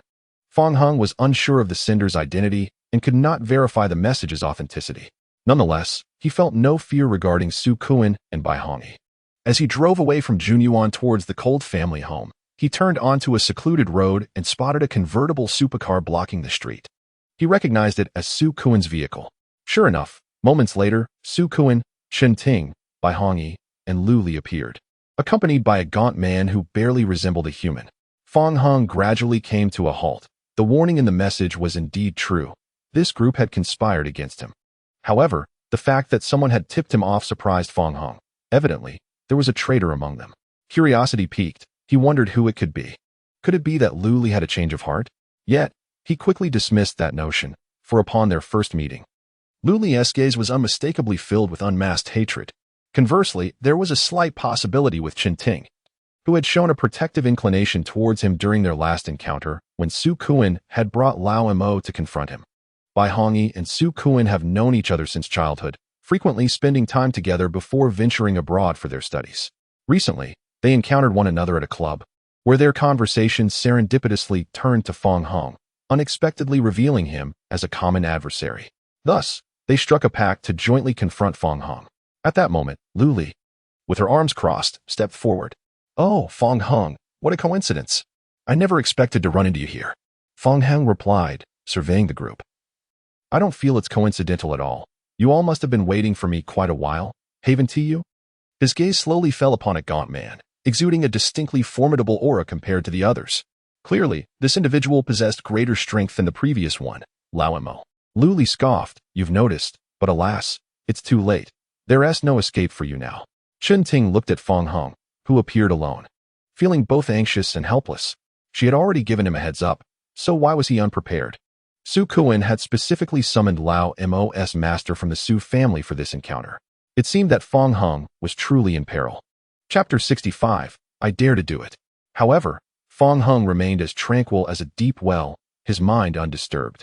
Run? You're overestimating things. Why would I run? Bai Hongyi was utterly exasperated. At such a moment, Fong Hung remained nonchalant. He was nothing more than an ordinary person with slightly more strength. What was he trying to portray? Soon, he would be made to regret his composure. Fong Hung, do you think it will be like last time? With us standing here meekly for you to strike? That's uncertain. However, last time you were impressive. When I threw a punch, you didn't utter a sound. Su Kuan looked at Bai Hongyi, feeling a hint of astonishment. Bai, you're remarkable. This guy took down Lao Mo in one move. Yet you stood firm against his punch and remained unscathed? Bai Hongyi wore an awkward expression. It was not that he was unscathed when he had received Fong Heng's punch. He had promptly lost consciousness, which explained his silence. Bai Hongyi recognized that Fong Heng's words were a mockery, making him feel even more humiliated in front of so many people. Su, enough with the chatter. Just let your men handle him. Yet Su Kuan, unhurried, replied, Patience. Everything is under my control. Dealing with someone is akin to the pleasures of intimacy. It requires a gradual approach. To rush and headlong would lack finesse. Over the years, Su Kuan had dealt with those who offended him, initially opting for brute force. However, he found it increasingly tedious and realized that breaking an opponent's spirit before delivering a decisive blow was far more gratifying and exhilarating. What you say is insightful. I didn't expect you to have such unique perspectives on this matter. I shall impart my wisdom to you gradually. Su Kuan patted Bai Hongyi on the shoulder and then boldly approached Fong Hung, twirling a walnut in his hand as he circled around Fong Hung, scrutinizing him intently. You, how could you possibly offend me? Do you think I, Su Kuan, am a coward, intimidated by a single defeat? Do you truly believe I would hesitate to take action against you? Oh, Fong Hung raised an eyebrow. Is that not the case? Su Kuan momentarily paused his steps and replied, I have refrained from confronting you to avoid casting a negative shadow over my candidacy for the family head. Otherwise, I would not have allowed you to be so arrogant for this long. Fong Hung chuckled, saying, To put it bluntly, are you not simply cowardly? If you were not afraid, you would have acted against me long ago. Foolishness. I am not cowardly, but rather strategic. I refuse to take risks without first understanding my opponent's background. Enough of this pointless banter. Cowardice is still cowardice. Su Kuan realized that in his attempt to provoke Fong Hung, he was on the verge of losing his own composure. Those he had previously taught a lesson had respected his status as the young master of the Su family. Merely his words could instill fear in them. Yet Fong Hung showed no fear, rendering Su Kuan's tactics ineffective. Clenching a walnut tightly, he furrowed his brow. Even the esteemed elder Lung must show me some respect. What gives you, a mere son-in-law of the Lung family, the audacity to disregard me? Why should I regard you at all? Fong Heng retorted. This response left Su Kuan utterly speechless. The others nearby were equally incredulous. The Su family held significant influence in Luo City. Even if Su Kuan did not become the head of the family, he was not someone to be taken lightly. They could not fathom where Fong Hung derived his confidence to dismiss Su Kuan, the second young master of the Su family. Lu Li interjected, Su Shao, do not waste your breath on him. This fellow is stubborn and likely believes that being a son-in-law of the Lung family makes him formidable. Unaware of the true extent of your power, Su Kuan found merit in Lu Li's words. Since Fong Hung was impervious to reason, he would have to resort to his previous methods. Regrettably, not witnessing Fong Heng's breakdown first was rather disappointing. Fishbone, come forth. It seems I must rely on you to resolve this matter. As soon as the words left his mouth, a gaunt man slowly stepped forward from behind. Su Kuan sneered, Fong Hung, allow me to introduce you to Fishbone, the true hidden talent of the Su family. Are you frightened? True to his name, he was as slender as a fishbone. Su Kuan, I genuinely worry that a single punch from me might shatter your bones. Fishbone retorted angrily, Kid, do not be so arrogant. Today I will thoroughly teach you a lesson on behalf of my disciple. Ever since Fong Hung dispatched Lao Mo with a single blow, the latter had remained bedridden. Even if Su Kuan did not seek to punish Fong Hung, Fishbone was intent on avenging his disciple. Observing Fong Heng's unabashed bravado, Su Kuan found amusement in the situation. How laughable, Fong Hung. Do you truly believe that your meager skills can dominate Luo City? Bai Hongyi interjected, suggesting that it would be wise for them to admit their fault and soften their stance, as it might spare them some physical punishment. After all, this notorious Fishbone would not be as lenient as I was earlier, intentionally allowing you a mere punch. Lu Li, entwining her arm with Bai Hongyi's, eagerly anticipated the unfolding drama. Indeed, Fong Hung, if you were to kneel and plead with me, perhaps I would show some mercy and call your wife. Hastening her arrival to take you to the hospital. Chen Ting cast a reproachful glance at Lu Li, intensifying her animosity towards her. What a wretched ex-girlfriend, truly insufferable. Unable to contain herself, Chen Ting urged Fong Hung, saying, "Handsome, why not just concede a bit? It's better to endure less pain than to face the consequences." Fong Hung, looking down upon them with disdain, retorted, "I am not at fault. Even if I were, you think I would submit? Huh, you are not worthy." Su Kuan, unable to tolerate Fong Heng's arrogance any longer, raised his middle finger in defiance, cursing, "Damn it, truly ungrateful. Fishbone, come and finish him off." His tirade was abruptly halted as Fong Hung seized his finger. Su Kuan, feeling uneasy, stammered, "What do you intend to do? Guess? You wouldn't dare." Su Kuan knew precisely what Fong Hung was about to do and immediately began to threaten him. "I indeed would dare." Chapter 66. Would you spare me? Fong Hung forcefully bent Su Kuan's finger. "Ah, my hand." Su Kuan's finger contorted painfully, nearly touching the back of his hand, and he let out a scream akin to that of a slaughtered pig. The three onlookers were momentarily stunned, their faces contorted in sympathy for Su Kuan's agony, even though they had not experienced it themselves. Only Fishbone reacted, charging towards Fong Hung. He had not anticipated Fong Heng's audacity to strike Su Kuan while he was present as a formidable opponent. "You audacious wretch, daring to harm my young master. You shall pay."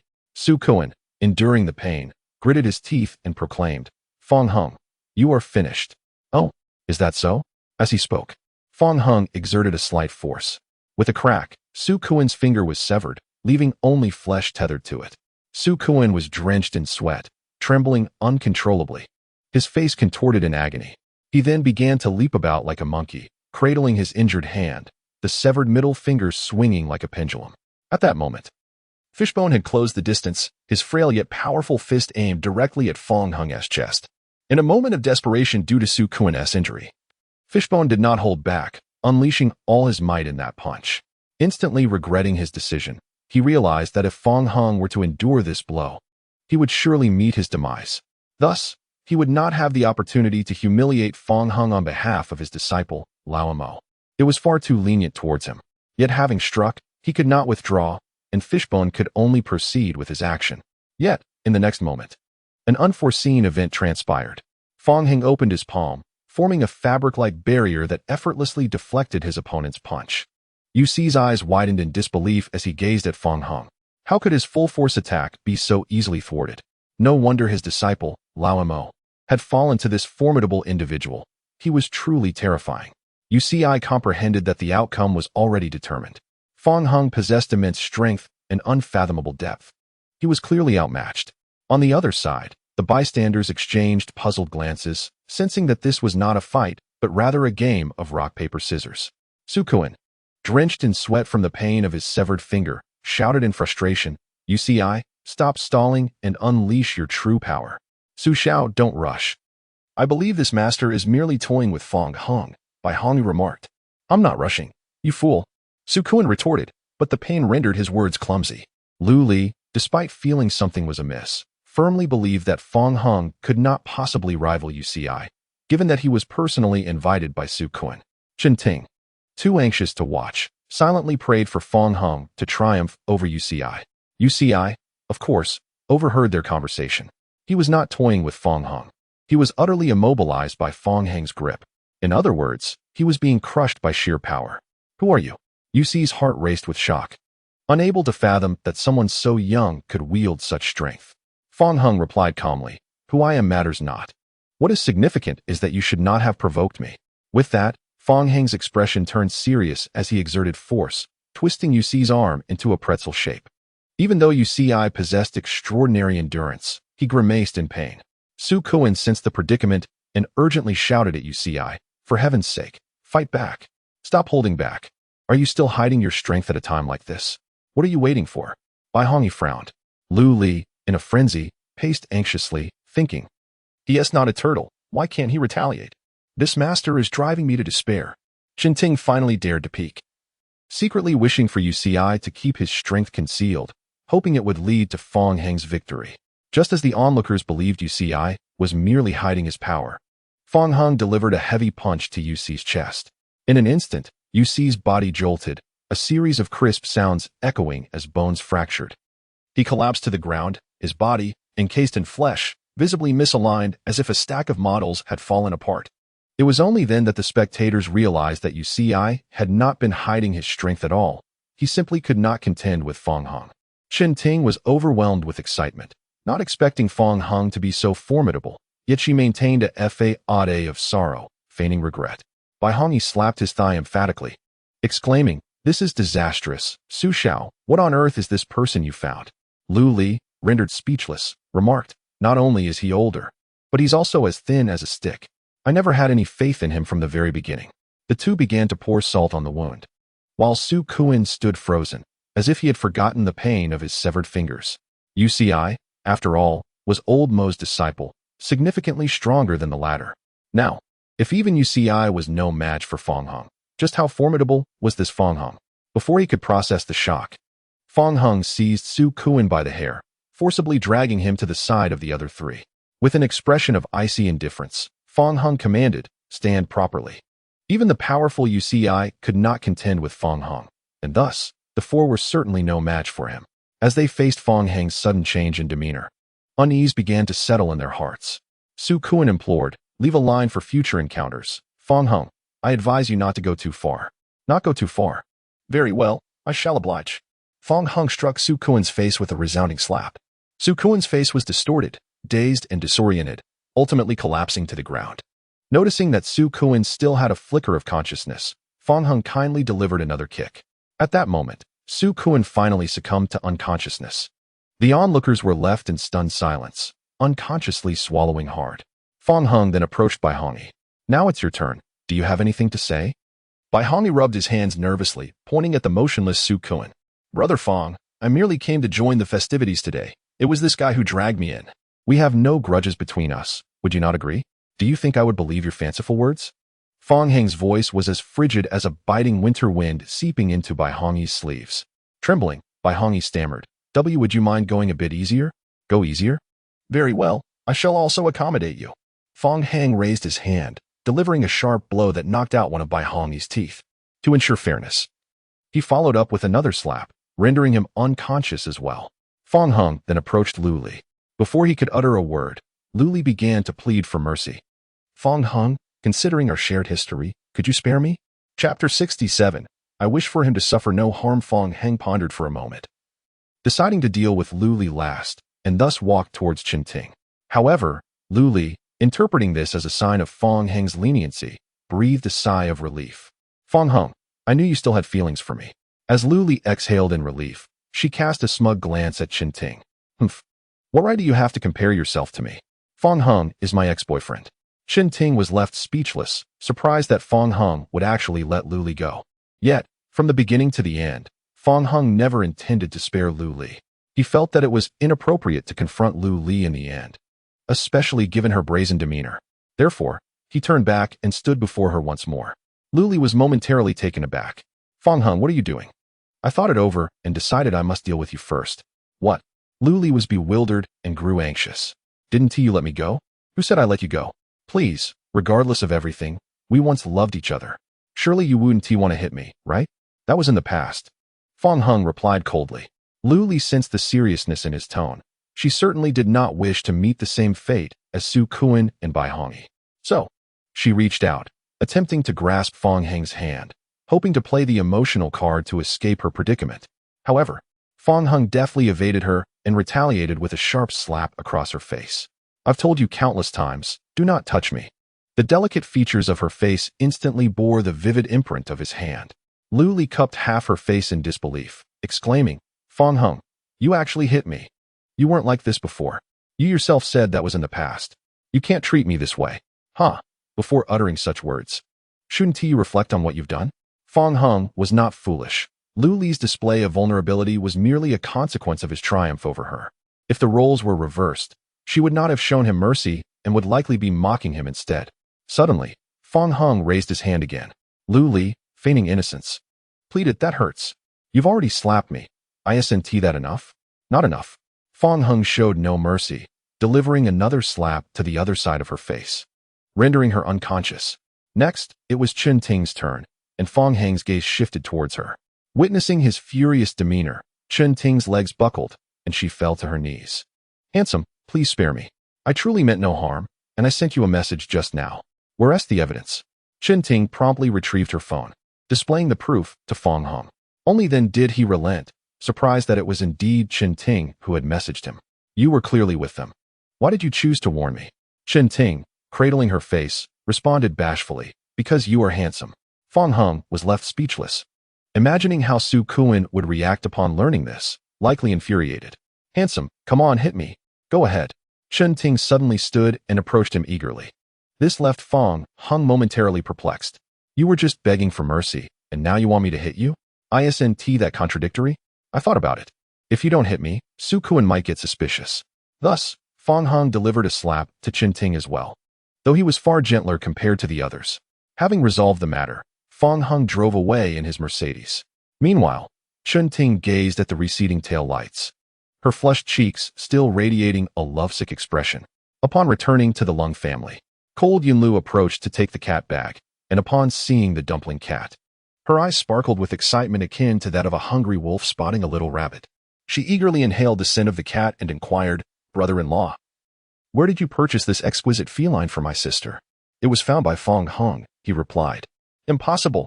Such a remarkable specimen could not possibly be a mere find. Indeed, it was. As Fong Hang spoke, he began to unpack his suitcase, revealing its contents one by one. Cold Rain leaned closer to Fong Hang, detecting an unusual scent emanating from him. You smell of cigars, don't you? Fong Hang sniffed his clothes and confirmed the faint aroma of cigars, likely picked up from Su Kuan and his companions. Cold Yunlu, intrigued, leaned in for a whiff and exclaimed, there truly is a scent. Brother-in-law, I didn't know you smoked. Would you care for some huazi? I do not smoke. Then you must have encountered an acquaintance on your way back. No wonder you were delayed. Wow, sister, how concerned are you for your brother-in-law? Timing him as if you were waiting for him to return. Cold Rain shot a glare at Cold Yunlu. I ran into Su Kuan, Fong Hang stated. Su Kuan, he didn't trouble you, did he? Cold Rain inquired with concern. Cold Yunlu interjected, sister, need you even ponder this? That scoundrel must be deliberately causing trouble for brother-in-law because of you. Cold Rain furrowed her delicate brows. I shall call the Su family and ensure they manage Su Kuan properly. Honestly, I can handle him myself. Brother-in-law, Su Kuan is not to be trifled with. Perhaps you should heed my sister's advice. Fear not. If I lack confidence, I would never utter such words. Cold Yunlu, recognizing Fong Hang's exceptional capabilities, felt no apprehension and turned to counsel her sister instead. Sister, do not fret. I have a strong intuition that brother-in-law is quite formidable. He might even be able to fell a tiger with a single punch. Her intuition proved surprisingly accurate. Indeed, Cold Rain outwardly acquiesced, yet privately harbored concerns. She wished to see no harm come to Fong Hang. At the mysterious pleasure club, Su Kuan erupted in fury over the phone. The illustrious second young master of the Su family, require your guidance on my affairs? Young Master Su, please remain calm. The Cold family's young lady has issued a warning that should you continue to harass her husband, all collaborations between Guangyan Company and the Su family's enterprises will be rescinded. To hell with that. Let it be rescinded. I fear her not. Young master, consider the broader implications. If this matter reaches your father, it could severely jeopardize your bid for the family head. Damn. Su Kuan was so enraged that he smashed his phone to pieces. For the sake of a mere position of family head, he had endured countless indignities, resembling a 1,000-year-old tortoise. Having just suffered a setback at the hands of Fong Hang, now Cold Rain was indirectly threatening him as well. Were the couple conspiring together to torment him? Su Kuan, frazzled and fuming, felt as though flames could erupt from his eyes. The doctor in a white coat, sensing the impending danger, hurriedly exited the room. Su Kuan scanned the room full of people, finally locking eyes with someone who caught his interest. The one in question is Lu Li. Thus, Su Kuan unleashed his fury upon her. It's all your fault, you wretched woman. Didn't you say Fong Hang was merely a bit stronger? Why is it that even my Su family's most formidable expert cannot contend with him? Chapter 68. Are you jealous? Lu Li was taken aback by the scolding. After all, she was the woman of Baihangi. How could Su Kuan show her no respect whatsoever? Su Xiao, I did not lie. It's your hired expert. What was his name, Fishbone? Is he truly a master? I suspect he is merely putting on a show, as he cannot even defeat Fong Hang. How could I not know if he is a master? Su Kuan cursed vehemently. Fishbone was a hidden gem of the Su family, and in the entirety of Luo City, few could rival his prowess. Luli muttered under her breath. I just feel that the problem lies with the person you hired. What did you say? Repeat that if you dare. Su Kuan yelled, pointing a finger at Luli. At that moment, Luli felt a surge of indignation and began to argue back fiercely. Bai Hongyi attempted to mediate, but was met with Su Kuan's wrath, leaving him too intimidated to speak up. Ultimately, both were expelled from the enchanting club. Luli felt increasingly aggrieved, believing that she had encountered the worst luck today. Bai Hongyi kept trying to console her, yet instead of calming down, Luli only grew more irate. Bai Hongyi, are you even a man? That Su Kuan pointed his finger at me, and you didn't dare to stand up for me. Bai Hongyi looked troubled. Su Kuan and I are brothers, and the Su family wields more power than the Bai family. What do you expect me to do? That's just an excuse. Fong Hung is not even as formidable as you, yet he dared to confront Su Kuan. Honestly, if I were still Fong Heng's woman, he would never allow me to suffer such humiliation. Bai Hongyi's expression darkened. Luli, what do you mean? Do you believe Fong Hung is superior to me? If so, then go seek him out. Realizing she had misspoken, Luli quickly attempted to appease Bai Hongyi, offering apologies.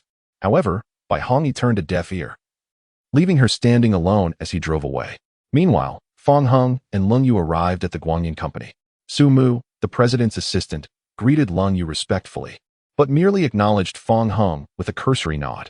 As the illegitimate daughter of the Su family, Su Mu had heard about the events that transpired at the Cold family's birthday banquet the previous day.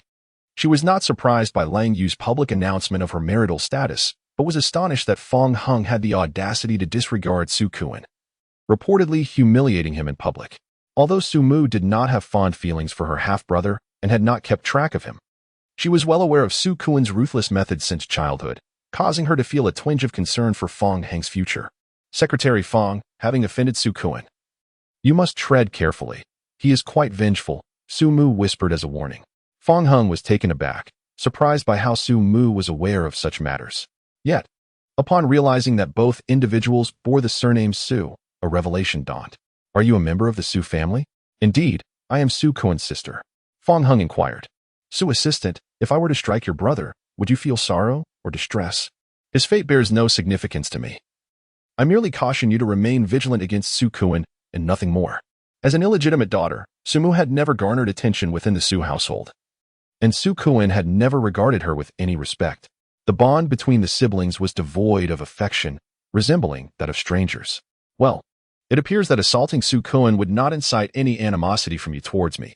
Su Mu stood frozen, her face a canvas of astonishment. She had just learned from her mother of Su Kuan's injury, reportedly a severed finger, his face swollen to the size of a pig's head. No matter how Su Mu speculated, she could not fathom that Fong Hung was responsible for such an act. She felt utterly shocked. Fong Heng's audacity is astonishing, she mused. Yet the very fact that he dared to cross such a line suggested he possessed considerable confidence. It was said that yesterday, the son of the wealthiest man, Qian Dashan, had attended a birthday celebration at the Lung family's, treating Fong Hung with utmost courtesy in front of the gathering. Su Mu increasingly believed that Fong Hung was no ordinary individual, and marveled at how the president had astutely recognized a hidden powerhouse for a husband. Lung Yu had noticed the earlier exchange between the two. After Su Mu departed the office, Lung Yu, maintaining a serious demeanor, lifted her coffee cup and remarked nonchalantly, Secretary Fong, what were you discussing with Assistant Su? Are you feeling jealous? Fong Heng's words had left Lung Yu flustered, hastily placing her coffee cup down and wiping the table to mask her embarrassment. Jealous? I am not jealous. I am merely curious about your discussion. Perhaps I could be of assistance. I cannot precisely articulate it. I just have this intuition that you seem a bit jealous, though it may well be my misperception. That must certainly be your misperception. One should maintain a serious demeanor at the office. This is not home. All right. But you still haven't disclosed the nature of your conversation. Lang Yu paused momentarily in her task of wiping the table. It was not work-related. It pertained to matters beyond work. Since it is beyond work, there is no harm in keeping it private. Long Yu, distracted, tossed the tissue into the trash, which unfortunately fell to the floor. She had to bend down to retrieve it and toss it in once more. As she lifted her head again, she was met with Fong Heng's smile. We discussed Su Kuan. I was unaware that Su Mu was not only a member of the Su family, but also Su Kuan's sister. At this, Lung Yu was momentarily taken aback. After a brief silence, she replied, "Actually, she is a stepsister." "A stepsister?" "Yes. The relationship between Su Mu, Su Kuan, and indeed the entire Su family is rather strained." "I see." Fong Heng nodded and then placed the documents on the desk. "By the way, here are the materials I have prepared." Since assuming the position of secretary in the president's office, Lung Yu has not assigned him any tasks. Previously, noticing Lung Yu's busy schedule, he had volunteered to take on some responsibilities.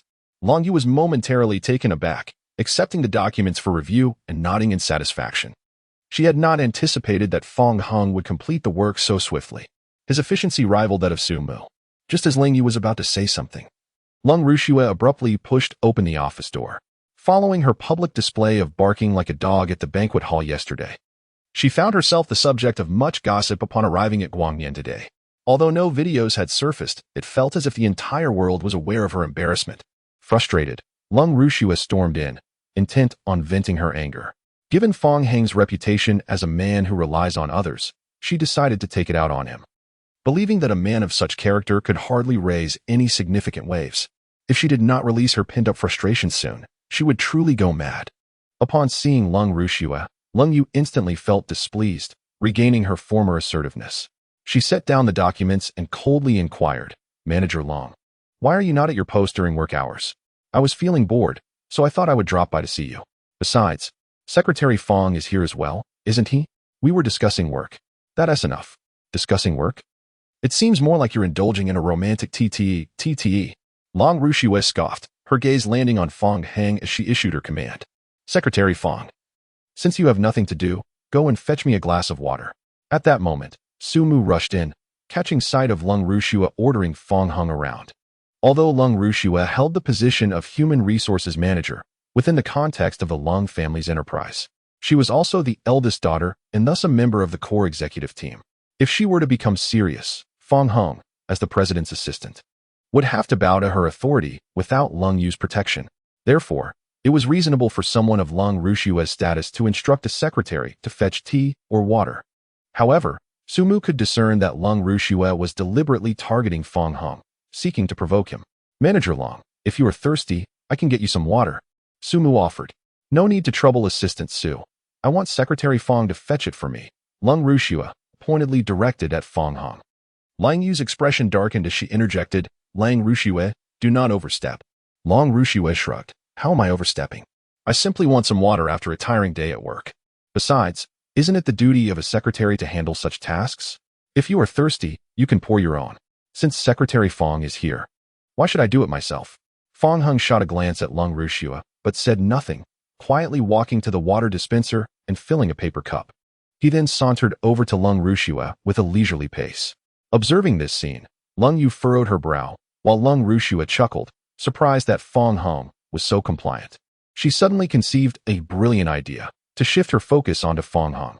"If I, Lung Rushue, cannot contend with Lung Yu, then how could I not deal with you, Fong Heng?" After all, Fong Heng is the beloved of Lang Yu, so this could be seen as a form of retribution against her. The more Lung Rushue contemplated this, the more her spirits lifted, to the point where her smile nearly became crooked, and she prepared to accept the water Fong Heng had brought. However, when she reached out, Fong Heng suddenly evaded her grasp. Lung Rushue's smile faltered slightly as she inquired, "Secretary Fong, what do you mean by that?" Fong Heng replied, "Manager Long, be careful. Hand it to me. I didn't expect you to be so kind." Surprised that Fong Heng was concerned about her, Lang Rushue extended her hand once more, only to have Fong Heng evade her again. "Are you toying with me?"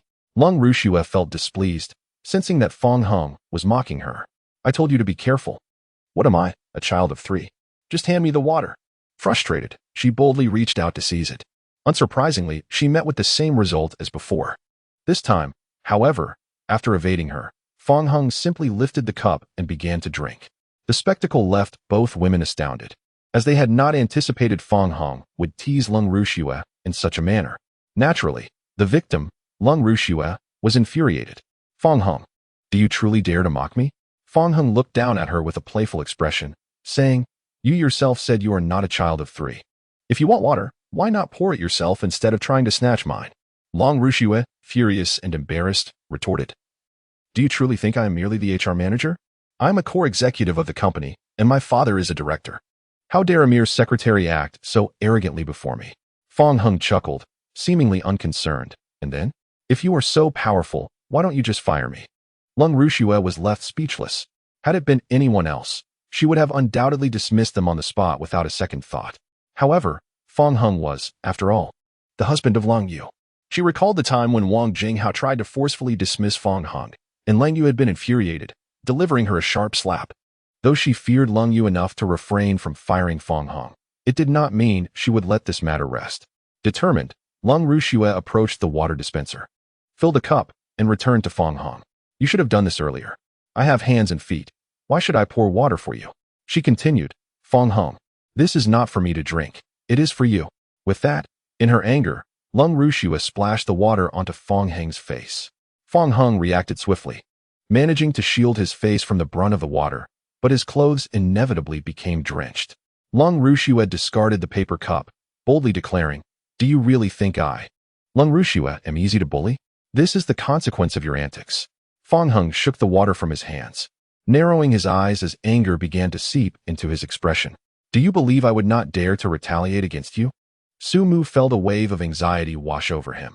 The last time he had witnessed Fong Hung's fury was when he was mercilessly assaulting the former human resources supervisor, Wang Jinghao. However, Lung Rushue remained utterly unconcerned, dismissing the notion that Fong Hung would dare lay a hand on her. By virtue of her status, she was the true young lady of the Lung family.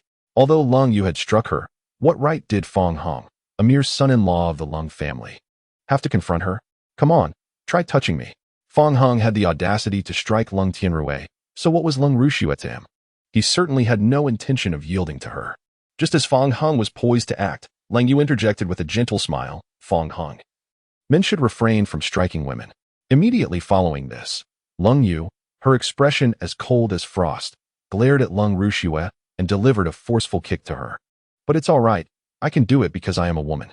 Taken by surprise, Lung Rushue was knocked to the ground, landing in a disheveled heap. She propped herself up with her hands, her chest heaving as she screamed like a madwoman. Lung Yu, this is the second time you've struck me for him. Lung Rushue will not let this slide. Lung Rushue, this is your own doing. As long as you dare to provoke my man again, I will not hesitate to strike you, be it the second time, the third, or even the 100th. I shall remember this, and the shame you have inflicted upon me today will be repaid 100-fold in the future. Amidst their quarrel, a stern-faced middle-aged man entered the room. It was Lung Tianrui. Su Mu immediately perked up. Lung Tianrui was the vice-chairman of Guangyin Company, a figure of immense authority. With the elderly chairman largely absent from affairs and another vice-chairman away for an extended period, Lung Tianrui wielded power akin to that of the company's foremost leader. Good day, Chairman, Su Mu greeted promptly. Lung Tianrui cast a glance at Su Mu, offering a slight nod before his gaze fell upon Lung Rushue, who was on the ground. Rushue, what happened? Get up quickly, he urged, moving to assist her. Yet, Lung Rushue violently pushed him away. Isn't this all your daughter's doing? You are all family. Is it sincere to feign concern for me? Struggling to rise, Lung Rushue spat in Lung Tianrui's direction. A nest of hypocrites. Just wait. Once my father retrieves my brother, I will ensure that your family pays dearly. Chapter 70. A restless heart. Once Lung Rushue departed, Lung Tianrui erupted in fury. Have you forgotten my admonitions over time? Who permitted you to bully Rushue again? How do you know she wasn't the one who troubled me first? Could you not endure? Why did you resort to violence? Do you know who Rushue is? She's your uncle's daughter, your cousin. Leng Yu fell silent, at a loss for words. In childhood, it was always like this. Cold as snow, with hands and feet like ice, she would deliberately seek trouble with her. If cold rain was pushed too far, she would retaliate, and cold as snow would immediately run off, crying to complain. During such times, Cold Tianrui would invariably disregard the nuances and compel her to apologize to Cold as Snow. Just like at this moment. Cold Tianrui exhaled a sigh and uttered the anticipated phrase, "Go apologize to Rushue." I cannot apologize. If you enjoy apologies so much, you can go apologize to her yourself. The suppressed anger within Cold Tianrui surged forth once more. He slammed the documents onto the floor with force. What is wrong with asking you to apologize? Am I no longer in charge of you? The argument between father and daughter made Su Mu shiver with discomfort, as if sitting on pins and needles. I've said it. I will not apologize to Cold Rushue. You can do whatever you want. Having uttered this, Cold Rain turned her back on Cold Tianrui. What does that mean? You don't even want to look at me? I am your father. Turn around. Observing his daughter's indifference, Cold Tianrui was about to rush forward and force Cold Rain to face him. However, just as he was closing in, Fong Hung stepped in to block his path. Do not take another step forward. Step aside. I am disciplining my daughter. What gives you the right to interfere? I said. Do not advance another step. Sumu dared not watch further, fearing that knowing too much would lead to her dismissal the next day. Simultaneously, she was astonished by Fong Hang's audacity as Cold family's son-in-law to confront his father-in-law, Cold Tianrui, in such a manner. Cold Tianrui glared at Fong Hung, veins bulging on his forehead, fists clenched tightly. This is the company, not home. I am the vice chairman of this company, and I command you to step aside. Fong Hang remained indifferent, choosing not to respond, clearly indicating that if Cold Tianrui took another step forward, he would face a fate similar to the previous night. Cold Tianrui was reluctant to endure another slap, so he resorted to calling Ma Shun, the head of security department here. Ma Shun immediately put down his phone, summoned his staff, and hurriedly made his way to the president's office. An unaware security guard hastily adjusted his hat and inquired, Supervisor Ma, what is going on? Ma Shun explained the situation. The group of security personnel, upon hearing the news, was both astonished and delighted. They were astonished that someone dared to provoke Cold Tianrui, the vice chairman, and delighted at the prospect that if they performed well, they might catch his attention and be promoted to great heights. As they entered the elevator, the security guards began to speculate about who could be audacious enough to offend Cold Tianrui. Yet, there was also a tinge of worry. What if they were about to face some high-ranking leader from another department? Supervisor Ma, what if the other side consists of senior executives from different departments? Neither side can afford to offend them. What should we do? Ma Shun responded. Do not concern yourself with that. Who could possibly be more significant than the vice chairman? Regardless of who it is, we will apprehend them on the spot. Indeed. Thus, Ma Shun and his entourage exited the elevator, marching assertively into the president's office. Upon approaching Lung Tianrui, Ma Shun immediately bowed and inquired, Chairman, whom shall we deal with? Lung Tianrui gestured towards Fong Hung, who was obstructing Lung Yu's path. It is he. Ma Shun was taken aback to discover it was Fong Hung, leaving him momentarily stunned.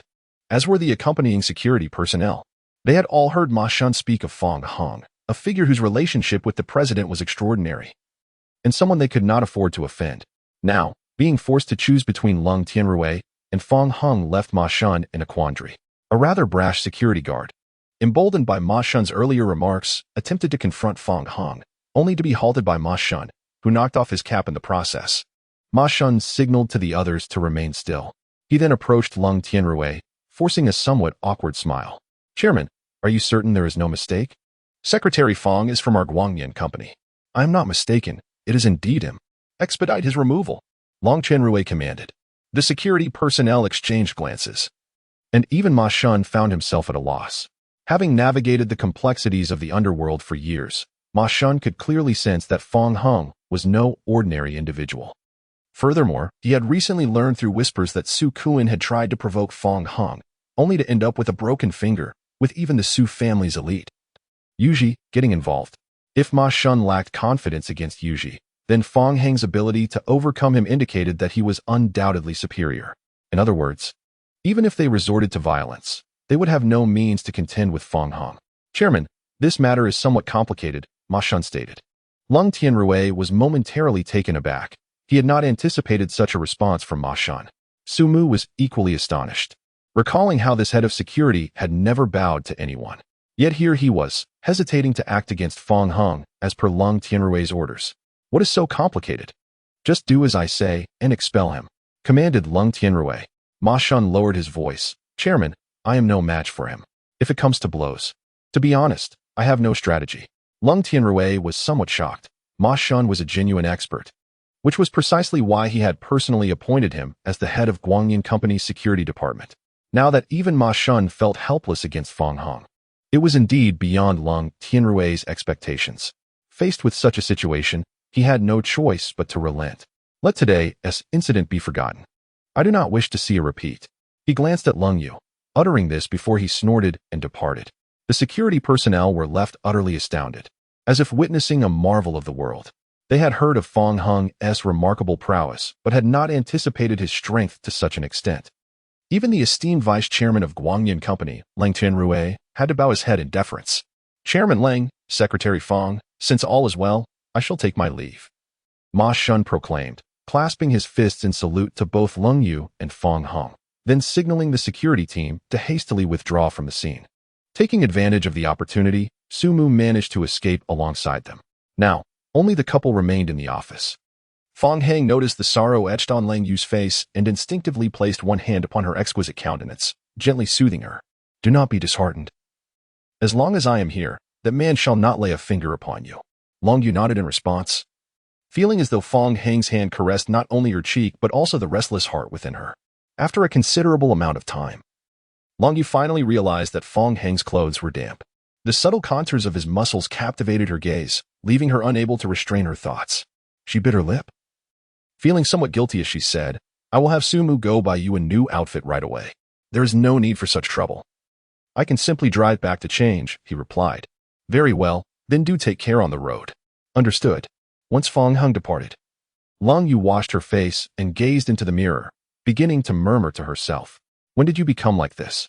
It's merely a set of abdominal muscles. After collecting her thoughts, she approached the floor-to-ceiling window. Below, traffic flowed like a river. And it wasn't until she spotted the familiar Mercedes that her furrowed brow began to relax. At the cold residence, Leng Yunlu, who was playing with a cat, immediately exclaimed upon seeing Fong Hung, Oh my, brother-in-law, did you just come back from a water fight? Had it been a water fight, I would be thoroughly soaked.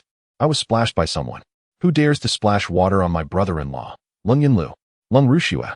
Upon hearing this, Leng Yunlu rolled up her sleeves and declared, I thought it was someone else. Turns out it's that wretched younger sister, Leng Rushua. Just wait, brother-in-law, I shall avenge you. Wretched younger sister. Leng Rushua was Leng Yu's cousin, and Leng Yunlu, being younger than Leng Yu, was unaware of who truly held the title of younger sister. However, Fong Hung had grown accustomed to such dynamics. No need for that. Your sister has already dealt with her on my behalf. Leng Yunlu chuckled. I knew it. If someone bullied you, my sister would certainly not stand idly by. After a light-hearted conversation with Leng Yunlu, Fong Hung went upstairs to change clothes before heading out again. To his surprise, just as he was about to exit the cold family residence, he encountered Su Kuan, whose face was swollen to an almost comical degree. Su Kuan, with his hand heavily bandaged, approached Fong Hung with the support of Ting. It seems you have yet to learn your lesson, daring to prance before me once more. Upon seeing Fong Hung, Su Kuan was nearly seething with rage. In terms of fighting, I certainly acknowledge your prowess. I, Su Kuan, admit I am no match for you. However, we no longer live in an era where brute strength dictates everything. And what of it? Just wait and see how I will make you the target of scorn within the Cold family, without the use of force. How could a mere son-in-law of the Cold family even think to contend with me? Su Kuan's arrival was motivated by his intention to leverage the identity of the second young master of the Su family to exert pressure on Elder Lang, thereby achieving a veiled revenge against Fong Hung. After all, Su Kuan had never encountered such humiliation throughout his life. If he did not teach Fong Hung a lesson to relieve his pent-up frustration, he feared he would be unable to sleep soundly that night. Naturally, Fong Hung saw through Su Kuan's intentions. He remained unperturbed and instead began to mock his adversary. Su Kuan, I find myself suddenly curious about something, Fong Hung inquired. What is it? Su Kuan, intrigued, replied. Do you happen to have the mental maturity of a school-age child? If necessary, I could assist you with that. To spare you another trip to the hospital. What nonsense! I can hardly comprehend what you're saying, Su Kuan retorted, utterly baffled. Ting, standing nearby, kindly interjected to translate. Young Master Su, what Fong Hung is implying is that your mental maturity is lacking. He is indirectly insulting you. Realizing this, Su Kuan, now infuriated, directed his anger towards Ting, exclaiming, Do I need you to explain that to me? Ting merely pouted and chose to remain silent. Su Kuan glared at Fong Hung and declared, Humph, you may have the upper hand in words now, but once I meet Elder Lang, I will see if you can maintain such arrogance. In that moment, Elder Lang, pushed in a wheelchair by a caretaker, came into view. Fong Hung, you are finished. Su Kuan could not conceal his delight as he abandoned Ting and strode towards Elder Lang. Elder Lang was engaged in conversation with Qian Dashan, the son of the richest man, attempting to glean information about the renowned healer. After all, he too yearned to rid himself of his affliction and rise from his wheelchair to reclaim his former vigor. Young Master Qian, are you truly unaware of the healer who can cure your son's muteness? Elderling inquired. Feigning ignorance, Qian Dashan replied, Elderling, I have never met this healer and do not know who they are. I will inquire with my father later. Thank you for your consideration, young Master Qian. Elder Lung responded graciously.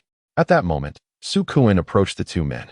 Elder Long, he greeted, taken aback by Qian Dashan's presence, and promptly extended his greetings to him as well. Young Master Qian. Qian Dashan nodded and remarked, I have a vague impression of you. You are the younger son of the Su family. Su, what was it? Elderling interjected, young Master Qian. This is the second young master of the Su family, Su Kuan. Oh, right, Su Kuan. Now I remember, Qian Dashan replied. Su Kuan was astonished that the son of the wealthiest man recognized him. He attempted to curry favor with Qian Dashan, believing that if he could forge a good relationship with him, his chances of becoming the family head would increase by at least 20%. Young Master Qian, may I ask where you became acquainted with me? Elder Long was equally curious. Please, young Master Qian, enlighten us on how you know young Master Su. Qian Dashan chuckled lightly. It was in the headlines of the entertainment section. This young Master Su is quite the dashing figure, surrounded by numerous ladies. The editors enjoy writing about him. Su Kuan instantly felt a wave of embarrassment wash over him. Old Master Lang suddenly fell silent, then deliberately shifted the topic. Su Xiao, what happened to your injuries?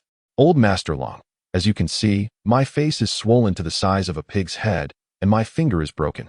My injuries are quite severe, Su Kuan replied with a sigh. Indeed, Old Master Long said, feeling a twinge of sympathy for Su Kuan. Qian Dashan remarked, I wonder who could have harmed Su Xiao.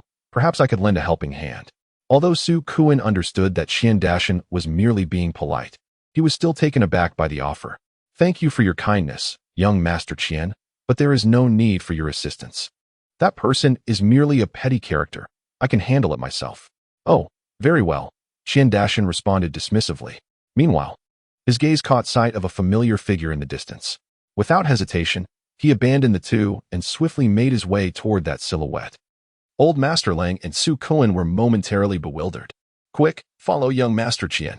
Old Master Lung commanded the maid to push him in pursuit of Qian Dashan. Su Kuan, regaining his senses, limped after them. The reason Qian Dashan left without a word was that he had spotted Fong Hong. Mr. Fong. Qian Dashan greeted him with an amiable courtesy. Fong Hong replied in a neutral tone. This exchange left Chen Ting, who had been lost in admiration, utterly astonished. What is going on? Why does Qian Dashan, the son of the richest man, seem to regard Fong Hong with such respect? At that moment, Su Kuan and Old Master Lung caught up. Chapter 72. If you dare to slander Mr. Fong again, you will regret it. Upon seeing Fong Hong, Old Master Lung felt a mix of emotions. Although he was the husband of his beloved granddaughter, Lung Yu, Fong Hong held no power or influence, merely being an ordinary clerk, which was difficult for him to accept. Thus, he remained silent in Fong Heng's presence, growing increasingly displeased as Fong Hong did not offer a greeting. As for Su Kuan, he had already known about the acquaintance between Qian Dashan and Fong Heng since the previous day's birthday banquet. However, their relationship was limited to the fact that Fong Heng and Qian Dashan's son, Qian Xiaobao, were friends on the basketball court. This fragile connection would likely falter at the first sign of trouble, and if Fong Heng were to offend someone he shouldn't, such as Su Kuan, Qian Dashan would undoubtedly refrain from intervening. After weighing the pros and cons, seizing the opportunity, Su Kuan decided to directly express the discord between himself and Fong Heng. His motives were twofold. First, to pressure Fong Heng through Old Master Lang as a means of indirect retaliation. Second, to ensure that Qian Dashan and Fong Heng distanced themselves from one another, preventing any misconceptions about Fong Heng's strength or potential to leverage Qian Dashan's influence. Su Kuan abruptly declared, Young Master Qian, Old Master Long, are you not curious as to how I ended up in such a state? The venerable Old Master Lung remarked. Indeed, Su Xiao, you have yet to reveal the identity of the audacious scoundrel who has inflicted such harm upon you. Speak their name, and you need not lift a finger. I shall gladly assist you in resolving this predicament. To be frank, I am also quite curious as to who would dare to disregard the Su family's reputation and strike Su Xiao with such ferocity, Mr. Qian Dashan added. Su Kuan intentionally circled around the matter, seeking to impose psychological pressure upon Fong Heng. In truth, the culprit resided within the Lung family. Is that so? Old Master Lung was momentarily taken aback, unable to fathom that the perpetrator of Su Kuan's injuries was indeed among them. It is most certainly true. Perhaps you might even catch a glimpse of him now, he continued. Old Master Lung disregarded Fong Hung and scanned the surroundings, yet he found no one suspicious. Fong Hung, with an air of nonchalance, interjected, "Enough of this, Su Kuan. Why not simply admit it was I who struck you?" Well, Fong Hung. I did not expect you to take such initiative in admitting your guilt. I had assumed you would vehemently deny it, Su Kuan retorted. At this revelation, both Old Master Lang and Mr. Qiandashan were momentarily stunned. Su Kuan pointed an accusing finger at Fong Hung, declaring, "Old Master Lang, Mr. Qian. You have all heard it. This is the scoundrel who has left me in this wretched state." No matter how Old Master Lang speculated, he could never have anticipated that the one who injured Su Kuan would be none other than Fong Hung, who had just wed his granddaughter, Lung Yu. Despite his numbness, a chilling sensation coursed through Old Master Lang's body at that moment. Su Kuan was, after all, the second young master of the Su family. Setting aside the question of whether he would one day ascend to the headship, the current grim situation would surely provoke Su Changjing, the current patriarch of the Su family, to take severe action upon discovering this. Old Master Lung could already envision the tempestuous wrath of Su Changjing, leading to a gradual rift between the Lung and Su families. Old Master Lung, Fong Hung is your family's son-in-law. You must ensure justice for your younger kin. Just look at the state I am in. Not a single part of me is unscathed. Su Kuan lamented, simultaneously invoking his father, Su Changjing, to apply pressure on Old Master Lung. My father is still unaware of this matter. Should he learn of it, he would be utterly distraught, for I have always been his most cherished. Old Master Lung's expression darkened, his grip tightening on the armrest of his wheelchair as his gaze gradually fell upon Fong Hung. This individual might very well plunge the Lung family into irreparable ruin. Rather than erupting in fury, Old Master Lang opted to first inquire about the underlying reasons. Fong Hung, what prompted you to lay hands on Su Shao? He sought to have others assault me, yet when they failed, I simply retaliated. It is as straightforward as that. Old Master Lang understood Su Kuan's character and surmised that it was unlikely Fong Hung had been the instigator. Unfortunately, given the disparity in their social standings, even if it were not Fong Hung's fault, it would inevitably be perceived as such. Just as Old Master Lung intended to request an apology from Fong Hung, Mr. Qiandashan, who had been silent for a considerable time, suddenly spoke up. Su Shao, is it not a sign of inadequacy to pressure the head of the Long family? Upon hearing this, the elderly Lord Lang instinctively swallowed the words that were about to escape his lips, a vague awareness dawning upon him. Su Kuan hesitated for a moment and remarked, "Young Master Qian, although I instigated this trouble, you see the state in which I have been left by Fong Hung. Since you were the one who provoked this situation initially, it is only fitting that you bear the consequences."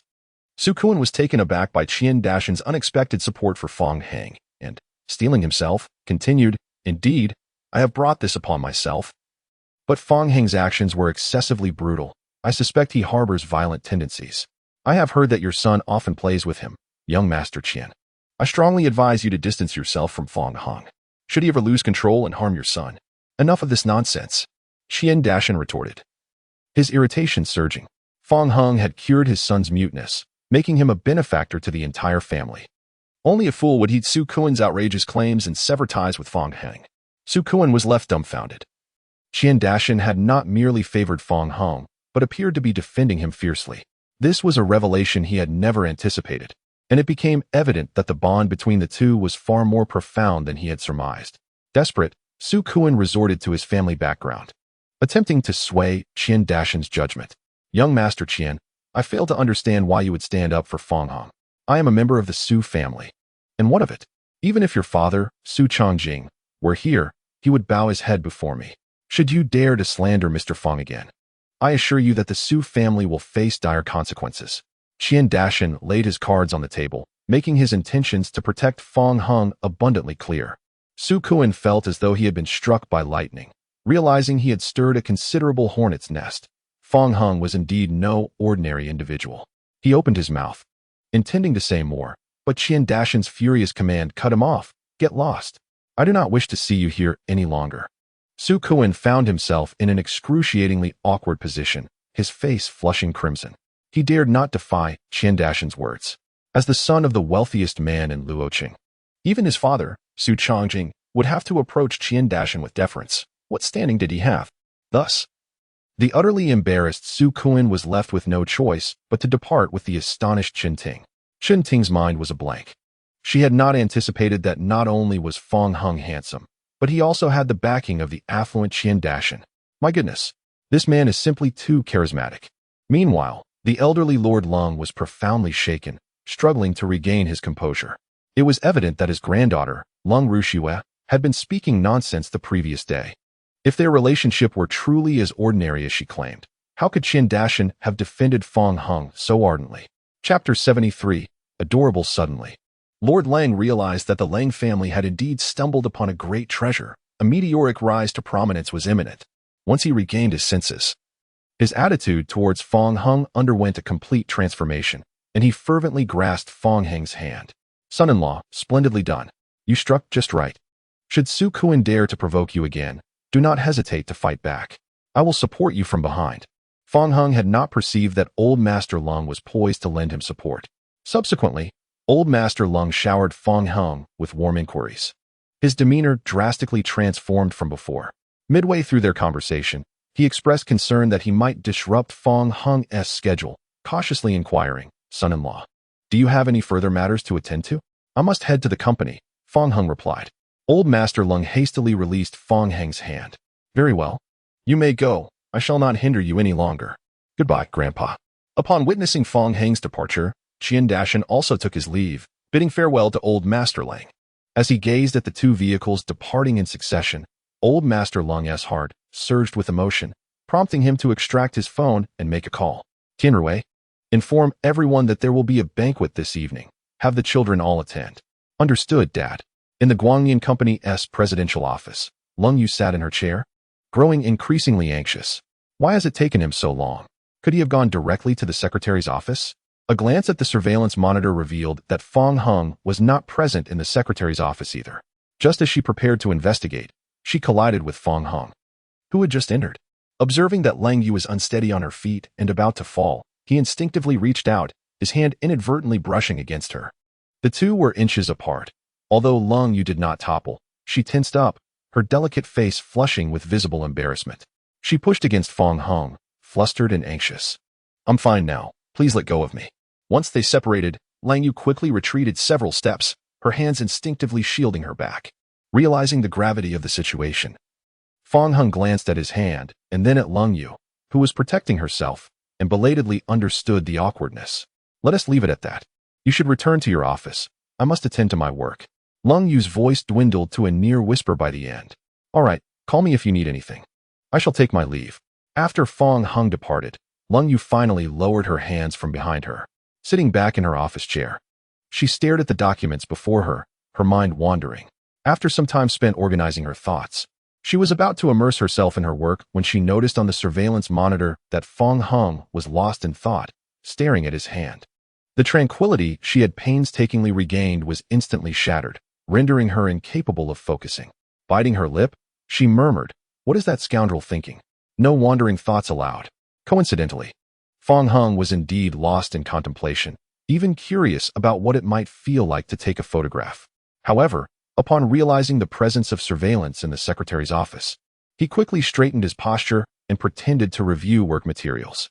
Unbeknownst to him, this entire scene had been captured by Lung Yu. When Su Mu entered the office and beheld the unfolding situation, a wave of apprehension washed over her. Due to a missing corner in the documents held by Lung Yu, small scraps of paper littered the surface of the desk. Is there an issue with this document, President? No problem. Then please inform Secretary Fong to visit various departments in the company, summarize his findings, and submit a report to me. Go quickly. Understood. Sumu suddenly felt somewhat perplexed. Lung Yu had always cherished Fong Hung as if he were a precious gem, treating him with utmost care, as if afraid he would melt in her mouth or break in her hands. Even Fong Heng's tasks fell to her as his assistant. Why then? Had her demeanor suddenly shifted, instructing him to undertake duties? With these questions in mind, Su Mu found Fong Hung and conveyed Lung Yu's instructions. Fong Heng immediately realized that Lang Yu must have seen him daydreaming through the surveillance cameras. Secretary Fong, what is going on between you and the president? She usually would not allow you to do such work. Cough, cough. Fong Heng pretended to cough, signaling Su Mu to observe the monitors. The latter understood and discreetly refrained from further inquiries. It must be said, Lung Yu's tactic proved effective. Once Fong Hung became engrossed in his tasks, he truly had no mind for anything else. In the evening, as work concluded, he handed the documents to Lung Yu. President Lung, the report is ready for your review. Secretary Fong, I hope you won't daydream during work hours anymore. As Lung Yu perused the document, it became evident that her admonition was not a genuine prohibition against daydreaming, but rather a reflection of her shyness, unwilling to articulate the real reason. Fong Hung found her even more endearing. On the surface, she was a dignified, aloof, and decisive businesswoman. Yet behind the scenes, she was gentle, attentive, and occasionally shy, a striking juxtaposition that was utterly charming. Fong Hung couldn't help but exclaim, adorable. Upon reading the report, Lung Yu was astonished by Fong Hung's efficiency, even pondering that allowing him to idle away was a waste of talent. Of course, she had not heard the 2 words he had uttered, and after setting down the report, she inquired, what did you just say? I said you are adorable, Fong Hung reiterated. His words washed over Lung Yu like a tidal wave, leaving her momentarily dazed. We are at the office, and it's still working hours. What are you saying? What working hours? It's already after hours, my esteemed president, Fong Hung indicated, gesturing to the clock. Lung Yu stared blankly at her carousel watch on her wrist. Oh, it is after work. Then we should head back. Even while seated in the passenger seat on the way to Long's residence, Lung Yu remained ensnared in the enchantment of Fong Hung's compliment. Noticing her continued gaze in his direction, Fong Hung felt a flicker of confusion. He touched his face and asked, is there something on my face? Only then did Lung Yu snap back to reality, stating, no, I was just looking in the rearview mirror to keep an eye on any cars behind us. Fong Hung chuckled, I thought you were looking at me. How self-absorbed. Lung Yu paused momentarily before adding, however, you do have the capital for such vanity. You are indeed quite handsome. Fong Hung was somewhat taken aback. If his memory served him correctly, this seemed to be the first time Lung Yu had complimented his looks in person. Having heard similar remarks throughout his life, he had grown indifferent to such praise from others. Yet, the affirmation from Lung Yu at that moment instilled in him an unparalleled sense of satisfaction. Chapter 74. You are the most beautiful woman I have ever seen. Fong Hung couldn't help but return the compliment. I actually think you are very beautiful as well. Really? Of course it's true. With looks like yours, why do you seem a bit insecure? Lung Yu shyly replied, everyone has different tastes in beauty. I have no idea what your standards are. After careful consideration, he declared, you are undoubtedly the most beautiful woman I have ever encountered. Fong Hung, who seldom praised others, spoke sincerely. Lung Yu was indeed beautiful, especially her stunning legs. The impact of her beauty on their first encounter near the Civil Affairs Bureau still lingered vividly in Fong Hung's mind. Lung Yu had always been confident about her appearance. Curiously, since marrying Fong Hung, that confidence had gradually waned. She herself was at a loss as to why. It was only upon hearing Fong Hung's words at that moment that her anxiety dissipated, and her confidence was fully restored. Thank you. Fong Hung replied helplessly. You said thank you again. Have you forgotten our agreement? Now tell me, how do you wish me to punish you tonight? Unconsciously, he added, it's my fault. You can punish me however you like. Suddenly, Fong Hung felt their conversation had taken a strange turn. Lung Yu, realizing this too late, fell silent. The atmosphere in the car became delicate until it was abruptly shattered by the urgent ringing of a mobile phone. Fong Hung didn't need to guess. He knew it was the mischievous Lung Yunlu. Sis, hurry home. What's wrong? Oh dear, there's a family banquet tonight, and Dad said everyone must attend. Lung Yu sighed in relief. I thought something serious had happened. It's just a dinner. Don't make it sound like a calamity. Isn't it a big deal? Last night, brother-in-law just had a fight with Dad. What if things go awry at the banquet and he ends up hitting Grandpa? Lang Yu looked at Fong Hung and suddenly burst into laughter. Fong Hung, on the other hand, felt quite embarrassed. He took the phone and said, You little Lung Yunlu. Talking bad about me behind my back, huh? Just wait until I get home. I'll give you a good beating. Brother-in-law is there? Then it's fine. I'll see you at the banquet. With that, Lung Yunlu abruptly hung up. Lung Yu remarked, That brat is just asking for a beating. Bad-mouthing you in front of me and me in front of you, as if she thrives on chaos. Indeed, after the banquet, it would be just right for you to deal with her. There's something from last time I haven't forgotten. What matter? She told me not to act too quickly in front of you. What does that mean? How does one articulate such a matter? It is rather difficult to convey in words. True couples would surely comprehend instantly. However, Fong Hung and Lung Yu have yet to reach that level of intimacy. I still do not grasp what cannot be rushed. Lung Yu's expression was one of innocence. Fong Hung was surprised that she did not understand his meaning right away, which made him feel somewhat awkward about continuing the conversation. Finally, upon returning to the Lung residence, Lung Yu suddenly had an epiphany. So too fast refers to. She said through gritted teeth, I understand now. That mischievous girl really has no filter. Is it not true that I cannot take action easily? This matter shall be left to you to handle her. Rest assured, watch how I will seal her mouth with tape. And then we shall see if she dares to speak so recklessly again. Upon exiting the vehicle, Lang Yu stormed inside, fervently searching for Lang Yuluo. However, after a thorough search, she discovered that both Lang Yuluo and Yang Shulan were absent, seemingly having already departed for a banquet. Thus, after changing their attire, Fong Hung and Lung Yu proceeded to the banquet hall. Soon after, outside the banquet hall, they spotted Lung Yunluo, sister, brother-in-law. Lung Yuluo greeted them with a wave and a bright smile. However, upon noticing Lang Yu's fierce demeanor, she immediately turned to flee, cleverly hiding behind Yang Shulan. Mother, help! My sister has gone mad.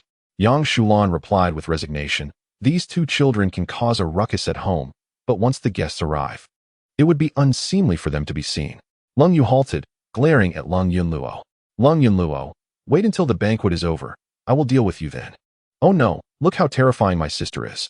I think I shall sleep at a classmate's house tonight. Just then, Lung Tianrui appeared, pushing the wheelchair of the elderly Mr. Lung. The old man chuckled. Yunluo, which classmate's house are you going to? A boy's or a girl's? Lung Yunluo promptly reverted to her well-behaved persona, speaking in a gentle tone. A female classmate, the granddaughter of the Wang family. I have been close friends with her since childhood. Grandfather, you have met her. Oh, I remember. That girl was quite small and slender. Lung Tianrui stated coldly, no way. Is there not enough space at home that you must go stay at a classmate's house? Lung Yunluo pouted and merely responded with a subdued oh. After Lung Tianrui wheeled Mr. Lung into the banquet hall, the rest of the family followed closely behind. Once everyone settled into their seats, Fong Hung observed the bustling atmosphere of the Lung family, particularly noting that the children were the majority, with the eldest among them being Lung Rushue and her sisters. Next to Lung Rushue sat a taciturn middle-aged woman who appeared unwell, presumably her mother. Due to the events of the morning, when their eyes met, a sense of hostility arose in Lung Rushue. Rushue, has your father not returned yet? In response to Mr. Lung's inquiry, Lung Rushue was compelled to temporarily set aside her animosity toward Fong Hung. Yes, grandfather, my father is still out searching for my brother, but we have received news. And I believe this time he will surely be found. A glimmer of hope sparked in Mr. Ling's eyes. Is the information accurate? Indeed, it is. Upon the return of my elder brother Juanhao, grandfather is determined to make amends, for it is he who unwittingly orchestrated this grave misfortune many years ago.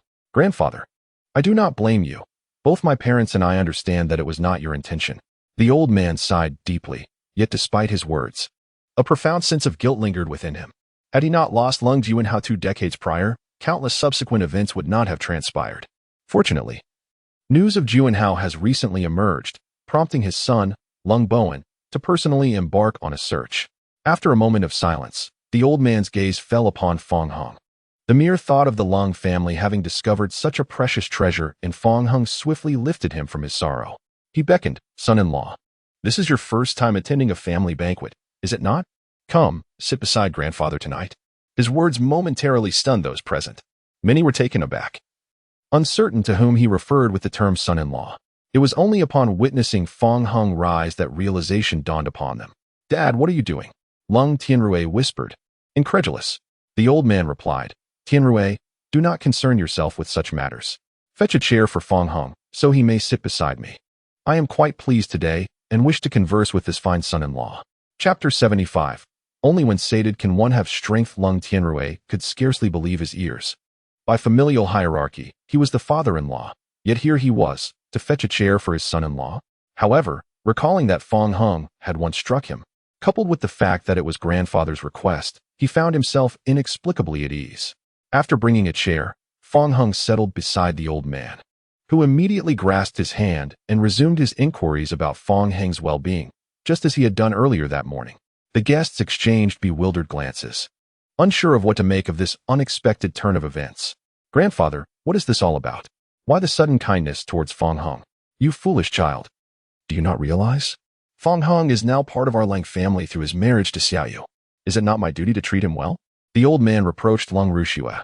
She, however, failed to comprehend, feeling a twinge of jealousy, questioning why her grandfather would shower such affection upon Fong Hung, a mere son-in-law with no power or influence, when she herself had never received such treatment. Even Lung Tianrui, who had just taken his seat, was perplexed, unable to fathom the old man's drastic shift in attitude towards Fong Hung. Meanwhile, the sisters exchanged hushed words. Sister, has grandfather ever shown such concern for us throughout our lives? Long Yuluo inquired quietly. Lang Yu shook her head in response. I do not believe so. In the eyes of the Lung family's offspring, their grandfather had always been a traditional elder, concealing his affections deep within and not adept at expressing emotions. Yet, the scene unfolding before them at this moment undeniably reshaped their perception of him. In a moment of inspiration, Lung Yunlu pondered, why would grandfather suddenly express such concern for my brother-in-law? Could it be that he has already given him a beating in private? Upon hearing this, Yang Shulan swiftly tapped her daughter under the table, softly admonishing her to keep quiet amidst the crowd and refrain from speaking nonsense. Meanwhile, the elderly Lang smiled warmly and addressed his granddaughter's husband. Son-in-law, I trust that our little Yu has not been unkind to you? Fong Hung replied, Grandfather, little Yu has always treated me well. That is reassuring, the old man responded. Should you encounter any difficulties in the future, do not hesitate to speak up. This is now your new home. We are all family. I understand, Fong Hung replied. The elder then turned to Long Tianrui and Yang Shulan, suddenly adopting a stern expression. And you too, as father-in-law and mother-in-law, must treat Fong Hung with utmost respect. You must never bully your son-in-law, nor lay a hand on him. Do you understand? The couple exchanged glances. Yes, Dad, I understand, Yang Shulan replied. I also comprehend, said Lung Tianrui, somewhat speechless. It was fortunate enough that he refrained from striking Fong Hung. How could he dare to lay a finger on him? Subsequently, the old man took the opportunity to introduce everyone. Now, take this chance to get acquainted. This is little Yu's husband, and you must treat him as family from here on. Of course, grandfather, Lung Rushua chimed in with the others. Yet she still held a dismissive attitude towards Fong Hung, convinced that the old man was momentarily delusional. Only after the meal officially commenced did the elder release Fong Hang's hand. He filled Fong Hang's plate with an abundance of dishes, stacking them into a small mountain. Eat up, eat up. You need to replenish your strength for the evening, he urged. Fong Hung felt perplexed, wondering what strength he needed at such an hour. Unexpectedly, the elder turned to Long Yu and said, Little Yu, you and Fong Hung must put in some effort, you know? Grandfather is eagerly awaiting the day I can hold my great-grandchild. Fong Hung was momentarily taken aback, while Lung Yu's hand trembled, causing the food she had just picked up to fall back into her bowl. She lowered her head, saying nothing, and resumed eating in silence. The elder pressed on. Little Yu, why are you silent? Did you hear what grandfather said? Oh, she replied, her voice barely a whisper, only to meet Lang Yunlu's mischievous grin. Embarrassed and angry, she reached beneath the table to pinch Lang Yunlu firmly. After the banquet concluded, the guests gradually departed the hall. Once outside, Lang Yunlu lifted a corner of her skirt and exclaimed, You troublesome sister, look what you've done. My leg is red from your pinch. That serves you right for mocking me. Consider it a small lesson. I shall settle the score with you when we get home. What score? I haven't wronged you lately. Lang Yunlu pouted in discontent.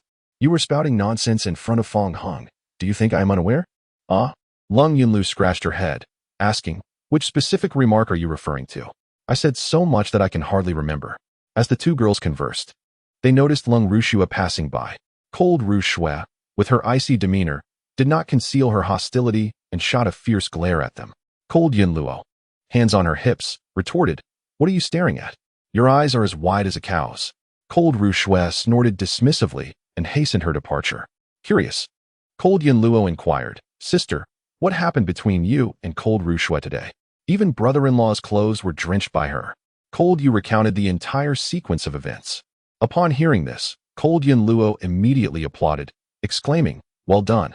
Next time, if a similar situation arises, be sure to call me over, and we shall confront her together. In the banquet hall, Old Master Cold engaged in conversation with Fong Hung for quite some time before reluctantly letting him go. Once Fong Hung exited through the door, Cold Tianrui finally voiced his lingering doubts. Father, why have you suddenly taken such a liking to that young man? Old Master Cold replied, displeased. What do you mean by that young man? Fong Hong is my esteemed grandson-in-law and your worthy son-in-law. From now on, you must be mindful of your language. Yes, father. You are right in your admonishment, but I still do not quite understand why you have changed your attitude toward him. Old Master Cold glanced around to ensure they were alone, then slowly recounted the events of the morning. Cold Tianrui listened, dumbfounded and in disbelief. Are you saying that not only did Fong Hung confront young Master Su, but young Master Qian actually came to his defense? At last, Cold Tianrui comprehended the source of Fong Hang's audacity. If even the second young master of the Su family, Su Kuan, was not spared, and with the support of the wealthy heir Qian Dashan behind him, it was no wonder he dared to disregard his father-in-law. Old Master Cold nodded solemnly, stating, "Indeed. It is evident that Fong Hang's relationship with young Master Qian is not as tenuous as it appears. Otherwise, young Master Qian would not have spoken up for him." Cold Tianrui pondered, stroking his chin. So, does this mean Rushui was lying that day? It is difficult to say. Perhaps young Master Qian simply holds Fong Hung in high regard and chose to defend him. Regardless, having this connection will undoubtedly be advantageous for our Cold family. Indeed, at that moment, Cold Tianrui's recent discontent dissipated entirely. Since Fong Hung could maintain a rapport with Qian Dashan, it indicated he was not as insubstantial as previously thought. Cold Tianrui could begrudgingly come to terms with his daughter marrying him. Chapter 76. I am married and have a wife meanwhile. Fong Hung, along with the sisters and his mother-in-law Yang Shulan, had just returned home. As soon as the door closed, Cold Yu turned and seized her sister's cheeks. Cold Yun Luo, speaking through gritted teeth, said, "Mother, you must discipline your eldest daughter. I'm tired. You two can quarrel as you please, just don't bother me," Yang Shulan replied. Uninterested in their antics, instead directing her attention to Fong Hang with a gentle inquiry, "Xiao Hong, would you like some tea?" "Yes, thank you, mother." "There's no need for thanks when we're family." Yang Shulan smiled before heading off to brew tea. Cold Yun Luo shouted, "Mother, I want some too. You can have some after you finish your quarrel with your sister." Cold Yun Luo had no choice but to seek a truce with Cold Yu. "Sister, can we call a ceasefire for now? I cannot allow you to speak so freely today. Let us see if you dare to be so unreserved in the future." Cold Yun Lu, feeling aggrieved, exclaimed, "What have I said that warrants such a reaction from you?" Cold Rain, lowering her voice, recounted the admonition from Fong Hung on their way back, cautioning her to refrain from speaking too hastily. Upon hearing this, Cold Yun Lu paused, realizing she had indeed uttered those words. No wonder sister was so furious. She immediately feigned ignorance, launching into a trio of denials. "It wasn't me. I didn't say anything. Don't make baseless accusations. Sister, I am a model citizen. Do you think denial will serve you?" Cold Yun Lu understood that she could not escape this predicament, so she turned to Fong Hung for assistance. "Oh, dear brother-in-law, save me. I acknowledge my mistake. You must rein in your wife." Fong Hung, feigning ignorance, accepted the tea from Yang Shulan and savored its flavor. "It tastes quite delightful. If you enjoy it, I shall prepare some for you to take to the office." "Thank you, mother." You child, always expressing gratitude. While the sisters were engaged in a fierce battle, Fong Hung and Yang Shulan shared a harmonious moment. When Cold Tianrui entered and witnessed this stark contrast, he momentarily froze. Upon seeing Cold Tianrui return, Cold Rain finally released her grip.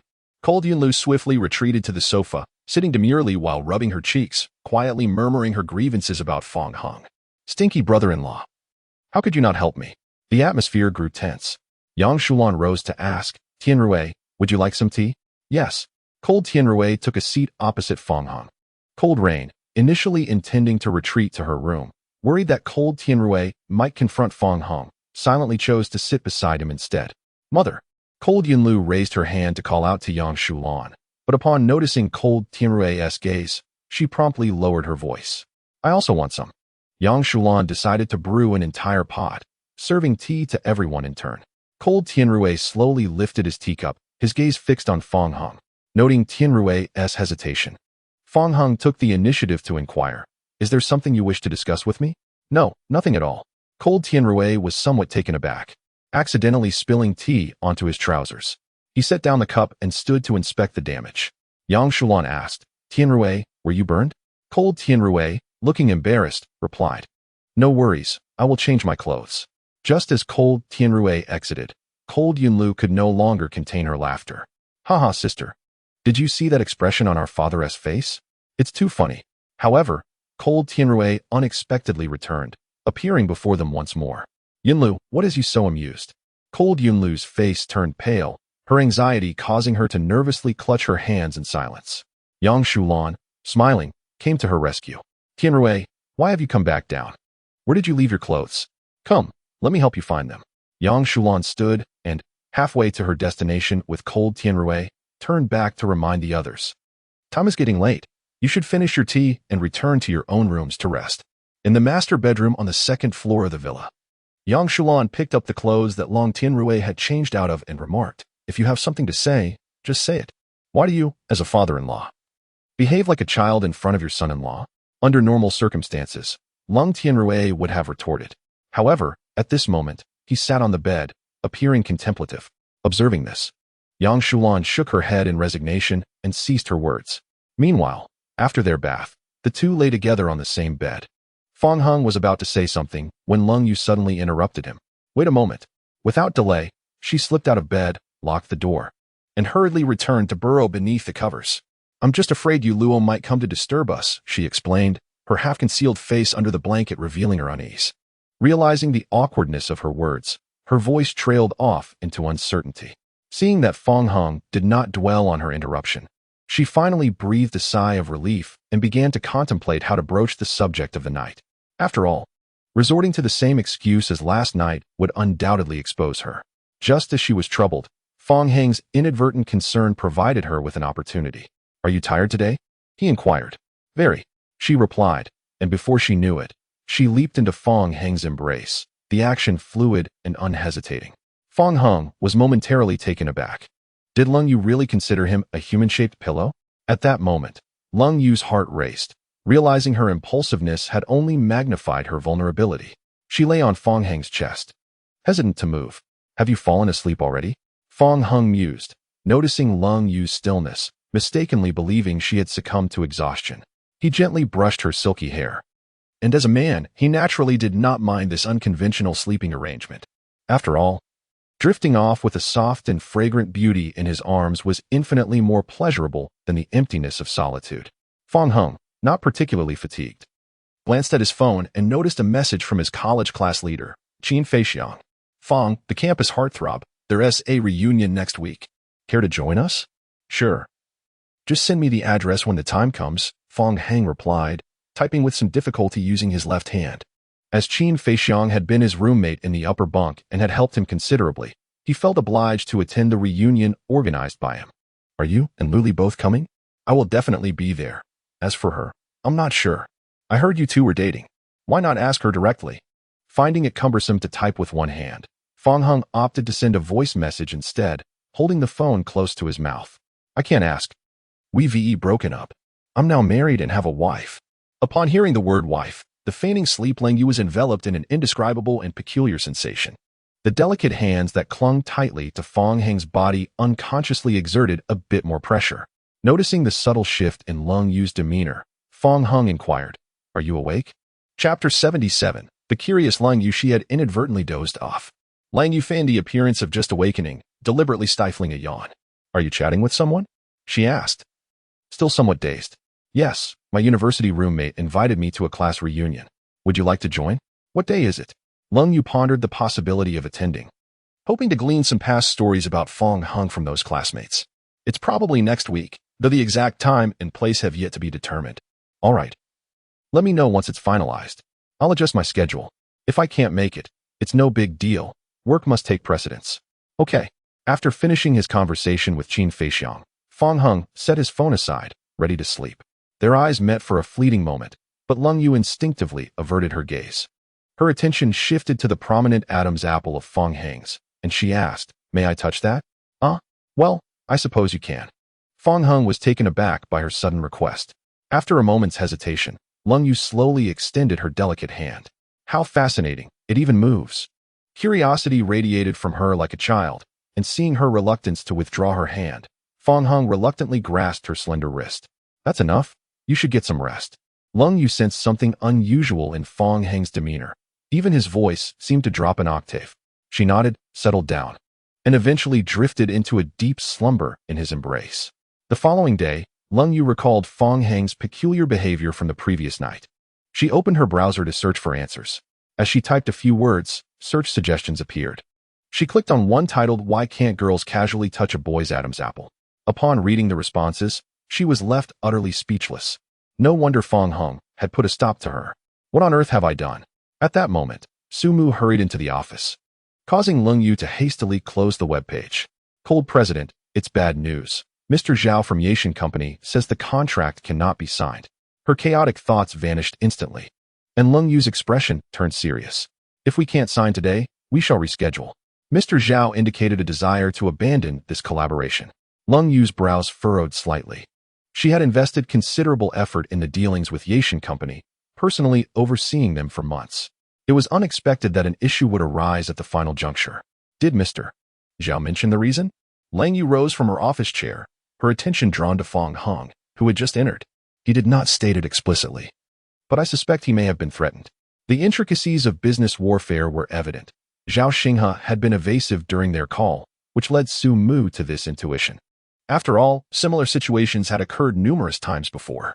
Cold Rain cast another glance at Su Mu and said coldly, "Immediately send someone to investigate who has the audacity to threaten Guangyan Company's business partners in Luoqing."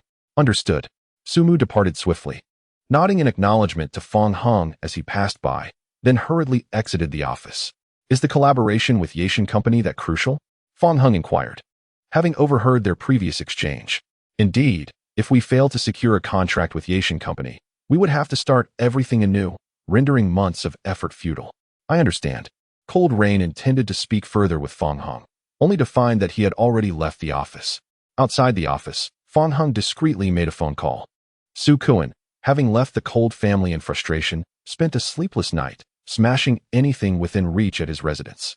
He could hardly fathom that Qian Dashan would actually stand up for Fong Hung. The pent-up fury he felt due to Fong Hang's recent troubles was driving Su Kuan to the brink of madness. After much contemplation, he set his sights on Cold Rain.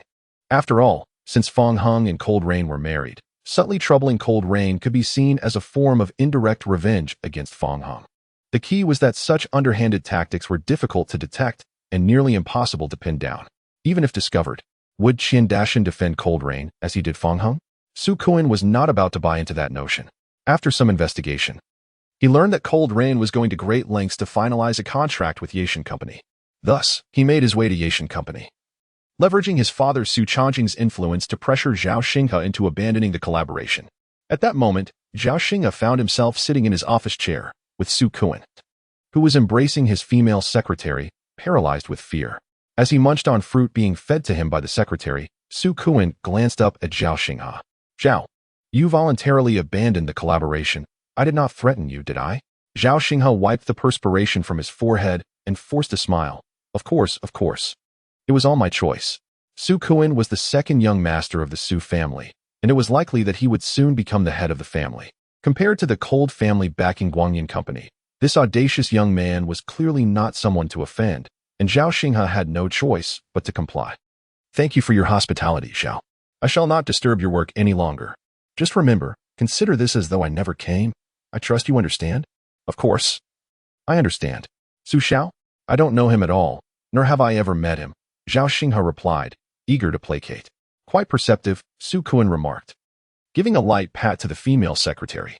Noticing she remained seated, he reached out to lift her chin. "What is this? Do you wish to come with me?" "Su Xiao, I don't," the secretary stammered nervously. "One who speaks contrary to their heart. How fortuitous, for I quite fancy someone like you." Finding the secretary appealing, Su Kuan seized her and prepared to leave. The female secretary had heard of Su Kuan's notorious reputation. She had merely been flirted with previously. But if she truly accompanied Su Kuan, she shuddered to think of the treatment she might endure. In a state of urgency, she called out for Zhao Xinghe's assistance. "Uncle Zhao, please save me." Zhao Xinghe was thoroughly alarmed and implored, "Su Xiao, this is the child of my hometown. She is not the sort of woman of ill repute. I kindly ask you to spare her." Su Kuan, visibly displeased, retorted, "What do you mean, Zhao? If I let her go, will you accompany me?" Zhao Xinghe hesitated momentarily, as if steeling himself, and gritted his teeth. "Well, that might not be out of the question." "How dare you?" Su Kuan erupted in anger, advancing to kick Zhao Xinghe to the ground. Ignoring the female secretary's desperate pleas, he forcefully seized her, intent on leaving. At that moment, Zhao Xinghe's phone rang. Upon seeing that it was Qian Dashan, the son of the wealthiest man, he instantly became alert. "Hello, young Master Qian. What can I do for you?" Zhao Xinghe spoke cautiously, unable to fathom why Qian Dashan would call him directly. This unexpected communication filled him with delight, yet also trepidation, fearing he might have inadvertently offended the affluent heir. "Haha, President Zhao, I heard that you had a project with Guangyan Company, which was supposed to be signed today, but you suddenly backed out. Is there any hidden reason behind this?" Chapter 78. This is something I specifically bought for you. Zhao Xinghe was taken aback, trembling all over. He was curious about the relationship between Qian Dashan and the Lung family. After all, he had merely withdrawn from the collaboration with Guangyan Company. Yet this had prompted the son of the richest man to personally inquire. Could it be that the Lung family had some formidable influence, compelling even Qian Dashan to act on their behalf? Zhao Xinghe wished to disclose the truth. However, upon hearing the voice on the other end of the line, Su Kuan paused, his expression filled with warning. Noticing Zhao Xinghe's silence, Qian Dashan asked again, "President Zhao, is there someone with you?" Zhao Xinghe stammered, Yes. Young Master Qian, I have a friend here." "Let me guess, your friend is none other than Su Kuan, the youngest son of the Su family?" Zhao Xinghe found himself at a loss for words. It was only when Su Kuan continuously signaled him with his eyes that he nervously replied, "No, it's an old friend." "I don't know any Su Xiao." Qian Dashan chuckled. Zhao Xinghe's reaction had inadvertently confirmed the answer. "President Zhao, unless you have something difficult to articulate, for Qian's sake, I urge you to promptly restore your project collaboration with Guangyan Company." "No problem, young Master Qian. I shall heed your every word." "Very well, we shall converse again soon." "Goodbye, young Master Qian." After hanging up, Zhao Xinghe turned to Su Kuan, his expression one of distress. "Su Xiao, you see, young Master Qian is called. I truly must. Remember, I have never been to Yashan Company, nor have I met you." Zhao Xinghe. Su Kuan felt an unsettling anxiety stir within him as he hastily departed from the tumultuous scene, leaving behind his female secretary. He couldn't help but feel a tinge of frustration. What kind of enchantment had Qian Dashan fallen under to be so fervently protective of Fong Hung and the Guangyan Company? Meanwhile, at the Su residence, the head of the family, Su Chongjing, was leisurely strolling in the courtyard with his pet birds. Suddenly, the butler burst in, flustered. Su Chongjing, perturbed, inquired, "What is the cause of such a commotion?" The butler, bowing respectfully, replied, "Sir, I must inform you that Elder Qian has personally called, specifically requesting to speak with you." His tone suggests he is rather displeased. "Elder Qian?" Su Chongjing felt a flicker of surprise. What could have transpired for the wealthiest man in Luoqing to personally reach out to him? Without hesitation, he tossed the birdcage to the butler and hurried to his study. He picked up the phone and returned the call. Once connected, Su Chongjing promptly said, "Greetings, Elder Qian. I apologize for not answering your call right away." "Ah." Su family head, quite the busy man. "However, no matter how occupied you may be, you must not neglect the upbringing of your children. Would you not agree?" Just a single statement from the wealthy elder left Su Chongjing at a loss. He understood that the purpose of the call was to seek retribution, undoubtedly. One of his sons had carelessly stirred up trouble. "You are right, Elder Qian. I shall take the time to discipline my youngest son, should he cause further disturbances. Do not hold back in your retribution." Su Chongjing, trembling with trepidation, replied, Yes. When that rebellious son returns, I shall break his legs and personally offer my apologies." "That won't be necessary. Heed my warning. Your advice will be forever etched in my heart." After ending the call, Su Chongjing was consumed by anger. He turned to the butler, who had just entered, and commanded, "Summon that little rascal back at once." "Yes, sir." Upon receiving the butler's call, Su Kuan returned to the Su residence in no time. "Dad." Su Chongjing, disregarding all else, lunged at Su Kuan, delivering a flurry of blows. "Dad, I think you are the one acting like a father. You insolent wretch. Of all people to offend, you dare to provoke Elder Qian.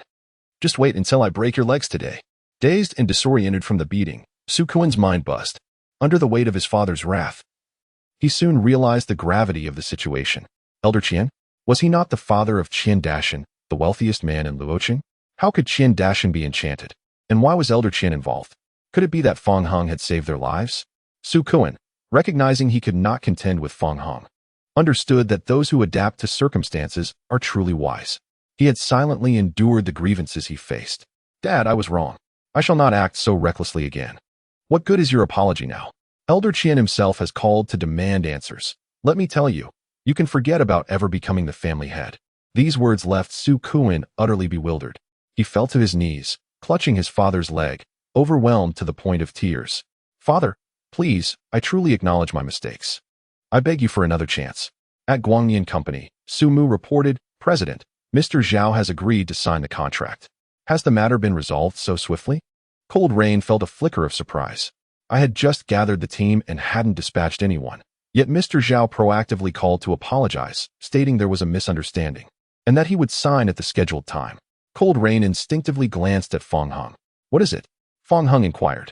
Nothing, Cold Rain replied, considering it merely a coincidence and not dwelling further on it. She then proceeded with Su Mu to attend the project signing meeting.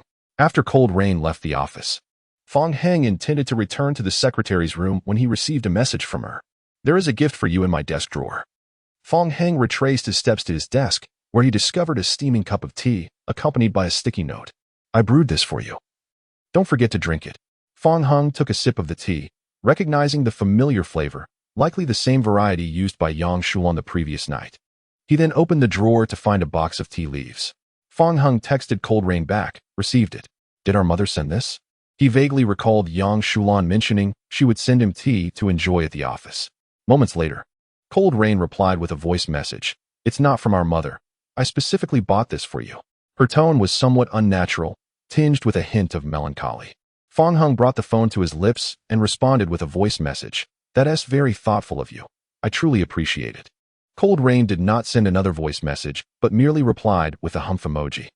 Fong Heng set his phone down and caught a glimpse of his reflection in the office mirror, suddenly realizing how blissfully happy he appeared. Suddenly, a notification sound echoed in his mind. Congratulations, host, for accumulating 100 soft rice value. Would you like to proceed with the lottery? Fong Heng had scarcely paid attention to the system, especially since it had automatically activated the low-value soft rice accumulation notifications. He hadn't anticipated that small amounts would accumulate so swiftly to reach 100%. Without hesitation, he selected yes. Chapter 79. Yuheng Company Congratulations, host. For acquiring 51 equity in Gingshan Company, soft rice value has been reset. Please continue accumulating for future lotteries. This reward took Fong Heng by surprise, rather than a skill. He had obtained company equity. Gingshan Company stood as a leading enterprise in Luocheng, surpassing Guangnian Company in strength, capable even of rivaling the assets of wealthy magnate Qian. Holding a mere one equity in Gingshan Company would suffice for an ordinary person to squander a lifetime, yet Fong Heng possessed a remarkable 51. Lu Weiwei remained at the designated location, prepared to meet the newly appointed chairman as per the final directives of the former chairman. Unbeknownst to her, the enigmatic former chairman had unexpectedly transferred all his shares.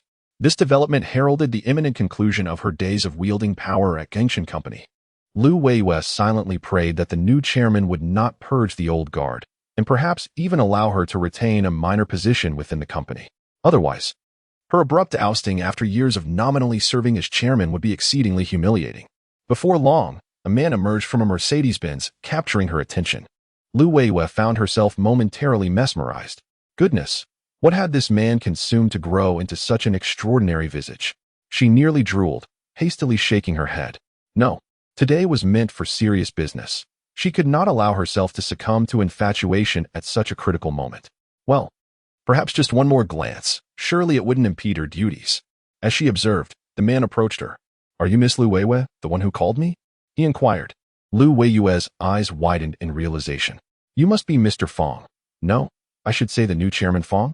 Indeed, Fong Heng affirmed, leaving Lu Weiwei momentarily speechless. She had not anticipated that the new chairman would be so youthful, at least 40 years younger than she had imagined. Swallowing hard, she promptly handed him the document folder. Chairman Fong, this was entrusted to me by the former chairman for your review. Fong Heng glanced at the contents and then voiced his curiosity. Miss Lu, if I recall correctly, you were the chairman of Gingshan, were you not? Lu Weiwei waved her hand dismissively. No, I am merely a figurehead, a mascot, if you will. The true chairman is the one who transferred the shares to you. Realization dawned upon Fong Heng, followed by a sudden spark of inspiration. Would you be interested in continuing as the chairman of Gingshan? Chairman Fong, do you mean to suggest that I should remain in the public eye as a mere figurehead, while you, like the former chairman, operate from the shadows? As long as it resembles the previous arrangement, I see no issue, he replied. However, forgive my boldness. But do members of your esteemed family tend to be rather secretive? Lu Weiwei could not suppress her curiosity, as she was aware that the former chairman hailed from a distinguished lineage, often remaining elusive to avoid attracting undue attention. That's about right. You could interpret it that way. Fong Hung replied nonchalantly. In truth, he simply sought someone to manage the company so that he could indulge in a carefree existence. Lu Weiwei, oblivious to his true intentions, found his added air of mystery increasingly alluring. By the way, may I propose a name change for the company? Fong Hung queried. Lu Weiwei paused for a moment before responding. Of course, as the majority shareholder, you possess supreme authority within Gengchen, as stipulated by the company's articles. You are free to make any changes you desire. Allow me to ponder what name would be fitting, he mused. Sounds good. Fong Hung pondered for a moment, feeling as if he were naming a game. It was precisely at this critical juncture that he found himself at a loss for a fitting name. Upon unlocking his phone, he was greeted by a photograph of himself and Lung Yu, which suddenly sparked a brilliant idea within him. Henceforth, he decided, Gengchen would be renamed Yuheng. Yuheng? Indeed, the company shall be rebranded as Yuheng. Fong Hung derived one character from each of their names. Very well, I shall proceed with the formalities. Is there anything else you require of me? That should suffice for now. I will reach out should anything else come to mind. Understood. He watched as Fong Hung departed in his luxurious Mercedes. Lu Weiwei, lost in a whirlwind of thoughts, never imagined that she would continue to wield the power of pretense, holding the nominal title of chairperson. Although it was but a fleeting glance, she had caught sight of Fong Heng's phone wallpaper. It was evident that this true chairman had already given his heart to another. Lu Weiwei felt a twinge of sadness, yet she quickly reconciled herself to the reality. She was acutely aware that even if Fong Hung were unattached, she would never be worthy of him. News of Gengchen's rebranding to Yuheng Company swiftly spread throughout Luo City. Upon returning to Guangyan Company, Fong Hung overheard employees discussing the matter even in the elevator. Hey, have you heard? Gengchen is changing its name. I saw it on the official blog. It's supposedly becoming Yuheng Company. Yes, I saw that too. The name change might indicate a shift in upper management. I wonder if the hiring standards will be adjusted. If they lower the standards, I would definitely jump ship. Their benefits are among the best in Luo City. Exiting the elevator, Fong Hung entered the president's office, where he found Lung Yu and Su Mu engaged in conversation about the same topic. Upon noticing Fong Hung's return, Su Mu quickly fabricated an excuse to grant them some privacy. How is the contract signing progressing? Everything is proceeding smoothly. That is reassuring. Fong Hung unconsciously glanced at the time. The king of slacking off, so eager to leave work? Fong Hung chuckled. Unfortunately, there are still several hours remaining. Lang Yu turned to close the documents, saying, Let us go. I shall accompany you in leaving early. Huh? What do you mean, huh? Let us hurry. Thus, the two exited the company together. Much like a weekend, they indulged in carefree amusement outside. After exhausting their energy, they lingered by the moat, where a gentle breeze caressed them, allowing them to relish this rare moment of tranquility. I suddenly feel a tinge of guilt, Fong Hung remarked, turning to Lung Yu. What is the matter? She asked, a hint of confusion gracing her delicate features. I feel as though my idleness has led you, the president of Guangyan, to descend into negligence alongside me. Occasionally indulging in leisure is not so grievous, especially since all work has been completed today. That is true.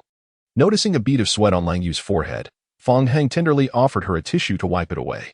Lang Yu, who had been sipping her milk tea, suddenly became somewhat distracted, unconsciously biting down on the straw, leaving faint indentations from her teeth. Once Fong Hung withdrew his hands, she shyly remarked, I can manage on my own, it's fine. I noticed you were preoccupied, so I thought I'd lend a hand. Oh, as a token of gratitude. I'll share some of my food with you. There's plenty here. Take a look and see what you fancy. Lung Yu set the milk tea aside and began rummaging through the bag. I'm not hungry, but I am a bit thirsty. Perhaps I'll have some milk tea. Of course, Lung Yu agreed without a second thought, only to realize afterward that she had purchased but a single cup. In the next moment, Fong Hung lifted her milk tea. Wait, that's mine, Lung Yu exclaimed, reaching out to stop him. However, it was too late. Fong Hung had already begun to drink. Lung Yu had no choice but to swallow her remaining words, reflecting that this was perhaps the third instance of an indirect kiss between them. Yet, recalling her impulsive kiss with Fong Hung not long ago, she found that the idea of an indirect kiss was not as mortifying as she had initially thought. As she observed his throat moving as he drank, Lung Yu felt her gaze uncontrollably drawn to him. She stood frozen in place, staring for what seemed like an eternity. When she finally regained her composure, she noticed Fong Hung had been watching her intently. Embarrassed, like a child caught in wrongdoing, she squatted down and covered her face with her hands. Are you feeling unwell? I am fine. That is hard to believe. Lang Yu was baffled by her own peculiar behavior lately. She had become increasingly strange, a stark contrast to her former self. Fong Hung then crouched down, gently taking hold of her slender wrists and moving her hands away from her face. Your cheeks seem a bit flushed. Let me see if you're feverish. As she gazed into Fong Hang's approaching face, Lung Yu felt dazed, even hearing the rapid thrum of her heartbeat echoing in her ears. Thump, thump, thump. In that brief moment, Lang Yu felt a wave of weakness wash over her, as if all her strength had been drained. Their foreheads were pressed closely together. And despite her normal body temperature, Fong Hung seemed unaware of any anomaly. It appears you're fine after all. Fong Hung was the first to rise, extending his hand to her. You must be tired. Come, let us find a place to sit. We've been squatting for too long. All right, like a compliant little rabbit. Lung Yu allowed Fong Hung to lead her toward a stone bench. Once seated, their hands remained entwined. At that moment, a mother and daughter passed by, and the little girl, holding her mother's hand, exclaimed, Mom, look, the brother and sister over there are holding hands just like us. Don't speak nonsense, dear. That brother and sister are in love. Both were momentarily taken aback, and Lung Yu instinctively withdrew her hand. Are you feeling better now? Yes. Then let us head back. As Fong Hung stood up, he noticed Lung Yu hesitating, slowly extending her hand toward him once more. Pull me along. Of course. Lung family. On a chilly day, Lung Tianrui personally escorted the esteemed medical expert, Li Sherdong, to the entrance, having heard no word of the miraculous physician capable of curing Qian Xiaobao. Learning that Li Sherdong was available, he invited him to the Lung residence. Unfortunately, after a thorough examination, the endeavor ended in disappointment. Li Sherdong sighed, expressing alas. If it were that miraculous physician, perhaps there would have been hope for the master of the Lung family's legs. The elderly Lung patriarch, filled with excitement, inquired, So, has Li Sherdong encountered this miraculous physician? Yes, he is quite young. Li Sherdong recalled vividly the scene of Fong Hung administering acupuncture, a memory that still left him in awe. I wonder if Li Sherdong possesses any contact information. I would like to invite that physician to the Lung residence. Li Sherdong shook his head, saying, I am not acquainted with him. Ah, I see. Well then, thank you for your efforts, Li Sherdong. Just as Li Sherdong was about to leave the Lang residence, a familiar visage flashed by, causing an immediate surge of excitement within him, his facial muscles trembling. Li Sherdong. What troubles you? Nothing. I might just be seeing things, he replied, feeling as though he had truly glimpsed the miraculous physician from the surveillance footage. Meanwhile, Fong Hung and Lung Yu returned home. Lung Yunlu rubbed her eyes in astonishment, exclaiming, Is the sun rising from the west today? Why are you back so early? Your sister took me out early, Fong Hung replied. Huh. Lung Yunlu's mouth fell open in surprise. Goodness, are you still my sister? You actually left early? She then turned to Fong Hung. Brother-in-law, I feel like you've led my sister astray. She wasn't like this before marriage. Lung Yu shot a glare at her sister, retorting, Close your mouth. Have you forgotten the lesson from last night so quickly? Lung Yunlu chuckled and promptly began to massage Lung Yu's shoulders. Speaking of which, I stumbled upon something interesting while scrolling through videos today. It's quite a coincidence. What is it? Lung Yu asked. It's about our Luoqing. That impressive Gingchen company suddenly changed its name to Yuheng Company. And then? Isn't it coincidental? Yuheng. Sister, that is clearly a combination of your and brother-in-law's names. Come clean. This is your joint venture, isn't it? Your little brain is quite sharp. You figured that out, Fong Hung replied with a faint smile. Lung Yunlu, brimming with enthusiasm, continued, Of course, I am the smartest person in the world. Sister, brother-in-law has admitted it, so you shouldn't hide it. Lung Yu retorted. By your logic, wouldn't any company named Yuntang also belong to you and Tang Yuan? That's right. However, sister, I just had a brilliant idea. Lung Yunlu snapped her fingers and then scooped up the squirming Tang Yuan. Little round one, after I graduate from university, let us start a company together and call it Yuntang Company. You handle the work, and I'll collect the money. How does that sound? Lung Yu pushed Lung Yunlu away, cradling Tang Yuan in her arms. Leave me be, always picking on our Tang Yuan. In the stillness of the night, Fong Hung awoke to find Lung Yu curled up, her expression betraying a hint of distress. He placed his hand upon her delicate wrist to ascertain her pulse. and soon discerned the source of her ailment. I'm fine, she insisted, though it was evident that she was not. It must be abdominal pain, right? You consumed so many cold dishes this afternoon. Had I known, I would have stopped you. With that, Fong Hung instructed Lung Yu to lie flat, methodically applying pressure to her acupoints. Finally, he brought his hands together, palms down, resting them gently upon her smooth abdomen. Do you feel any better? He inquired. It doesn't hurt anymore, she replied, a flicker of shyness dancing in her eyes. His hands seemed to possess a magical warmth, dissipating the discomfort that had plagued her. Unable to resist, she embraced his hand, surrendering to tranquility as she closed her eyes. Fong Hung, she murmured softly, you are truly kind to me. Memories flooded back of her solitary nights in Junyuan, the helplessness and loneliness that accompanied her when unwell. Now, she felt as though she were enveloped in sweetness, basking in happiness. Chapter 81. Little fool Fong Hung felt that Lang Yu had it all wrong. Without her, he would not possess the life he currently enjoyed. Reflecting on the experiences of the past few days and her unwavering support, it was impossible for him not to be moved. In truth, you are the one who treats me better, he replied, anticipating her response, only to be met with silence, save for the rhythm of her steady breathing. He chuckled silently, realizing she must have succumbed to exhaustion, as it was already past 1 o'clock. A wave of guilt washed over him. He pondered how long she must have silently endured her pain while he remained unconscious. This woman is so foolish. The following day, upon awakening, Lung Yu found herself locked in Fong Heng's gaze. When did you wake up? She asked. About an hour ago. Fong Hung had wished to sleep a bit longer. Yet Lung Yu's embrace was too tight, preventing him from finding rest. Upon hearing this, Lung Yu became visibly flustered. Oh no. If Fong Hung has been awake for an hour, that means he has been watching me the entire time. What if I slept in an unseemly manner? The thought alone made her cringe with embarrassment. Next time, just call me. It's fine. I'll just pretend I was admiring a sleeping beauty, he replied. By the way, there is something I feel I must tell you. Fong Heng's tone grew serious, catching Lung Yu off guard. What is it? She wondered. Her mind racing, anxiety creeping in. In the future, if you feel unwell, you must inform me immediately. Lung Yu hesitated. I don't want to disturb your sleep. Little fool, which is more important, my sleep or your well-being? His gentle admonishment made her avert her gaze, feeling a rush of shyness as she avoided his eyes. Fong Heng gently cradled her delicate cheeks, gazing into her eyes, demanding a definitive response from her. His sudden assertiveness left Lung Yu momentarily taken aback. You mustn't simply say good. You must affirm with I understand, Fong Hung said with a serious expression.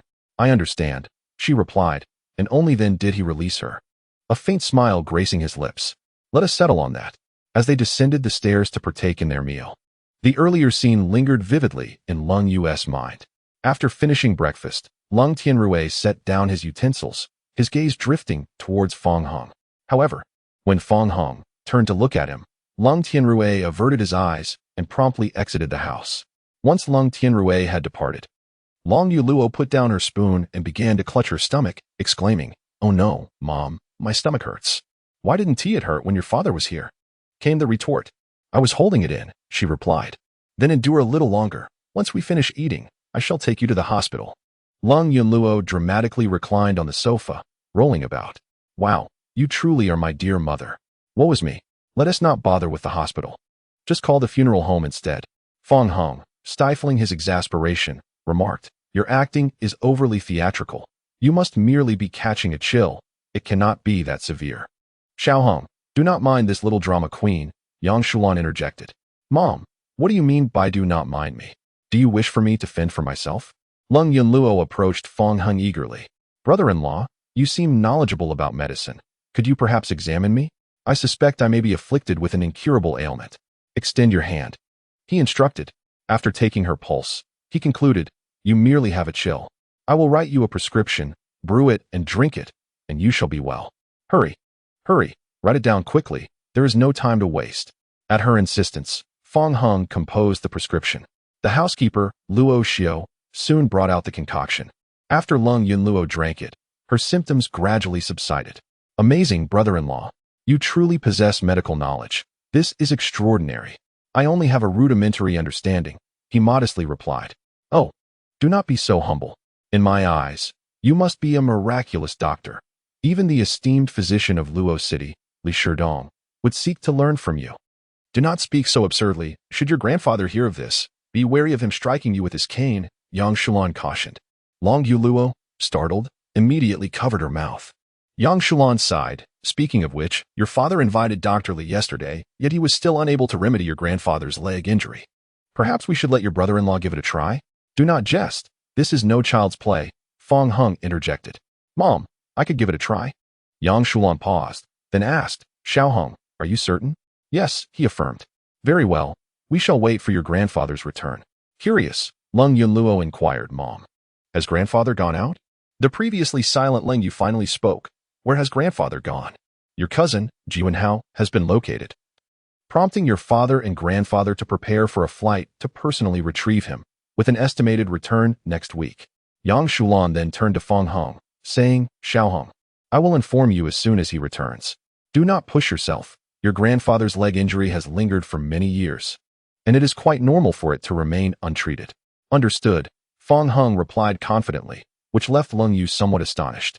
It appeared there were numerous aspects of Fong Heng's life that she remained unaware of, intensifying her desire to attend the upcoming class reunion, where she was certain to uncover many stories from his past. Before long, the day of the reunion arrived, set at Chuyin. Fong Hung finished work and was the first to arrive. Upon reaching Chuyin, he soon spotted Qin Feixiang, who stood short in stature yet possessed an appealing countenance. As Fong Hung stepped out of his Mercedes, Qin Feixiang's astonishment was palpable, his mouth agape, as if he could fit an ostrich egg inside. Please don't tell me that car is a rental, he exclaimed. It's not a rental. My wife gifted it to me, Fong Hung replied. Wow, it seems you've struck gold with a wealthy beauty. Do introduce me to one, Qin Feixiang joked. How about a 38-year-old with 2 kids? Get lost. What I desire is a legal lowly with twin ponytails. As the two bantered their way towards the private room, they unexpectedly encountered Lu Li. Unlike their previous tense interactions, Lu Li looked at Fong Hung without malice this time, her expression a complex mix of emotions. Fong Hung, however, remained impassive, treating Lu Li as if she were invisible. Caught between them, the suddenly oppressive atmosphere rendered Qin Feixiang awkward. He broke the silence, saying, Lu Li, what brings you out here? The noise inside is unbearable. I just needed a moment of peace, she replied. All right, Fong Hung, and I will head in first. Come back soon, he said. Sure, Lu Li murmured, watching Fong Heng's retreating figure with a suffocating sense of discomfort. Just the night before, she had parted ways with Bai Hongyi in anger and had come to a realization. Unlike Bai Hongyi, Fong Hung had once loved her deeply, and his affection had been the purest. Yet, she had gradually pushed this man, who once adored her, away.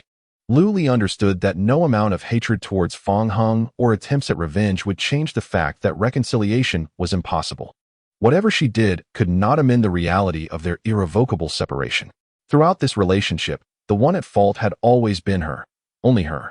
Rather than persist in her childish ways, it would be wiser to preserve what little dignity she had left. Chapter 82. Split? A good split. Upon entering the private room, Fong Hung and Qin Feixiang were met with a cacophony of wailing, akin to the cries of ghosts and wolves. This Wang Kale is still the same obnoxious person as before. His singing is terrible, yet he monopolizes the microphone, Qin Feixiang muttered under his breath.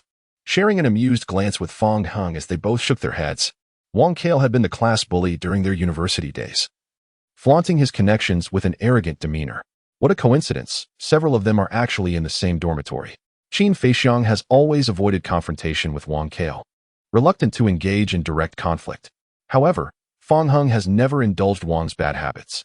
As a result, he became Wang Kale's sworn enemy, and their arguments were frequent, occasionally escalating to physical altercations, though Fong Hung always managed to gain the upper hand.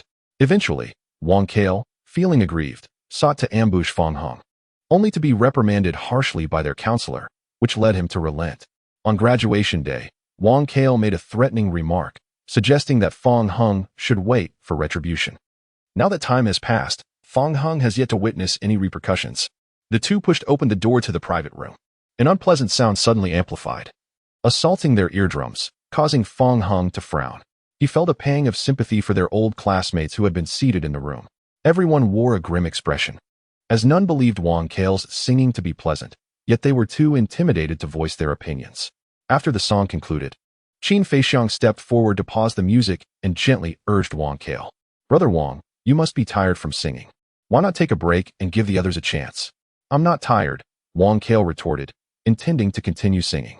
Qin Feixiang, steeling himself, intervened. Even if you're not tired, it's best to rest a bit. What do you mean, class leader Qin? You simply don't want me to sing, right? You've been singing since you arrived. What is wrong with me singing a little longer? It's not every day we gather like this. Don't spoil the atmosphere. To say it bluntly, your singing is truly hard to endure. Qin Feixiang, am I not giving you face? Wang Kale's demeanor darkened immediately. Seeing this, Qin Feixiang hesitated to confront him directly and fell silent. The atmosphere in the private room grew tense. Many began to murmur quietly among themselves. Oh no, class leader Qin has been too impulsive. How could he provoke Wang Kale? This Wang Kale is truly unbearable, singing poorly yet monopolizing the microphone. And we're powerless against him. Alas, what can we do? He has connections, and we cannot afford to offend this young master. On Wang Kale's side. Noticing Qin Feixiang's silence, he seized his collar with a grip. Speak up. Why have you gone quiet? You think calling you class leader Qin makes you someone important? At that moment, a calm and magnetic voice rang out. Let go. And who do you think you are, daring to instruct Wang Kale? Wang Kale turned to see Fang Hung and couldn't help but chuckle. I thought it was someone important. Turns out it's our handsome schoolmate Fang. At this, everyone's attention shifted to Fang Hung. Even some indifferent female classmates who had been engrossed in their phones found their interest piqued. I said let go. Wang Kale arrogantly replied, what if I don't? However, Fang Hung gripped his arm, and with a slight exertion of force, Wang Kale's expression changed dramatically. Will you let go or not? Wang Kale felt as though he were caught in a vice, the pain mingling with surprise. Are you seeking death? Fang Hung suddenly intensified his grip.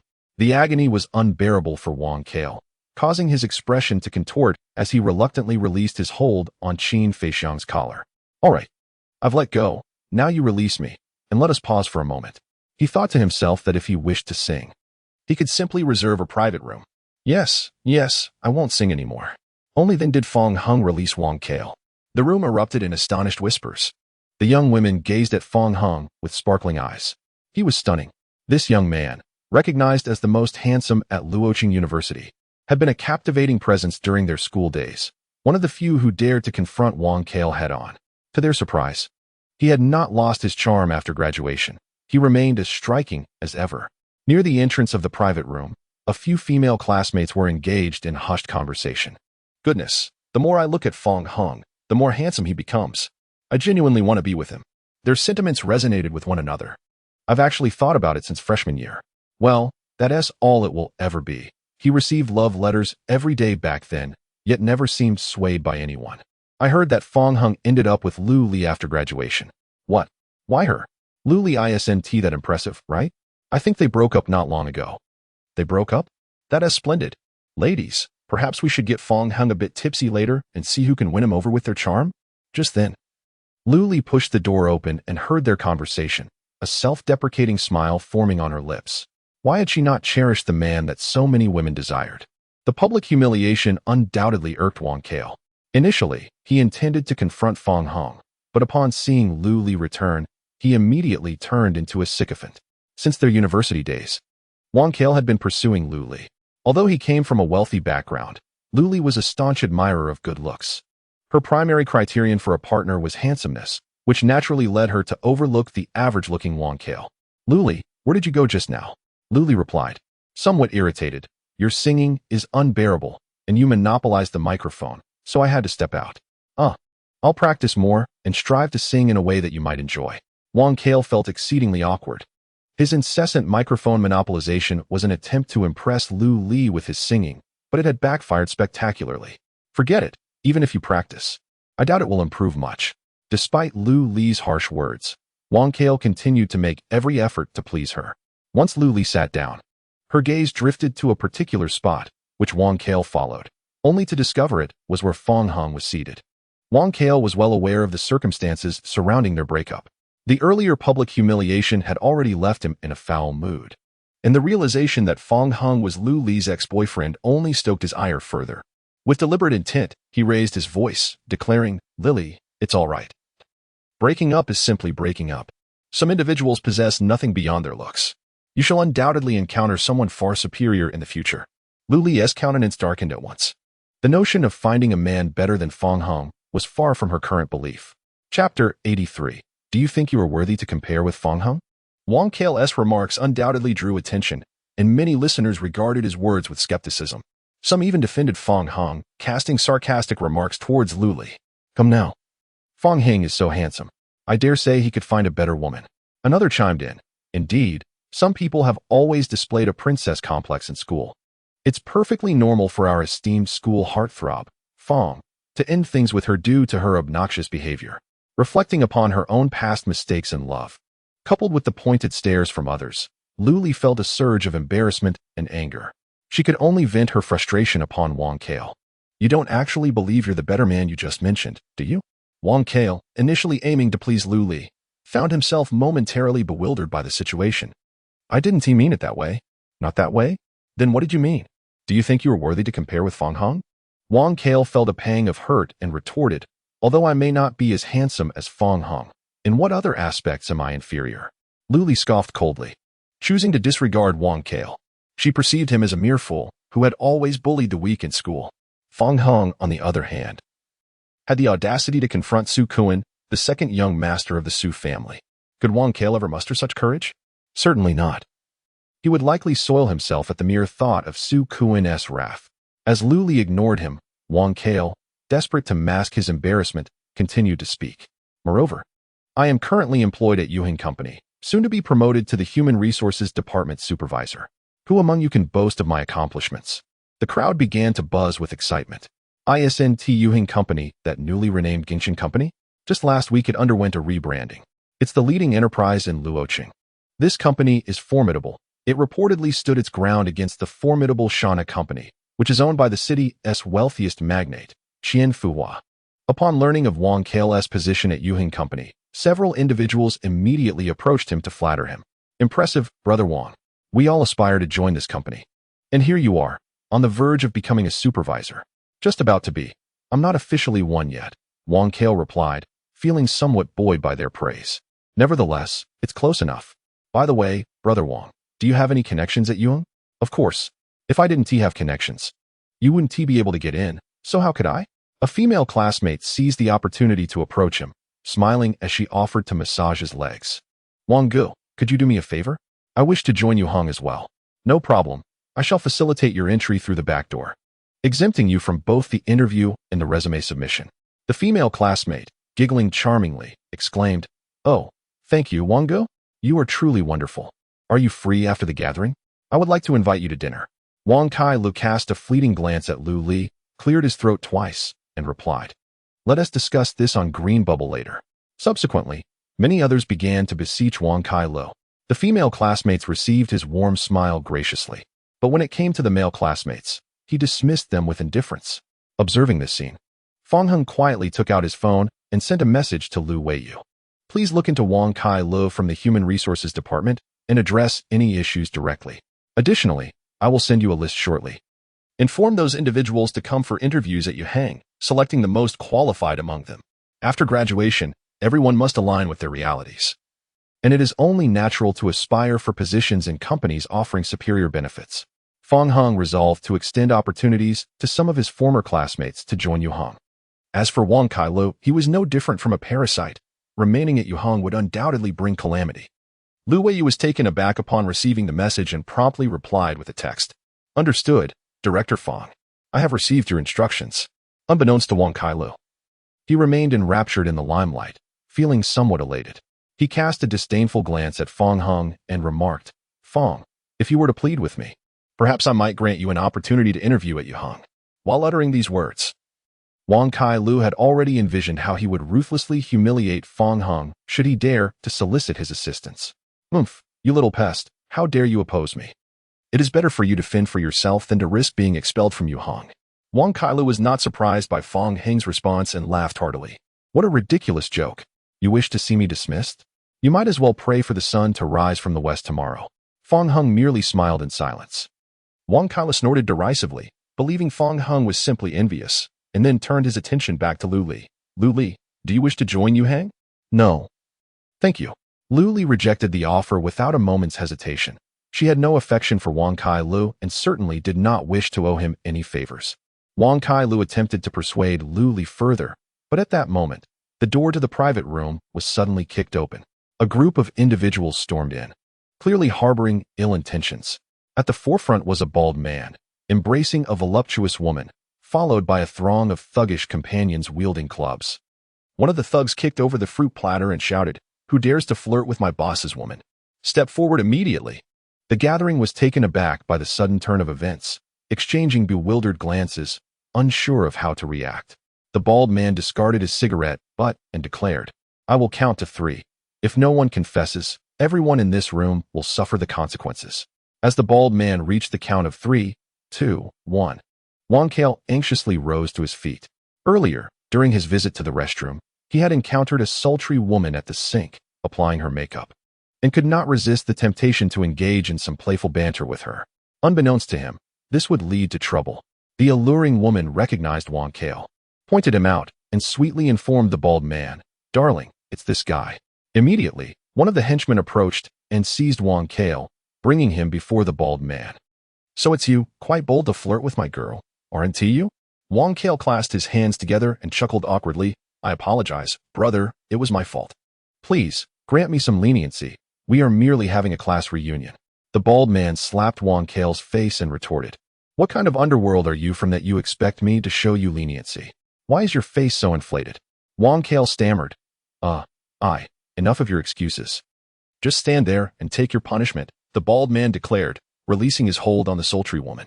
"Darling, give him a good thrashing." "All right, dear," she replied. Wang Kai, in a state of panic, pleaded, "Wait, brother, we can discuss this." One of the henchmen interrupted, "Discuss? Just stand still." At that moment, the sultry woman leisurely approached and raised her hand, delivering a vicious slap across Wang Kai's face. Chapter 84. Could she be my sister-in-law? The slap was no trifling matter. The sharpness of her nails left Wang Kai with a bloodied face. "Do you not realize who you are trifling with?" This was Wang Kai's first experience of being slapped, and by a woman no less. Anger surged within him as he glared at her.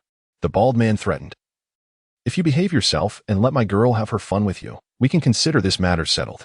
Otherwise, with so many of us here, I believe you understand the consequences." Faced with such a formidable crowd, Wang Kai knew he was outmatched, although he had some family backing. In the presence of such underground figures, and with his earlier misstep, he could only concede defeat. The sultry woman was not finished, however. She continued to rain several more slaps upon Wang Kai's face, alternating sides with sharp cracks echoing through the air. Ultimately, she delivered a swift kick to his groin. Wang Kai collapsed to the ground, clutching himself, rolling in agony, while the onlookers expressed their astonishment. The sultry woman dusted her hands and turned to the bald man, saying, "All done, darling." The bald man gave Wang Kai another kick, warning, "Next time, keep your eyes open. If you flirt with my girl again, I'll make sure you regret it." Many felt a chill run down their spines. Just as the bald man was about to leave, he caught sight of a familiar face in the crowd. Upon closer inspection, his expression shifted to one of shock. It was Fong Heng. The bald man worked under Su Kuan and was well aware of the troubles he faced. For the first time, the bald man found himself astonished to witness someone who had assaulted Su Kuan escape unscathed. Who is Su Kuan, you may ask? He is none other than the second young master of the Su family. This incident inadvertently underscored Fong Heng's formidable prowess. Otherwise, it would have been inconceivable for him to emerge unscathed. Contemplating this, the bald man abruptly pushed aside the alluring woman beside him. "My dear, what troubles you?" the seductive woman inquired, bewildered. Amidst the curious gazes surrounding him, the bald man swiftly approached Fong Heng and bowed respectfully. "Mr. Fong, I beg your pardon for my lack of discernment in not recognizing you sooner." The bald man was filled with regret, his body trembling uncontrollably. Having assaulted a classmate of Fong Heng, he had undoubtedly invited peril upon himself. This scene left everyone in stunned silence. No one could have anticipated that the previously arrogant bald man would suddenly display such deference to Fong Heng, clearly intimidated by him. Lying on the ground, Wang Kai was so astonished that he momentarily forgot the pain. Fong Heng spoke nonchalantly, "Please leave. The sudden influx of so many people has disrupted the ambience of our private room." The bald man exhaled with relief, grateful that Fong Heng had no intention of pursuing the matter further, for he could hardly fathom how he would meet his demise otherwise. He hurriedly signaled to his subordinates, and they began to exit. "Wait." Fong Heng's calm voice struck the bald man like a summons from death itself. He halted, cold sweat forming on his back, realizing he was not destined to escape unscathed. "What is it, Mr. Fong? Your people just knocked over the fruit platter. Please clean up the mess before you leave." The bald man froze momentarily, wiping his brow, and replied, "Of course, I'll take care of it right away." He then bent down to collect the scattered fruit, with his subordinates rushing over to assist. In no time, the area was spotless, but fearing Fong Heng's dissatisfaction, the bald man even rolled on the ground, using his clothing to wipe the floor. This display left the onlookers utterly astonished. The bald man stood up, panting, his previously clean attire now marred with stains. "Mr. Fong, everything is taken care of. I shall not disturb you further." "Very well, you may leave." Once the bald man and his entourage departed, the atmosphere in the private room erupted with excitement. The female classmates flocked to Fong Hung, chattering incessantly. "Big school hunk, what on earth is going on? Why are even the underground figures afraid of you? Fong Hung, tell us the truth. Are you perhaps a young master from a prominent family?" Meanwhile, the waiter entered with an abundance of fruit platters and beer. Qin Feixiong remarked, "Is there some mistake? We didn't order these items. They are courtesy of a gentleman who mentioned they are a compensation and that he will cover your expenses for today." Everyone quickly realized that this was the doing of the earlier bald man, clearly out of respect for Fong Hung. In an instant, the enthusiasm for Fong Hung surged even higher among the group. Even Wang Kale, who painfully stood up, found himself intrigued by Fong Heng's identity. Fong Hung remarked, "You are overthinking it. I am not some wealthy heir. That guy was merely someone I had once defeated." Upon hearing this, Wang Kale felt disdain and harbored resentment towards Fong Hung for not standing up for him. However, the female classmates remained gathered, their eyes fixated on Fong Hung with keen interest. "How impressive. That person clearly is no pushover, and you managed to subdue him." Indeed, it was unexpected that our handsome campus idol, Fong Hung, not only possessed striking looks, but also formidable martial skills. "Ah, so charming. Campus idol. Why did you reject my confession back then? I sent you so many love letters. Do you truly feel nothing for me? Step aside. Have you sent as many as I have? Campus idol, look. She pushed me. Why are you acting so petty?" As Fong Hung found himself surrounded by admiring girls like a celebrity, many male classmates could only envy him, their teeth almost grinding in frustration. Little did they know, Fong Hung, at the center of this chaotic scene, was overwhelmed by the noise. He seized the opportunity to sing as an excuse to extricate himself. Standing on stage, he sang while the girls listened, enraptured. At that moment, a stunning figure quietly entered the private room, instantly drawing attention. Qin Feixiong approached her, asking, "Which class are you from?" His mind raced, trying to recall if anyone in their class, or even the entire school, was as beautiful and graceful as she. "I am here to accompany my husband," she replied. Qin Feixiong was momentarily taken aback and instinctively glanced at Fong Hung, recalling that he had mentioned being married. Did this enchanting woman before him happen to be his wife? Though the likelihood was high, Qin Feixiong hesitated to assume, fearing the awkwardness of a mistake. He opted to find a seat for Lang Yu, planning to wait until Fong Heng finished singing to discuss further. Lang Yu set down her bag and was instantly captivated by Fong Heng's singing. Indeed, attending the class reunion proved rewarding, as it was her first time hearing him sing. At that moment, discussions about Fong Hung arose nearby, prompting Lang Yu to lean in and eavesdrop. Chapter 85. Lang Yu's entrance shocks the crowd. One female classmate, with her face cradled in her hands and a dreamy expression, exclaimed, "Just looking at the campus idol makes me feel dizzy. I can hardly imagine what it would feel like to lie in his embrace." Lang Yu was momentarily taken aback, recalling the warmth, comfort, and security she felt while resting in Fong Heng's arms, though she remembered the slight discomfort from accidentally bumping her nose against his firm chest last time. Another female classmate chimed in, "You lack courage. I can easily imagine how delightful it would be to lie in his arms." Indeed, someone agreed. "Merely fantasizing is futile. We should get him to drink and take him home." Lang Yu felt speechless. Given Fong Heng's striking appearance, it is entirely understandable that he garners significant attention. However, the fact that even these female classmates are vying for his affection comes as a surprise to her. The individuals before her appear less like attendees of a class reunion and more akin to wolves ravenously pursuing Fong Hung. Soon, the group of girls notices the eavesdropping presence of Lang Yu. "Look at that stunning woman next to you. She doesn't seem to be from our class, does she?" One exclaims. "Wow, her beauty captivates me. She possesses an ethereal, serene aura. If I looked like her, I would undoubtedly have a chance with our campus heartthrob. Who among us will go and greet her? Another asks. I will, one girl volunteers, stepping forward to introduce herself to Long Yu. After Ling Yu responds, she waves to the others. Hello, everyone. The distance among them diminishes instantly as they gather closer, their eyes wide with admiration. Beautiful. Absolutely stunning. She is so lovely that even we, as women, feel our hearts flutter. May I ask your name? One inquires. Just call me Lang Yu, she replies. Wow. What a lovely name. It perfectly matches the cool grace you exude. Thank you. You must have come with someone, right? Lang Yu nods. Then deliberately steers the conversation toward Fong Hong. I overheard you discussing the campus heartthrob. Who is he from your class? The campus heartthrob is Fong Hong, the one singing on stage right now. Feigning sudden realization, Lang Yu asks, could you share more about him? With that prompt, the girls eagerly begin to recount tales. The more Lang Yu listens, the more engrossed she becomes. Learning not only that Fong Hong often dozes off in class, but also that the campus beauty once dared to invade the boys' dormitory in pursuit of him. As she listens, she can't help but stifle a laugh, amused by the amusing anecdotes surrounding Fong Hong. She is grateful she chose to attend the reunion. The girls are taken aback by Lang Yu's laughter. One nudges her companion and whispers, can you believe it? My heart raced just now. It's no wonder. She is so beautiful that every glance and smile is a transgression. Soon, Lang Yu learns about Fong Hong's rivalry with Wang Kailai. Upon hearing that Wang Kailai once attempted to ambush Fong Hong, Lang Yu's brows furrow slightly, and a hint of frost appears on her delicate features. She silently makes a note of this before continuing her inquiries. The girls divulge everything, making Lang Yu's visit exceedingly fruitful.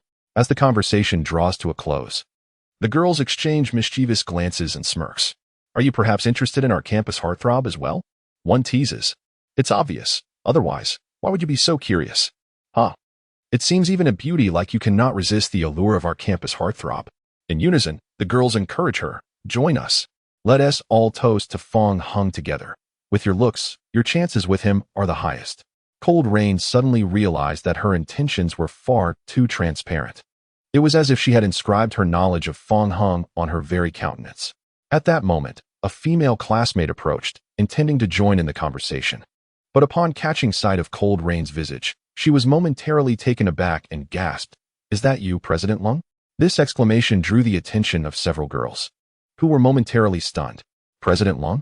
Indeed, this striking beauty is clearly called Cold Rain. Goodness, how could you not recognize her? She is none other than the president of Guangyan Company. The classmate was overwhelmed with excitement, having worked at Yashin Company. She had the fortune of encountering Cold Rain during a signing event some time ago.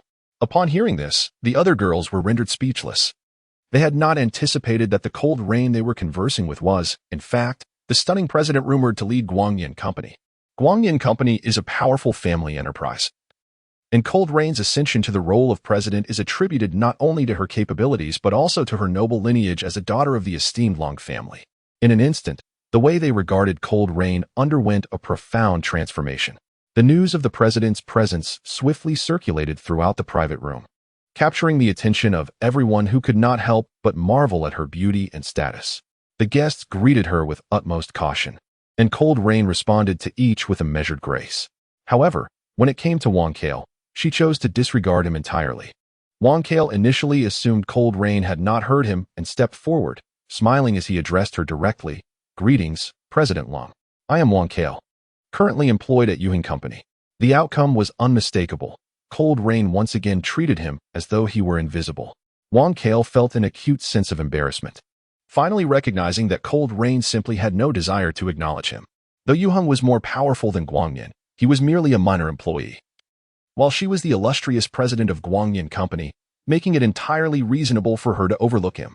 Yet, it perplexed Wang Kale that she responded to everyone else, but chose to ignore him. Had he inadvertently offended her? Wang Kale deemed it unlikely. As this was their first encounter, whispers began to circulate among the onlookers. Pray tell, how could President Lung possibly attend our class reunion? I wonder if she mistakenly entered the wrong private room? That seems implausible. It must be that someone from our class invited her. Who could it be? Indeed, who possesses the clout to summon President Lung?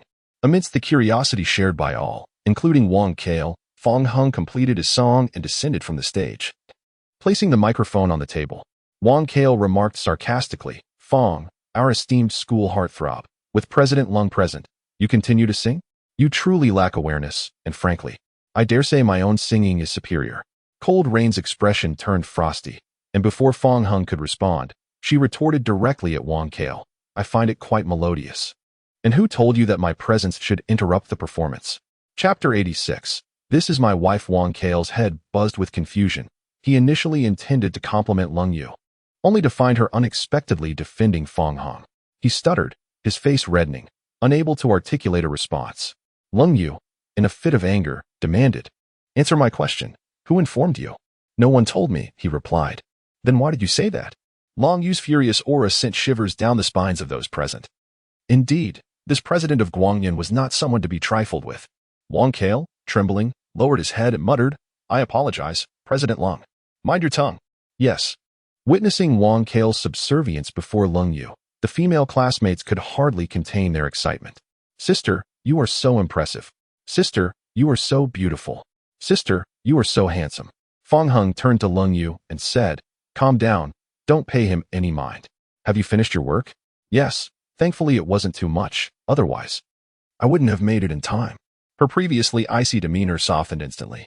"Stop standing, let's sit down and talk." Fong Hung took Lung Yu's hand and led her to the sofa. This scene left everyone momentarily stunned, but it quickly dawned on them what was unfolding. It turned out that Lung Yu was invited by Fong Hung, or more accurately, she appeared to be accompanying him. Their intimate gestures suggested a relationship that was anything but ordinary. Wang Kale was bewildered, finally grasping why Lung Yu defended Fong Hung and treated him with such disdain. The other girls were equally dazed. The two were holding hands, clearly together. No wonder Lung Yu was so curious about Fong Hang's past. Recalling their earlier indiscretions in front of Lung Yu, they wished they could vanish into thin air. How could one not feel awkward while coveting someone else's boyfriend? The rest of the group was equally astonished, unable to fathom that Fong Hung was actually dating Lung Yu. As the president of Guangyan, she was someone they could hardly dare to imagine being with. Qin Feixiang came back to his senses, realizing he had guessed correctly. Fong Hung's wife was indeed Lung Yu. When they first met, Fong Hung mentioned that the car was a gift from his wife. He had thought it was a joke, but it turned out to be true. With Lung Yu's status, gifting Fong Hung a luxurious Mercedes made everything comprehensible. It was only then that Qin Feixiang felt bold enough to approach Lung Yu. "Sister-in-law, I'm Qin Feixiang. I used to share a dorm with Fong Hung, sleeping on the lower bunk." The term sister-in-law left Lung Yu momentarily speechless. She instinctively tightened her grip on Fong Hung's hand and replied, "Hello." Noticing Lung Yu's reaction, Fong Hung chuckled and said, "Class monitor Qin, there's no need for such formalities." However, Lung Yu, eager, responded, "And no, it's fine. I can call you that. After all, Fong Hung is older than I am." One female classmate couldn't help but ask, "So, calling her sister-in-law means, Fong Hung, have you and President Long already tied the knot?" Fong Hang and Lung Yu exchanged a glance, and he said, "Indeed. Let me take this opportunity to formally introduce you all to my wife, Lung Yu." This declaration struck the room like a thunderclap, reverberating in the minds of those present. They were utterly astonished, rendered speechless, their jaws nearly dislocated. If they were merely dating, it would indicate that Fong Hung was quite remarkable for managing to win the affections of a lady from a prominent family. However, the fact that they were married transformed the situation entirely. It was no longer a matter of Fong Hang's prowess, but rather an achievement that commanded the admiration of all. The male classmates were envious to the core. Any normal man would aspire to marry a stunning beauty like Lung Yu, who possessed an illustrious background. Conversely, the female classmates felt their hearts shatter. With Fong Hang now taken, and by such an extraordinary woman, it symbolized their complete hopelessness. In the interim, Lung Yu mentioned that she had left something in the car, prompting Fong Hung to accompany her to retrieve it. Once they departed the private room, the atmosphere erupted into a cacophony of chatter, reminiscent of a bustling marketplace. Only two individuals appeared out of place. One was Lu Li. Observing Fong Hung and Lung Yu inseparable, her heart twisted in pain. After all, she had once been the one by Fong Hang's side. Yet, what could she do? She regretted not cherishing what she had until it was too late. With tears brimming in her eyes, she discreetly wiped them away and raised her glass, downing drink after drink. The other was Wang Kale. He found it difficult to accept that he would one day harbor jealousy towards Fong Hung. Why was it that he could not marry a top beauty like Lung Yu? Why was it that he couldn't even win over Lu Li, who had broken up with Fong Hung? At that moment, noticing Lu Li drowning her sorrows in alcohol, Wang Kao could not help but approach her. Lu Li, drink less. If you're unhappy, you can talk to me. Lu Li, unable to hold back her irritation, retorted, why should I confide in you? And could you please stay away from me? Just looking at you is bothersome, you know? Wang Kao felt increasingly agitated. Meanwhile, on the other side, Fong Hang asked Lang Yu as she exited the car, are we all set? Yes, let us return, she replied. What did you leave in the car? My phone. Your phone? Fong Hung felt a twinge of confusion. If he recalled correctly, Lang Yu had always kept her phone with her. Upon returning to the private room, the previously raucous atmosphere quieted significantly. As they settled closely together, Fong Hung received a message from Lu Weiyue. Mr. Fong, after investigation, Wang Kao's conduct is serious, and I have already notified HR to initiate termination proceedings. Understood. By the way, coincidentally, the HR director informed me that just moments ago, a senior executive called in requesting action against Wang Kao as well. Upon reading this message, Fong Hung paused momentarily, instinctively glancing at Lang Yu. Is something wrong? Do I have something on my face? Cold rain, filled with confusion, instinctively touched her face. Fong Hung chuckled softly, assuring her that all was well. It seemed that her earlier retreat to the car was not merely to retrieve her phone, but rather to discreetly contact someone behind his back. This woman certainly had her ways of protecting her secrets. To Fong Hang's surprise, Cold Rain was able to reach the Rain Hung Company. What are you staring at me for? He asked, unable to resist playfully brushing his fingers against her nose. Because you are beautiful, he replied. Cold Rain was momentarily taken aback. Leaning closer to her ear, he whispered, what would you like to eat? I shall fetch it for you. Anything you bring me. I would enjoy, she replied. What if I bring nothing? Then I shall feast upon you. I assure you, I have nothing to offer. Then I shall feast upon you. I am hardly delectable. Right across from them, Lu Li felt an overwhelming sense of discomfort watching their intimate exchange, while Wang Kai Lu was distinctly displeased. What is this nonsense of public affection? Just then, he received a phone call from the director of the HR department. Wang Kai Lu, mistakenly believing he was about to hear news of a promotion, gestured for silence and switched to speakerphone. To his astonishment, the HR director coldly announced, Wang Kai Lu, you have been terminated. Report to the office tomorrow morning to complete the formalities. Chapter 87. I will resolve this. Wang Kai Lu was dumbfounded. Wait, director. There must be some mistake. Wasn't I supposed to be promoted? Promoted? You should wash up and go to sleep. Dreams can offer many things. The HR director concluded, hanging up before Wang Kai Lu could respond. As the call was on speaker, everyone present heard the exchange clearly. At that moment, Wang Kai Lu felt utterly humiliated. His face nearly as red as a monkey's bottom. He instinctively glanced at Fong Hung, vaguely recalling that just moments ago, this fellow had cursed him with the notion of being fired. The coincidence felt too uncanny. Could it be that Fong Hung was behind this? Yet, the next moment, he dismissed such thoughts. Fong Hang's greatest ability lay in marrying Cold Rain. What could a man living off someone else's success possibly orchestrate?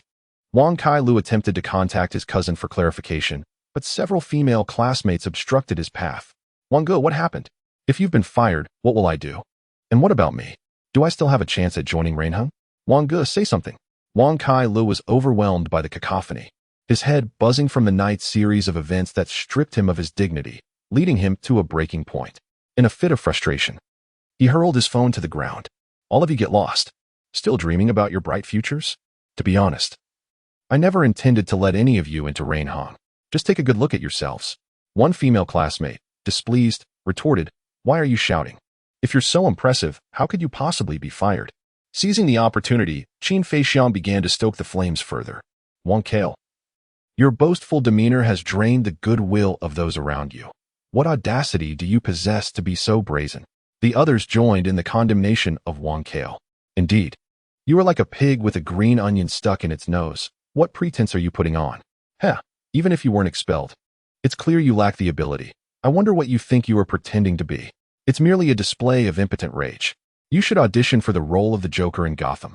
At this point, Wang Kao was utterly infuriated. However, how could one voice compete against many? Ultimately, he was thoroughly berated and had no choice but to tuck his tail between his legs and flee. The private room soon returned to its previous atmosphere. Laughter and merriment resumed until the night fell and the gathering dispersed.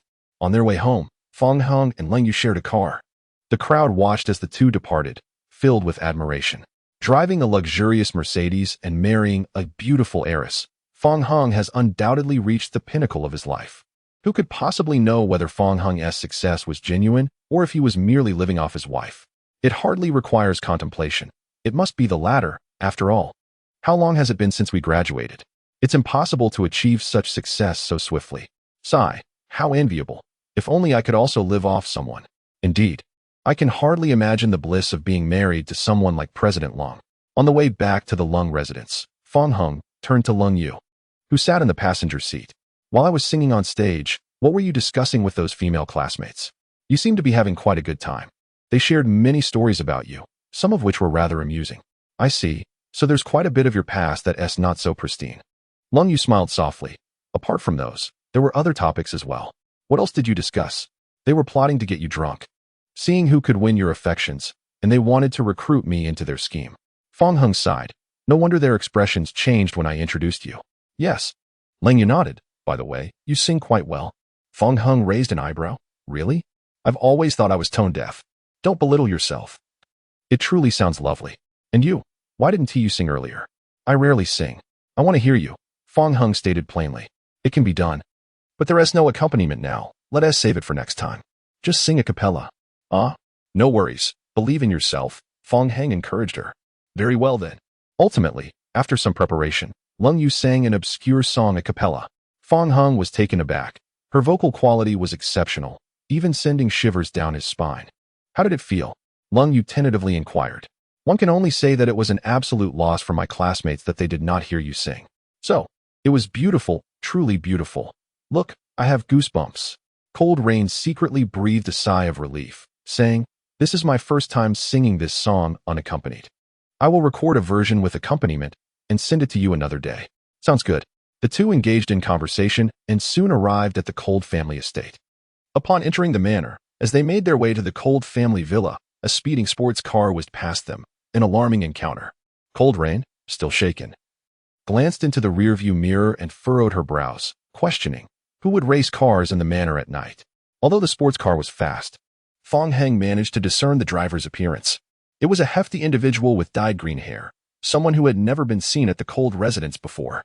Upon returning to their dwelling, the moment they stepped inside, they overheard Cold Yunluo venting to Yang Shulan. Mom, can't you call Grandpa and have him talk to Cold Juanhao? Racing cars at this hour is utterly unbearable. Yang Shulan sighed. You must bear with it for now. It's not easy for Juanhao to return to the Cold family, and your grandfather wants to intervene in whatever he does. But it shouldn't be like this. Cold Yunluo protested, swinging her legs restlessly on the sofa. Cold Rain asked, Mom, is Cold Juanhao back? Another roar of the sports car echoed outside. That SM racing out there, Yang Shulan replied. This is infuriating. It would have been better if he hadn't returned at all, Cold Yunluo exclaimed. Yang Shulan immediately admonished, Yunluo, mind your words. If your uncle hears, he will be displeased. Let him be displeased. He doesn't even manage his own son. Why would he bother with me? At that moment, Cold Tianrui descended the stairs. Seeing him, Cold Yunluo instantly transformed from lounging to sitting upright, becoming a model of compliance. Tianrui, about Juanhao. Never mind. I will call Bowen and give it a try, Cold Yunluo timidly suggested. Dad, please call Uncle quickly. We can hardly endure this. All right, Cold Tianrui nodded and then took out his phone. When the call connected, Cold Tianrui spoke politely. Elder brother, Juanhao has just returned. Could you please advise him against racing cars and encourage him to rest early? Cold Bowen, however, dismissed the concern. What's the issue? It's just a bit of racing. It's perfectly normal for Juanhao to indulge a little now that he is back. But it's late, the roads are slippery, and there are many residents in the manor. It could be quite dangerous. All right, I have matters to attend to, so I'll leave it at that. Cold Tianrui, holding the phone that had just been hung up, felt utterly speechless. He hadn't anticipated that besides the old master, even Cold Bowen would indulge Cold Juanhao in such a manner. Moments later, the sound of the sports car roared once more. Fong Hung seized the car keys decisively, declaring, I will take care of this. Chapter 88. All right, I'll follow your lead. The others realized Fong Hung intended to forcibly stop Cold Juanhao from continuing his reckless driving. No, that's too dangerous. Cold Rain immediately grasped Fong Hung's arm. Cold Yuluo joined in to restrain Fong Hung, saying, Brother-in-law, Perhaps we should just endure this. He has been racing for quite a while, and he will likely settle down soon. Yang Shulan urged. Indeed, Xiao Hong, such recklessness can easily lead to accidents. It's all right, trust me. I won't engage in any perilous activities, Fong Hung reassured them. After much persuasion, the three women reluctantly acquiesced, continuously reminding him to prioritize safety. Just as he was about to embark on his journey, Lung Tianrui unexpectedly spoke up. Be careful. Fong Hung nodded in acknowledgement before driving away. The three women stood there, taken aback by Lang Tianrui's unexpected concern for Fong Hung. On the estates road, due to Long Juanhao's reckless driving, pedestrians walked in a state of trepidation, unable to find rest from the cacophony of revving engines. Each household was disturbed by the noise of the racing cars, yet dared not voice their grievances. Given the stature of the Long family's eldest son, inside the racing car, Lang Juanhao, inebriated, maneuvered the steering wheel with one hand while taking another swig from his bottle. Upon setting it down, he noticed an approaching Mercedes-Benz. The speed of the Mercedes gave him the illusion that it too was racing. As the two vehicles drew nearer, the Mercedes showed no intention of yielding and even accelerated further. This startled Lung Juanhao, sobering him instantly. You lunatic, he shouted, swiftly turning the steering wheel and pressing the brake. The tires screeched against the asphalt. Once Lung Juanhao came to a halt, the Mercedes followed suit, and from it emerged a tall figure. As Lung Juanhao exited his vehicle, ready to unleash a torrent of curses, he saw the individual slowly draw a long, slender blade from behind. Under the faint moonlight, the blade glimmered with a chilling aura. Realizing the gravity of the situation, Lung Juanhao retreated into his car, desperate to flee. However, for reasons unknown, the sports car refused to start. In a panic, he dialed his father, Lang Bowie. Hello, my dear son, what troubles you? Dad, please help me. Someone is trying to kill me. Long Bowie responded incredulously. How could that be? This is the Long residence, heavily guarded. Besides, you are the heir. Who would dare act so boldly? Trembling, Lung Juanhao stammered, I don't know. A tall, handsome man is approaching me with a knife. In the midst of their conversation, the threat had silently appeared at his window, slowly raising the menacing blade. Frightened, Long Juanhao dropped his phone and instinctively shut his eyes. Please, don't kill me. I'm the Lung family heir. I can give you anything you want. A pungent odor filled the car. Yet, there was no response. Nor did he feel the sting of the blade piercing his flesh. Instead, the car inexplicably jolted, followed by the sound of a tire deflating. Confused about the assailant's intentions, he remained too terrified to open his eyes, fervently praying to witness the dawn of a new day. Until recently, he had only just discovered that he was the scion of a wealthy family, and had yet to begin relishing the pleasures of life. He certainly could not afford to perish so easily. As time passed, the menace surrounding Lung Juanhao diminished, gradually replaced by confusion. Before long, he heard the sound of a vehicle departing and squinted to steal a glance. In his line of sight, he observed that luxurious Mercedes-Benz receding into the distance. It was only then that Lung Juanhao dared to open his eyes wide and began to breathe heavily. He stepped out of the car, his trousers thoroughly soaked, with a yellow liquid trickling down his pant leg. Long Juanhao perceived that the sports car seemed to have sunk lower, and upon closer inspection, he discovered that all four tires had been punctured. He felt a sense of relief at having narrowly escaped a calamity, quickly realizing that the individual in question did not intend to harm him. Damn it, why puncture the tires and make it so frightening? At the Long family villa, Lung Yuru sat restlessly, the screeching sound of brakes that had just pierced the air causing her great concern for Fong Heng's safety. I must go check, she decided. Unable to remain seated any longer, she disregarded Yang Shulan's objections and rose to leave. Just then, a familiar engine roared to life, and the Mercedes-Benz entered the courtyard. Lung Yuru rushed forward. Are you all right? Fong Hung opened his arms and then turned around. See, I'm perfectly fine. After a thorough inspection, Lung Yuru confirmed that Fong Hung was indeed unharmed, and her anxiety finally dissipated. You scared me to death. The three of them, father and daughter, could not help but breathe a sigh of relief. The group returned to the sofa, and with the absence of the incessant roar of the sports car, the atmosphere became noticeably quieter. Yang Shulan poured a cup of tea for Fong Hung and inquired, Xiao Hung, how did you persuade Juanhao not to race? Persuade? Fong Hung shook his head. I didn't persuade him. Rather, I forcibly stopped him by puncturing all four of his tires. The others exchanged glances, momentarily taken aback. They had not anticipated Fong Hung would resort to such a drastic measure, yet it proved to be remarkably effective. Lung Yunlu raised her thumb and exclaimed, "Brother-in-law, that's brilliant. I've noticed that every time you take action, it surprises me. Next time Ling Juanhao pulls a stunt like this, I'll follow your lead and puncture his tires too." "Not advisable to imitate," he responded. "Rest assured, I certainly won't be as audacious as you. When no one is around, I'll discreetly scatter nails beneath his tires." Once the two returned to their room and lay down in bed, Long Yiru hardly spoke a word. Fong Heng discerned her unease. "What's wrong?" With a forlorn expression, Long Yiru replied, "You just promised not to engage in dangerous activities. Yet you still drove and forced him to stop." "It's my fault," she continued, growing increasingly anxious. "Do you realize that stabbing a tire with a knife could cause an explosion? You must not do such perilous things again." Fong Heng understood that Lang Yuru was not truly blaming him, but rather expressing her concern for his well-being. At that moment, her exquisite face was etched with worry.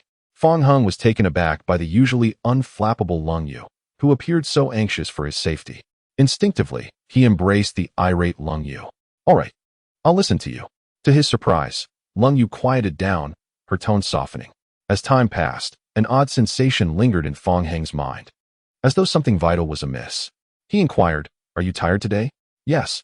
"Then I want to let go. Let us just sleep like this." Chapter 89.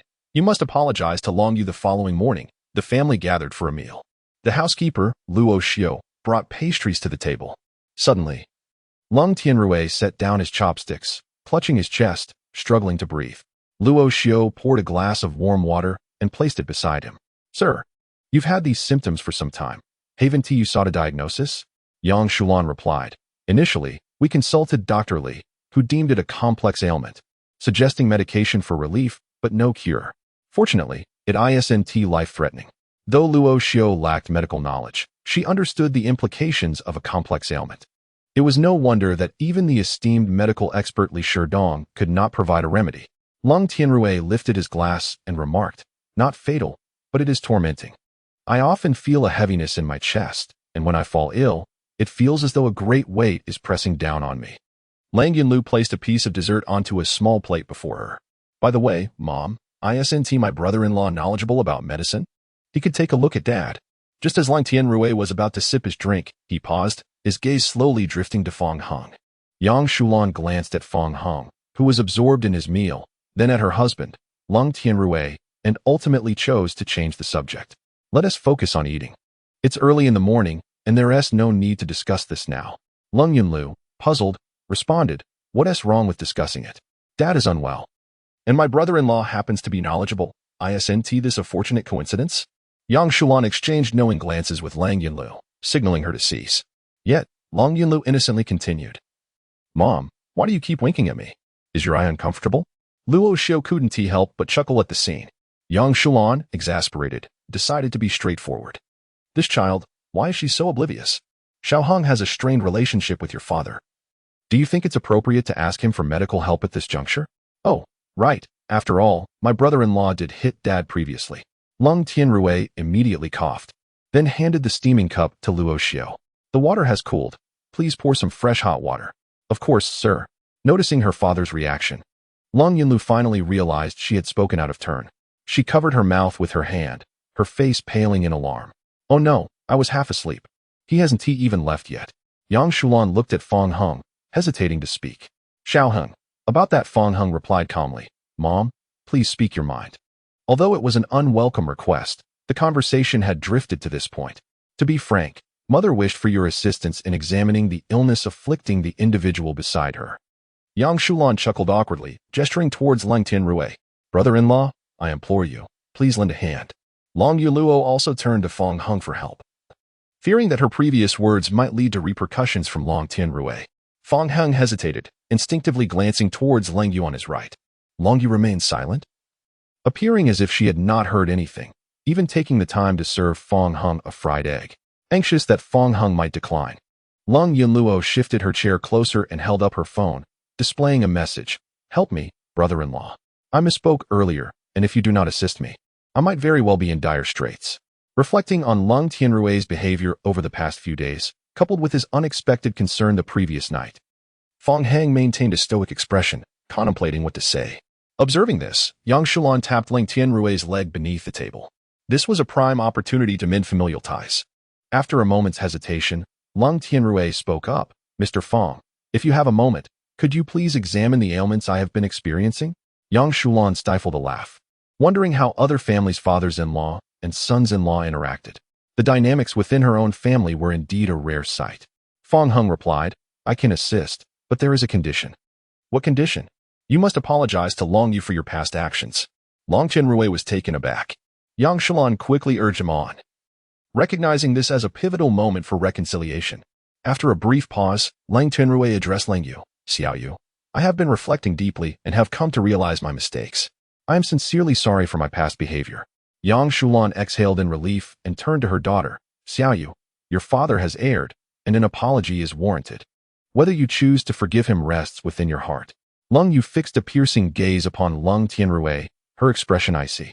I agree to Fong Hung assisting you with your ailments, but that does not equate to my forgiveness. The harm you have inflicted upon me, Yin Luo, and mother over the years cannot be mended with a mere insipid apology. I understand, Lung Tianrui conceded, his words lacking their usual sharpness. From now on, I shall strive to amend my ways through actions for the sake of our family. This outcome was anticipated by Yang Shulan, who smiled with satisfaction, regardless of the circumstances. Familial relations had softened. Living under the same roof, they would inevitably encounter one another. While their family atmosphere might not exude the warmth and harmony of others, it was certainly preferable to the pallid silence that had once prevailed during their gatherings. Fong Hung took Lung Tianrui's pulse as Yang Shulan anxiously inquired, well, can it be treated? In terms of modern medicine, Lung Tianrui's condition was indeed classified as a complex illness. However, to Fong Hung, it posed no significant challenge. It can be treated. Please lift your shirt and recline on the sofa. Despite being unaware of Fong Heng's intentions, Lung Tianrui immediately complied. Subsequently, Fong Hung began to concentrate on administering acupuncture to Lung Tianrui. Before long, Lung Tianrui's back was densely covered with silver needles. Long Yu Luo chuckled. Haha, sister. Look at our father. He resembles a hedgehog now. Lang Yu offered no response, her attention entirely fixed on Fong Hung. The earnestness radiating from Fong Hung exuded an invisible charm that left Lang Yu in a trance. Sister, what are you daydreaming about? Lung Yunluo waved her hand before Lung Yu, who then followed her gaze and quickly understood. Regaining her composure, Lung Yu inquired, what is wrong?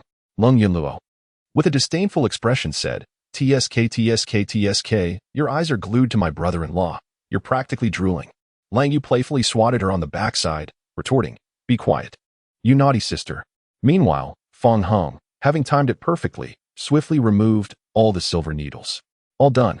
Yang Shulan was astonished by the rapidity, then asked about Lung Tianrui's feelings. Unexpectedly, Lung Tianrui said nothing and stumbled off towards the restroom. Chapter 90. Now you believe in your brother-in-law's prowess. Yang Shulan hurried after him to check the situation. Witnessing the scene, the others, apart from Fong Hung, were left perplexed. Lung Yunluo suddenly speculated. Oh no, sister, could it be that brother-in-law has harmed our father? Lung Yu shot her a glare. Fong Hung approached, saying, are you talking bad about me behind my back? No. I was praising you. Lung Yunluo hurriedly denied, then began to flatter. Sister, look at your man. He is simply the epitome of a handsome and skilled divine doctor. Little sycophant. Lang Yuluo puffed her cheeks in dissatisfaction before turning to Fong Heng to complain, brother-in-law. I must tell you, you need to keep an eye on your woman. She was just teasing me. Fong Hung replied, puzzled. She just slapped my backside. Well done. She deserved it. Wow, you all are ganging up on me. Woe is me, this young lady will no longer play with you. Before long, Yang Shulan supported Lung Tianrui as he emerged. His face was pale, devoid of any color, and he appeared exceedingly weak. Lung Yunluo anxiously remarked, this is bad, brother-in-law. You didn't really mess up, did you? Fong Heng merely smiled without a word. Lung Tianrui slowly approached the trio and expressed his heartfelt gratitude to Fong Hung, saying, thank you. This caught the mother and daughter off guard. Do you feel much better now? Fong Hung asked. Yes, Lung Tianrui replied, having just expelled a considerable amount.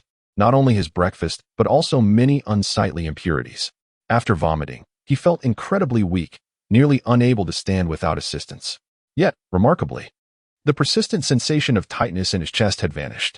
The ease of breathing was a sensation Lung Tianrui had never experienced before. He inquired, Mr. Fong, if I were to fall ill again, Would I need to undergo acupuncture as I did earlier? No more episodes. You have fully recovered, Fong Hung replied. What? Lung Tianrui was utterly astonished. His affliction, considered a perplexing challenge even by the eminent medical expert Li Shidong, was deemed incurable. He never imagined it could be so effortlessly remedied by Fong Hung. At that moment, Lung Tianrui's perception of Fong Hung underwent a profound transformation, evolving from a reluctant acceptance of his daughter's marriage to one of sheer delight and appreciation. As he marveled at Fong Hung's exceptional medical prowess, he couldn't help but draw parallels between him and the miraculous healer who had cured Qian Xiaobao's muteness. Yang Shulan exclaimed, Xiaohang, you are truly remarkable, having resolved a perplexing ailment that even Dr. Li deemed untreatable. Lang Yinlu, hands on her hips, chimed in, Mother, now you believe in my brother-in-law's capabilities, don't you? I told you, even Li Shidong would consider him a master. Weren't you just doubting me? With a playful grin, Lung Yunlu admitted to her previous exaggerations. She was astonished that Fong Hung had indeed cured her father's complicated illness. Suddenly, Yang Shulan recalled their discussion from the previous week regarding assisting old Master Lang with his leg. By the way, Xiaohang, your grandfather has returned. Yesterday, we were informed that a celebration banquet will be held tonight. It would be perfect if you could take a look at his leg then. Sure, replied Fong Hung. Brother-in-law, give it your all. If you can truly heal grandfather's leg, no one will stop you from dancing on the banquet table, Lang Yunlu teased. I'm not unwell. Why would I dance on the banquet table? Lang Yunlu playfully stuck out her tongue, adding, that was merely a hyperbolic metaphor. Upon learning that Fong Hung would assist old Master Lung with his ailment, Lung Tianrui felt a wave of anticipation. If Fong Hung could resolve his complex illness, perhaps he could indeed mend his father's leg injury. Fong Hung took Ling Yu to retrieve the Audi A8 parked at Chuyin from the previous night.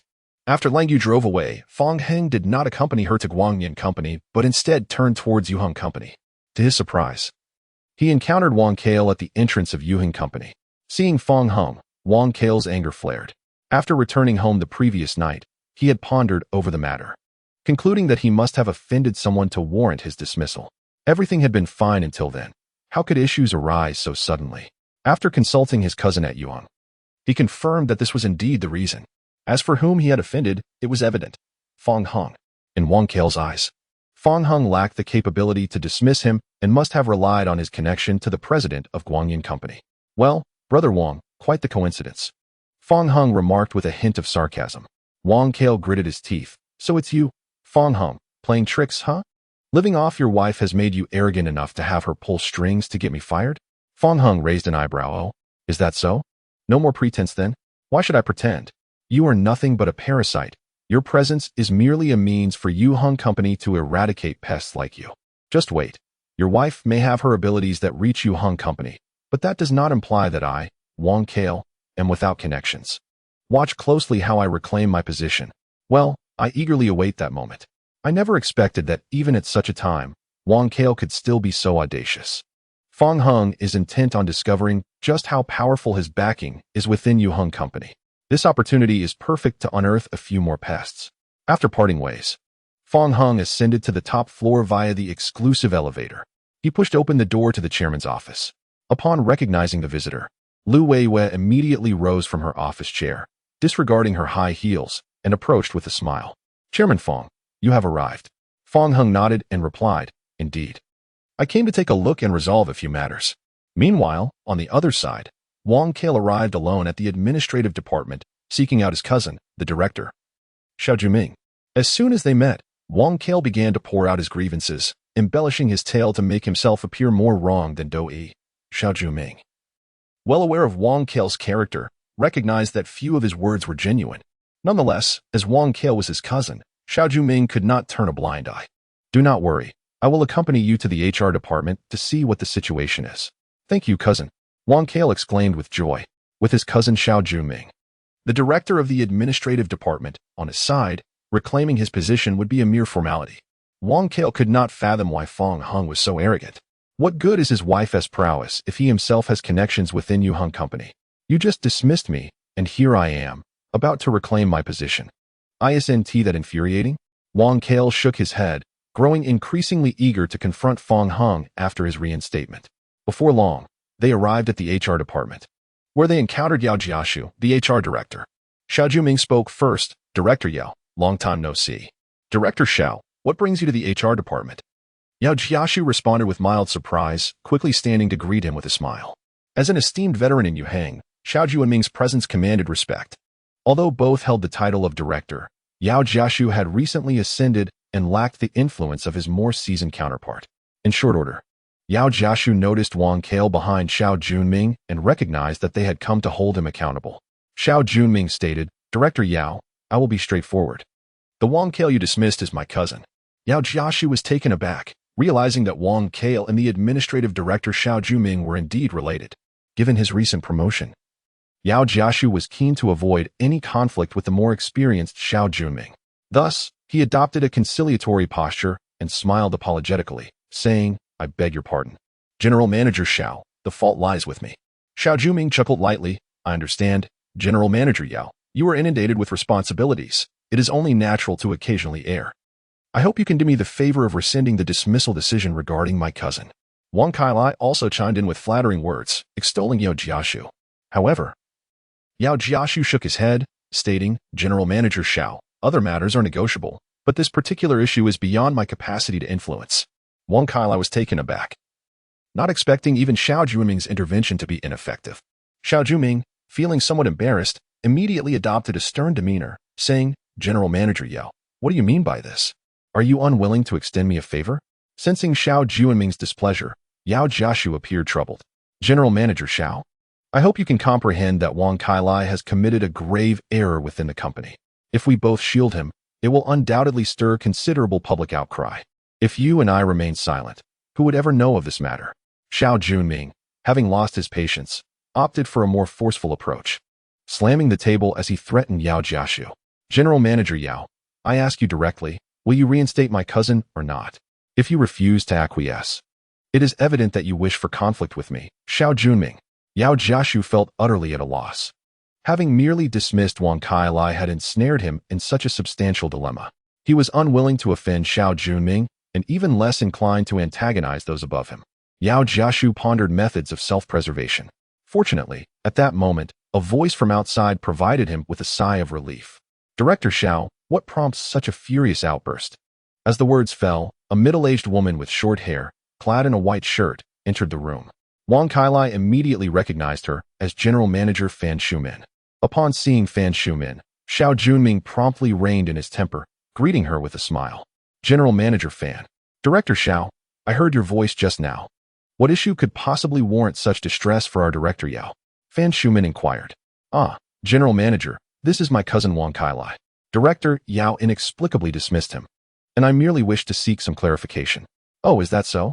Fan Shumin nodded. Just in time for your arrival. Please assist in adjudicating this matter. Fan Shumin replied. There's no need. It was I who instructed Director Yao to handle it. At this, both Xiao Junming and Wang Kailai were taken aback. You suggested this? General Manager Fan. What is your reasoning? Fan Shumin glanced at Yao Jiaxu, who promptly retrieved the investigation report. Take a look at this. It clearly documents the issues at hand. Just the allegations of bribery and assault against employees are sufficient grounds to consider retaining Wang Kailai at Yuheng as a dereliction of duty on our part as executives. After reading, Xiao Junming furrowed his brow. The points mentioned by Fan Shumin were not even the gravest offenses committed by Wang Kailai. Faced with this predicament, Xiao Junming could only continue to advocate for him, albeit with great reluctance. Mr. Fan, much of what is stated here appears to be untrue. My cousin has expressed his willingness to amend his actions. Besides, it seems rather inappropriate to disrupt the peace we have all endeavored to maintain for the sake of outsiders. Does it not? Fan Shumin was taken aback by Xiao Junming's awareness of the situation. Indeed, last night, at the behest of Cold Rain, the president of Guangyan Company, she had signaled Human Resources Director Yao Jiaxu to address the matter concerning Wang Kale. Were there no issues with Wang Kale, this incident could have been overlooked. However, upon reviewing the investigation report, Fan Shumin was astounded. Wang Kale, a mere junior employee, had committed far more transgressions than those department heads who had previously been dismissed. Fan Shumin was acutely aware that, even without external pressure to address Wang Kale, such a liability could not be allowed to remain within Yuheng Company. Otherwise, it would inevitably lead to significant troubles in the future. Director Xiao, I urge you to adjust your stance. As senior executives, we must prioritize the interests of Yuheng. Employees like Wang Kale, who undermine the company's interests and tarnish its image, must not be shielded by anyone. Fan Shuming's words resonated with authority, leaving Xiao Junming momentarily speechless. His expression notably grim. As the director of administration, he found himself ill-equipped to contend with the general manager Fan Shumin. Moreover, given the multitude of misdeeds Wang Kale had committed, defending him would undoubtedly place a weapon into the hands of others. Xiao Junming began to contemplate yielding. And thus he turned to persuade Wang Kale. Cousin, why not let this go? I can help you find a better job. Unexpectedly, Wang Kale not only refused, but began to exert emotional pressure on Xiao Junming. Brother, you are my only hope. If you abandon me, my mother will surely be heartbroken. Having lost his parents at a young age, Xiao Junming was raised by Wang Kale's family, with his aunt being the most cherished person in his life. Without her, he would have faced destitution and would not have achieved his current success. He understood the implications of Wang Kale's words. The situation had reached a point that necessitated support, whether willingly or not. With a heavy sigh, Xiao Junming reluctantly placed a call to his father-in-law, Lian He. Shortly thereafter, a portly man with a receding hairline and glasses entered the room. Upon seeing the newcomer, Wang Kale was filled with excitement and confidence. Lian He, Xiao Junming's father-in-law, was the current president of Yuhing Company and held the most significant authority within the company, even surpassing that of general manager Fan Shumin. Everyone greeted Lian He with deference. Fan Shumin's demeanor shifted to one of seriousness as she addressed him. Mr. Li. Lian He, with his eyelids drooping, disregarded Fan Shumin entirely. After gathering the situation from Xiao Junming, he let out a cold snort and immediately turned his ire towards Human Resources Director Yao Jiashu. Director Yao, who granted you the authority to meddle with my people? Lian He, with an imposing presence and a mere utterance, rendered Yao Jiashu restless. Wang Kale felt exhilarated. Reassured by the protection of President Yu Hang, reinstatement seemed an inevitable conclusion. The arrival of Lian He undoubtedly intensified the pressure on Yao Jiashu.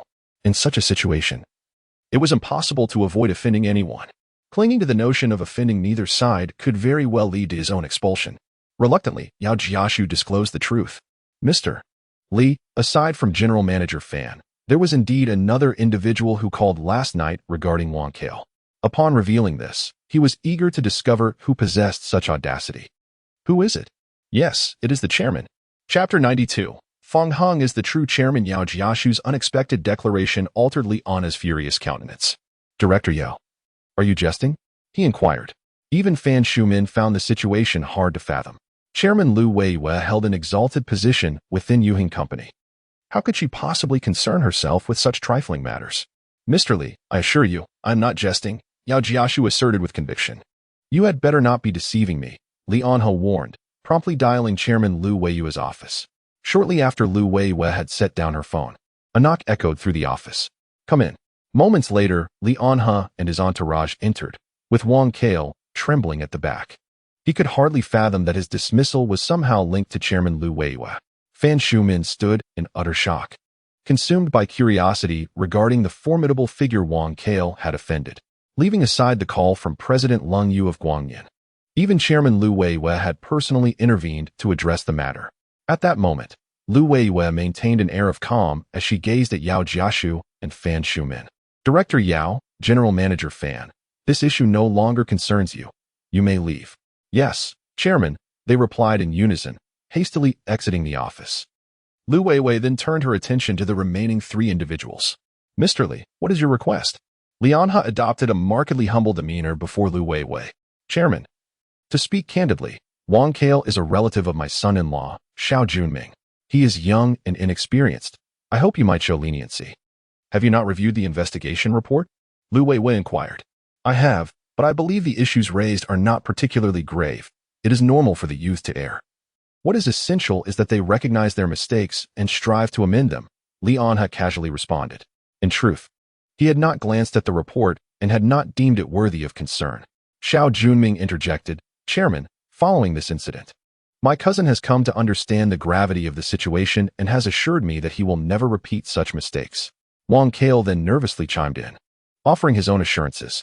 The chairman, I implore you to grant me one more opportunity. I wish to continue contributing my utmost to Yuhing until the last drop of my blood is spent. Lu Weiyu replied, your pleas are of no avail. The matter has been settled, and I shall not agree to revoke the termination notice. Faced with Lu Weiyu's unwavering stance, the three fell into a profound silence. Xiao Juming exchanged a resigned glance with Wang Kale, indicating that the situation was entirely hopeless. After all, with Lu Weiyu standing firm, even a celestial being would be powerless to intervene. Wang Kale felt a profound chill settle within him. The job itself was not the crux of the issue. Rather, it was the boastful words he had just uttered. If reinstatement eluded him, he would be left utterly humiliated before Fong Hong. With a steely resolve, Wang Kale decided to discard all pretense and directly threaten Xiao Junming. "Cousin, if I am not reinstated, I will inform my mother that it was your unwillingness to assist me that led to this predicament." Xiao Junming's face darkened to an extreme. "How could you behave in such a manner? You must handle this as you see fit." Wang Kale's shameless conduct nearly drove Li Anhe to the brink of exasperation. Were it not for his respect for son-in-law Xiao Junming, he would have been compelled to deliver a resounding slap. Driven to desperation by Wang Kale's threats, Xiao Junming had no choice but to take a stand. He addressed Lu Weiyu. "Chairman, if you refuse to revoke my cousin's termination notice, I, too, shall have no choice but to depart from Yuhang." "Director Xiao, are you threatening me? I am at my wit's end, and to be candid, many companies have expressed interest in poaching me." Li Anhe, who held Xiao Junming in high regard, recognized that this was a desperate move and thus resolved to offer his support. "Chairman Lu, at this juncture, I must state my position. If my son-in-law resigns, then I, Li Anhe, shall forfeit my claim to the presidency of Yuan." Lu Weiyu's brow gradually furrowed. "Director Li, are you also threatening me? Do you believe it is worth sacrificing two esteemed figures for the sake of a mere Wang Kale?" Li Anhe was certain that Lu Weiyu would not permit him to leave, and thus he dared to join forces with Xiao Junming to exert pressure. "There is no question of worth. Chairman, the decision lies with you." Witnessing the lengths to which the two were willing to go to threaten Lu Weiyu for his sake, Wang Kale felt deeply moved. Simultaneously, he harbored a sense of optimism regarding the outcome. Lu Weiyu had no justification to dismiss him alone while sacrificing two senior figures. Lu Weiyu found herself momentarily indecisive. Both President Li Anhe and Director Xiao Junming were high-ranking executives. After careful consideration, she concluded that it was prudent to seek Fong Heng's input. After all, she was merely the nominal chairman of Yuan. Fong Heng was the true power behind the scenes. At that moment, a strikingly handsome man emerged from the inner office, holding documents in hand as he approached the group. Upon seeing the man, Li Anhe and Xiao Junming could not help but speculate about each other's identities, for Lu Weiyu would undoubtedly not allow an ordinary person to remain in the chairman's office. Only Wang Kale felt utterly astonished. "Fong Heng, what are you doing here?" he queried. "Why shouldn't I be here?" Fong Heng retorted. Wang Kale glanced at Fong Heng, then turned his gaze back to Lu Weiyu. In that moment, he finally comprehended why Lu Weiyu, as the chairman, was involved in this matter.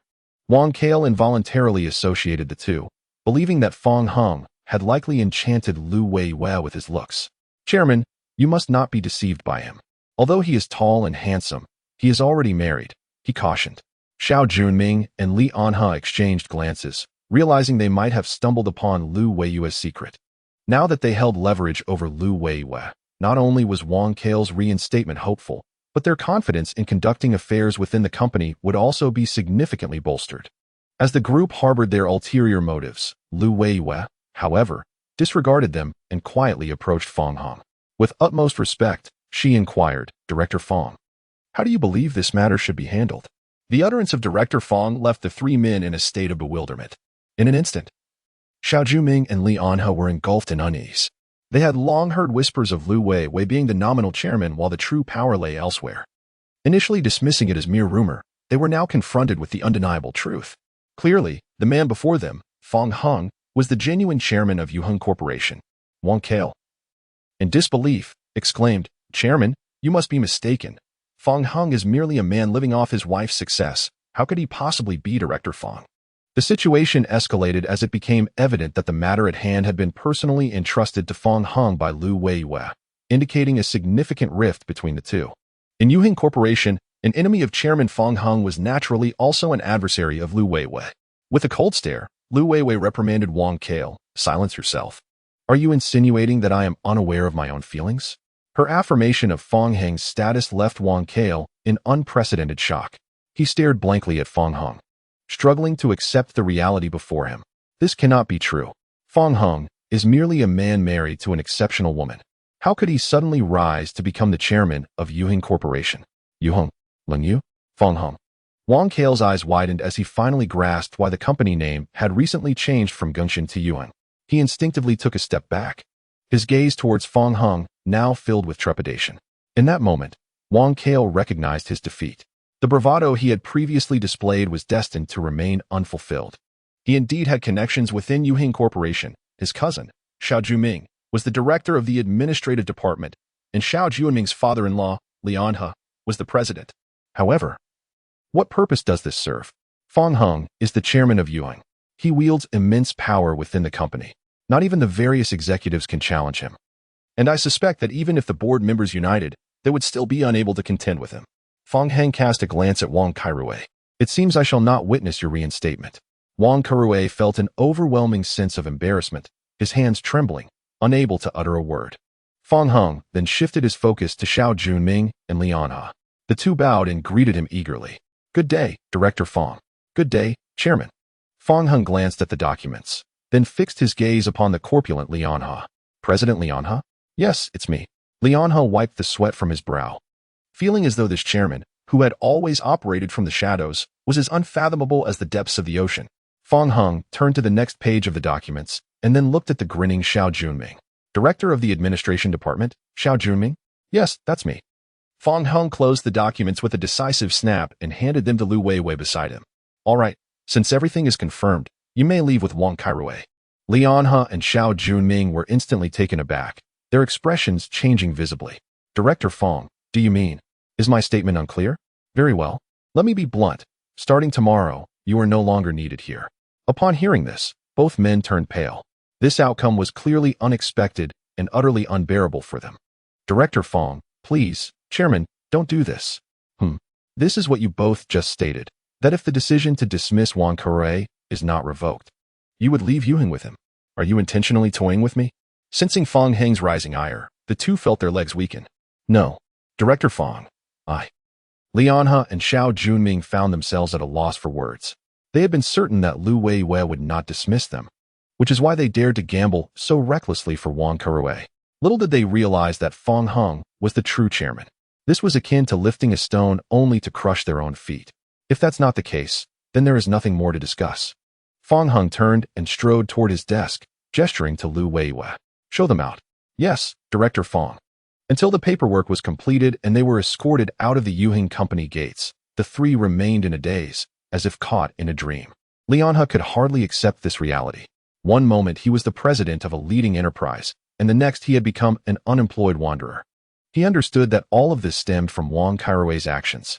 Finally, unable to contain his inner fury, he turned and began to strike and scold Wang Kairui. Why provoke anyone else but the chairman? You jinx, still dreaming of reinstatement? I curse your very existence. I am no longer anything to your cousin. Are you finally satisfied with this state of affairs? Meanwhile, Lu Weiwei felt that Fong Hung was simply extraordinarily handsome. When Lian He and Xiao Junming expressed their intention to leave, they were allowed to depart without a hint of reluctance. Mr. Fong, you truly possess remarkable resolve. If it were me, I would find it difficult to make such a decision. Fong Hung had no intention of indulging the bad habits of these individuals. Furthermore, he had thoroughly reviewed the materials and was aware of the misdeeds committed by Lian He and Xiao Junming. The Yuheng Company was teeming with talent. There were many capable individuals who could fill their positions. Suddenly, he felt his phone vibrate.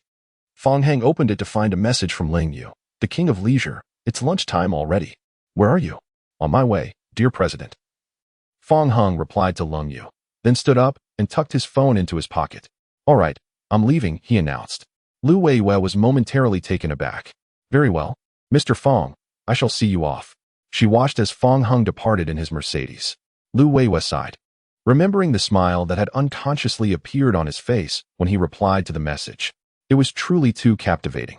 How she envied that woman. At the Guangyan Company, Lung Juanhao, sporting a head of green hair and a protruding belly, strolled around the various floors with his hands clasped behind his back, exuding an air of authority. Just moments ago, he had ordered the dismissal of several employees simply because he found them displeasing. At that moment, an extraordinarily handsome man appeared. instantly rekindling memories for Lung Juanhao. Although he did not know who the man was, he vividly recalled that this was the same person who had punctured the tire of his sports car at the estate last night and had frightened him to the point of losing control. "Stop right there," Lung Juanhao bellowed, striding towards the man with his hefty frame, drawing the curious gazes of those around him. Upon hearing the shout, Fong Hung turned to see it was indeed Long Juanhao. As Long Juanhao approached, he leaned against the wall, glaring at Fong Hung, panting heavily as he demanded, "I remember you, kid. What is your name?" "Speak your business," Fong Hung replied. "I will ask you one last time, what is your name?" Lung Juanhao pressed, his expression stern. It was already lunchtime, and Fong Hung wished to find Lung Yu soon. Naturally, he was disinclined to waste time with Lung Juanhao, so he simply turned and walked away. This scene left Lung Juanhao utterly astonished. Although he had yet to hold an official position in the company, his status commanded respect, and no one dared to offend him. He could not fathom the audacity Fong Heng possessed to disregard him, the young master of the Long family.